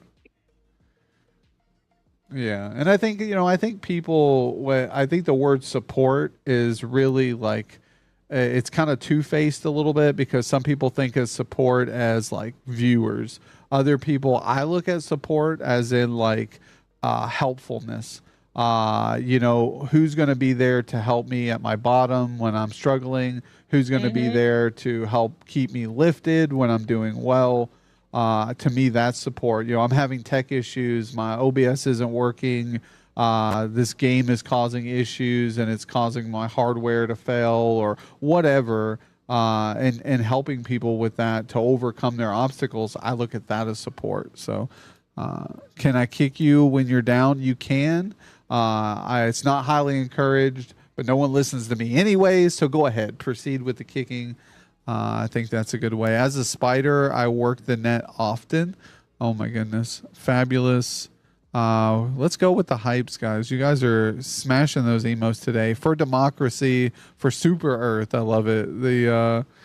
Oh my God, I forgot the name of the damn game. Helldivers comment. I love it. We played some Helldivers here. Have you played Helldivers? I have not, but Rocket, my friend Rocket, he always is playing Helldivers. Nice. Does Rocket stream as well? He does. And Oh, he's awesome. a very W streamer himself. Awesome, Rocket. I'll try to drop you a follow, catch your stream. If you'd like Rocket, highly recommend, just like Eagles Chick here, she's a part of the Kingdom of Clowns. Highly recommend joining up. All these W streamers you see in chat today are a part of the community. And if they're not W streamers. Yeah, let's go, Chad. Let's go. Yeah. I'm just kidding. But no, they're not W streamers. Oh, look, I can't even type. Whiffs, strike one. But no. All right, there we go. Discord there. Join up. Be a part of the community. Check us out. Play some Fortnite with me and Eagles Chick. Carry us to victory. We need some carries, chat. The game's been sweaty lately, so. It really has. Go watch and ask her how many crowns she has. How many crowns do you have this season? I bet you got a lot, don't you? I have 64 right now. Jeez, you got double the amount of crowns as I do. But I know I saw that. You had you're level 200 and something level. I'm like, what the hell? You've had to play at least 8 hours a day every day, right? How many hours do you play? Some of the days, yeah, but I do 12-hour streams too, and a lot of times games are on Fortnite. Yeah, so that's a lot of crowns. I think my highest crowns I hit one season was 170. And I played a shitload of Fortnite that season. Those 3 months I was hammering Fortnite a lot. But now I'm lucky if I get 3 to 4 hours in a day. So I think I'm half your crowns. So yeah, so that would make sense. I'm about half your crowns and half your game time. But I love it. I love Fortnite, and it's hard to break away from it. I've just been doing a lot more outside with summer being here, and then also doing more clip editing and things like that. But if I could play Fortnite for 8 to 12 hours a day full time as a streamer, I would definitely do it because I love Fortnite. Ask her how many she had last season. How many did you have? Okay, so here we go. More questions. I like 121. it. 121 last season? Yep. Nice. So that shows you how I think I had 130 last season or somewhere around there. I didn't have as many as I had the previous seasons, but yeah, it seems to be getting harder and harder. The competition, the game, makes it more difficult. More wins than I have played games ever. Nice, exactly. Well, you'll get there one day, Echoes, on games played of Fortnite. You're getting there. Likely to farts in the building as well. Still the funniest thing I've heard in 2024. What was that? Likely. What did I miss? What's Fortnite? Oh my goodness. I played the new mode. Queen Bush said the Reloaded. I haven't played Reloaded yet. But Reload is a lot more sweaty. It's a nice warm up. I will say that it's a nice warm up before you go into battle royale. yeah, I may have to check that out. That might be something that we check out in the next coming up nights. I'll let Echo Zodi explain the joke. No, you don't have cars to deal with. Oh, okay. Yeah, so that's different. Yeah, I guess there's no cars. It's like the OG season. So OG map and everything. Oh, okay. Yeah, no, that I like the OG stuff, but I'm just not a fan of like the rebooting. You know, if you don't kill the whole team, or I hear later on it slows down. We'll see. Like I said, I won't knock it until I try it, but it just doesn't seem like my big cup of tea. But we'll see. We'll check it out. What are you playing? Are you gonna be doing reload or maybe some solos or teaming up with people? So if anybody in chat wants to play. I mean, if anybody in chat wants to join, they're more than welcome. At this point, I don't have any plans to be on with anybody per se in particular. Awesome. Yeah, there might be somebody in chat who's chilling, maybe not working right now. They might hop in and play with you, I'm sure. If not, I'm sure they'd be willing to, watch and hang out for a bit. I know me, I always at this time, I'm struggling to like get some food in, get ready for work. So I'll be hanging out with you too, but I might not be as super chatty, but I will be there. But yeah, no. So what we're going to do here is we're going to go ahead and get ready to depart. But I want to thank you again. I'm going to give one big final shout out. So everybody who hasn't got a chance yet, please, please, please go over, follow Eagles Chick 420. We're about to raid over into her. So I appreciate you coming on, letting us get to know you a little bit more, what your do's and your don'ts. I agreed with everything about you besides the mint chocolate chip ice cream, but I won't hold it against you, okay? I won't hold it against you that you haven't developed fine taste buds yet. But one day it'll come to your realization. You'll go, you know what? Jokerdad's right. This is a trash ice cream, and there's so much better flavors out there. But but until then, it was a pleasure. And chat, it was a pleasure with you. Madrox is like, never. He'll defend your mint chocolate chip ice cream till the day he dies. He wouldn't know taste if it bit him in the ass.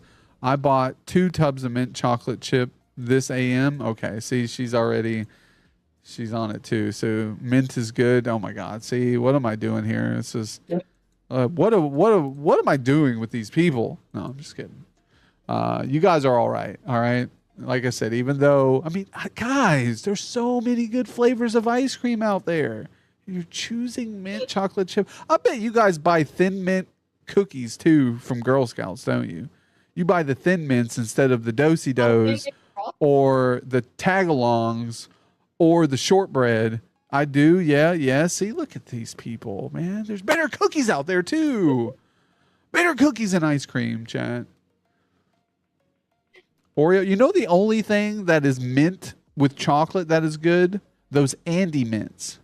Those Andy Mints that are like the melting. Yeah, those are the bomb. Those are the best. Those I can do. Those are the only thing with mint and chocolate I'll settle with because it's a faint mint. It's a very thin mint. You get it, thin mint. But I buy 20 boxes, then I box 20 random. Oh. So you buy 20 boxes, you eat the cookies, and then you box 20 random people. That seems like a pretty goated move. It's like, I'm all hyped up on Thin Mints. Take these sucker punches. Pow! But yeah, Andes are goated. They are goated. You said it tastes like toothpaste. What do you have against toothpaste taste? Yeah, but see, that's why when I eat the Andes mints, that's why I eat those mints, because it's a mint. It freshens my mouth. I don't like want to eat a bite of ice cream and feel like my mouth has been freshened. I want to eat a bite of ice cream and make it feel like my mouth is all dirty and I'm naughty for eating this ice cream because it's not good for me.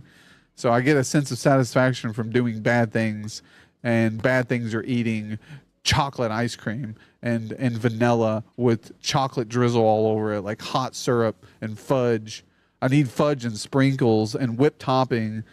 All that doesn't sound good on a mint ice cream. See, she's right. See, Queen Bush knows what's going on. All right, so we're gonna head out, Eagles. We're gonna come on over. So go ahead and get the stream ready because we'll be seeing you soon. All right. I just appreciate everyone for coming by with the support, Awesome. and it was nice meeting everyone. A message from the Sonic Department of Research and Deliciousment. Awesome. No, I appreciate you being here. Thanks for coming on, vibing with us. It was a pleasure. So we'll be getting over with you now. So yeah, guys, get ready. We're going to be raiding over to the wonderful guest.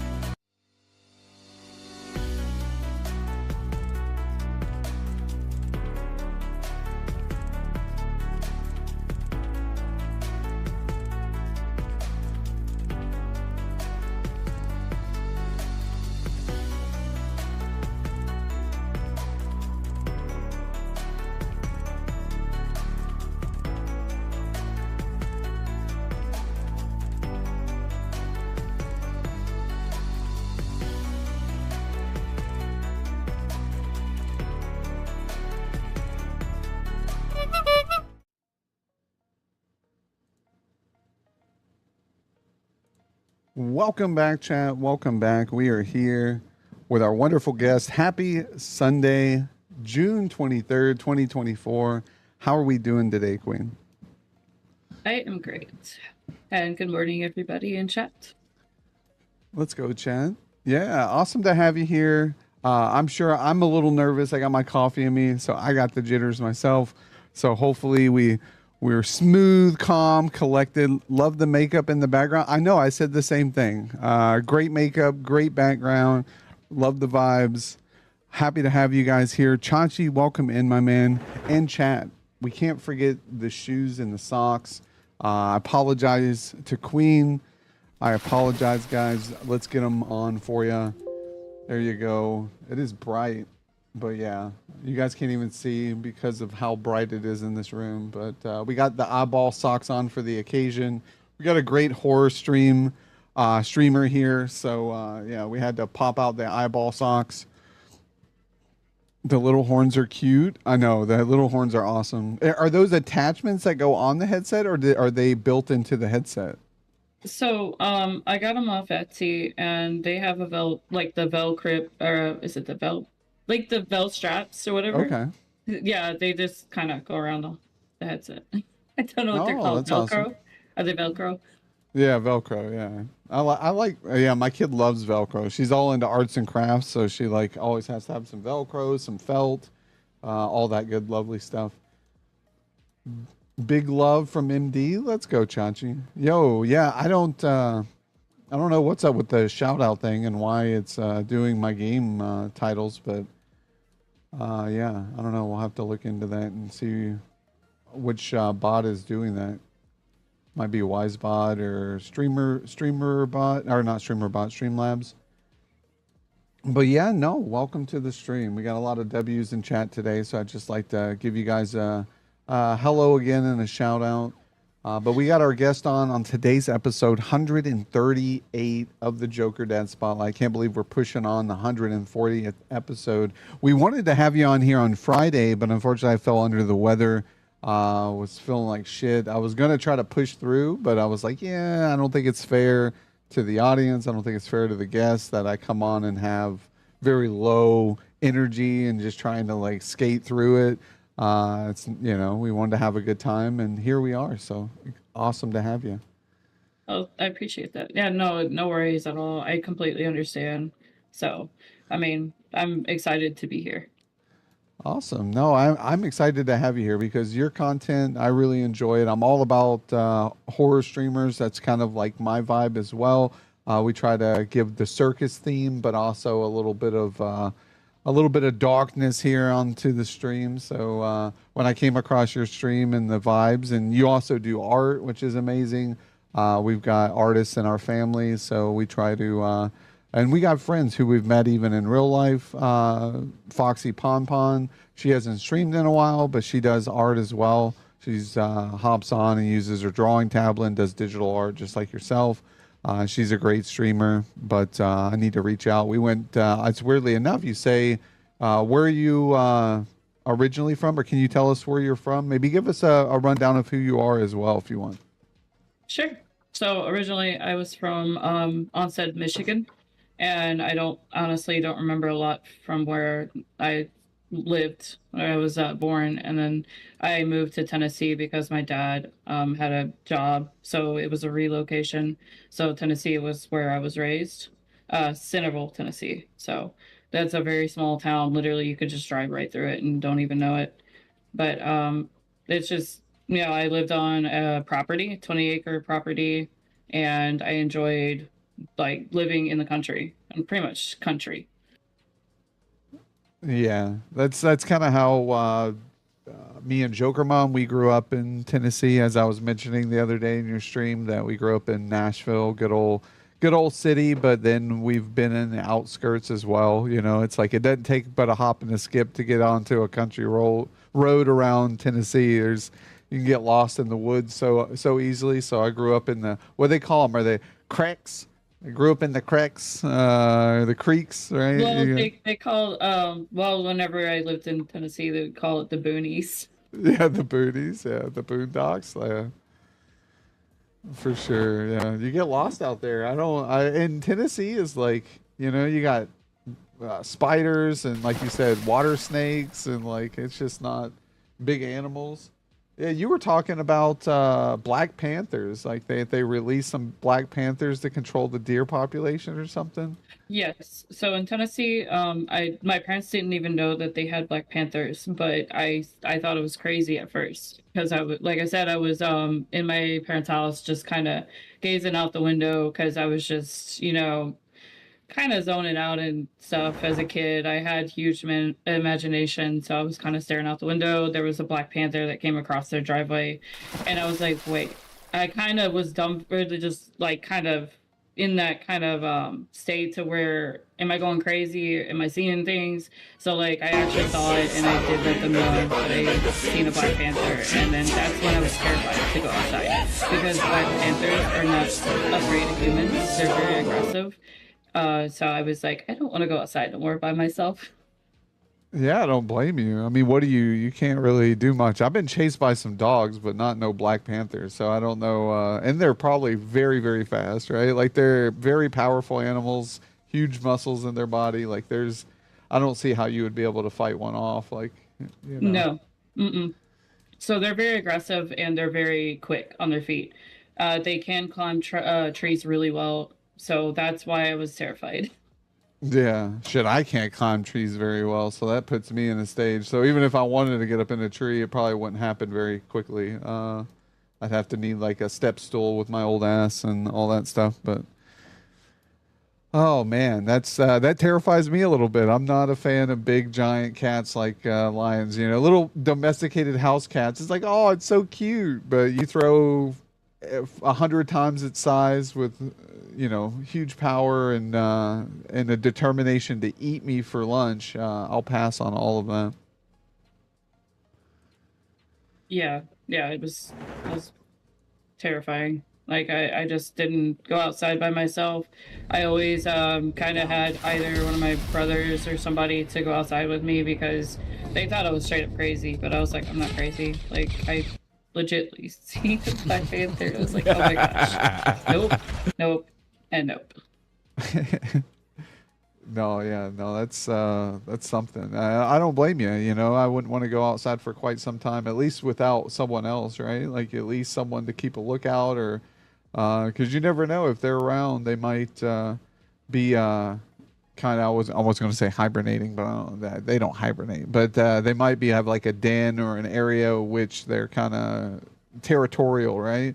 Might have babies nearby. I'm not sure how, you know, how many were in that area or how many they may have released. But yeah, that's crazy to imagine because like, what's the bigger threat, right? Like I would imagine they would only release animals that have like a something that combats them, like bears maybe. I guess bears could, you know, maybe I don't know how all that works, but I would think there would be nothing to kill them at that moment other than poachers or hunters. Like maybe they allowed hunters to hunt them at some point. Yeah. I'm not really sure on that, but I know for a fact that there were also cougars. So I don't know if I'm pretty sure panthers would probably take on cougars, and because panthers are freaking strong. But I'm not really sure about bears. I haven't really seen any in Tennessee. I'm sure there is. Maybe like the brown or the yeah, it's the brown bears, I believe, not the black Well, bears. hello, I'm not sure. beautiful. But my dad did tell me a story about this hunter that actually went out hunting for, I guess, whether it was deer or something. But they actually saw a 14-foot bear. That one actually took a lot of ammo to kill. They actually did kill it. And they did have it on display at some museum, but it's literally 14 feet. Yeah, maybe they. You know, you're from Tennessee and a redneck when the animals you kill have to be put on display. Look what I killed, y'all! This damn big ass bear. You got to be able to show it off. Yo, never enough caffeine. Hi, yo. Welcome to the stream. We got our wonderful guest here right on the other side here. Queen of the Damned. Amazing streamer. Highly recommend checking her out. Wonderful artist. Wonderful horror game enthusiast. And also loves coffee. You know who likes coffee? Jokerdad loves coffee. And if you guys didn't know, we got our own merch here in the kingdom. We got some coffee cups, some t-shirts, some hats, as you guys can see. So if you guys want to check that out, exclamation point merch, you can support the community as well. But yeah, guys, 138, I believe. I think we're at 138. They just fly so much when it comes to having guests on. But I like having guests on because not only does it showcase them to the community, gets a fresh new look of eyes, but later on with possibilities that as you continue to grow as a content creator, this show will help you because we upload these onto major podcast platforms like Amazon Music, Spotify, iHeartRadio. So all these, audio companies, there is a presence for you. So if you get Google search down the road, it shows that, hey, this individual's been on this show. Where you're on YouTube, things like that. So it kind of just helps, spotlight your content a little bit more throughout the journey. So it's awesome to have you here and be able to, show you off to the community, but also hopefully down the road on your journey as well. So how long have you been streaming? So I originally started streaming like I think a year or so ago. It's only been like 2 years, but I kind of tested the waters with like Beat Saber and then some other game that I used to play. Oh, you did VR some chat. VR? Ooh, Yes, nice. I do have a VR headset, Valve Index, and I don't get in it that much because I get really bad motion sickness, and I literally vomit. Well, you don't want to hear all that. Sorry, sorry, Yes, too much, no, too go much. Yeah, ahead. You vomit. I love it. Vomit.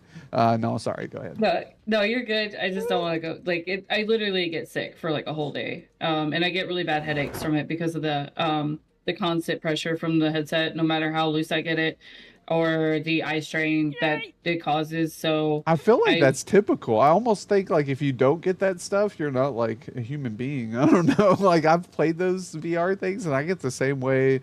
The Joker mom's the same way. Like everybody I know usually, like you said, headache from the pressure of the device sitting on your head. I mean, that's weight that's on your neck. Like, you know, you probably get shoulder pains that could go up into your neck and stuff. And then, like you said, eye strain. You're not supposed to have anything that close to your eyes. In general, I don't care how well it's designed, and you know, we're not meant for that. And then, as well as just the perception of reality, once you're in it, it throws off your vertigo. You know, things like that. So, but no, they're awesome yeah. games. I played the Beat Saber at my son's mom's house, and I didn't want to stop playing it. I was like, this is really fun. And then I'm like, you know, he's like, Dad, but I want to play. And I'm like, but you have this all the time. This is Dad's time. And then so I played a little bit more, and but I could tell like 6 hours playing that, 4 hours playing that, I'd be done and have a bad headache. Yeah, so originally, like when I was actually kind of built for a tolerance for my VR headset, I would literally play like Beat Saber like for 6 hours. That's the longest I've ever played my VR headset. And then afterwards, like for a whole day, I just didn't feel very good because it was just the constant pressure and the eye strain. And but like freaking Beat Saber is like really good for my ADHD because I do have ADHD, and sometimes like some games will like kind of like it depends on like how well it catches my attention or how I'm feeling at the moment. But like most games, I kind of just like get kind of not hyper focused, but just like where I just get bored of it easily. So I kind of find a game that will help me with my ADHD and focus, like the attention span, as I call it. Yeah, no, I think that's the hardest part. I think a lot of gamers, I would say not all of us, but a lot of gamers, you know, I probably have a form of ADHD myself. I know my oldest, she has autism, things like that, and it's very hard to keep engaged in certain games for me. Like I lose interest very quickly. That's why I play Fortnite. It kind of keeps me on my edge constantly, so I'm engaged the entire game. If there's slow parts in a game or there's areas at which like it's very story driven, I'm like snoozing off. I'm like, this is a bore fest. So it's very hard, even though the content may be great. Like you know, the story's great. I'm enjoying it, but it's like it's just not engaging me enough to keep me intrigued in it. So that's always been a struggle when it comes to finding games or what to play. But yeah, no, it's there was what was the question I was going to ask you? Yeah, what got you into streaming? So you said you've been streaming for about 2 years now, going on that. Which you've done an amazing job, you know, on your stream. I see that you have a lot of things added, and we'll highlight over some of those here in a minute. But you know, you seem like you've branded yourself really good. I like when I see good branding on people's streams, the effort they put into their stream, and you put in some effort. So it's always great. So what got you Yeah, into so streaming? sorry. So like the reason why I got into streaming is because like I absolutely love to create the entertainment for people. Like I just enjoy having, people enjoy the content, like the entertainment. It's not about the video games. It's all about interacting with people and enjoying the person that you're like hanging out with or whatever you want to do, like the company of that person. I'm personally like all about, chatting Unfortunately, I can't do like just chatting for like hours, but I can do like artwork. That's the main reason why I wanted to put my artwork out there, is because I am like huge, or like I have a huge passion for my artwork. So I wanted to show everybody my talent. And I think that's the main reason why I wanted to push for streaming, not because of the video games, but for my artwork alone. And also to get to know other people, the community, as far as like gaming, because I do gaming as well on the side, but I need to do more of my artwork streams like more often. No, I 100% agree. I think if from my opinion, I mean, I love your gameplay streams, but I was able, with just watching you draw, I gave you a little insight on the Pennywise, with the manhole. I was like, this is where it's at, and it helped, put your spin on it, to where it worked all together, and I had fun just chatting with you for I think it went on for a couple hours. I was like, holy shit, I've been sitting here chatting for a while, hanging out, and that's good because like that's how you're doing a good job. That you've intrigued someone enough to stick around to chat for that long period of time to where I lost track of the time. And then you're vibing, and so I would think honestly that's where your stream really shines, is those just chatting art streams. Definitely a cool thing. So keep up that. And as I was mentioning, maybe advertise if you're going to do that day prior. So like on a Thursday, if on a Saturday or Sunday you're going to do that.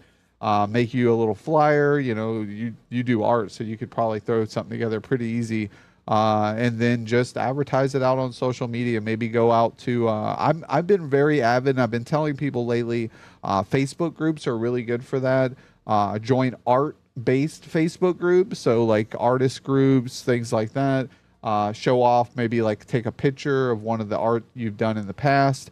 Put a little streamer spin on it, like a picture of your logo or a picture of you overlaying on top of it, and then just a stream time, start time, and then just share it half an hour before you go live with your link to your Twitch. Just advertise it out a little bit more. You'll be surprised how many other artists will come to your stream in support of you. And I think once you start tacking that on to just even one day a week for a 2-3 hour time period, you'll be surprised at how many people actually show up consistently after that. We tested it, I know, with a fellow community member, Wolf Puck, which hopefully he's having a good day. He's probably sleeping in. I know he works nights on weekends, but he's usually here, and he plays Star Trek, like a Star Trek game. And I mentioned to him, hey, get out there in these Star Trek communities, other people who like that interest. Let them know when you're going to go live. And he had a couple hop in and talk about it, even though they play on different consoles, and I don't think it's cross-play. So he wasn't able to play with them, but they were able to tell him, hey, I play it on this console. I like doing this. And that's how you do it. You build relationship and friendships with people. But you know all about that. You're a streamer, so. Yeah, yeah, I totally agree. Yeah, that is like point on. And the thing is, like, you got to build that community in order to, like, once you build that community, you know that you are growing and you're gonna get out there. That's the main part, is to build that foundation with people, your community. And you just got to keep up with it, be persistent. And that's what I've been doing. I'm being like, just putting myself out there with, especially with my artwork. I think I need to focus more on that. I do enjoy video games, don't get me wrong, I enjoy video games, but like I just tend to have that art block sometimes, and that's my issue because of, like, I don't know, it's just along with like everything, honestly, and it gets hard sometimes, but I'm trying to get out of that art block. Yeah, no, 100%. I understand that completely. My kid, like I said, she's 19, has the same struggles with art block. She'll talk to me about it. She's like, Dad, I don't know what to draw. And she's big into the anime, so her art's really different. She likes custom, what she calls OG characters, original style designs of characters and stuff. So that's kind of her area. and she's more of like fantasy style anime type things, and it's just sometimes she just doesn't know what to draw, and she'll go days probably without drawing, and I think that's the hardest part is getting back into the rhythm and the routine. But yeah, welcome in hardcore. Thank you. Is it hardcore cry, or see? Yeah, I think that's it. Yep, that seems it. Hardcore cry 3, or is the 3 supposed to be an E? I'm so bad at names, guys. I apologize. But thank you guys for being here. We've got Queen Hawk with the get out and make connection and make friends. 100%. 100%. Just going live, I think, because there's so many people I know who will just go live for hours, and you will never see them anywhere out there. You know, and I've got other friends who go live a couple times a week for just a couple hours, 3-4 hours. But whatever stream I go into, they're there. They're already there, hanging out, vibing with the streamer, which is great too. You know, don't overwhelm yourself with supporting people, because there is life outside Twitch, and I think that's something that people have to realize too. So be appreciative of just the people who even stop in and lurk. You know, they're taking the couple minutes of their time to pull you up, show you appreciation. And sometimes just because you don't see Jokerdad typing in your chat, and I tell this all the time, doesn't mean that I'm not there in the shadows. I'm always in the shadows, checking out the streams, vibing out, trying to show support, because sometimes I can't talk, right? And if I don't talk, it's because I can't commit to talking throughout the entirety of the stream or through a good portion of your stream. So I just won't say anything, and I'll just lurk, because I feel so bad to just throw up a couple emotes, because then I know the person wants to talk, right, guys? Everybody wants to talk with people. So, you know, we do our best. My bad. I thought I was following you, Queen, but I am now. Let's go. When you hit it big, what is one thing you want to be able to really do, Queen? So when I do actually make it to that point where I'm partnership, the only thing I want to do is to be able to help my kids be able to go to college, do better than I did when I was growing up, because my parents were not wealthy, I would say. We struggled with everything. I had a big family, and I would like to see my kids basically do better in life and be able to go to college and exceed. You know, me personally, like, I'm okay with, you know, it is what it is, my life, but I want them to succeed in life, and therefore I want to support my kids, but not like, you know, basically show them a responsibility to be able to handle situations as far as like adult life, but I want to be able to see them succeed and not fail. Yeah, that's awesome. I think that's what any loving parent, I feel, would do, right? They want to see their kids in a better situation, better surroundings than how they grew up. You know, a lot of people grow up in very harsh conditions, you know, me being one of them. But I appreciate it. It makes me appreciate more the simple things that I've come to enjoy in life, the things that some would just take for granted. You know, just having a good home cooked meal, being able to make sure I have good shoes on my feet, you know, like growing up with shoes. Like, I don't even, like, I have a pair of shoes right now, guys. Let me, I want to show you. Hold on, guys. I'm going to show you these shoes, bro. These shoes.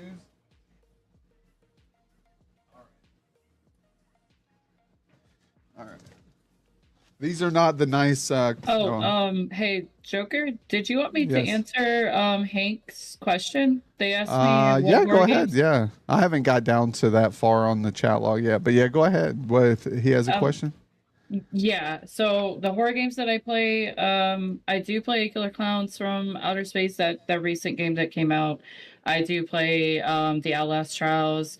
I play just all kinds of horror games. Honestly, my favorite that I truly enjoy playing is Phasmophobia, because I know it's not for everybody, but I just enjoy the fact that it's like kind of realistic to like a real ghost investigation in a way.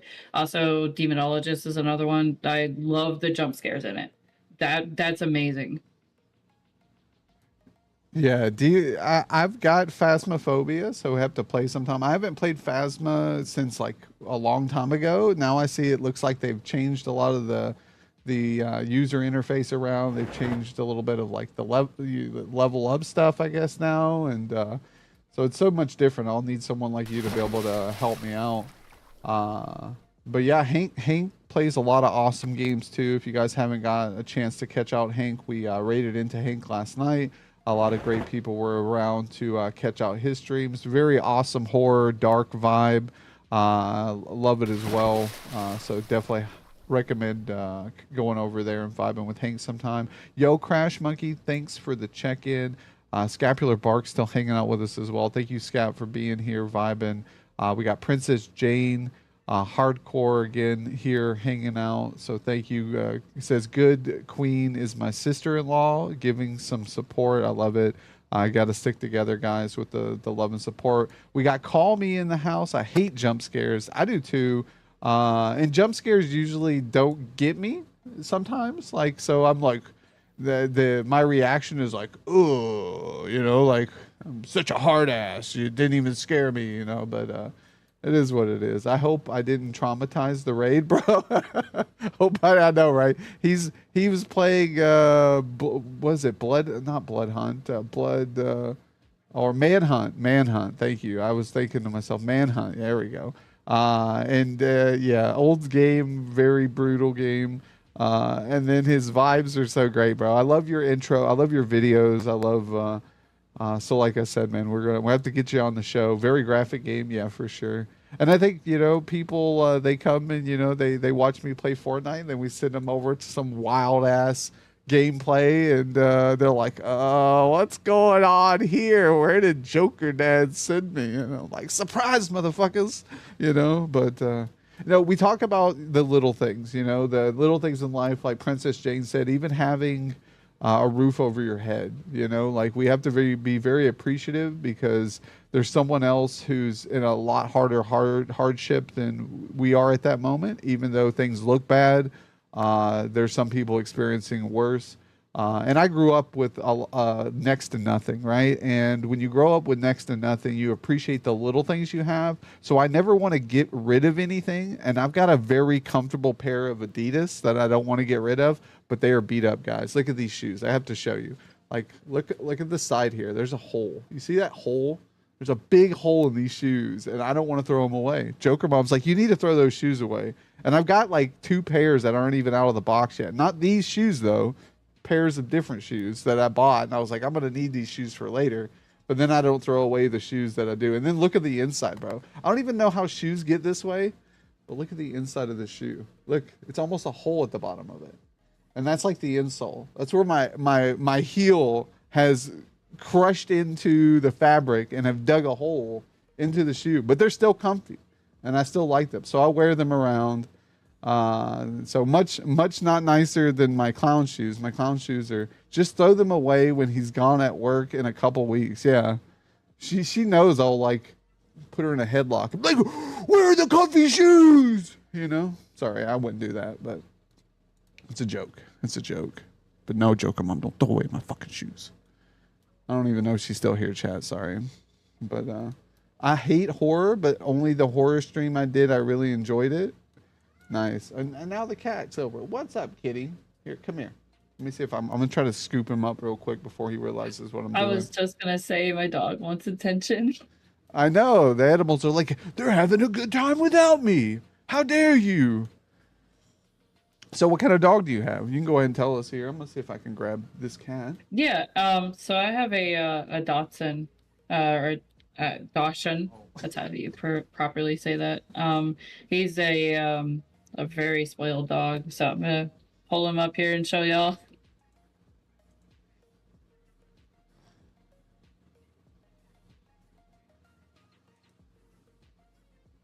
Oh, look at him. Him so sweet. Oh, look at him kisses.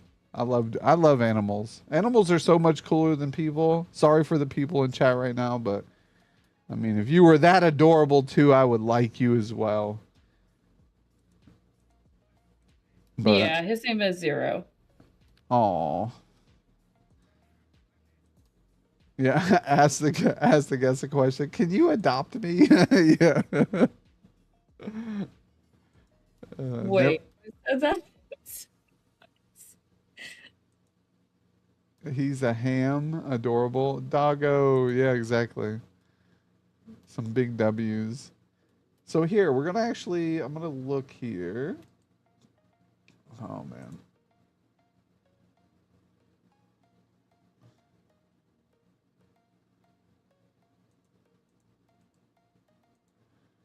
All right, I'm gonna look here in the middle of the stream. I see that I got your about section here.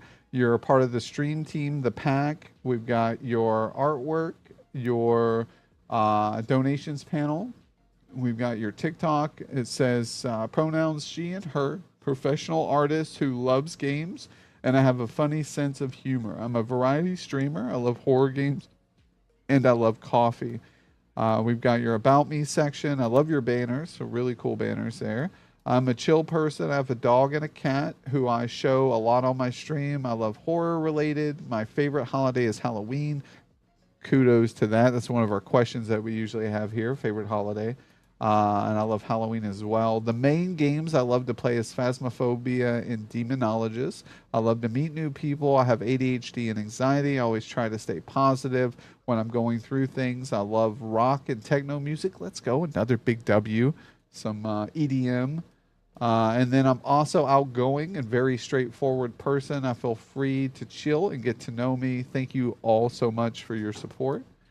We got your schedule every Monday through Sunday, live from 10 p.m. to 6 a.m. So a night owl here, guys. So if you're ever up late at night and you can't sleep, you're having troubles and struggles, or you're from a different country, which is a big W because we got a lot of Australians, a lot of UK here as well. So they're up late. And then we've got some rules. Be respectful. No spam posting or advertising in my chat. No harassment. Any racial words will be banned immediately. Have fun is all I ask. Don't self-promote another streamer unless the streamer follows and comes into my chat. I only give one strong warning, and that will not to be tolerate any negativity in my stream. Anything negative said will result in a timeout or ban. And then we have your thank you, gratitude banner here. I want to say thank you to every one of you who have been supporting me. I also really appreciate anyone who comes into my stream and says hello, tabs me up. Means a lot to me and everything that you do. So from the bottom of my heart, thank you. And then we got your Tangia, awesome. And then we have stream schedule here, which I always recommend everybody putting one of these up. It's through Streamlabs. I believe it's through Streamlabs. Yep, Streamlabs stream and schedule and countdown kind of widget. Those things are really cool. I love it. And then we've got your tips and donations panel here. Donations help with supporting my stream, being able to buy games that are in my wish list or anything that is needed IRL. Every little bit helps support what I do. Awesome, guys. Yeah, go over, throw a couple bucks, get a indie game. That's what I love about the indie games. Indie games are awesome because they're usually a little bit cheaper than AAA titles and almost pretty much just as good. Because these AAA titles have been trash lately, chat. Let's give them a... But yeah, no, awesome. But yeah, we talked about getting you into some more Fortnite. I got to get some Fortnite games in with you sometime. I know you were talking about having the Michael Myers skin and the Xenomorph skin too. Those are my two that I've bought. I don't buy a lot of skins. We have the clown skins, so we kind of just rock those most of the time. But the Michael Myers and the Xenomorph were like a for sure thing I had to have. And then when you mentioned you had those skins too, I was like, yes, even more in common.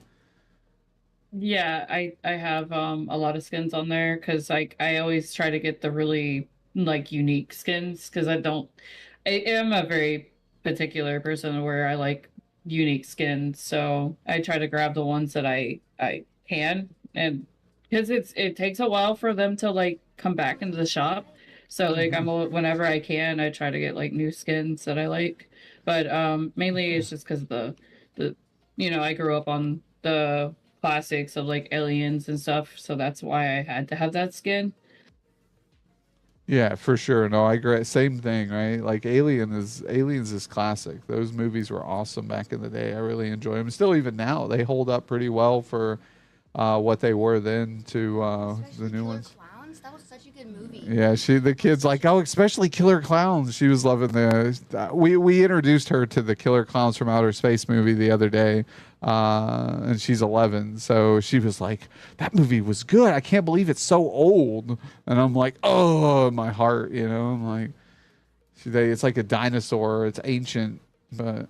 Yeah. It's ancient. Yeah. She has a question. She always has, when she realizes I'm doing the spotlight, she gets excited and has a question for the guest as well. So what's the question?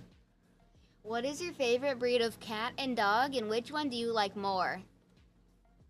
So what is my favorite breed of cat, and also do I like whether a dog or a cat? Yeah. I like personally I prefer dogs because they're more affectionate than cats are, because cats can be like, oh, I want a little bit of love and then I'm gonna go away and do whatever I want to do. So like personally, I mean, I do have a cat. I love cats to death, but like personally I love my dog because he's like my emotional support animal, and he's always right there if I'm having anxiety issues or any type of like mental health going on. He's right there. He knows something's wrong.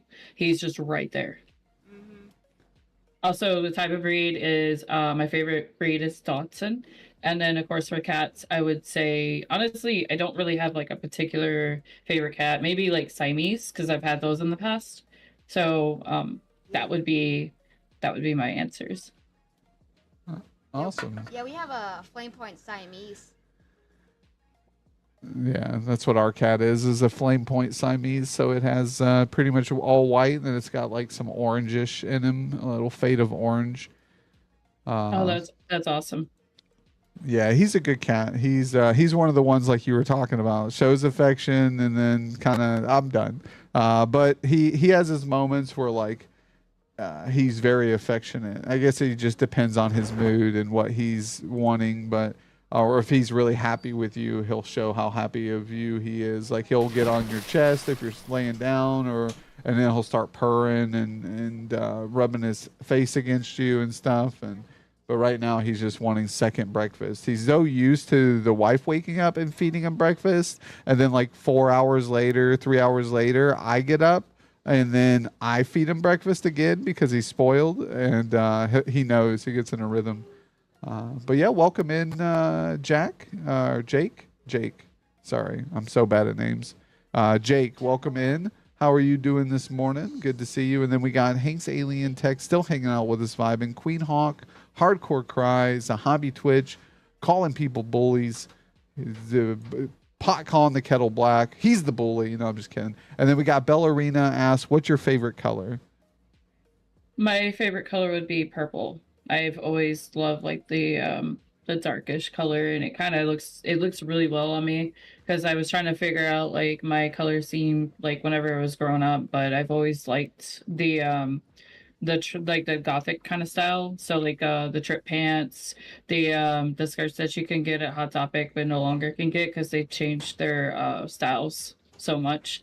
But like the old style kind of stuff, the corsets, I absolutely love the corsets. Awesome. Yeah, no, I didn't even think that they got rid of that stuff. But yeah, no, that's I love Hot Topic as well. We go there quite often. It's like one of the stores in the malls that I always stop. That and Spencer's, right? You gotta check those stores out. They got a lot of cool stuff. Lady Nix, welcome in. Thank you for being here. How am I doing this morning? We're doing great. We're on Jokerdads Spotlight, episode 138, I believe. So really awesome to have our guest on, Queen of the Damned. If you haven't got a chance to check out Queen, highly recommend popping a follow, going over there, watching some of the streams. She does some amazing art streams. She also does some horror stream vibes. So I'm all about the horror streams. We try to highlight a lot of those streamers since their content very much matches the theme of our community. We do have a lot of shooter, streamers, and I like to just highlight a wide variety of content from the streamers out there, because everybody has so much to offer, and not everything's going to be the same, right? So we always try to show a little bit of everything. Sneaky Chuckles, Chucky's Chuckles, Sneaky Chuckles. I love the name. Thank you for being here. Thanks for the follow. Welcome into the stream. And purple is a 10 out of 10 color. Yo, what's up? How did you find the stream? Was it from one of these lovely people here, or were you just going through recommended, or? Is that someone from your community there, Queen? No. Facebook. Oh, awesome. Nice to meet you. Awesome. Good to have you. Are you a streamer as well? If so, you're more than welcome to self promo in here. We like to meet new people. Wanted to stop by and say what's up. Yeah, no problem. But yeah, no, Tiny's World's still here as well. Lady Nix, how are you doing? Lady, I was in your stream the other night, wasn't able to chat, but was able to lurk. Hopefully the rest of your stream went well as well. Always a pleasure to see you here. But yeah, awesome to have everybody. You guys are awesome. I have 2 yellow labs and an Australian. What do we got here? Australian. Sorry, it scrolled down. An Australian Kelpie, biscuit, buttermilk, and socks. What are you? What are you? What do you got? Breakfast too? I'm confused. What are we doing here? These names of these animals. I'm hungry now. I want some buttermilk biscuits. It's my favorite. It's my favorite. Right. With some Right. gravy. Like, oh, my favorite's bacon. I always Bacon? talk Oh, about bacon's bacon. good. Yeah, Bacon, you I cannot. love bacon. It's the only pork we really eat is bacon. You know, it's like I don't eat a whole lot. Maybe some pork chops here and there, but very seldom do we eat pork. But when we do eat pork, it's always bacon, and I love it. We're in the Midwest here, so bacon's cheap. There's times where bacon is still going on sale for like $2.50 a package.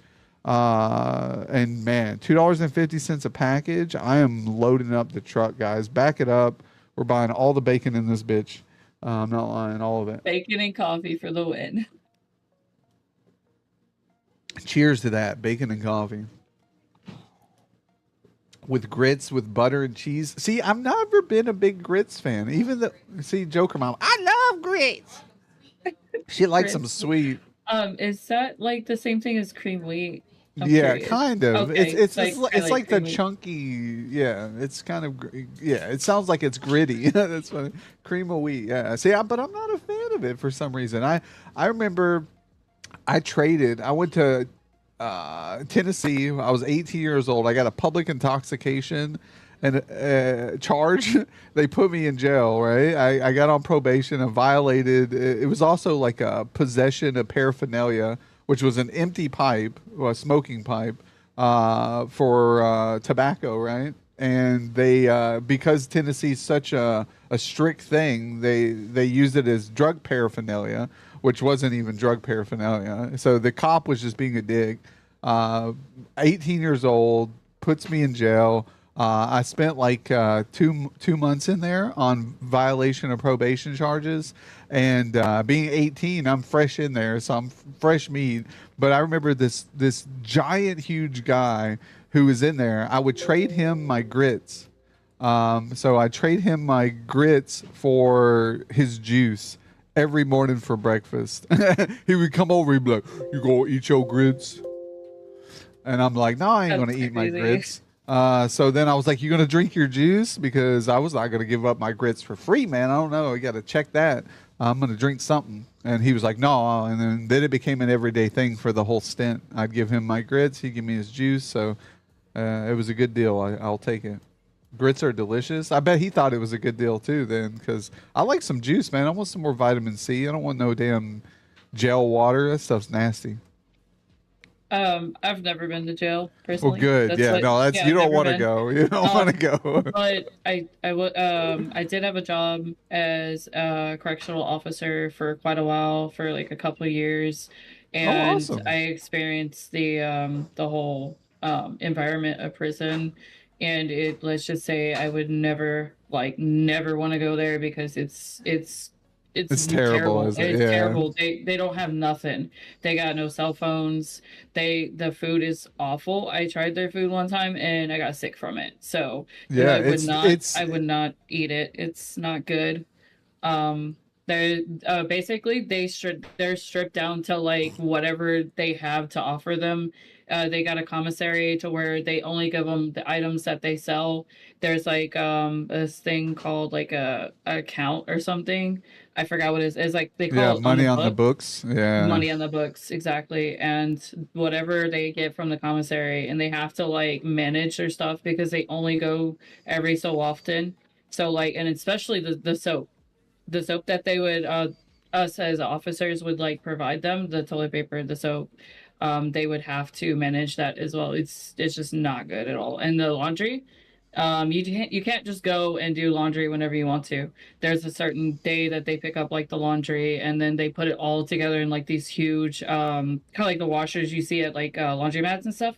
Yeah, And they would just industrial size. they wash everybody's clothes together, and no matter what, like I'm just gonna say straight up, stank. Yeah. Yeah, no, exactly. Because some people, like you said, they don't take care of themselves. And honestly, like when it comes to prison and the people who are in prison or jail, they do have some form of mental disability. Most because that's what's led them to committing the crime that they've had. And here in America, we don't have a proper system or setup that acknowledges these mental disorders and tries to help or accommodate them. Someone does a law or breaks the law, they just get penalized and they get thrown in there, right? And they don't get evaluated properly, I feel. So you have people who've just made a mistake and are in a good mindset, lumped into prison in a population with people who are mentally unstable too. So you have like normal people who just fucked up, and then you have people who don't even fucking really know how life works and lumped in, and that comes from someone who's grown up with mental anxiety myself, who's raised autistic children, who's been around a variety of human beings with different issues or causes, and I just think that we're really lacking here in America when it comes to that, because you see other countries, they don't dehumanize, they don't and I think that's dehumanizing, when you take away little individual freedoms. And again, some of these people don't deserve them, I understand that. Rapists, murderers, sexual assailants, and some people don't care. Like, some of these inmates, they just don't care. And they'll even tell you that too. They're like, I don't give a shit. Like who is this person's life to mine, and stuff like that. So there is some people who I think do deserve to be locked up and thrown away the key because they're just evil human beings. But then there's some people I think can be rehabilitated, and they lose faith in themselves because they see that no one else gives a shit about them too. So, and we've actually got some other correctional officers and staff and who have been a part, who are in the community. I think we've got like 3 others as well who are active correctional officers here. So I think that's cool too, because you see it from their perspective. And I'm sure they would agree with me on some of this as well. Yeah, that was a couple of years ago. I believe I stopped working for the TDCJ for like, I think it was like back in 2015. Yeah, 2015 was like my last year. I That did had to not put a enjoy it. mental, yeah, I was about to say that had to put a mental strain on yourself, huh? Yeah, it wasn't my type of job, because you have to be really you have to have a backbone pretty much.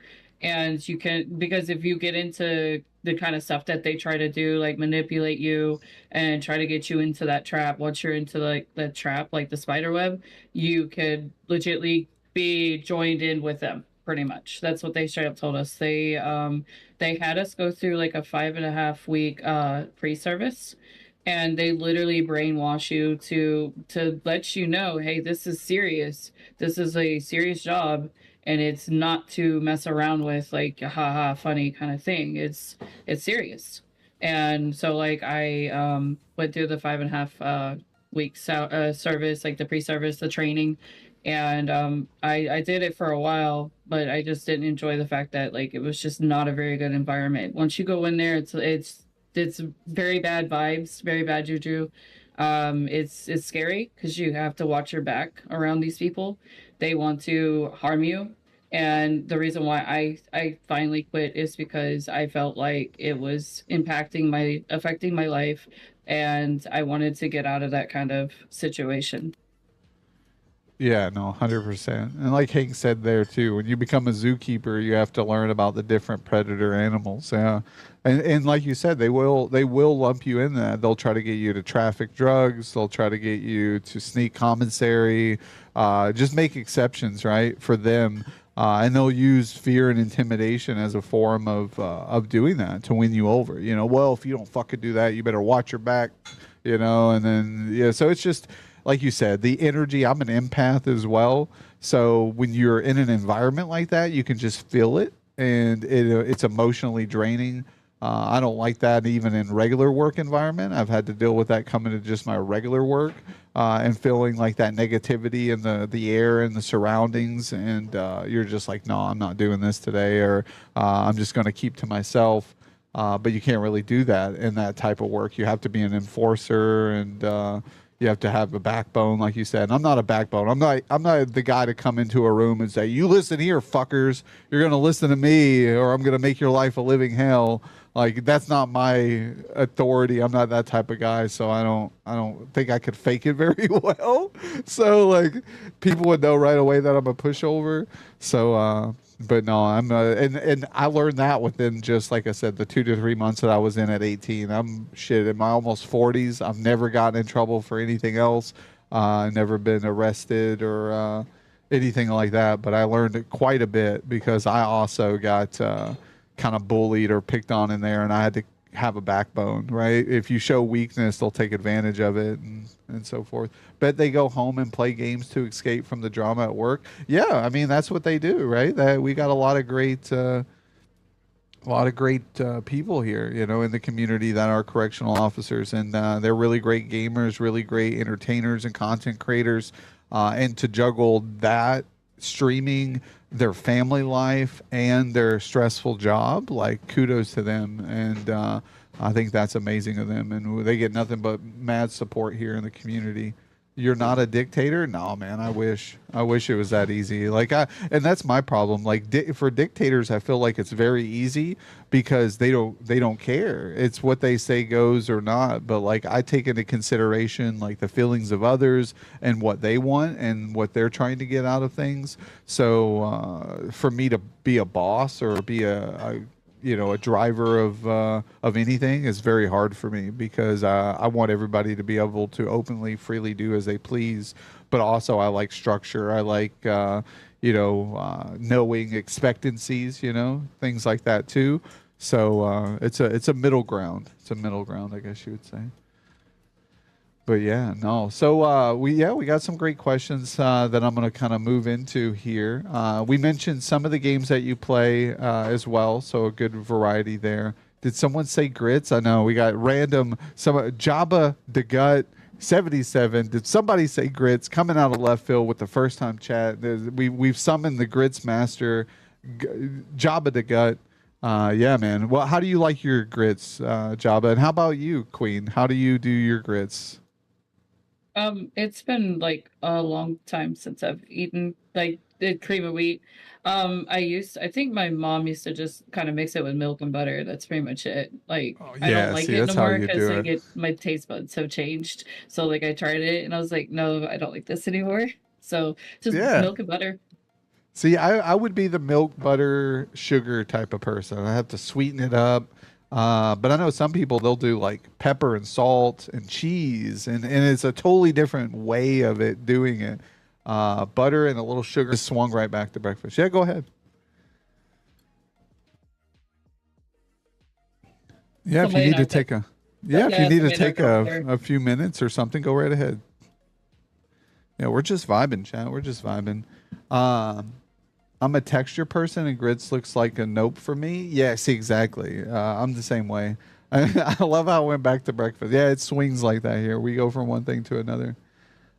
So how we doing, chat? How is everybody this morning? You guys having a good time hanging out with me and Queen here? Looks like baby food. It does, doesn't it, Zahabi? I'm not a big fan of that type of stuff. Like the closest thing I'll do is oatmeal. And the oatmeal I eat's like super sweet. I like the maple cinnamon, maple brown sugar oatmeal.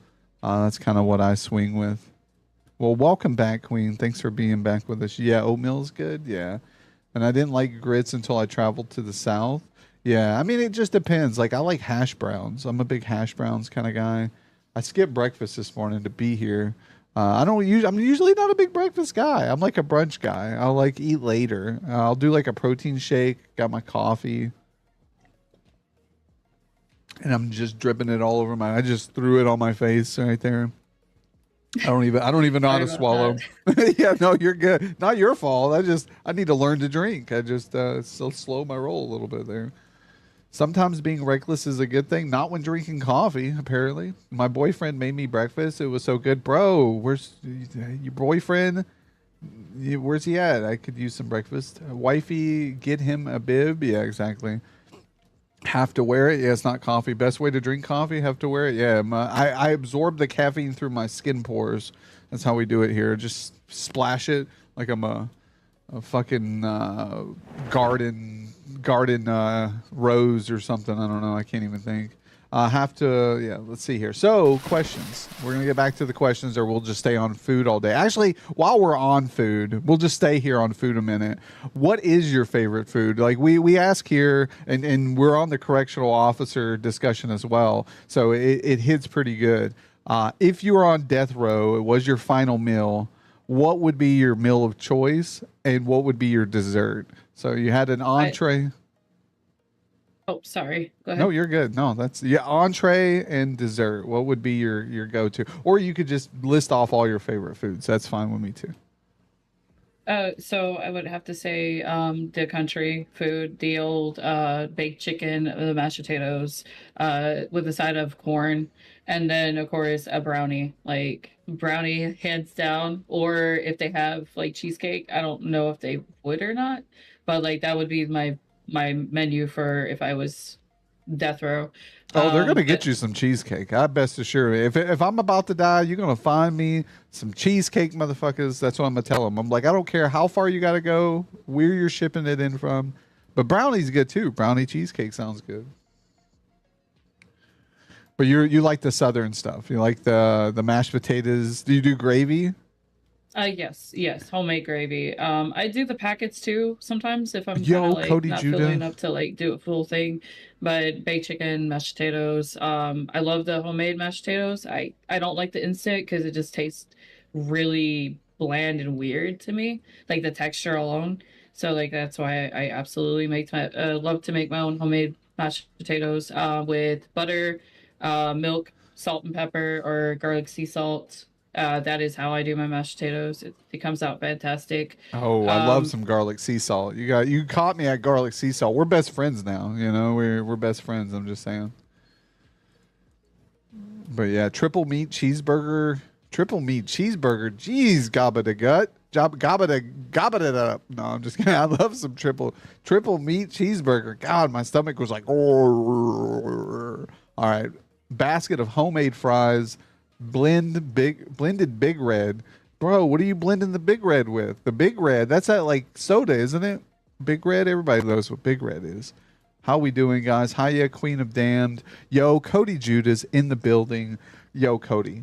We got the wonderful Queen of the Damned here on episode 138 of the Jokerdads Spotlight. Gabba the goal. Gabba the gut. Yeah. Here we go. Yo, that sounds good. It does. Look at all these. And then we got biscuits and gravy, eggs over easy, hash browns, toast for the yolk. You just dip it in. Oh, my goodness. God, I'm so hungry now. I'm working on Alice and Wonderland overlay for stream today. Let's go. See, that's what I guys, if you haven't checked out Hank's Alien Tech stream, highly recommend doing so. This guy puts a lot of work into his stream, and I respect that. So you guys got to go over there, check that out. Same as Queen of the Damned. A lot of work put into her stream. So drop her a follow as well if you're just stopping in, hanging out with us, checking out the wonderful streamer we have on the show today. But yeah, so we went over your favorite foods there. I think that's good. I'm a big homemade mashed potatoes fan. I agree with you. The instant just doesn't cut it. But sometimes I'm lazy and I'll just settle and just scoop the poor mashed potatoes in my mouth and be living in regret. But nothing beats the creaminess and chunkiness of real Southern mashed potatoes. However, the only thing I don't agree with that you said is corn. I'm not a big corn fan. I know a lot of people love corn out there, and I'm not talking about the music. I'm talking about the nasty trash vegetable known as corn. Give me some Brussels sprouts, some green beans with some bacon, like we were talking about earlier. Throw me some bacon and some green beans. cheese, and some, was it Worcestershire, Worcester sauce. Don't get me to say that because Yeah, I say can't it. Go wash your ahead, say sister it. sauce. Wash your sister sauce.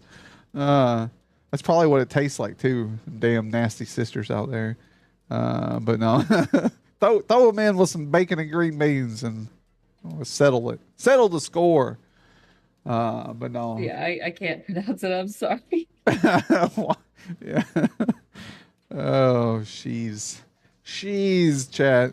But yeah, no, that's how you do it. But corn's all right. Even though I think anything that goes inside you and doesn't digest and comes back out the same way it went in is the devil. It's the devil, chat. Yeah, I would agree with that. But it's just I like the creamy corn. That's the Oh, one I would creamy eat. Yeah, corn. Yeah, that's my favorite. that 'Cause is it's just good. Cream of corn. Yeah, yeah. That's why I kind of put out corn because like creamy corn is like really good with like the mashed potatoes, especially if you kind of mix it together and like you just put it all in one big bite. I used to do that with sweet peas too. I love some sweet peas. But yeah, I don't know if you guys see. I don't know, Chad. If you guys are from, you like fried okra? Yes, I love fried okra. Yeah. Okra. See, I can't pronounce that either. Southern accent. I'm just saying all these hard, difficult words to watch you struggle, Queen. No, I'm just kidding. Oh, I struggle on words like all the I time. do too. Like, I'm bad at words. Okay, and Chad so, knows it. They make fun of me. Fucking bastards. So like one time I was like I think I was like on my sleep deprivation level to where I would laugh at anything honestly, like because tiny in the chat knows like because he hangs out with me all the time. I literally was trying to say water bottle but I said water bottle. Water bottle. It's all right. It's all right. We words are difficult. We're not here because we're English majors. We're here because we're content creators and streamers, chat. We can't be good at everything. So we do the best we can. So we went over favorite foods. We went over some of the games you played, how long you've been streaming. I think what we're going to do now is we're going to live curiously through you by watching some clips. I'm going to come over here. We're going to look through some clips, see what we can find, laugh at you about. Make fun of you. So be prepared. No, I'm just kidding. We're just gonna see if we can find some funny things. I know. She's like, oh, I gotta drink this water bottle. Let's go. All right. What do we got here? Okay, 7 days. We're gonna do all. You almost made me spit out my water. No, not the water from the water bottle. All right, here we go. Moments before disaster. We got Let's Kill King. Oh my goodness. These here, we'll do moments before disaster. Let's see what this is. You okay, Queen? Yeah. Okay.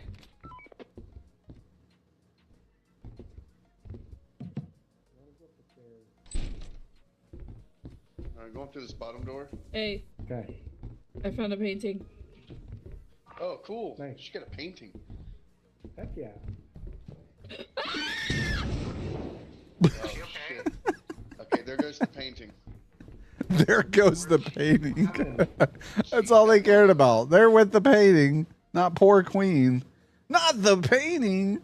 How will we ever get that back? Oh my goodness. Lethal Company. Oh, and some Apex. Look at you. You're all around in these clips. I'm trying to go that way. I don't think. What are you doing? Oh my god. Oh, I'm gonna die because she trapped me in an impossible spot. I'm sorry. I said I was trying to figure out how to use her. I told you I don't know how to use her. It's the same way as you jump out of the. Oh shit. All right. Let's see here. What do we got here? Oh my god, is this that oh, my money don't jiggle. Some GTA 5, let's go. Dead. I know. We'll get you. Yay! Are they just driving with you over the shoulder? Drink some water, Queen.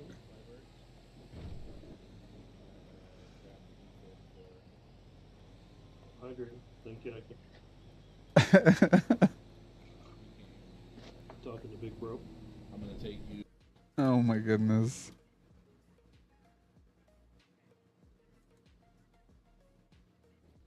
I don't know. Dragon's Dogma, nice. This looked like a pretty good game.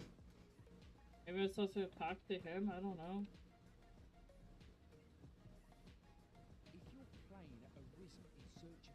Yeah, no, I don't know.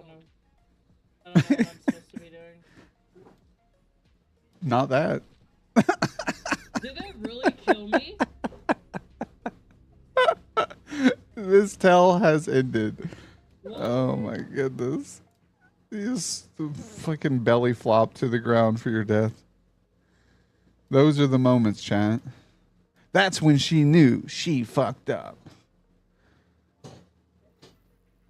All right, here we go. Perfect time, these nuts. I love it. Planet. Oh, you would do that. You would do that. Okay, hold up. Just Let take me- your time when you're building your base. There's no rush for it. Right. Where is it? It should be up here. Hold on, Slayer. Give me a minute. I'm showing somebody. These nuts. I'm showing someone these nuts. Got me. Does this not Yeah, I have got a lot the, of funny there's ones. a computer. How was No Man's Sky? Is that a pretty good game? Yeah, I love No Man's Sky. I just haven't played it in a while. It's just because like I said, I bounce from game to game because my ADHD, and I just go with the flow with whatever game that I have friends to play with to have a good time. No, I agree. I think that's a good rhythm. You know, I think I need to try some different games. I just get so used to the games that I play that I like they're comfort, right? So I just stick with them and we kind of don't try. Dang, Joker Mom just FIFO fumming over my bag, crushing them to death. All right, sorry. I got distracted. I don't know. It was on the chair. I don't know why it's on the floor now. Oh, she's blaming me, chat. You hear that? Because you did it. I'm the evil one. Oh, now she's taking away my thunder. All right. Ooh, surprise mother. Let's see here. What is this? Mortuary assistant. Oh, this game. Oh my gosh.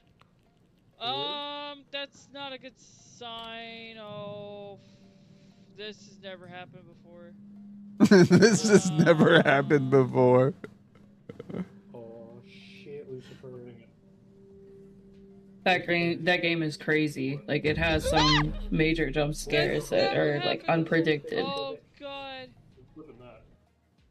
Yeah, no, I've seen that game, and that if I'm gonna play a horror game with jump scares, it's probably gonna be that game. I don't even know how much that game is, but we should probably catch it sometime. It's single player only. Oh, it is. Unfortunately, Okay. yeah. These demons be talking smack. Let's go. Let's see what this is. Gosh. No.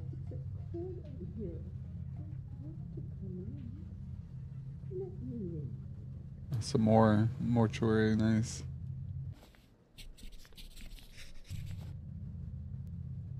I'm gonna slam the window on you. Oh my gosh. Whoa.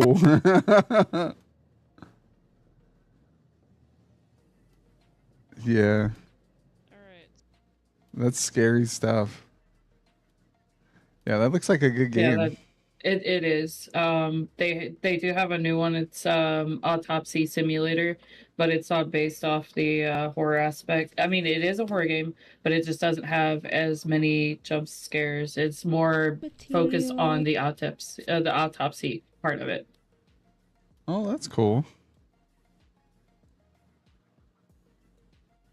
Yeah, no, I like it. I think it's good stuff. Thank Let's you. see.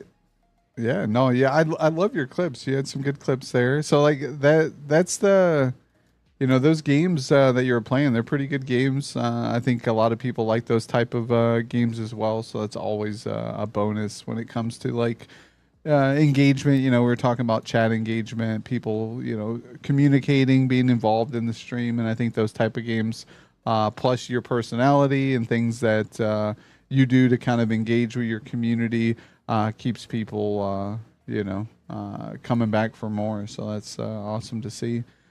We did go over, how long you've been streaming. You said you're pushing, I think, close to your 2-year mark. Do you have any hobbies that you do outside of streaming? So the only thing that I do is just basically, take care of IRL stuff, of course, drawing and painting and stuff. That's my main hobby that I do. For when I'm off stream, it's just basically adult life. It's that's boring. It's that's boring. I love it. God, I hate being an adult. So boring. Yeah, no, I know. I feel that. I feel that in the inner core of my soul. Yo, we got Rusty Grill and Grand Zoo in the fucking building. Grand Zoo, thank you for the twerkachoos from Frankie and the lurk. Appreciate you being in. Yo, Grand Zoo, if you haven't got a chance, check out Queen of the Damned here. You won't be disappointed. Rusty Grill, same goes to you, my man. The best baby. Yo, how's it going, Rusty? How was those COD games the other night? Came through with the Zahambi raid. Got to check out. Good to see you back into the swing of things, man. Getting some games in. Always a pleasure to catch you. Thanks for stopping in and showing some love to Queen today.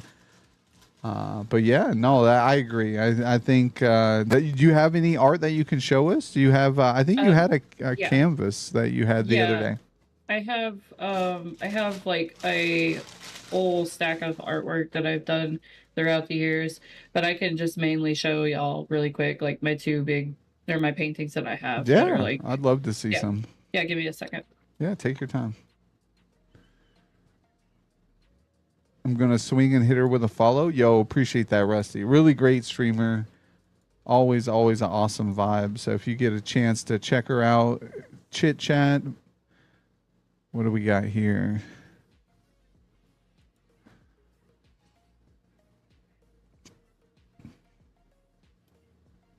Awesome. Yeah, no, I love that one. Look, guys, some good old Halloween Michael Myers. I love it. It looks really good. You did a really good job.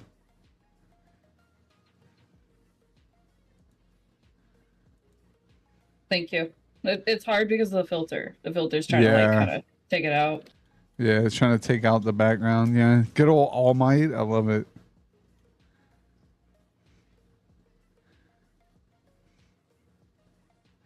Yeah, you did a good job. I like you did good with the Michael Myers, like the clothing. It blended in really good. The details. Same with the All Might. Like I love his face and how he looks. It's great. Thank you. Yeah, I put a lot of work into my artwork. Like that's my passion as art. Like I said, Bob Ross was like my I would say idol back in the day for like when I actually started heavily getting into artwork.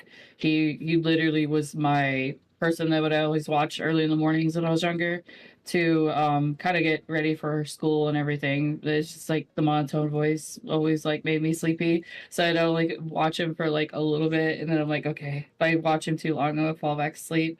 But yeah, Bob Ross was like my inspiration for pushing for my artwork. Awesome. Oh, and what guy? I don't know if I asked you. I know I asked you, when you started streaming, but what got you into streaming? What inspired you to start streaming? Because I always find that question is very intriguing for people because it's always a different reason or usually somewhat different reason. For the whole purpose of entertaining people and also to show off the talent that I have as far as the artwork goes. The art? Okay. Yeah, the art. Yeah, because that was the real push. Yes, I could play video games, but the art that I do is a push for streaming because I want to get it out there. Because like I used to do a lot on Facebook, but Facebook has like kind of like died down. So my art's not actually getting out there as much. So now I went to social media to be able to show off the talent that I have. Yeah, no, that's awesome. I think that's the great way of doing it. I think Twitch is an awesome platform for artists.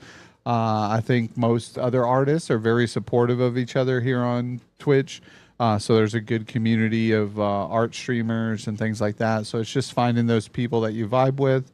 who enjoy your content. So I'm great. I'm happy I stumbled across you through other mutuals over time.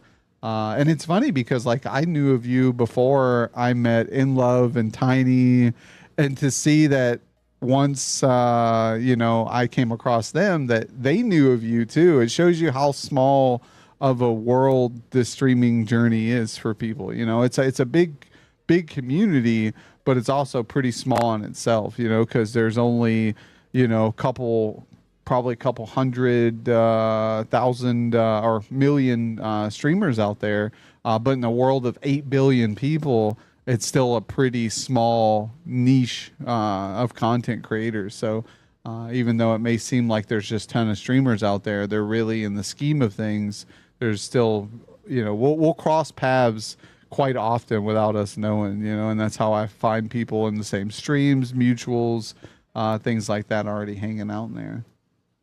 Yeah, yeah. I think someone like actually said impressive work, so I'm saying thank you to Rusty. Sorry.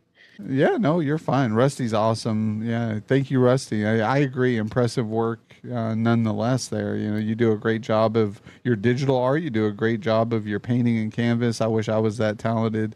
Yeah, Hank Aliens Tech. There's 9 million streamers total, I think, but only a few hundred good channels. No, I agree, and I think because most people, they don't know how to set up overlays. They don't know how to do their custom work. Some are just streaming off of a console, and I think that's made it a lot easier too. Is you have people on PS5s and Xboxes who are now easily accessible. Back 10 years ago, you would probably have to have a PC or some type of device, laptop, in order to stream. A lot of channels just stream into the void. Yeah. Exactly. You gotta find a way to make your stream unique and stand out, and provide something that others aren't doing. No commentary, yeah, no microphone, no camera. Those are usually my go-to. We've had some new streamers who stopped in who don't have cameras, and I tell them, well, if you don't have a camera, you are limiting yourself. But if you're very self-conscious, I'm a very self-conscious person. If you don't want to be on camera, I highly recommend, a VTuber, a PNG tuber. There's a lot of people out there who will, definitely help you out with setting those things up. I know I'd be more than happy. I've done VTubing. I haven't done PNG tubing, but I like those. I like PNG tubers. I'm very, very big supporters on those streamers. So, we've had a few on the show who've done face reveals here, which is very, very cool, for someone to step outside their comfort zone and who have anxiety or self-conscious and dive in with coming on the spotlight. I find that as a great opportunity for them to grow as a content creator. I think, that's a form of growth to me, not numbers or followers but someone,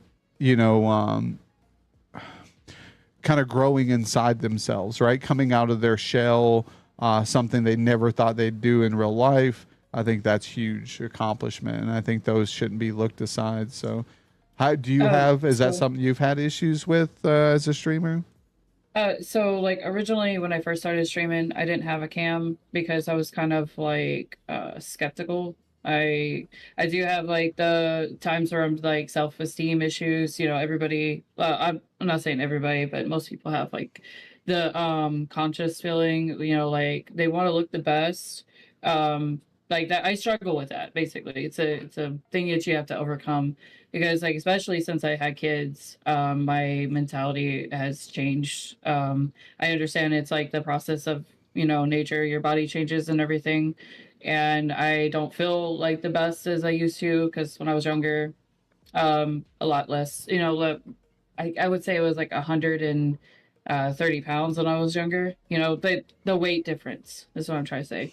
But yes, I do struggle with that. But honestly, it is what it is. Like I love I love the personality that I have. I think it's not about the looks, it's about the heart. You look at the heart, like how the person is, how they are, the personality, the um I would say like I can't think of the word. I'm sorry, I can't think of the word. No, you're fine. I usually am very good at completing sentences or being one of the ones to think of the word. I also can't think of the word. So we're in the same bunch together there. But no, I agree. I think it is about the personality.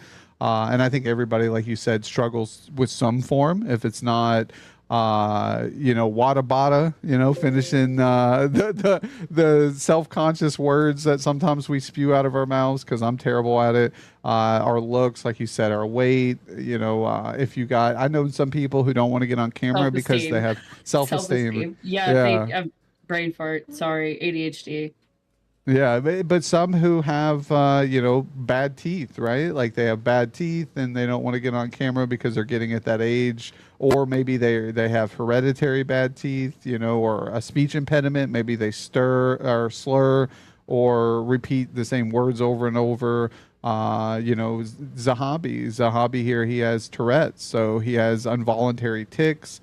I remember talking to him about that, and how he struggled with wanting to get on camera and stuff like that because of the judgment of others, right? And just using him as an example, there's just so many people out there who have some form of struggles that they deal with on a daily basis. But then to come online and to be center of that and have that being the forefront of your content is hard, and you have to push by that. And some people will take the very little things and try to turn it against you, right? And try to use that as leverage of making you feel bad or controlling your stream, the content you're creating. And I think we just have to push aside that and just provide the best content we can for our communities that we're trying to build here.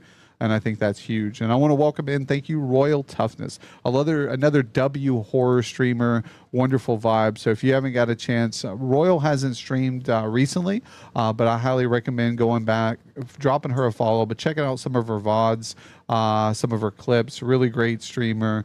I think you two would get along quite well. And same goes to you, Royal. If you would drop Queen a follow, highly recommend stopping and checking out Queen sometime. Wonderful artist, wonderful horror streamer. My neighbors think I have Tourette's. I'm sure, yeah. Hank's everywhere there. Love, not live. Struggle with being self-conscious about my teeth. See, right there. It's tough. You gotta, it's hard, but I think there's ways, like we've had some people who had teeth problems. They wore a bandana and adopted some type of persona around the bandana. Or again, VTubers and PNG tubers I think are great. I've learned to grow with audio, trying to, engage more vocally. When times are slow in the stream, sometimes I get gridlocked and I'm like, oh man, it's top 10 in this game. I'm about to die and I'm trying to get away, but I still try to narrate and engage with the chat even during difficult moments in gameplay, just so there's not awkward silence in the stream. People aren't getting tired and low rhythm and stuff like that. But you can't entertain everybody, and sometimes people just have to have that constant engagement. I've learned when it comes to like clip making and stuff, if you don't engage someone in the first 3 seconds of a clip, they're going to just close the clip and swipe to the next. And that's like crazy to imagine. And I feel like that's the same for the stream. If someone hops in, you don't even know they're there. They sit there for a couple of seconds, maybe a minute or two. They form a judgment and then they leave, right? Even before they've said something. So if you're not engaging consistently to a point, they're just going to go elsewhere. So that's a struggle in itself. But so I want to thank everybody, not only who came in and said hi, got to check out Queen of the Dam, but the people who've stuck around and have been consistently engaging in chat, making comments, chatting with us, talking with us. I greatly appreciate that from the depth of my heart. And same with Queen here. Thank you for coming on the show. You've been an amazing guest so far, vibing with us, chatting. We've had some good laughs and so forth. So thank you for being here. Yeah, I really appreciate you for letting me be on the show. I was really ecstatic when you decided to have me. So, and I appreciate everybody also who have came in to show some support. That means a lot to both of us. And like I said, like I just enjoy chatting with everybody, and I really appreciate it. Thank you.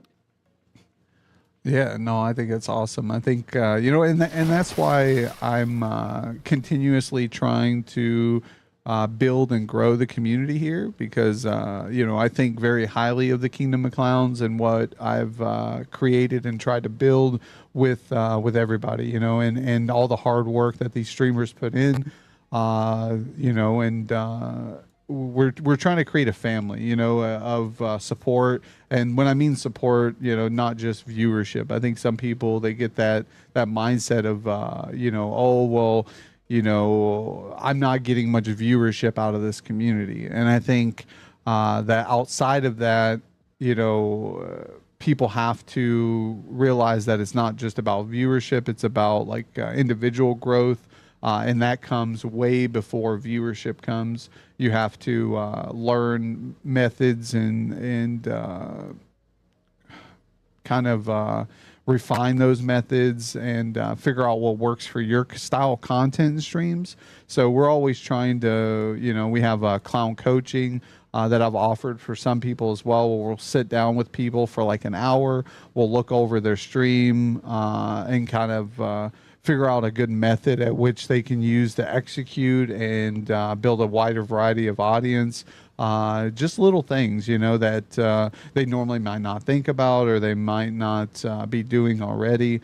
And that builds up over time. And like we went over a few of those, like, being better chatters into the stream, engaging with their audience or providing little, like me, for example, we added the fortune cookies every time someone subs to the stream. We added the shoes. Like these things weren't there originally, and I've added them over time just to bring more depth to the stream. And even when we started this show, I was never doing a talk show at one point. I never highlighted streamers and kind of talked to them. But we knew the direction we wanted this community to be, and we wanted it to be a community for everybody. And so we decided to start the talk show. I started with just a couple of my local friends who were streamers, and then we started reaching out to other streamers and then highlighting them. So now we're at 138 people we've had on the show, which is amazing. And all these streamers have something to offer for somebody. It's just those streamers, finding those people that they vibe with and who are, about their content is like the hardest thing.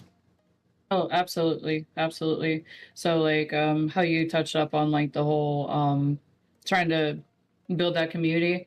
I think that's the most important part. And it's not about the viewers. It's the thing is like the people that are willing to be there for you to support you. And that's what I am grateful for whoever comes in and shows the love and support. Like I said, it's not about the viewers, it's about who's there for you. Exactly. And sometimes those people can't be there consistently or be there, but once in a blue moon, like we have people who stop in and still show how much of a support they are towards me, towards the community, but they have everyday lives. They work 5, sometimes every day of the week. They might get one day off. Absolutely.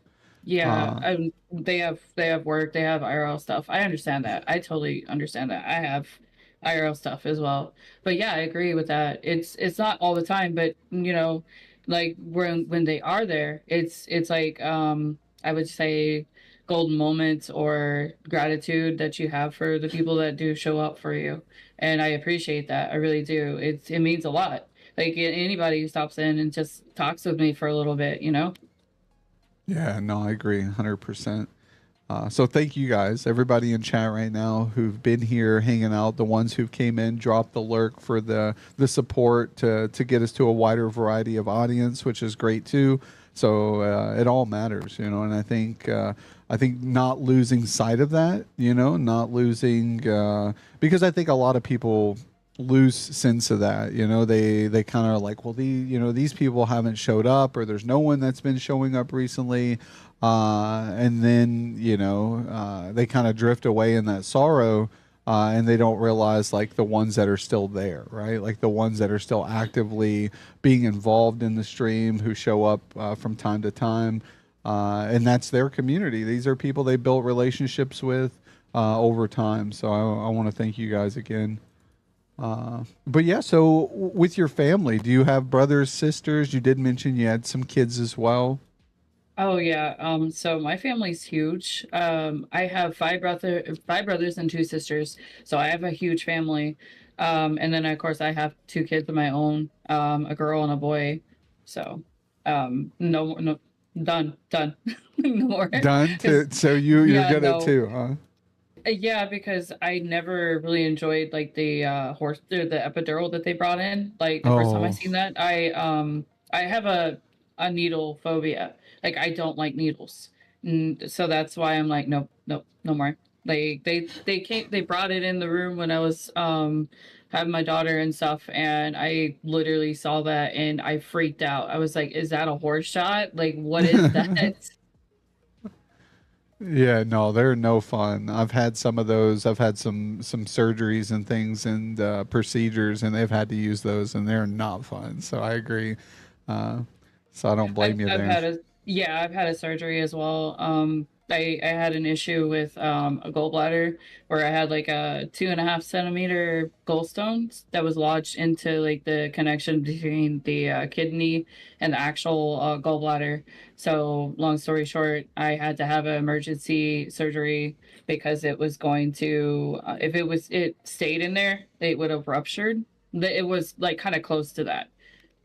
Wow, yeah, no, that's good that they got that squared away for you. Yeah, you don't want none of that, and that's why I love modern day medicine. You know, to an extent, like there's things that I disagree with it, and then there's things that have their life. It's life saving. So I'm happy to live in the time at which we do, because a lot of people, including myself, I would not be here if it wasn't for modern day medicine. But hey, Right. but you mentioned the kiddos. Are they middle aged, young, adults now, or how old are the little ones? So my son's 8 years old and my daughter's 10 years old. So they're a year apart. I've had Oh, them, okay, that's good yeah, year. year That's apart. good years together. Because you got a what the daughter's the oldest, so they've got an older sister and younger brother, or Yeah, it's vice. just Okay. it's my daughter. I had her first, and then my son. Oh, awesome.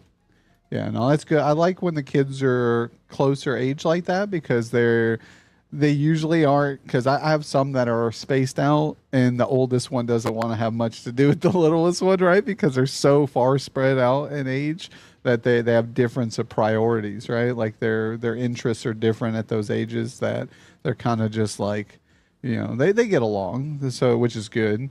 But they just, it's hard to say, oh, hey, you want to come watch this movie when the oldest is so old, and then the youngest is wanting to watch like this cartoon or something, and they're like, yeah, I don't know if I want to watch this cartoon. But Yeah, it's hard, especially since it's not for everybody, but like the older you get, the more complications could happen. Because they told me when I did have my son, I had complications, and that's why I was kind of scared because I came really close to having a C-section, and I was terrified. Like I heard, I've actually seen like the procedure for a C-section. They literally they cut the woman open and they put their intestines on a medical tray, and they pull out the baby that way. So I was terrified because I was still fairly new to motherhood and everything. But I had them natural, both of them. So oh, well, that's awesome. I've known quite a bit of people to have C-sections and stuff. So that's, if you can have them natural, I'm assuming that's the better method to go. But I think there's just so much complications on both sides, right? Natural birth, and then even C-sections. I'm sure it's last ditch effort to do a C-section that you'd want. We did have, Hank Alien Tech did mention on what we were talking about earlier. Goes through phases. Sometimes he has 0 viewers, sometimes he has 10. You just have to ride it out. And I agree. I think taking a bad stream into your next stream is just the worst thing to do. Look at the new stream every day, even if you get a continuous, negative or not how you perceived stream to go. A slow stream, if it's something that you're kind of struggling with, to take the new stream into some better light.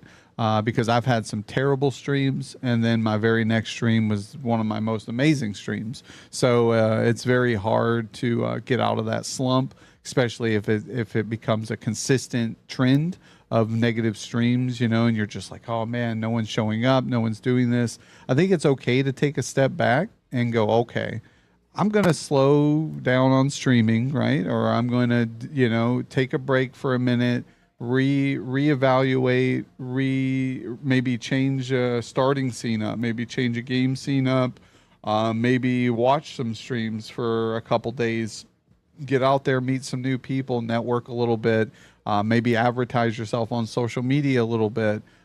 Just kind of take a different approach and do less streaming. Because one thing I've learned, and which I may incorporate here, I've been busy streaming a lot, and I streamed yesterday on an off day that I normally wouldn't have streamed on Saturday unless it was an event or something. But we hopped on a little bit last night. We had some people stop in, so thanks to everybody who was here last night to say hi and hang out. But usually I would take those times and opportunities to create content outside of Twitch. I think that's the hugest thing. We haven't had a lot of success with it, but slowly my numbers on my videos have gone up a little bit. So we started off just uploading videos and I was only getting 20, 30 views a video. Then we hit the 100 view per video average. Now we're up to like 300 and 400 views a video, which aren't huge viewership numbers. You know, some people get 1,000 viewers or 10,000 viewers a video or something like that. But slow progression is still good progression. You know, I hope eventually that I'll draw people in from my social media, TikTok, Instagram, YouTube, Shorts, that people will see this content and just want to come over and check it out. I mean, will it happen overnight? No. Will it happen in a year or two? Probably not. But hopefully at some point. So don't get discouraged at where you're sitting all now as content creators. I think there's a lot of opportunity out there. And I think there's someone who enjoys your content. Like I enjoy your content, Queen. You know, I like your art streams. I like your gameplay streams. Like I'm not going to go anywhere. So I think when you find people who dig the content you're creating, the same thing goes with Royal. You know, I'm always constantly pushing Royal to get back into streaming. I'm like, when are you going to stream again? You know, and always wanting to see that because I enjoy that content. I enjoy her streams. I enjoy her personality. And same with Hank. I think his streams are very unique. I think he's going above and beyond for his content. And I think there's people out there who would definitely enjoy that content just as long as they can find him. And I think the discoverability, since there's so many streamers, is very hard. You know, I think that's I think we're battling not only ourselves, but the algorithm. The algorithm is what's the worst. And we live in a time, like I said earlier, where if you don't captivate someone in a 3 to 5 second period, they just toss you to the side. You know, I'll be streaming again real soon. Big thumbs up, big thumb up. Absolutely. That's what it's about. Like you nailed it on the head. Yeah, it's hard. I mean, it really is. And I think everybody here in chat, you know, everybody who's been a part of the spotlight, you know, even the ones who no longer stream, because we've gotten some who's been on the show 6 months ago, a year ago, who no longer stream, unfortunately. You know, life has taken turns. We have some who are homeless that I still keep in contact with, some who have gone through medical issues, their families are displaced, or just terrible things in the world. And they were great content creators and I think could have made something successful, but life just, you know, we got to enjoy the moments we're here with each other. I think that's the biggest thing. You know, I really appreciate the people who've come on the show because they've shared this experience with me.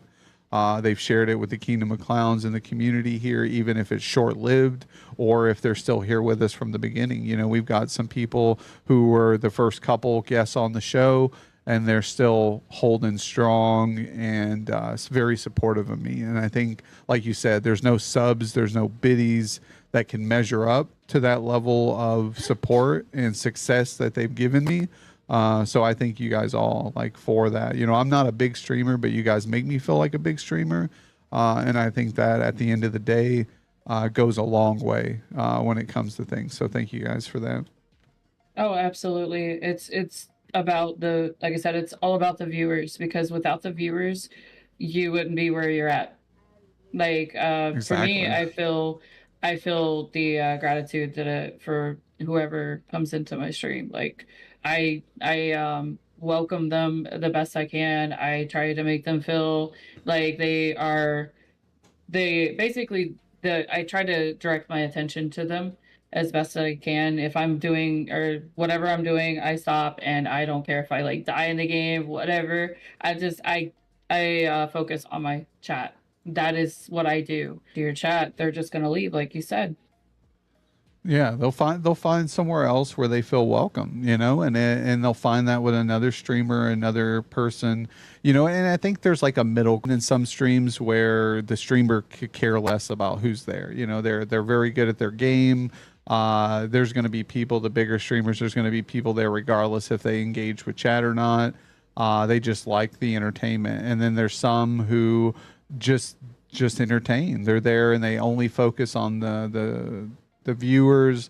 They don't care about the gameplay, and I'm with you there. I'm kind of one of those people where I could care less about what I'm playing, what I'm doing at the time. We try to, even on the talk show here, you're priority. You know, you're the guest on the show today.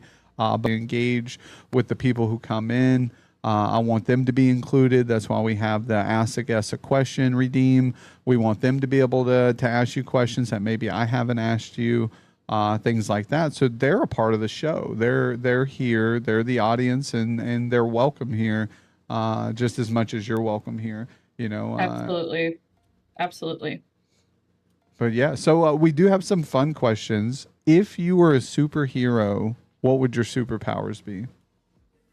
So if I was a superhero, I would probably most likely want to have the ability to breathe underwater. Uh-oh, Aqua Girl in the house, Aqua Lady, Aqua Woman. No, I love that ability. Would you like go to the depths of the ocean and check out the animals? Yeah, I've always wanted to be able to like see like all the wonderful like underwater like the sea coral, the fish, the dolphins. Like it's always been like something that I've always wanted to be like kind of like a mermaid. Just like a mermaid pretty much because they're beautiful and they can breathe underwater. So why not? And let's have a freaking mermaid tail at that. Yeah, I've always thought mermaids were a very unique uh, look on things, you know, like species or, you know, and I believe at some point it could be, you know, possible, you know, evolution, you know, us being, you know, in a world you know, that's mostly water. You know, it reminds me of the movie Waterworld with Kevin Costner, where you know the world heated up and the ice capsules melted and everything kind of flooded, and through evolution he developed gills, right, and was able to swim underwater, and soil was. Yeah, Waterworld's a great movie. It's a great classic. Yeah, I seen that movie. I love that movie. Someone was like, "Would you like to demonstrate?" Yes, yeah. Yeah, my community's also filled with trolls. So Oh, that's great. I see. I want more. That's what I like. I like to have people who also troll me. People love to spam the turtle love channel point. Oh my gosh. wow, you called me a troll, Rip. Yeah, I know, right? Now we all like to poke at each other, and I think that's a great thing to have, you know, because it's all in good heart, you know. And we've had some who've got their feelings uptight, and I mean, welcome to the internet. If you haven't been trolled, or like, that's why I tell people, like, we have mods, and I tell them, you know, don't ban right away. Like, we like to troll too. We have trolls come in, just as long as those trolls aren't too degrading, right? Like, I don't, like you said, racial slurs, discriminatory comments towards certain sexes or individuals, I'm not trying to cater to some super negativity, but if they come in and they try to troll, don't tell people to get good. Yeah, exactly. A-Heart had A-Heart had an experience with that yesterday where he came So- in. Oh, go ahead. Yeah. I'm so sorry. So I wanted to bring up like a troll moment. So I actually had somebody come into my chat one time when I was playing No Man's Sky, and they told me to press Alt F4, and I was like, "Really? Did you just tell me to do that? I know exactly what that is." Yeah. Yeah, we do that all the time here too. Zahabi likes to do that. We always like, you know, what I want to know, Jokerdad. How does she feel about pineapple? See, here we go. Pineapple on pizza. How do you Oh feel my about that? gosh. I tried that and I didn't like it. I'm sorry to whoever who likes pineapple on pizza, but I tried it. I don't like it. It doesn't go well together. But I love my meats. Meat lovers for the win. Meat lovers, you have four meat: the bacon, ham, sausage, pepperoni. Oh yeah, yeah. So fun fact about me is I'm allergic to tomatoes. I can no longer eat tomatoes because my body is like, screw you. You can't eat it. I break out from like the bottom of my face all Oh, the way what up is to like it? my Tomatoes? tomatoes, yeah. Anything tomatoes, the acidic or like the acidic in it, it causes me to break out. I get really bad tingling and sensation in my mouth. I get burning sensation, and then like my face breaks out into like this. It's an Even allergic sauce reaction. or even like Yeah, oh, so you do like a yeah. white sauce? Do you do like the garlic, the Parmesan ranch sauces or? So I'll do like Alfredo sauce that Domino's has. Like they have like where you can change the sauce. I'll do that, or I just try to not have pizza with sauce. It sucks, but I have to kind of like adapt to it. Yeah, no, I agree with that. I don't get like the reaction on my face, but I get really bad acid reflux from the red sauces, so I have to stay away from that too. I recommend if you go through Domino's, we do too. Try the garlic Parmesan sauce. It's also a creamy white sauce like the Alfredo, but it's not as creamy, I guess you would say. But it's really good, and it goes really well with some of the meats, but I try to stay away with bacon with it because it's a salty sauce in itself with being Parmesan. So when you add bacon on it, it's just super salty pizza. I was like, holy shit, I can't believe this is super salty, but it's definitely good. Pineapple on Okay. pizza is best, said Hardcore. Yeah, see, some people, we have a big battle here. Some people love the pineapple on pizza, some don't. Um, but again, for you being person who's not for the acidicness too, pineapple would probably make you break out too. Just so from how acidic it is, even though it's kind of No. sweet. But no, awesome. Actually, no. I can eat pineapple just fine. It's just something to do with tomatoes. I don't know. My body just doesn't allow me to eat it, and it kind of sucks because I love spaghetti and I love lasagna. It just makes me sad on the inside. So I have to I'll eat like a little bit, but that's all I do. Like I just don't want to have that after effect because it's horrible. It makes me feel really like it's just a burning, uncomfortable sensation.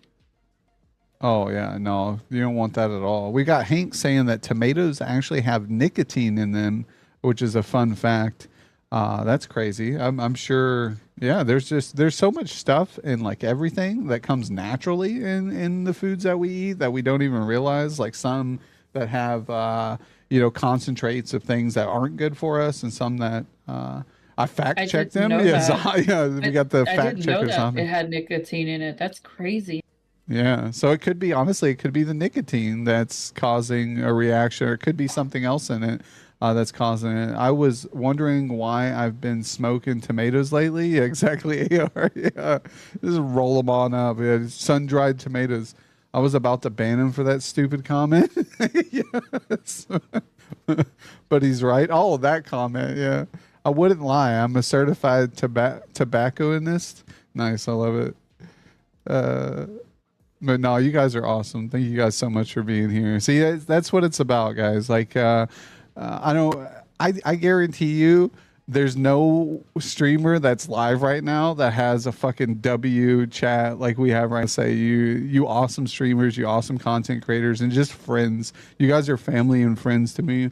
So I'm so proud to have you guys a part of the kingdom and representing it at the highest levels that you guys do.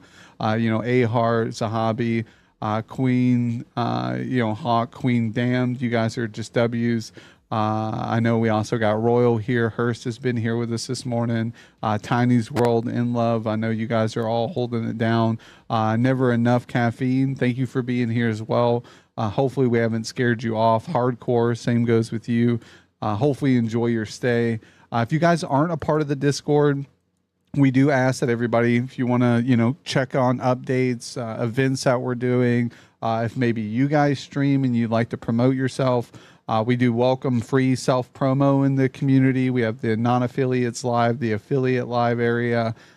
We also do Clown of the Week. So tonight during our staff meeting and team meeting, we kind of look over most active or involved streamers in the community, either showing up to events or maybe just typing in the town square or showing up in other people's streams. We kind of keep a lookout on who's doing what, you know, if they're involved. And then we kind of throw someone the Clown of the Week, and then we self-advertise them for the whole week with a special shout out. We're also doing special shout outs for server boosters. So if you have a Discord Nitro and you're not boosting a Discord server, highly suggest, you know, boosting the Kingdom of Clowns. As long as you remain a server booster, we'll give you special shout outs in the server booster live section. So another way of being able to get your content out there and reach a new variety of audience. Again, these things don't ensure that people actually show up to your stream. That's the hardest part, right? Is everybody's so busy. But we're trying to encourage that you be seen a little bit more. And then you have to put in that effort to engage with the community. I think that's the hardest part is we have people who just go live and they think like, oh, well, there's 600, 800 people in this community. You know, they're all going to show up to my stream because I'm live, right? And that just doesn't happen. Ideally, that would be great. Shit, half the people don't even show up to my stream. And so it is what it is, right? We got to do with what we have to work with. And we have to just build friendships. And I think that's the biggest part is like all you guys are my friends. And I appreciate that. Okay, my desktop is confirmed to be here by the end of next week. Bella, did you go with which one did you go with? You got to let me know which one you went with. But we've been talking to Bella. She's getting one of the mini computers that I've been talking about recently. So she'll be streaming off of that. And we're trying to get her back into the stream of things. Don't do that around here. Don't do that around here. I'm going to need you to re-examine your words there, Scapular. Is that hot sauce still bothering you? Scapular and Ahart did these Hot Ones Wings challenge the other night. I was vibing with them for a couple hours while they were doing that, and holy moly, Scapular had it rough. She was missing questions left and right and had to eat more. Ahart was getting them all right. He was sitting there for a while just like, I feel bad for these people because I'm not having to eat anything. Is Queen going live today? Yeah, that was just about to answer that. I'm so sorry. Oh, yes, no, you're fine. I will be going live. Awesome. Yeah, we'll be raiding into Queen when she goes live. We'll probably be ending up here within a few. We usually run from 11 to around 2, 1:30ish 2. So we are getting towards the end of the show. So once we end here, we're going to be raiding over to Queen. So I hope everybody sticks around, hangs out with us while we come and vibe with her. What? Yeah, I know. The coffee's kicking it. Joker mom's over there like, your desk is shaking, your camera's shaking, and I'm like, yeah, I know, my leg's fucking shaking. I'm like sitting here like all hyped up on the coffee. I'm just gonna drink a little bit more. Do you feel like the Chihuahua, like how Chihuahuas usually when they're like get that anxious feeling, they're all like, hey. Yeah, a little bit. Yeah, I feel like I need a correctional officer.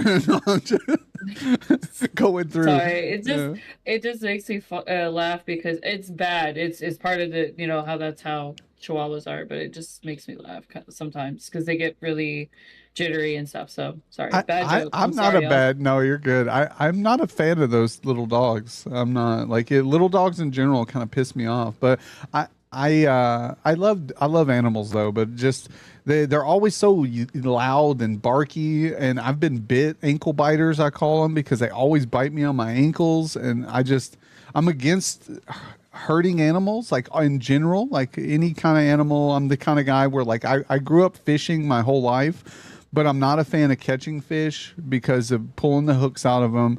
I'm not a fan of putting worms or minnows live bait. I'm not a fan of that.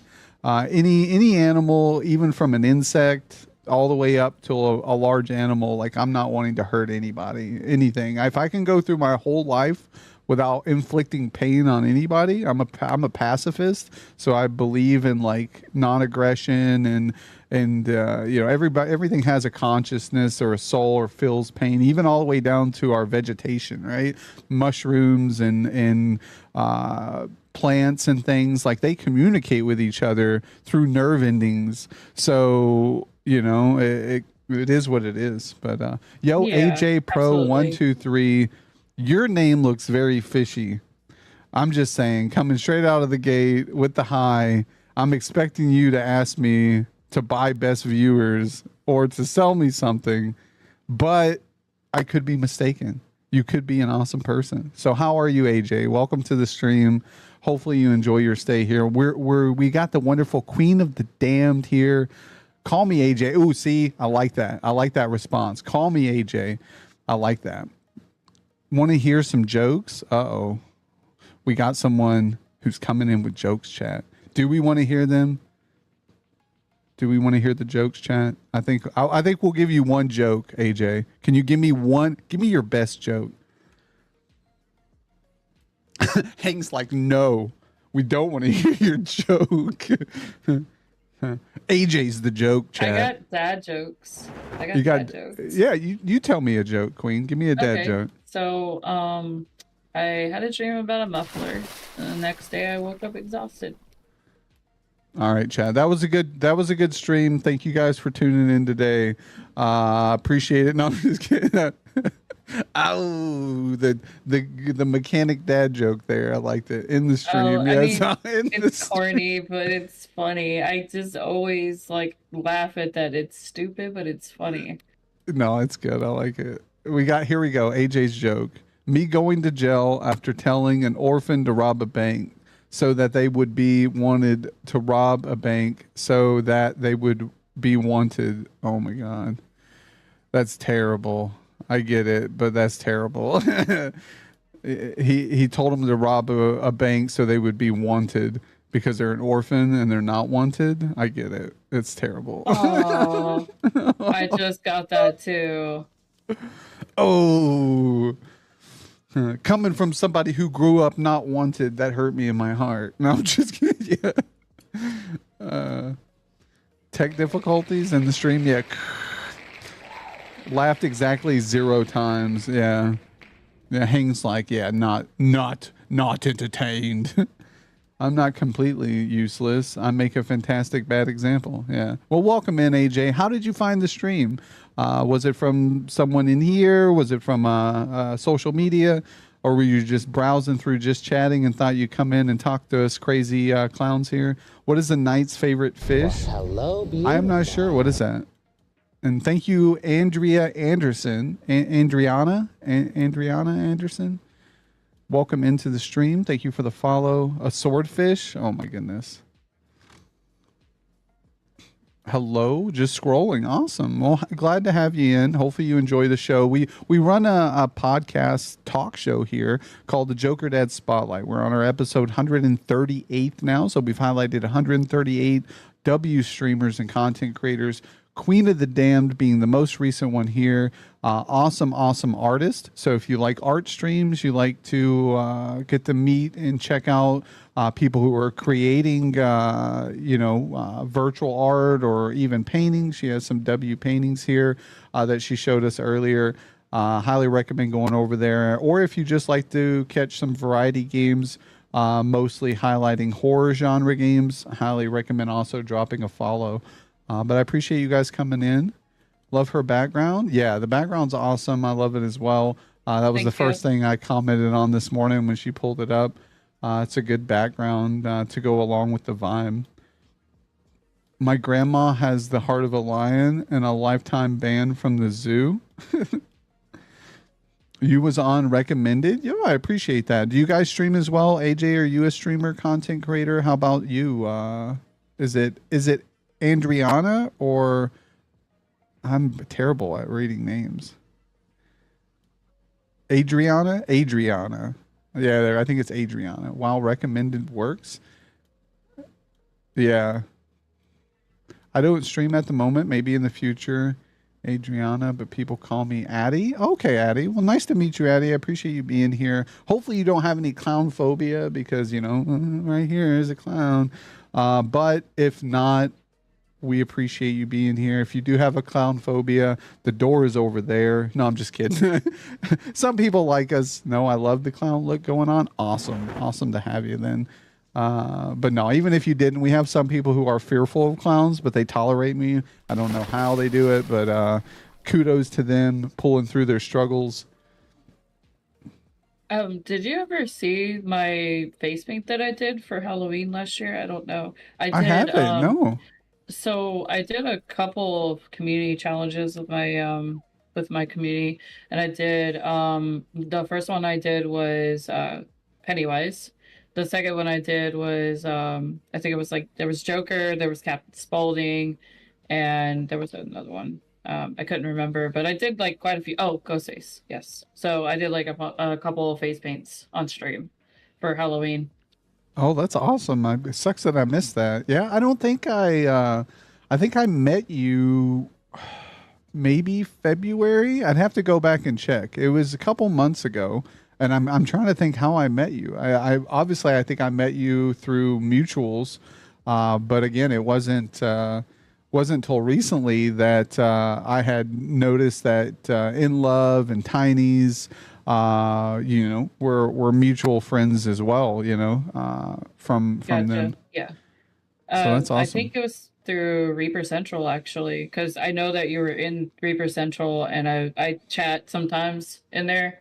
But like I think it is from In Love and Tiny. Oh, awesome. Alice in Wonderland overlay complete finally. Let's go. So do you have any rituals or routines that you go through before going live? Like things that you do prior? So I just get my coffee ready. I make sure to use the restroom so I'm not like kind of already needing to go to the bathroom right away. Just make sure that I'm good to go. It takes me no longer than like 10 minutes to get ready. So because I'm already pre-prepped for stream. Oh yeah, no, that's a good thing to do. I've made that mistake myself. I think that's a mistake all of us have made. We get in the hype mood of streaming, and we're like, okay, I got to start streaming, and then I start streaming, and then I'm like, oh shit, but I didn't have a cigarette.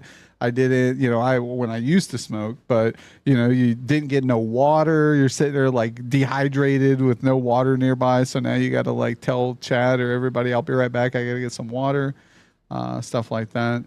But yeah, no, that's good. That's good to do, to get all the ducks in a row. We got, oh my God, AJ with some more jokes. Why did Beethoven eat all of his chickens? When asked them who was the best composer, was all they replied was Bach, Bach, Bach. That's funny. I like that one. That's being a person who likes classical music at times. I give that one a thumbs up. You're fired. I know it says Hank. Yeah, he's like, you're fired. You're out of here with that one. What do you call a dog with no legs? Doesn't matter what you call him. He won't come anyways. Oh, that one's bad. That one hurts me a little bit. Poor dog with no legs. She was a pop star vocalist from the 90s who was in the movie Queen of the Damned. She died in a plane crash. Yeah. Leah. Yeah. Leah's been in a lot of great movies. I think she was in a couple. But yeah, I love that movie. Is that where your name came from, the movie, or you just like the name? How did you get your name? I'm so sorry. My dog's going nuts. I told you that's why I'm gonna push the talk. Yeah, no problem. Oh my goodness. thank you, Addie, for that sub to the stream. Welcome to the community. Welcome to the club. Now you have your great ad-free viewing pleasure over the next 30 days there, so no ads for you. You also get some hype Joker Dad emotes. So we have some fun emotes, some flashy ones in there. We also, for every sub to the stream, we're going to read you your fortune today. So let's see what Addie's fortune is, guys, for the day. And then we also show you the wonderful clown shoes. So let's give you... We wore some great shoes for Queen today, so match her wonderful personality and her horror vibe. We wore the Joker Dad eyeball socks. So if you guys haven't seen these, and they're pretty cool because they glow in the dark, which you guys wouldn't be able to see, but the eyeballs glow in the dark when the lights go out. So pretty cool there. Okay, so you asked me where did I get my name? So originally, whenever I was going to school and everything, long story short, Anne Rice was my favorite author, along with Dean Koontz and Stephen King. So like I thought of the idea of kind of naming my stream name or my Twitch name after Queen of the Dam. I love the book. The book was amazing because it has more stuff, details into the book, but the movie was good as well. I loved them both. Oh, awesome. No, I agree. I'm a big Dean Koontz, Stephen King, and Anne Rice fan as well. Not so, I mean, I guess I didn't really read a whole lot of Anne Rice books, so I guess I'm like a little bit behind, but I did like Interview with the Vampire. I guess I never got around to, reading Queen of the Damned and some of those style books, but I imagine they are all great as well. And we did, Hank, we did give you your fortune. I think your fortune was let there be magic in your smile and firmness in your handshake.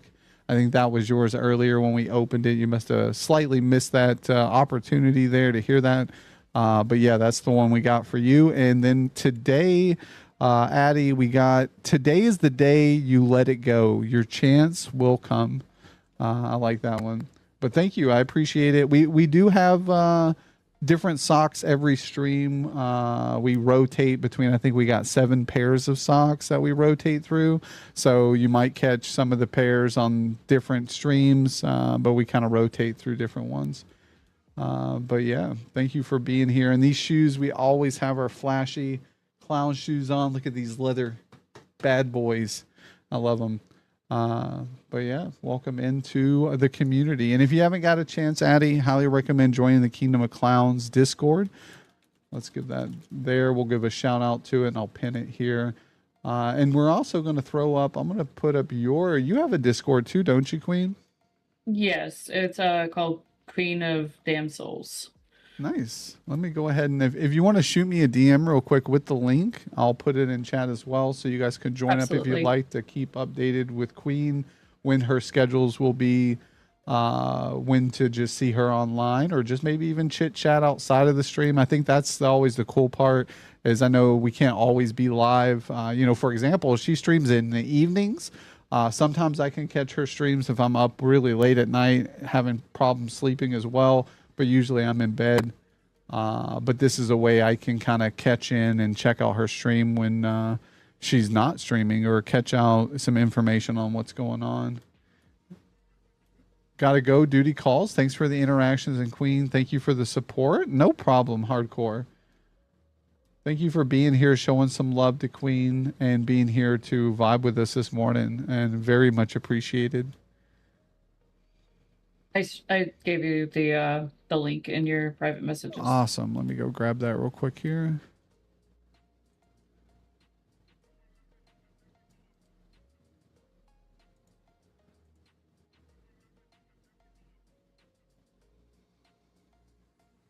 All right. I think it's trying to join right now as well for me.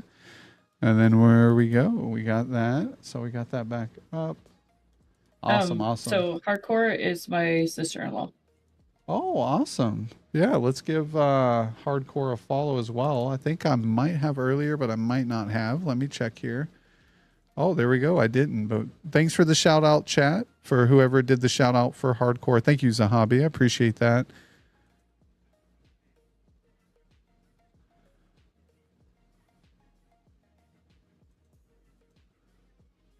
Oh, I see what Chachi was doing. Chachi was trolling me earlier.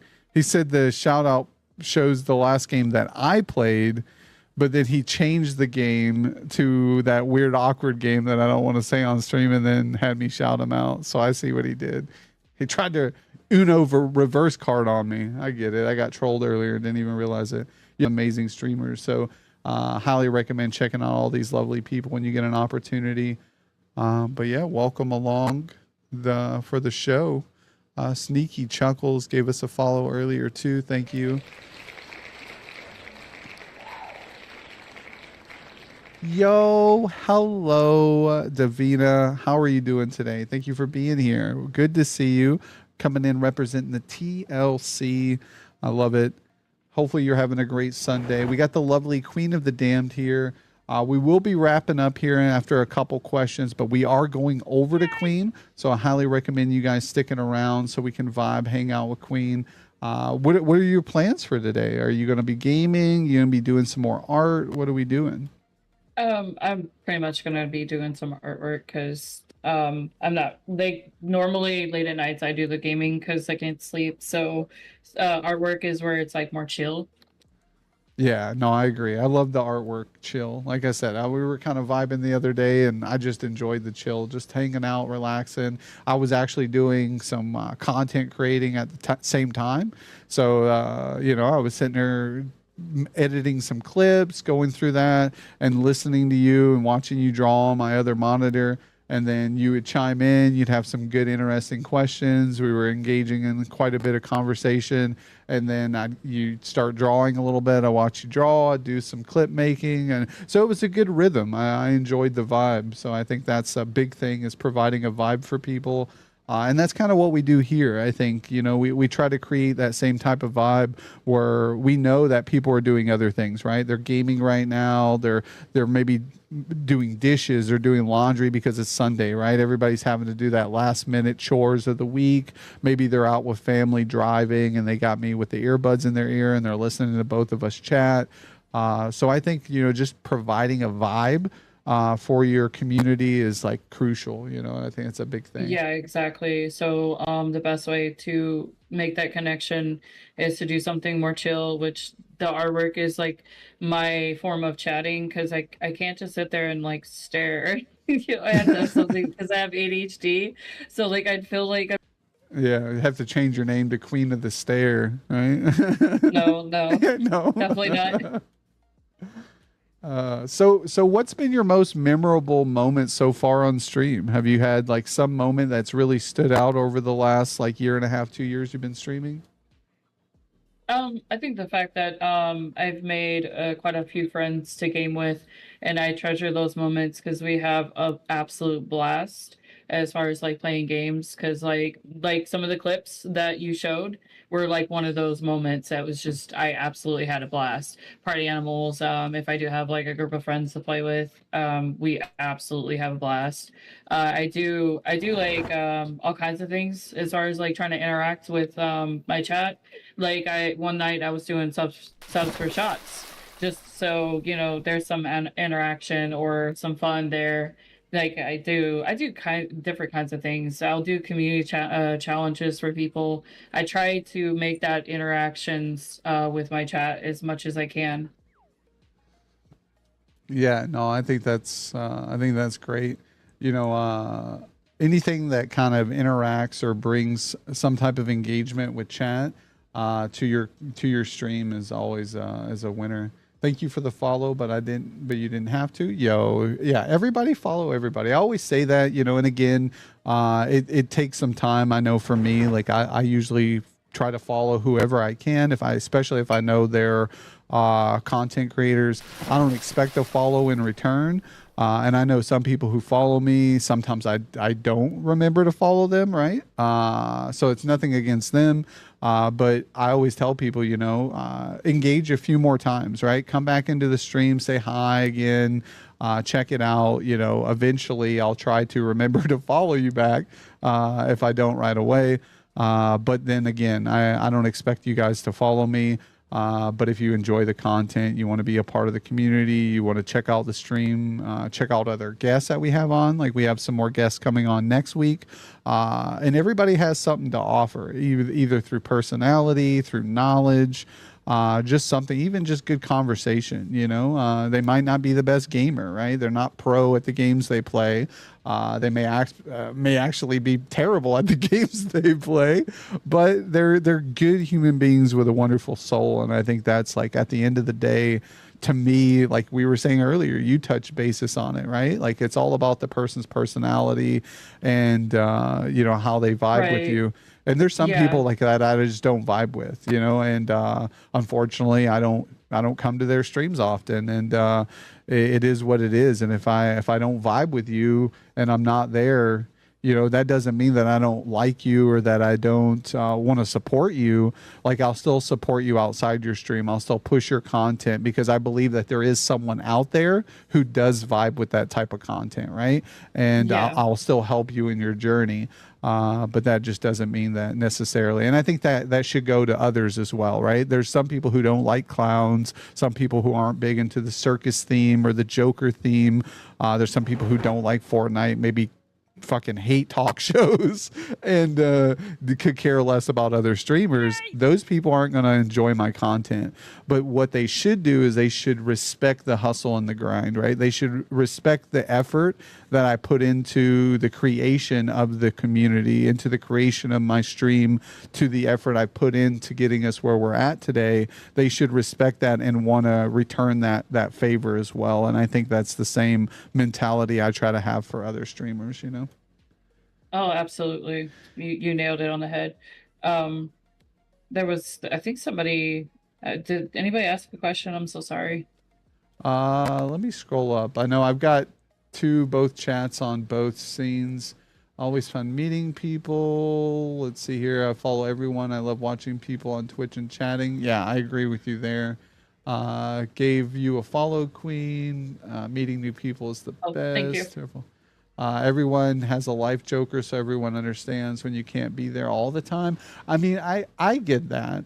And I think the last 2 times that I've been in your stream, again, I've had to lurk. I'm a big lurker, and I tell people that. I can't always engage with everybody that I support. So if you guys see that you got like 10 viewers and no one's chatting, I'm one of those 10 viewers that's not chatting. And I think that's one of the biggest things that people have to realize, that there are people who care for you and a lot of people who do support you, but they're just not chatting. They're not engaged and they can't be at the time, but they're still going out of the link to provide you with some form of support, right, towards your stream. Right, because they're either working or they're just, they still show that support when they're at work, so they can't be on their phone, because some jobs require you're not supposed to be on your phone. Yeah, no, I'm that way. If I got caught on my phone while I'm operating, because like my job's a very fast-paced job. I work in retail, so there's no time where I'm like not doing anything. So I don't even have the opportunity to pull my phone out and tap somebody. And there's a lot of great streamers that I want to catch where their stream schedule lines up off of work, right? When I'm like have the day off of work, and if I have the day off of work, I'm usually out doing things that I have to take and get done because it's my day off of work and I can't do these things any other day. So then I'm not watching streams. So it's kind of, or I might get a hair up my butt and go, okay, well, I'm not working today. So I'm going to stream today, right? Like it's my good opportunity to stream during an off time that I'm usually not on, because I know people can't catch me during my morning stream sometimes. Just like the other day, I was able to catch you when you were doing a day stream because it was the day that you were going to come on the show, but I was sick. So I was like, you know what? Like, I'm sick today. I'm definitely not going to go out and do anything because I feel like shit. So I'm just going to sit here and watch some streams. So I watched your stream. I watched like another stream or two that day. But I was only able to watch like maybe 3 to 5 streams that whole day, which is a very low amount of streams compared to, I know, a lot of people who watch a lot, I think somebody had a question for me. I'm sorry. Yeah, no, go ahead. What was that question? Because I'm looking through it and I can't find it. What pieces of art is your favorite to do? That's Oh, what awesome. Adriana asked. So my favorite pieces of artwork to do usually are like anime, or I'll do like um animals, or it varies on like what I feel like drawing, but horror is one of the ones that I've kind of like gotten really into. So I would say like horror classics like example Pennywise and Terrifier. My Terrifier came out amazing. It did. I liked your Terrifier. I thought that was really great. When I came across that, I was like, "Oh, awesome!" I was like, "I really love the Terrifier character." I've yet to actually see. Yeah, I know. Don't hurt me, Chad. But I've yet to see any of the movies, and I hear they're really gruesome. And I'll have to check them out because again, it's like a killer clown style uh, movies. But no, I love your artwork. I think you do amazing with it. I'm going to say welcome in. We've got official Queenie here. Yo, I appreciate you, official, coming in, showing some love for Queen of the Damned. We also got Benism. How's it going, Ben? How are you doing, my man? Good to see you. Thanks for stopping in. But lurkers, I find them the best ones when they lurk because they're always there looking. Exactly. And I think that's the biggest thing is some people like to just very antisocial too. You know, lurkers are people who don't want to draw attention to themselves sometimes. So they're unable to pull through to that social aspect sometimes, and they just like to feel a part of the community, be a part of the community, but not directly involved. So I think that's something too. There are lurk bots though. Be careful for suspicious streamer names. No, exactly, Hanks. I agree with you there. We that's something that we don't support within the community. We've had to remove individuals. We've removed some of those individuals at times off of our team because of false engagement in the communities. Where they'll go above and beyond to fake their engagement with being active or involved. They'll also fake the engagement within their stream of who's actually watching them and their viewer count numbers. So they'll prop themselves at the top of the list while providing mediocre content and make you feel like you're watching something genuine. And I think that's misleading. And unfortunately, it is what it is. I purge about 4 to 10 bots a month that show up. You can tell because they will have no streams, one clip, and new accounts. Yeah, that too. Harley Quinn is badass, but who was the best Joker? I only use it for streamers who has a clown pipe, so Harley Quinn is for Joker. Yeah. Yeah, no, that's awesome. I have a special emote for Joker. When I'm in here, it's one of mine, but it's Harley Quinn. Yo, we love Harley Quinn here. Awesome, awesome. But no, it's I think we've got just 1 or 2 more questions, and then we'll be coming over, Queen, to hang out with you. But again, I want to thank you for coming on the show. I had a blast today. We got to know you quite a bit. We got to check out some of your clips. We're going to actually put in, now that we have this downtime, your Discord. I copied and pasted it. I thought I entered it earlier, but it didn't go through because it's been froze here in my chat. There we go. Let me hold on. Queen's Discord. There we go. Queen's Discord, and we're going to pin it here. So I recently joined Queen's Discord, so if you guys would like to keep up to date on Queen's community, I highly recommend joining over, saying hi. Just joined. Awesome. So I know you're busy, Joker, but how are you, and how is your friend next to you? I'm doing great. I'm doing awesome. I don't know. You mean this friend up here, Joker baby, or this friend right here next to me, Queen? We got a lot of friends here. But no, it's awesome to have you in here. Both of them. Yeah, I think Joker baby's doing pretty good. He got to say hi to everybody earlier. And I think Queen's having a good time. But I'll let Queen answer that. Yeah, I am. I'm not trying to interrupt you in any way, so.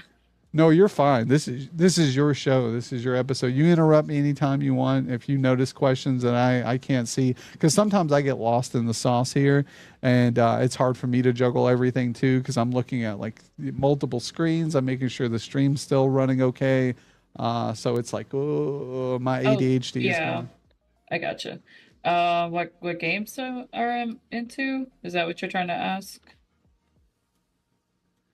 Yeah, I think she probably wasn't. I think she wasn't here in the beginning when we covered over the games you play. Oh, absolutely. I can touch that really quick. So two main games that I usually try to play the most is Phasmophobia and Demonologist, but I do it copes with my ADHD really well. I used to play Fortnite. I don't play it as often because I don't have a full group. But yeah, like Party Animals, Demonologist, and Phasmophobia. Yeah, that'll be a mutual that we do. I'll play Faz with you sometime if you play Fortnite with me. So we'll have to set up some collab if you're down, either even off stream. I like to play a lot off stream, but I also like to collab on stream. So we can always set up something to get some people. I know we're gonna maybe do a Phasmophobia event in the future, so that might be something we do in the community. So I'd love to have you a part of that since you're a Phasma player. Absolutely. Just let me know. Yeah, Yeah, and I you were do like doing scary games. Party Animals. Wasn't that what you were doing the other day? Yes, I love Party Animals because the fact that it's just very entertaining to me. I love to beat the crap out of other players, so like the frying pan, the shovel, and also the lollipop. So it's one of those things where it's just like it's fun to me. Yeah. Oh yeah, she did, Davina. She mentioned scary games. I played Phas VR, and I never cried so much. Oh my goodness, I didn't know they had Phasmophobia on VR. That must be Yes. really cool. Yes, I do. It's actually a lot more I would say a little more scarier if you have VR on because they actually get up in your face. It's scary. Oh yeah, no, that's got to be. I don't know if I could do that. Those VR games with scary games. Yeah, I think we have both Zahabi and then Davina said what kind of scary games. But what's your favorite one? If you had to pick one favorite scary game that you've played so far, what would it be? Hands down, I would say probably Demonologist because of the jump scares alone. I've gotten scared from that game multiple times. Yeah, I like the eeriness of Demonologist. Like, I would have probably got Demonologist first and just played that one, but I bought Phasma first and I haven't played Demonologist. But I think if I did play Demonologist, it would probably be mostly that game because I just like the maps or the stages, I guess you would call them, or boards, or depending on how old you are and what you call them. Because I'm an old head, so I call them boards, even though that's like not the correct terms, I guess. Yeah, But yeah, that hands down Demonologist would probably most likely be the one that scares me the most. Of course, the Mortuary Assistant has some good jump scares as well. That scared the crap out of me when I first played that. yeah, we had Let's Be Frank. Let's Be Frank's been on the show. He's done a lot of horror games, and I asked him what his scariest games that he would recommended, and he said the same. Mortuary Assistant. And have you ever played Madison? I think I've seen only gameplay of that, but no, I haven't. Not yet. Yeah, I think he said Madison, and I've only seen a little bit of that too, and it looks scary, but I still think Mortuary Assistant is better in my opinion. I like the environment and stuff of that game better. But yeah, so if you one of our last questions here is if you could travel anywhere in the world, where would you go? Where would your destination be? I would probably most likely say probably like Iceland or Alaska or Colorado. Those are like kind of in the juggle. Because like honestly, I think I'd choose Colorado over both of them because I have family there, some family, and then of course I heard it's beautiful there. Oh yeah. No, it is pretty beautiful. I've heard a lot of people talk about it. We've got a friend who lives with his cats in a van, and he travels. He goes all across the West Coast, up and down the coastline, and he's always showing pictures of him camped out in a wonderful, beautiful area, and makes you definitely enjoy it. To see the scenery and know, he's living the best life with his animals, and single guy, so he doesn't have to stay locked down to an area, to a specific job. He's a tradesman, so he works like temp jobs doing fixing up things and this and that, enough to make money for gas, right? And then food for himself, and then he's on to the next rodeo. But yeah, looks like what's the most scariest game you've ever played and you'd probably never play again because of it being scary? there's not really a game that I would not stop playing. Because it doesn't really. I mean, yeah, it does jump scare me, but I would never not stop playing those games because like I said, my dad was the one who like watched a lot of horror stuff when I was a kid, and I guess that's how I grown to love in horror stuff. Because I think the first movie that I saw was like the Twilight Zone, the creature from the Black Lagoon, the classic It. That was one of them that terrified me, and of course, Nightmare on Elm Street with like Freddy, how he does like his creepy, trying to kill people in their sleeps. The one thing that actually made me laugh the most was like where he stuck his tongue out in the phone, where she didn't realize she was like in her dream state. That freaking I just started busting out laughing for that. Yeah, no, that was good. I like that part too. It's like, ah, it's all coming out of the phone. It's like, get back, cuz Freddy scares me. Yeah, Freddy. Like I said, Queen asked me the other day what was my favorite horror, and I said Freddy. Freddy's always been that the whole dream state. You know, it's like you can't escape having to fall asleep. You have to fall asleep eventually, and then you're in his world, right? You're in Freddy's world where he calls the shots, and then they had the movie Dream Warriors, which was always cool. I always thought, these people who can have special powers and abilities in the dream state and fight back against Freddy, I always thought was cool too. So I just thought they really did a really good job on that movie. I think it was Dream Warriors and then Dream Child, or maybe it was Dream Child first, then Warriors. But So, really cool.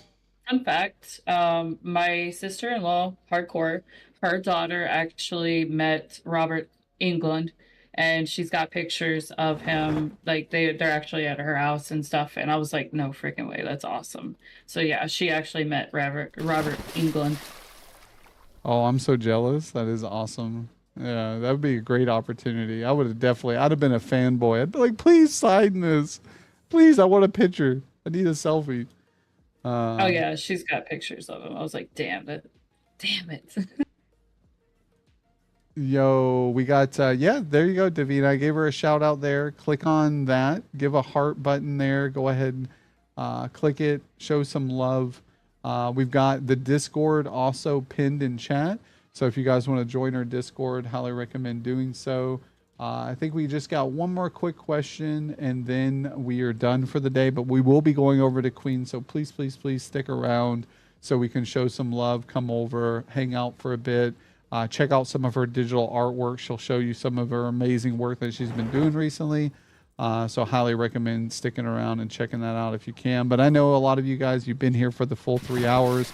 It's hard to expect you to sit any longer. So if you got things you got to do, drop in the lurk, drop in the tab, extra spare time can come in and catch Queen. Yo, Mega Mediocre, another big W. Appreciate you coming through, my man, showing some love for Queen here. But yeah, so the last question is, what's your biggest fear? Queen, what fears do you have?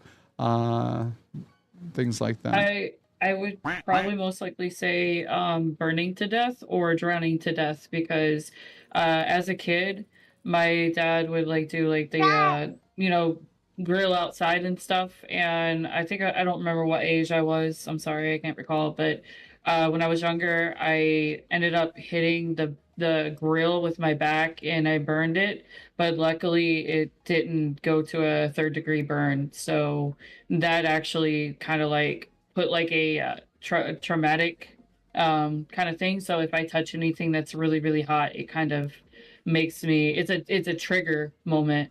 It's weird to explain, but yeah. No, I understand that completely. That's terrible. When I was younger, I picked up a big piece of burning charcoal out of a grill. I was really young. I think I was like 5 or 6.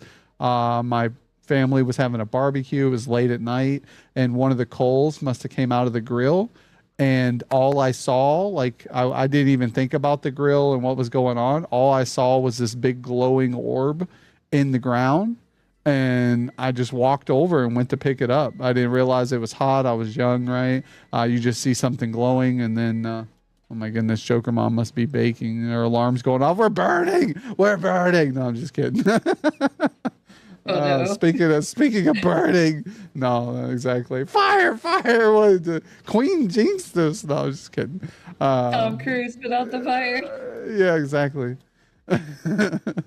But no, it's terrible. Like I would not wish that upon anybody. And like you said, drowning is another not so fun way to go. I can only imagine, suffocating and drowning on fluid in your lungs. That's got to be a horrible way to go. Somebody has one more question for me. They Oh, said, yeah. do you believe in ghosts and have you seen a ghost?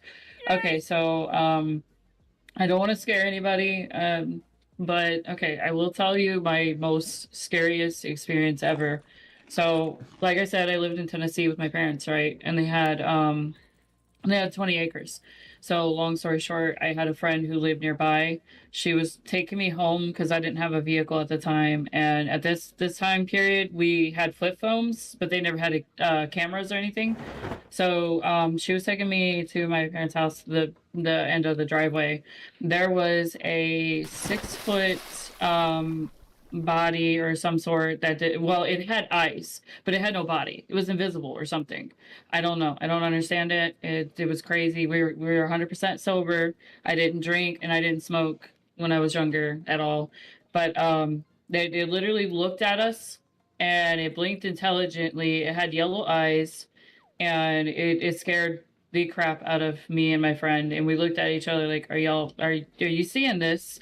And so she tried to drive towards it and it took off within the blink of an eye. And I saw its shadow because we had only one neighbor and they had a street light. So from like its shoulders and then all the way down to like its hands or claws or whatever you want to call it, it was terrifying. It literally looked like a real monster. Like I know y'all are probably like, you're crazy. True fact. True fact. That's what I seen. And I can't get nobody to like believe me because my brothers thought I was freaking crazy. They said it was a deer. I was like, that was not no deer. That was not no deer. Yeah, no, I believe in stuff like that. Some people believe that's like some people say there's a big argument out there between aliens and demons, ghosts. There's these things where some people believe there's different species of aliens out there, and the aliens are what some may appear as ghosts or demons. So there's a wide spectrum, and there's supposedly all these different sorts of species of aliens or demons.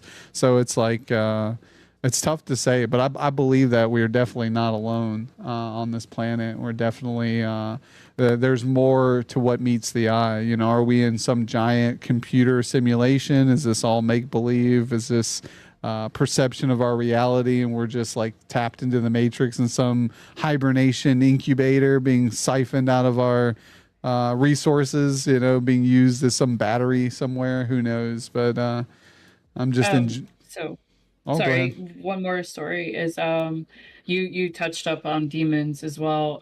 My daughter, the place I used to live before I moved, she actually seen a pair of red eyes at one point. I literally had to get the house blessed. I know I'm not touching up on religion whatsoever. I'm just saying that we had to cleanse our house because she literally seen something with a pair of red eyes in her closet. So I'll just leave it at there. Yeah, no, it's like I said, there's some crazy things that happen in the world, and it's hard to, I feel like we have a strong sense of these things, what we believe or what we portray to be real or what happens. But like I feel like we just don't have a clue. I mean, you have an understanding, that things are crazy and who knows what's going on. But I just feel like we'll never truly understand. And when we will, drugs are bad, Chad. Yeah, it's a good acknowledgement there, Zahami. Drugs are bad. Lay off of them, Chad. Yeah, you guys are wilding out. Okay, I'm just kidding. No, drugs are bad. Okay, we shouldn't do them. Yeah. On that note, chat, it's a good way to end the stream with that comment. We're We got some Dare T-shirts. Did you ever get a Dare T-shirt when you were a kid? Did you ever? Yeah, You did. I got rid of it. I was like, it was It's just vintage now. honestly, No, I'm just. yeah, it is vintage, but I didn't care. Like honestly, I thought that was like I understand they were trying to educate us, but they could have done a lot better with their freaking video. It was just like, really? This is your brain on drugs. With the egg in the skillet. Yeah, that's pretty bad. Or that using a dog. They try to win you over with the what was it, McGruff? I forget the dog's name, but something McGruff.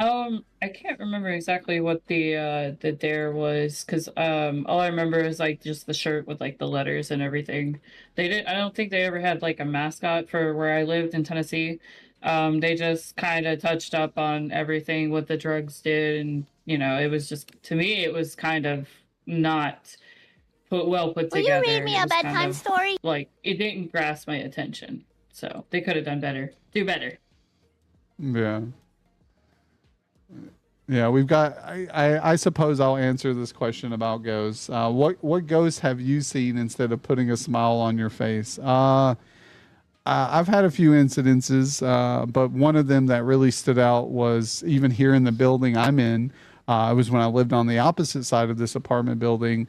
I came home late at night, and the second story floor, or like I live on the second floor, or did on the other side of the building, and it was the apartment from the entrance to the floor. So I would come up the stairs, I'd open the door, and my door was right on the opposite side. But to the right, if I went right, and I'm at the very end of the hallway. So if I go right, you see all the way down the hallway to where like the middle of the floor is, or the middle of the building is. And then you take a left there, and then you go to the entrance of the building. So you can go in either right side of the building, left side, or middle of the building to get in.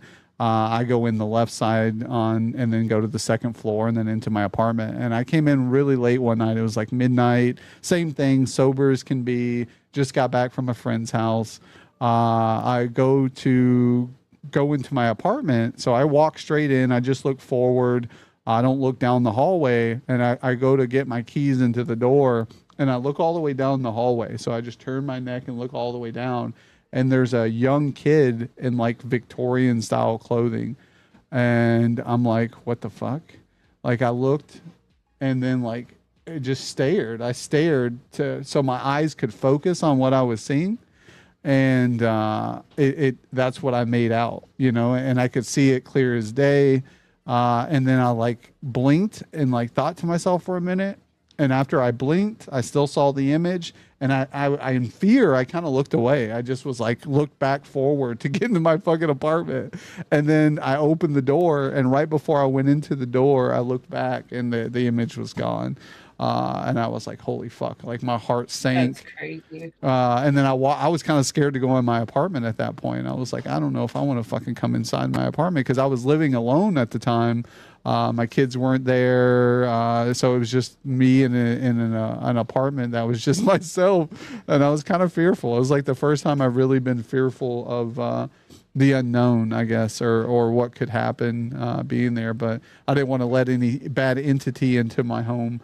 Kind of like a vampire. I feel almost like you have to welcome that type of negative energy in. And I don't want that type of negative energy. So, yeah. So someone did ask if I was into like the Game of Thrones or Walking Dead. Yes, I loved Game of Thrones, good show, and then Walking Dead. I kind of dropped off interest from that after they supposedly got rid of the actor or like the guy who played the cowboy Rick. I think it was Rick. Yeah, Rick Grimes. Yeah, but I just haven't really touched back with Walking Dead, but I watched it up to a certain point. Yeah, no, I fell off to like season 3 or 4. Walking Dead, I kind of fell off and kind of lost interest. It was really good up into those seasons, I feel, but they started spreading it out a lot more. And I also like Game of Thrones. I think those are good. I'm obsessed with Stranger Things and the TV show Lucifer, and there's another one that I binge watched the crap. Supernatural. Supernatural, hands down. I absolutely love Dean and Sam. Awesome. Yeah. No, I've heard those. I've heard Supernatural. I had a friend who watched that. He always swore by it. Loved it. So I need to check that out in his memory too. He's no longer here with us, but really great dude. He had his ups and downs, struggles with addiction and struggles with, things, but he was a Sorry to great hear guy. that. Yeah, no, it happens. I've lost some good ones along the way, and he really enjoyed that show. I haven't caught Lucifer. I've also heard that was a really good show. So I think I need to check that out. There's one with Keanu Reeves. We were talking about Matrix and stuff, but Devil's Advocate, is that what the movie's called? Al Pacino, Keanu Reeves, Charlize Theron, I think it is. Really good movie there. Constantine is a good movie too. Yeah. No, Constantine's good, but yeah, Devil's Advocate. I highly recommend you guys checking out that movie. A great movie. Yeah, Zahabi. See, Zahabi knows what's up. We have a good taste on movies, and yeah, that movie's really good. If you guys want to Google it and check it out, see, I don't think I've seen it on any streaming platforms, but yeah, definitely Devil's Advocate. I'll check it out. Yeah, you definitely want to check that movie out. But no, guys, we're gonna End of Days is good too. In End of Days, Arnold Schwarzenegger. I think I've seen it with Arnold. Yeah, I haven't. I think it's been a minute. I think I watched it once. Up to date with it. But yeah, End of Days I hear is a good one too. But yeah, guys, we're gonna get over to Queen and hang out with her. Queen, if you'd like, you can take a good 5-minute, 10-minute break. Get your ducks in a row if you need water, restroom, all that jazz. Yeah, about 15 minutes because Okay. I need to eat because I'm getting clammy. That's Yeah. a sign I need to eat. Yeah. It's blood sugar or low sugar or something like that. So Yeah, no, that's good. Get some sugar in you, get you some food. I don't blame you. But yeah, just private message me when you're ready. We're just going to do some just chatting, hanging out for a minute while you get ready. for sure. Are you okay with me just turning my camera off while I'm Yeah, doing you what can. I need to do? Yeah, you just go ahead and disconnect from VC. Just shoot me a DM here on Discord, and we'll get over to you when you're ready. Okay, yeah, give me 15 minutes. Sounds and I'll good. be ready. All right, we'll see you soon. All right. Yes, see you. Yeah.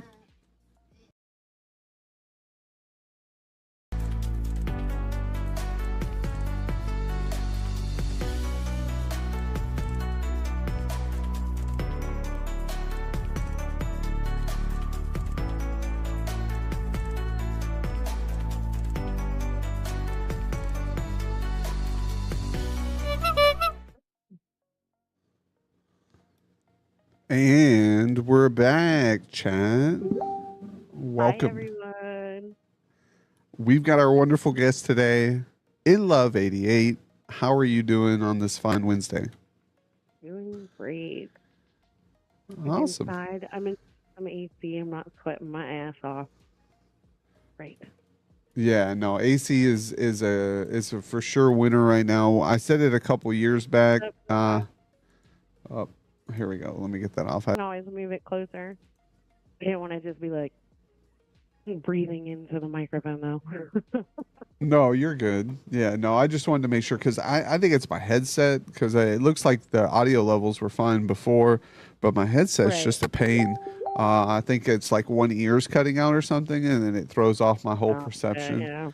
So I'm gonna have to invest, and it's crazy because this is like I think the second headset of this specific kind. So I may have to just not get this one again. But I really like it. It's a Razer headset. It's a nice one. It's like a tournament edition, and it's supposed to help with like footsteps in games. But then when I turn it up so I can hear everything, it's like everything's super loud. So the gunfire is throwing me into PTSD, and I'm like, oh, what's going on? That's gotta be nightmarish. That sucks. I'm sorry for that. Yeah, it'll be all right. We'll manage. We make it there. We work with what we have, right? But no, thank you for coming on the show today. Thank you for having me. Are you kidding me? I've been like so excited. Yeah, it's fun. No, I like sitting down with guests, getting to know them, other content creators and streamers. I've learned a whole lot from the people I've had on the show, which is a win. Hopefully they learned a thing or two. But if there was no learning involved, hopefully they had fun, and hopefully you have fun today. So I appreciate you coming in. I feel like we always have a blast no matter who I have on. I've had one or two Yeah, sketchy and I guests, try you to know. have fun regardless. Like, come on, man, we're gonna have a good time. Yeah, I don't have exactly. time for negativity. There's enough negativity in life, which is my. Yeah, definitely, definitely. We got some people. A Heart, how's it going, man? What's good? Gotta name them all. You do gotta name all those Pokemon. I saw that earlier. Yeah, we got the Pokemon catcher there. You can actually catch them. I gotta go back and look at the commands because there's commands like once you name them, they run across, Yeah. and then I think it's exclamation point catch, but I don't know if you have to do catch space and then like a ball name or I don't know how all that works. I have to look. So if you're doing the community game, then it's exclamation point, poke catch, and then you would do space. Like you can do just poke catch, but then you can space and use ultra ball or great ball, whatever. Like you can choose your ball to increase your chances. Yeah, I've seen that game. I don't have that one added. I have a different one. That's through a I different know site. I've So seen that one. That yeah, one's cool though. I like that it's got your little Pokemon up there. It makes Yeah. me feel like I'm watching Pokemon again. yeah. I wish I watched a lot of Pokemon when I was a kid, but I didn't. I caught it like, later ages into my early teens, when it came out. So it wasn't as big to me. I was more into like the Spider-Man, X-Men cartoons, the Right. Transformers, and the early '90s stuff. Hellcat, yeah. It wasn't Hellcats. Thundercats. Thundercats. Oh, Yeah, yes. Thundercats was cool. They always had some cool stuff. Like Thinking Hellcat because I want a Hellcat. Bella said she wants some chocolate milk. I like chocolate milk. I like all chocolate milk. Any chocolate milk, almond chocolate milk, all of it. Throw some chocolate in some type of beverage, I'll probably eat or drink it. But yeah, no. So so tell us a little bit about yourself. So I am a mother of 3. I love gaming, honestly. So I got into the gaming world pretty late, to be real. Growing up, the only time I really got to game was when I went over to a friend's house and we'd get on the Nintendo 64, and it was totally the, Mario Kart, let's go. But that was really all I got to do. My brothers were the ones that had, all their systems and stuff, and I kind of just got left in the dust on that.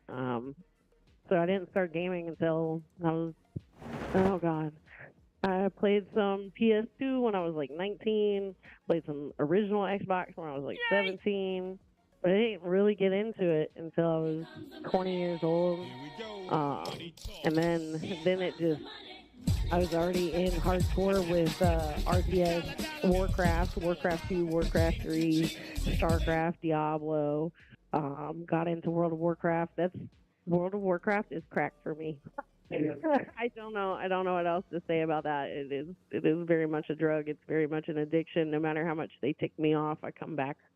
Always come back. It's it's definitely I had to stay away from WoW, so I feel you on that because I was a person on World of Warcraft that was very adamant on having the best of the game. So I had all the newest mounts, all the top gear of my class. I'm the total achievement whore. Yeah, exactly. I had all the fishing achievements, all the cooking achievements. I was up there in the points, and people on the server knew me, right? So I was a big PvPer, so I was all out in the open world, just wrecking people up when I come across them. No holds back rogue, there's a fucking rogue down in Stormwind who's camping outside the city. It's like, oh, that's me, motherfucker! Surprise. As long as you're a horde rogue, I'm great. And that's what I hate now, because you go into battlegrounds, you do the battleground blitz, and it'll put you with some alliance members and some horde members, and it'll flip flop you on either side, and it's like, what the crap is this? Yeah. I don't like it. I don't like the mashup at all. It's a terrible mashup. Stop doing it, Blizzard. Stop it. Yeah, the reason they did that was because some servers are so congested on one side and the other. There's no even anymore. So like everybody who, and it's weird because the population makes it worse too, because what'll happen is the swing will start happening, because I've been on the servers when it happens is uh people will get mad or angry, or another server will server transfer in, like hundreds of people following a streamer or something like that, and they'll server transfer in on one side, so they'll all come alliance, and then now there's more alliance than horde. But then to combat it, they don't try to bring more horde over. All the horde just leave, and the horde leave and go to another server, or they go over to alliance. Then it's like a 1% population difference, and you're like, what the fuck is this? Like, it's just an all alliance server. Yeah. Well, And if you're on the horde side, you can't find any groups. You can't find anybody to do raids with, or see, they kind of messed. They stuffed their foot in their mouth with that one. I mean, when they put LFD in there, it really ruined everything, right? Because original World of Warcraft, you're talking vanilla, BC, Wrath of the Lich King, even, you had to know people. If you didn't communicate with people, you didn't make friends, you weren't doing shit.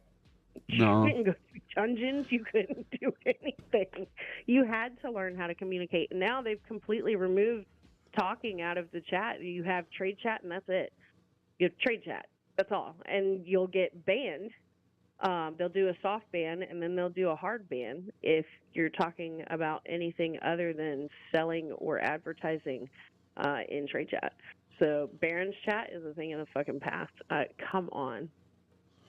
yeah, no general chats and zones or any of that. Right. Wow. Yeah, no. Yeah, that's why I played Classic when I came back. I played again a couple years back before I started streaming, when Classic got re-released, and then I did some TBC again, got to all that content.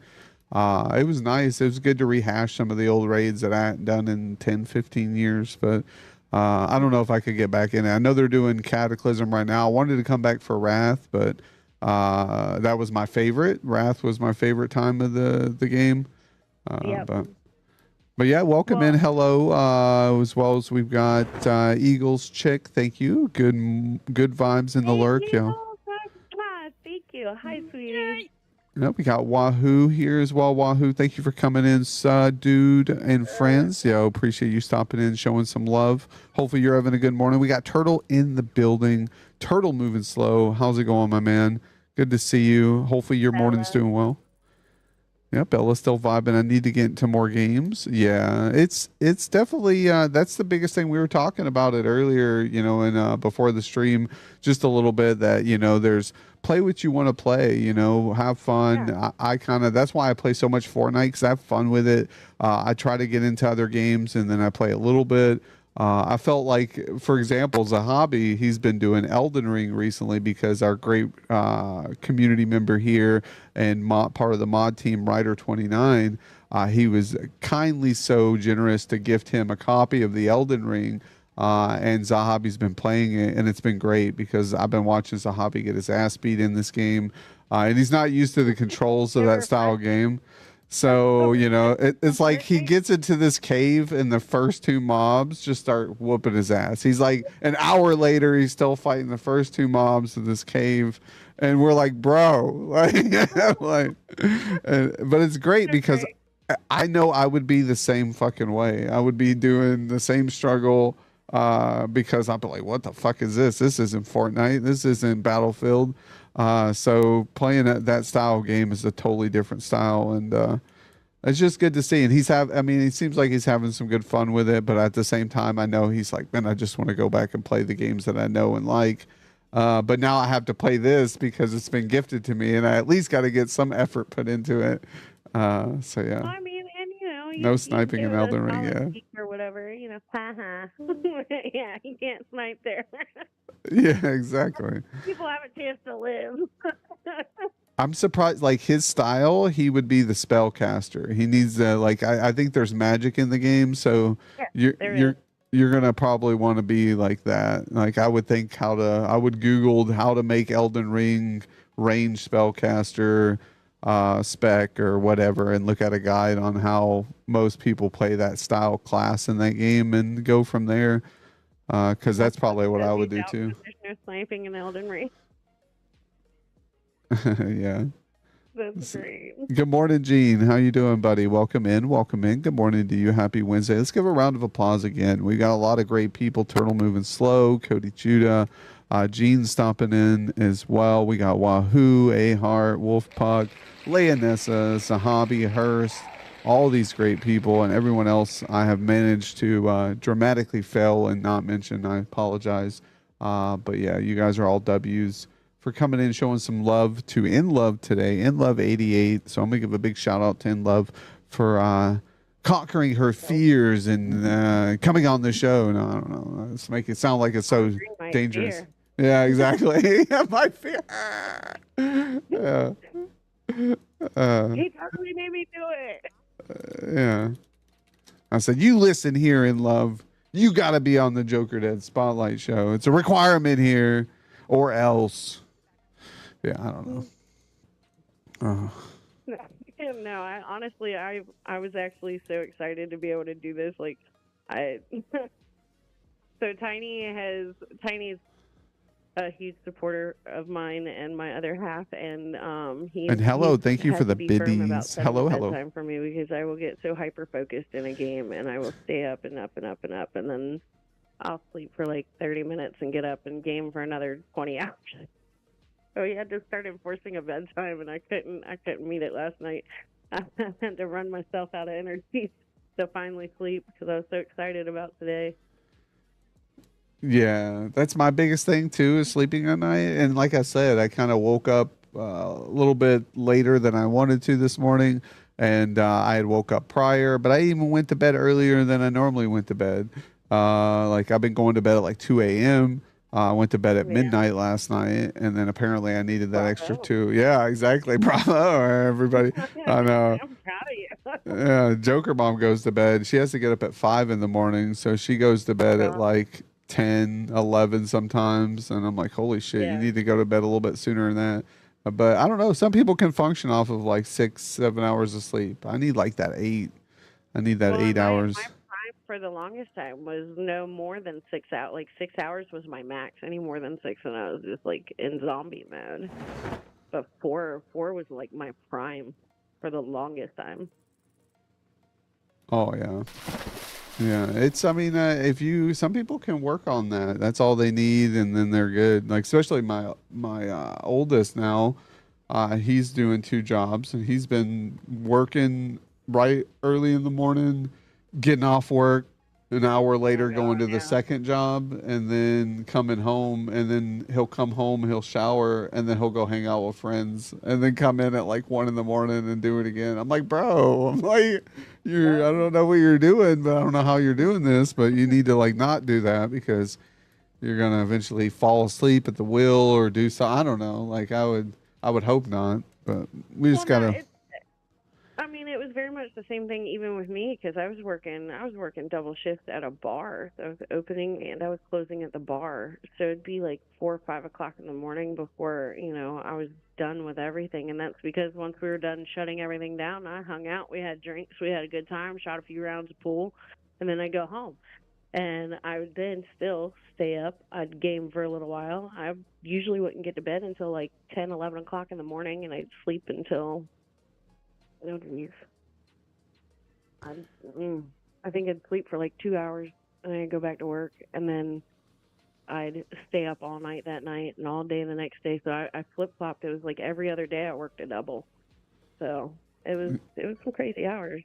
But Mom would always be like, "Why do you sleep until it's time for you to go to work? You need to be more social." I'm like, "I'm very social. I'm just not here." Yeah, exactly. Yeah. You catch the tail end of it. I'm home long enough to sleep and shower. Bye. Yeah, you want to be social, come in and have a beer, right? Yeah. That's how I'd be. Any advice for your return to the stream? Just have fun, baby. Have fun. You've hung out in my stream enough to know to just be yourself and have a great fucking time. Screw anybody else and what they say you should or should not play. If somebody gifts you something, obviously, if enough people are suggesting something, treat it like a trial, like I'm going to rate this game. So you play the game for a little while and you hold a poll at the end of it and say, will I keep playing or will I not?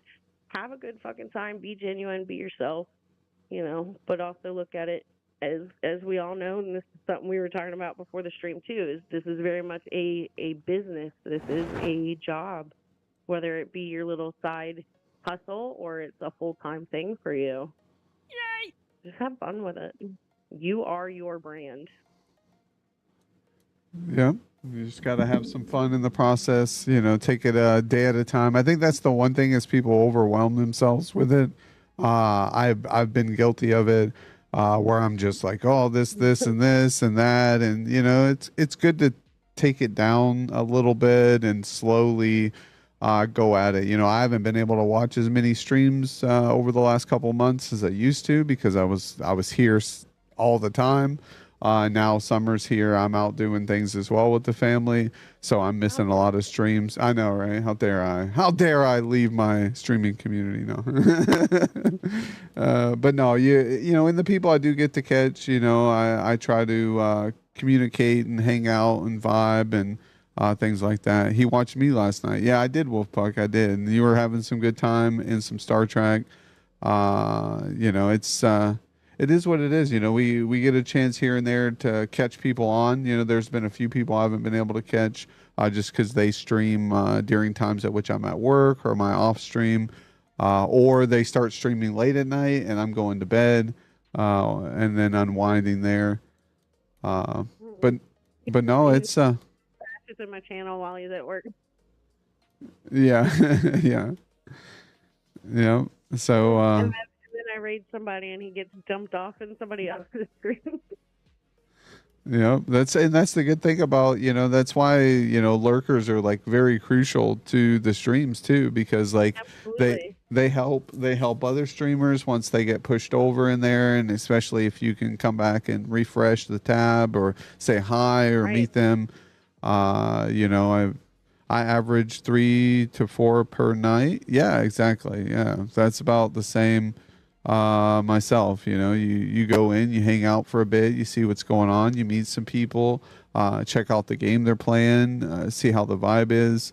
Yep. And actually, Cody, I always say Cody's one of those where I never get, unless I have the day off. And usually the crappy part about having the day off of work is that I'm doing something else to make up for having that day off of work. I'm doing errands, I'm, doctor's appointment, whatever.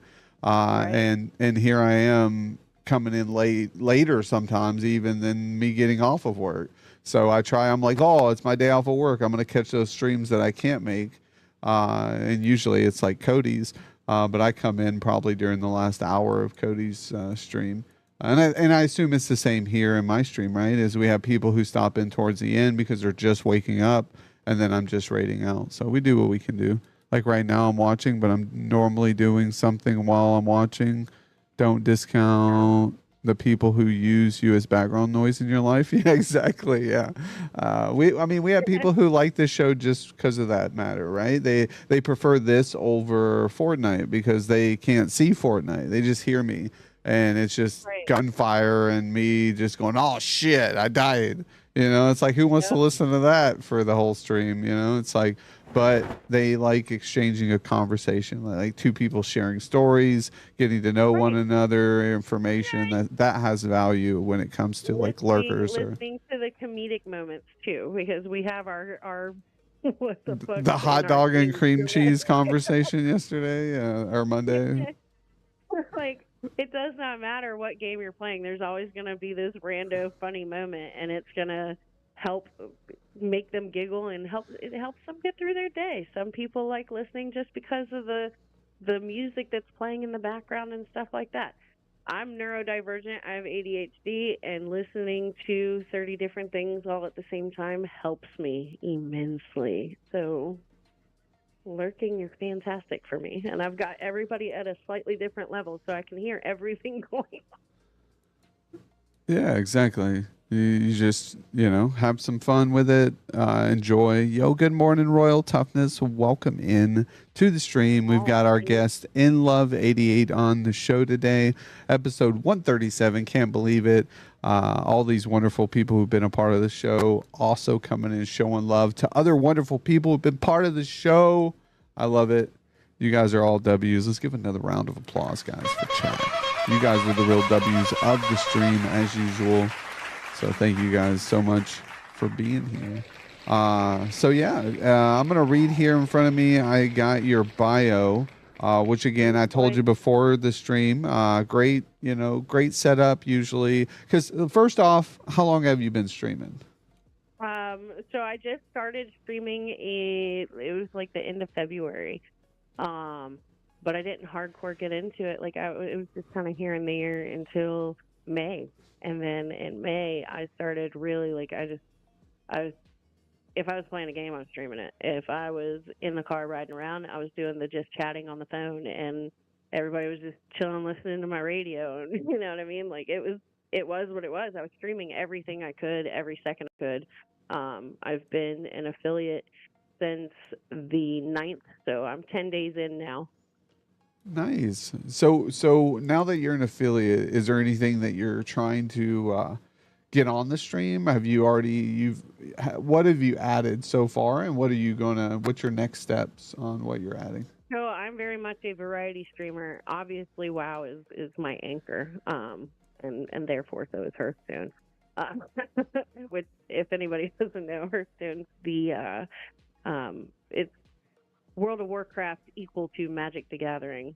See, we're nerds because I also play Hearthstone. I haven't played in a long time. What? But yeah, I'm an arena player on Hearthstone. I play arena, but I've got about 60,000 dust. I played since beta, so I got about 60,000 dust that are sitting there to craft any decks that I need. So if I guess I can hop on sometime and we can play. Yeah. Yeah, that'd be great. Play some standard or something. See what the new sets are. I'm not gonna stream Hearthstone for a little bit. I don't need him looking at my deck. Yeah, taking your ideas. Do you? Yeah. Take notes and improving. Yeah. Do you play standard or wild or? I like playing a little bit of everything because obviously it's. I like being. Yo, only Diane's welcome in. Because some of those older cards were seriously OP. It was crazy, how strong some of those were. But yeah, no, I mean, as far as I always do my quest. So as far as quest is concerned, I do standard, and then I do the ranked Hearthstone matches, and try to get up in the ranks with that. I do a lot of battlegrounds. I do the Tavern Brawl long enough to complete a quest and get the free pack of cards, and then. I do my arenas. I do all that. So my friend's son was in here yesterday, and I was teaching him how to play Hearthstone. It was great. Yeah, no, it's fun. I was gonna hop in the chair while I was trying to stream. I was like, well, we're gonna teach him how to be a streamer and play Hearthstone. Yeah, so that no. was fun. But no, I definitely I like being versatile in what I play. It keeps me on my toes. It lets me experience new things. I like a little bit of FPS. I like MMORPGs. I like RTS style games. I like a little bit of everything. Card games are fun, so do Marvel Snap. I play multiverses. Y'all got me back into Fortnite, and I really need to practice because that was embarrassing. So. Yes, I agree. Play Fortnite. Sorry, I might be a little biased, but yeah, exactly. I also want to download Fall Guys because I saw that you guys are doing Fall Guys on Saturday, and I was like, ooh, that looks so much fun. Yeah, it's going to be Saturday, July 6th. So get ready, practice, because we will be doing the Great Rider 29, and Princess Jane said they are going to sponsor a certain amount of finances towards prizes for the winners. So we'll determine once, I'll reach out to them probably by next week, ask them when they're, going to donate that. And then once we get that squared away, we'll figure out what the prize pool is going to be and then what we're going to do. We put 5 games because 5 games, I don't know. I mean, in 5 games is like 5 total full rounds, I guess, right? Because there's multiple games in each round. I don't know how it all works. I've only played it a couple times, but I know there's some really good players in the community. And this was kind of voted on in the community. So we asked out of 5 games. What games would people like to see next? And this one's luckily is cross compatible, multiple platforms. So really, you know, everybody can participate if they want. It's just the time. And we have it at 8 p.m. So the host, Echo Zodiac, can make sure to be available. She feeds horses and takes care of that prior to that. So she'll be rushing over and getting ready. So I may start it up, you know, somewhat, and then still just raid over when she comes in, just so it kind of gets the people there who want to be there, and then I can advertise her out afterwards or however we do it. But it's going to be fun. I like Fall Guys. I'm not good at it, so guys, you won't have to worry about me contending any good, because I'm going to die by like the first or second round of the game. I guess you need to start practicing, huh? Yeah, I do. Yeah, it's one of those games where like everybody's like, "Oh, Jokerdads, it's a controller game. You gotta play it on controller." Because I'm a mouse and keyboard guy, and I'm not good at it on mouse and keyboard. It's just Yeah. Well, and that's the other thing I like too, because I certainly love my mouse and keyboard. If I didn't, I wouldn't play WoW. But I like the controller too, the versatility and being able to switch back and forth, you know, because when you're on a computer game, you're like right here, you're in the computer, and the controller is kind of more of a, you know, chill, put your feet up, kind of like a kick back and relax type deal. And I like being able to flip flop between those two settings. It's different moods, it's all that. So it helps with carpal tunnel too. yeah. No, I'm getting bad. This finger here is getting a beat down, and I think it was like I didn't notice it the other day because like my hands have never bothered me, but I think somebody, like, I had like an aggressive guy man shake the other day, where the guy was like, "Argh," you know, tried to crush my hand. And ever since then, I'm like, fuck, bro. Like, I didn't realize it till like 2 days later when my hand started hurting. And I was like, why is my hand hurting so bad? And I was like, that person the other day shook my hand really fucking hard. And here we are. He got my clicker finger. This is my headshot finger, chat. You can't let him do that. Well, and honestly, like for anybody, whether you be in your 30s, 40s, and up, or younger, even younger, like seriously, look up some the physical therapy videos that they have for your hands for tendonitis and different stretches and things like that to help, and that'll help so much. Like, because it'll keep you stretched and nimble, basically, right? So you're doing proper exercises with your hands. It switches up your activity, so you're not getting the repetitive injury. But it helps slow down progression from things like carpal tunnel. I mean, you're more prone to it as you get older, anyways. Sorry, sad, shitty fact of life there. Don't remind me how old I am in love, please. No, I know I was struggling to open a bag of chips, man. I was like, I can't grip the chips. I was like, what is this? I mean, I'm 36. I've had massive knee surgery. I swear, like my grandma had a total knee replacement a month and a half after my knee surgery. And I got so mad because she was off her walker, off her cane, and like running laps around me, and I'm still scooting along on my fucking crutches. It's like, slow down, Grandma. I'm trying to catch up to you. He's like, come on, you're younger. You're supposed to be up to this. And I'm like, I don't know if you guys can see this, but this thing is massive, dude. Like, I seriously messed my knee up. I had a torn ACL and MCL, and I had a torn lateral meniscus. So I lost 15% of that and had to have the ACL and MCL completely replaced. It was pretty serious. Yeah, I'm no. 36 and I walk around like I'm 90 at times. Yeah, knee surgeries suck. I've had 2 knee surgeries myself too, and then left knee, same area, ripped everything, and then ripped it all again a few years later. So I don't know. The left knee's not going to probably make it very long, but we'll see how far we can roll on this bad boy. That's why I don't run. I tell people I only run if I'm being chased. I can't run. If I try to run, like I'm just gonna face plant after like 3 steps. Like, yo, Artemis, welcome in to the stream. Good morning to you. And I'm gonna go down. Hopefully the dance recital Not went good. It's amazing not good yesterday. at all. But no, it really made me mad though, because when I woke up from the surgery, he's Thanks for like, the lurk, "So only dance. everything went great, but Diane's. in about 5 to 10 years, you're gonna need a total knee replacement." I'm like, "Why didn't you just do it?" What's wrong with you? The torture, the torture. But Yeah, they'll have other methods by then. I would imagine other ways and better hope ways of doing things. But we got your about section here. You're almost at 100 followers. Let's go, chat. If anybody in chat hasn't got a chance, hit in love, a follow, WW Streamer here.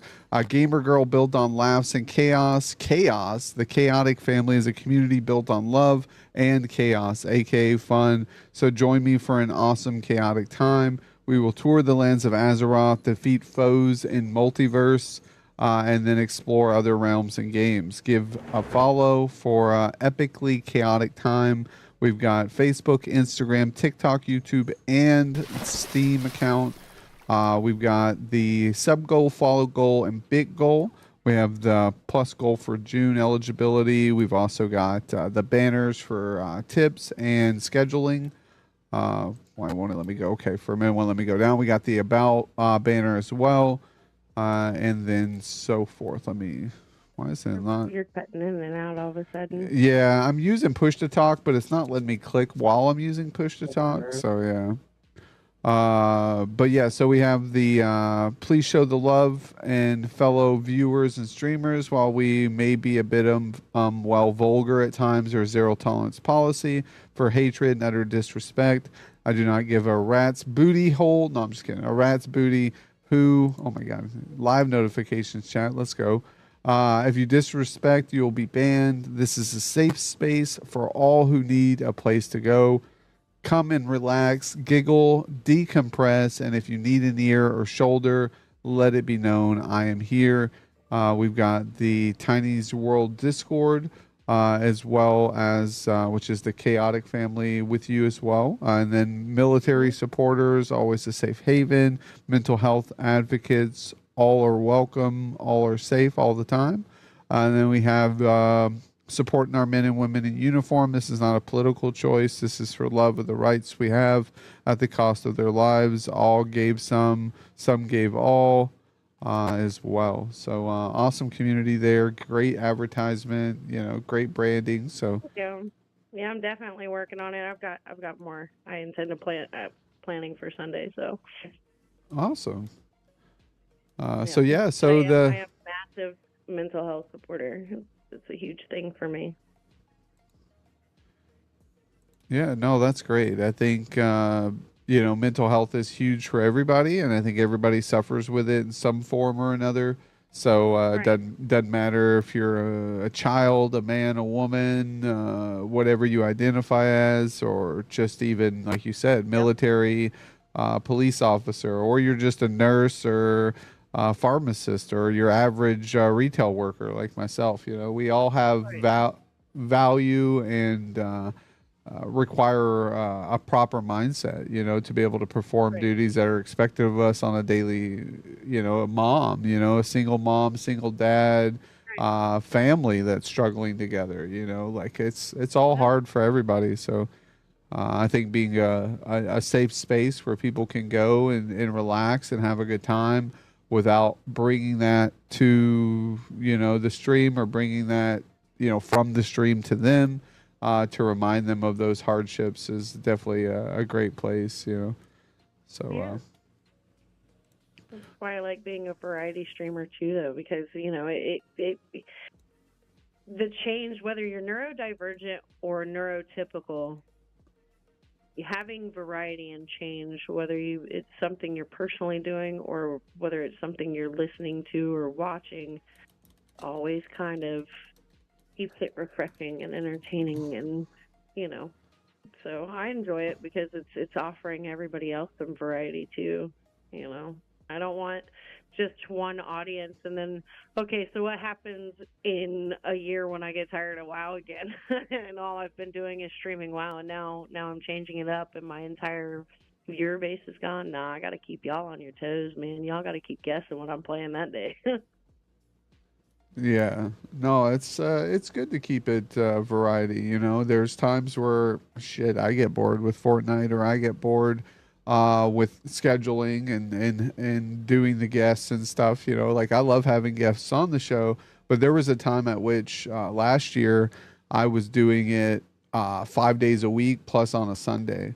So I had a guest on Monday through Friday and then on Sunday. And by the time Sunday came, I was trying to relax right after Right. Sunday's episode, and then I had another 5 days in a row. So Saturday was like my day off.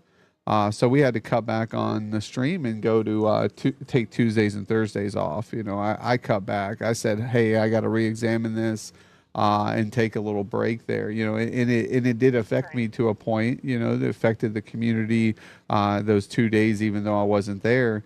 It did take a little downturn, but we make it work, you know, and the people who want to be here to enjoy and experience the stream and meet new guests and have some fun, they'll show up when they're able, and I'll be here waiting. So, but no, I appreciate everybody coming in, hanging out with us. Yeah, Hurst, when the weather is bad, both arms ache like crazy. Yeah, I bet. The weather just brings out those muscles and tendons. You really learn where your aches and pains are at. Yeah, if it's too hot, everything's tight. If it's too cold, everything aches, or you know, also then gets tight. Yo, official Team G. Good morning to you, or good afternoon, depending on your location. But I think it's still morning there. Hopefully, you're having a good Wednesday. Yeah, it could be. Yeah, if you know, Princess Jane was in here, it'd be like 2 in the morning already, or 1 in the morning. Her, which is crazy. I know Jetty Boy was in here, and it's Monday morning, or not Monday morning, Jesus Christ. It is Thursday morning for him, starting off the day over in the Philippines. I think he said it's like 2 hours ahead of the Australian time. Could be wrong, though, too. Maybe it was 2 hours behind. I'm so tired, to be honest. Nice. I think it's 2 hours behind. Might be. Yeah, that sounds better.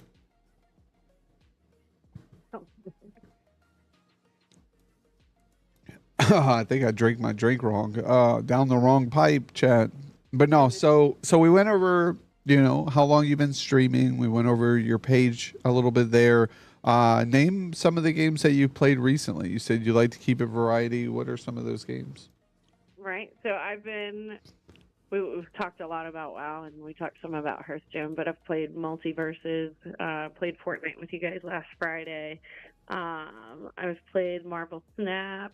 I played some Apex Legends. I was trying to get into that again, and it's not hitting for me. Like it's not what it needed to be. So, and then I think I'm going to be, I just talked about downloading Fall Guys. I'm going to try and get back into GTA 5. I want to try and get back into some Call of Duty. You know, they got the Modern Warfare 6 coming out, and I'm fucking stoked for that. You know, a lot of people have been playing Warzone, and I don't know, I'm just not into that one. So I don't know. I've been playing some kind of like indie games too. So see if I can pull my Steam up. Actually, I've got like a whole list of stuff that I intend to get into. Lego Brawls. I super want to play that. I super want to play Lego Brawls. Like it's. So what is that? Is that a fighter game from Lego or what? It's like it's just like Multiverses or Smash Bros. It's just their version. So I'm excited for that. It's like a Lego mashup, and you know, Lego has done Lego Star Wars. They've done Lego Batman and all that kind of stuff. So I have a feeling, like I don't know. I haven't actually even. I refuse to watch any trailers because I don't want to. Like I kind of want to do. My first episode is going to be am I going to keep playing this thing? And that's very much what it's going to be. I'm going to kind of test it out and kind of give my opinion on it, and then let everybody vote on a poll as to whether or not I'm going to keep going for it. But I'm just excited just because it looks like a lot of fun. Got Crashlands I've been playing, which is pretty cool. I think I got it on sale forever ago for like 50 cents. Nice. No, it's just it's a little weird game, but I've been playing it. Um, I'm thinking about getting back into Smite. I know I want to get back into Smite. And then My Hero Ultra Rumble. I saw there's a streamer that I follow, Maritoma Cafe. He lives in Brazil, and he plays a lot of like Pokemon Unite, which I play Pokemon Unite as well. And he had been playing it the one day. I was like, dude, that's so awesome because it looks like My Hero Academia kind of mixed with it's almost like a mashup, and it's also like a mix of Fortnite, like all together. It's kind of cool. So that's something I super want to try out as well. And then I've played Guild Wars 2 in the like way back when, and I kind of want to get back into that just for nostalgia purposes. I played Warframe forever ago. Kind of want to give that another go. So yeah, I've got a variety. I've had a lot of games suggested to me. Funds are tight, so those are in the works. Those are down the road, kind of to come futuristically.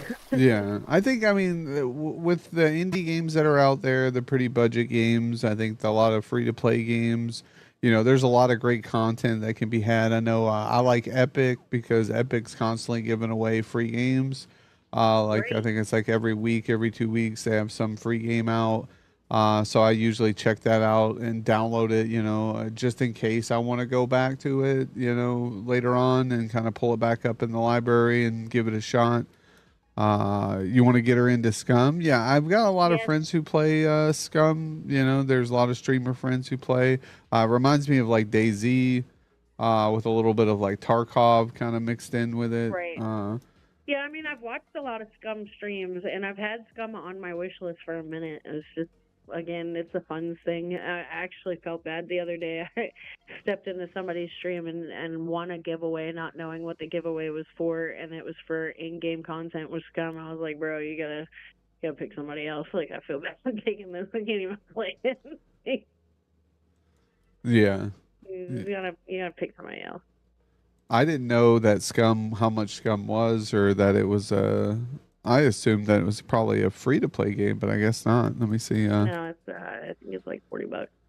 Oh wow. Yeah. Let me see here. I'll check. Now, actually. Yeah, $40. Yeah. Yeah. Yep. $39.99. Damn, and that game's been out for 6 years. Yep. Holy fuck! I didn't even know that. I thought it was a new game that just came out recently. Yeah, Looting, crafting, and evading are constant threats to your life. The unprecedented levels of character customization and progression are your ultimate tools for survival. And then you got a Scum supporter pack, which is that bundle probably that you were talking about. I guess there's a dance pack and all kinds of other stuff. God, the complete bundle is $127. Vehicle skins and everything. Wow. A lot of customization. Yeah, no, that's awesome. Okay, I mean, good for that game. That sounds like a pretty fun game. I've seen. Good following, that's for sure. Oh yeah, most definitely. I've seen quite a bit of people play it, and then there's definitely a community out there who like it. Yeah. But yeah, so we I don't think we touched base on like where are you from? Where are you located? What neck of the woods? I am. Don't come to Virginia. It's terrible. We say it's for lovers, and we're just blowing smoke up your ass.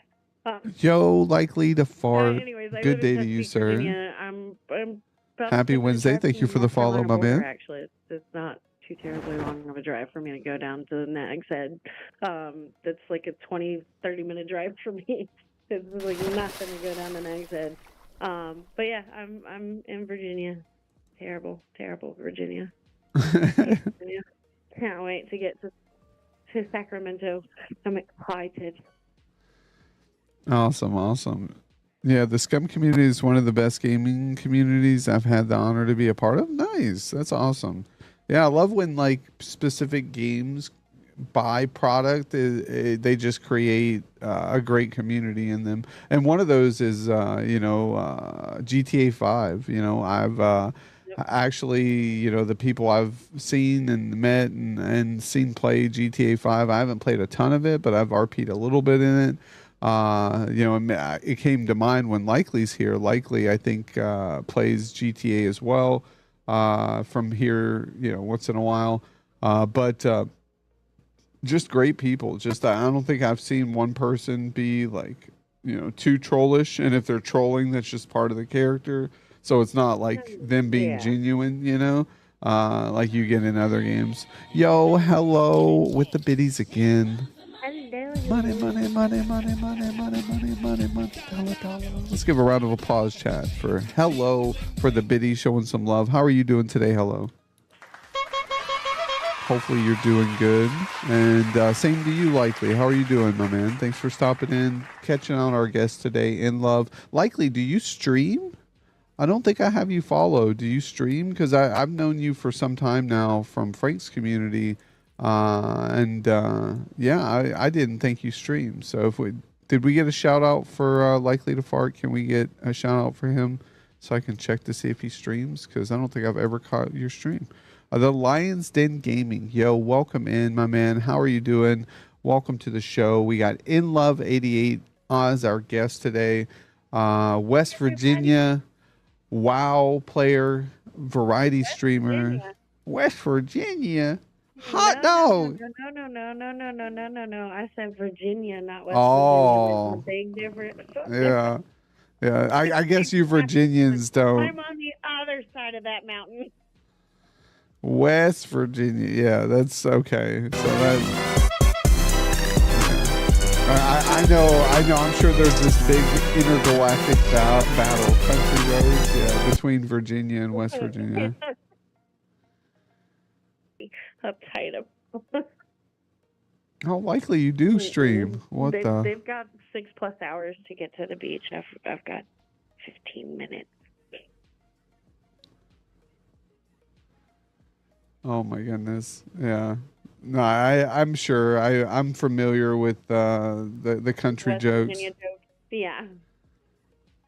A country road. Why?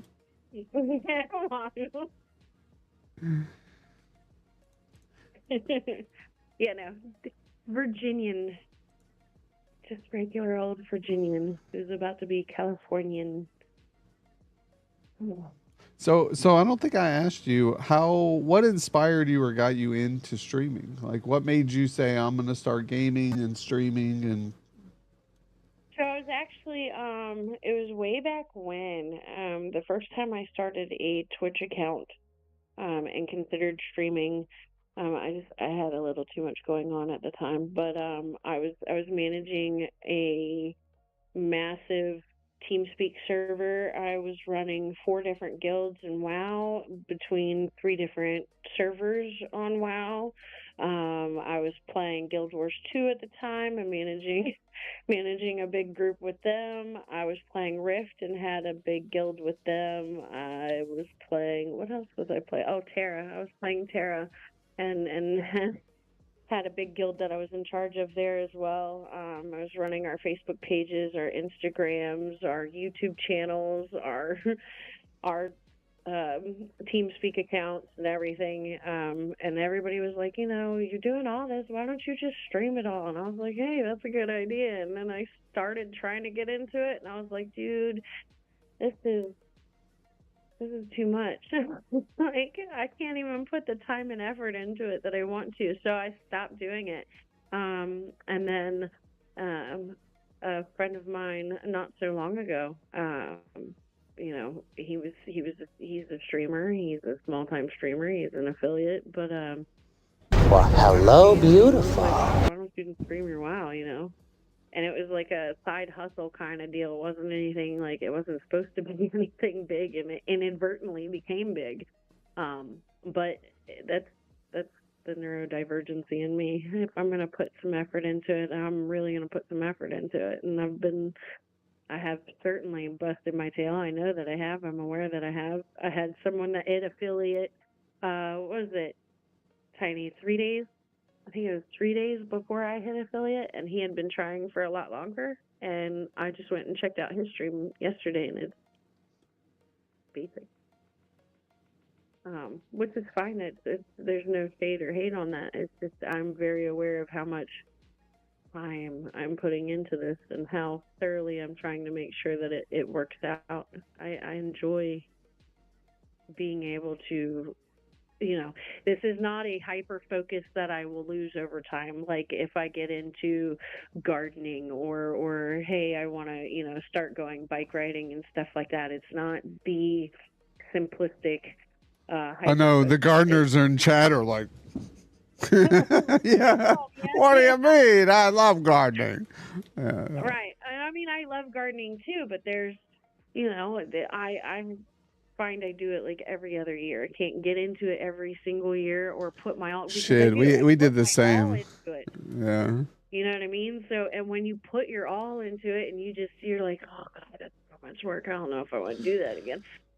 But gaming and streaming has very much been a staple hyper focus, just like cooking for me. I'm not an artist, but I can give you some recipes on the fly. I ran a kitchen. I'm a certified chef, so like I can very easily come up with some recipes, and I can put my all into that and make you think that you're paying some buku money for something that you're eating, but it's just something that I'm good at. It's something that I can focus on consistently.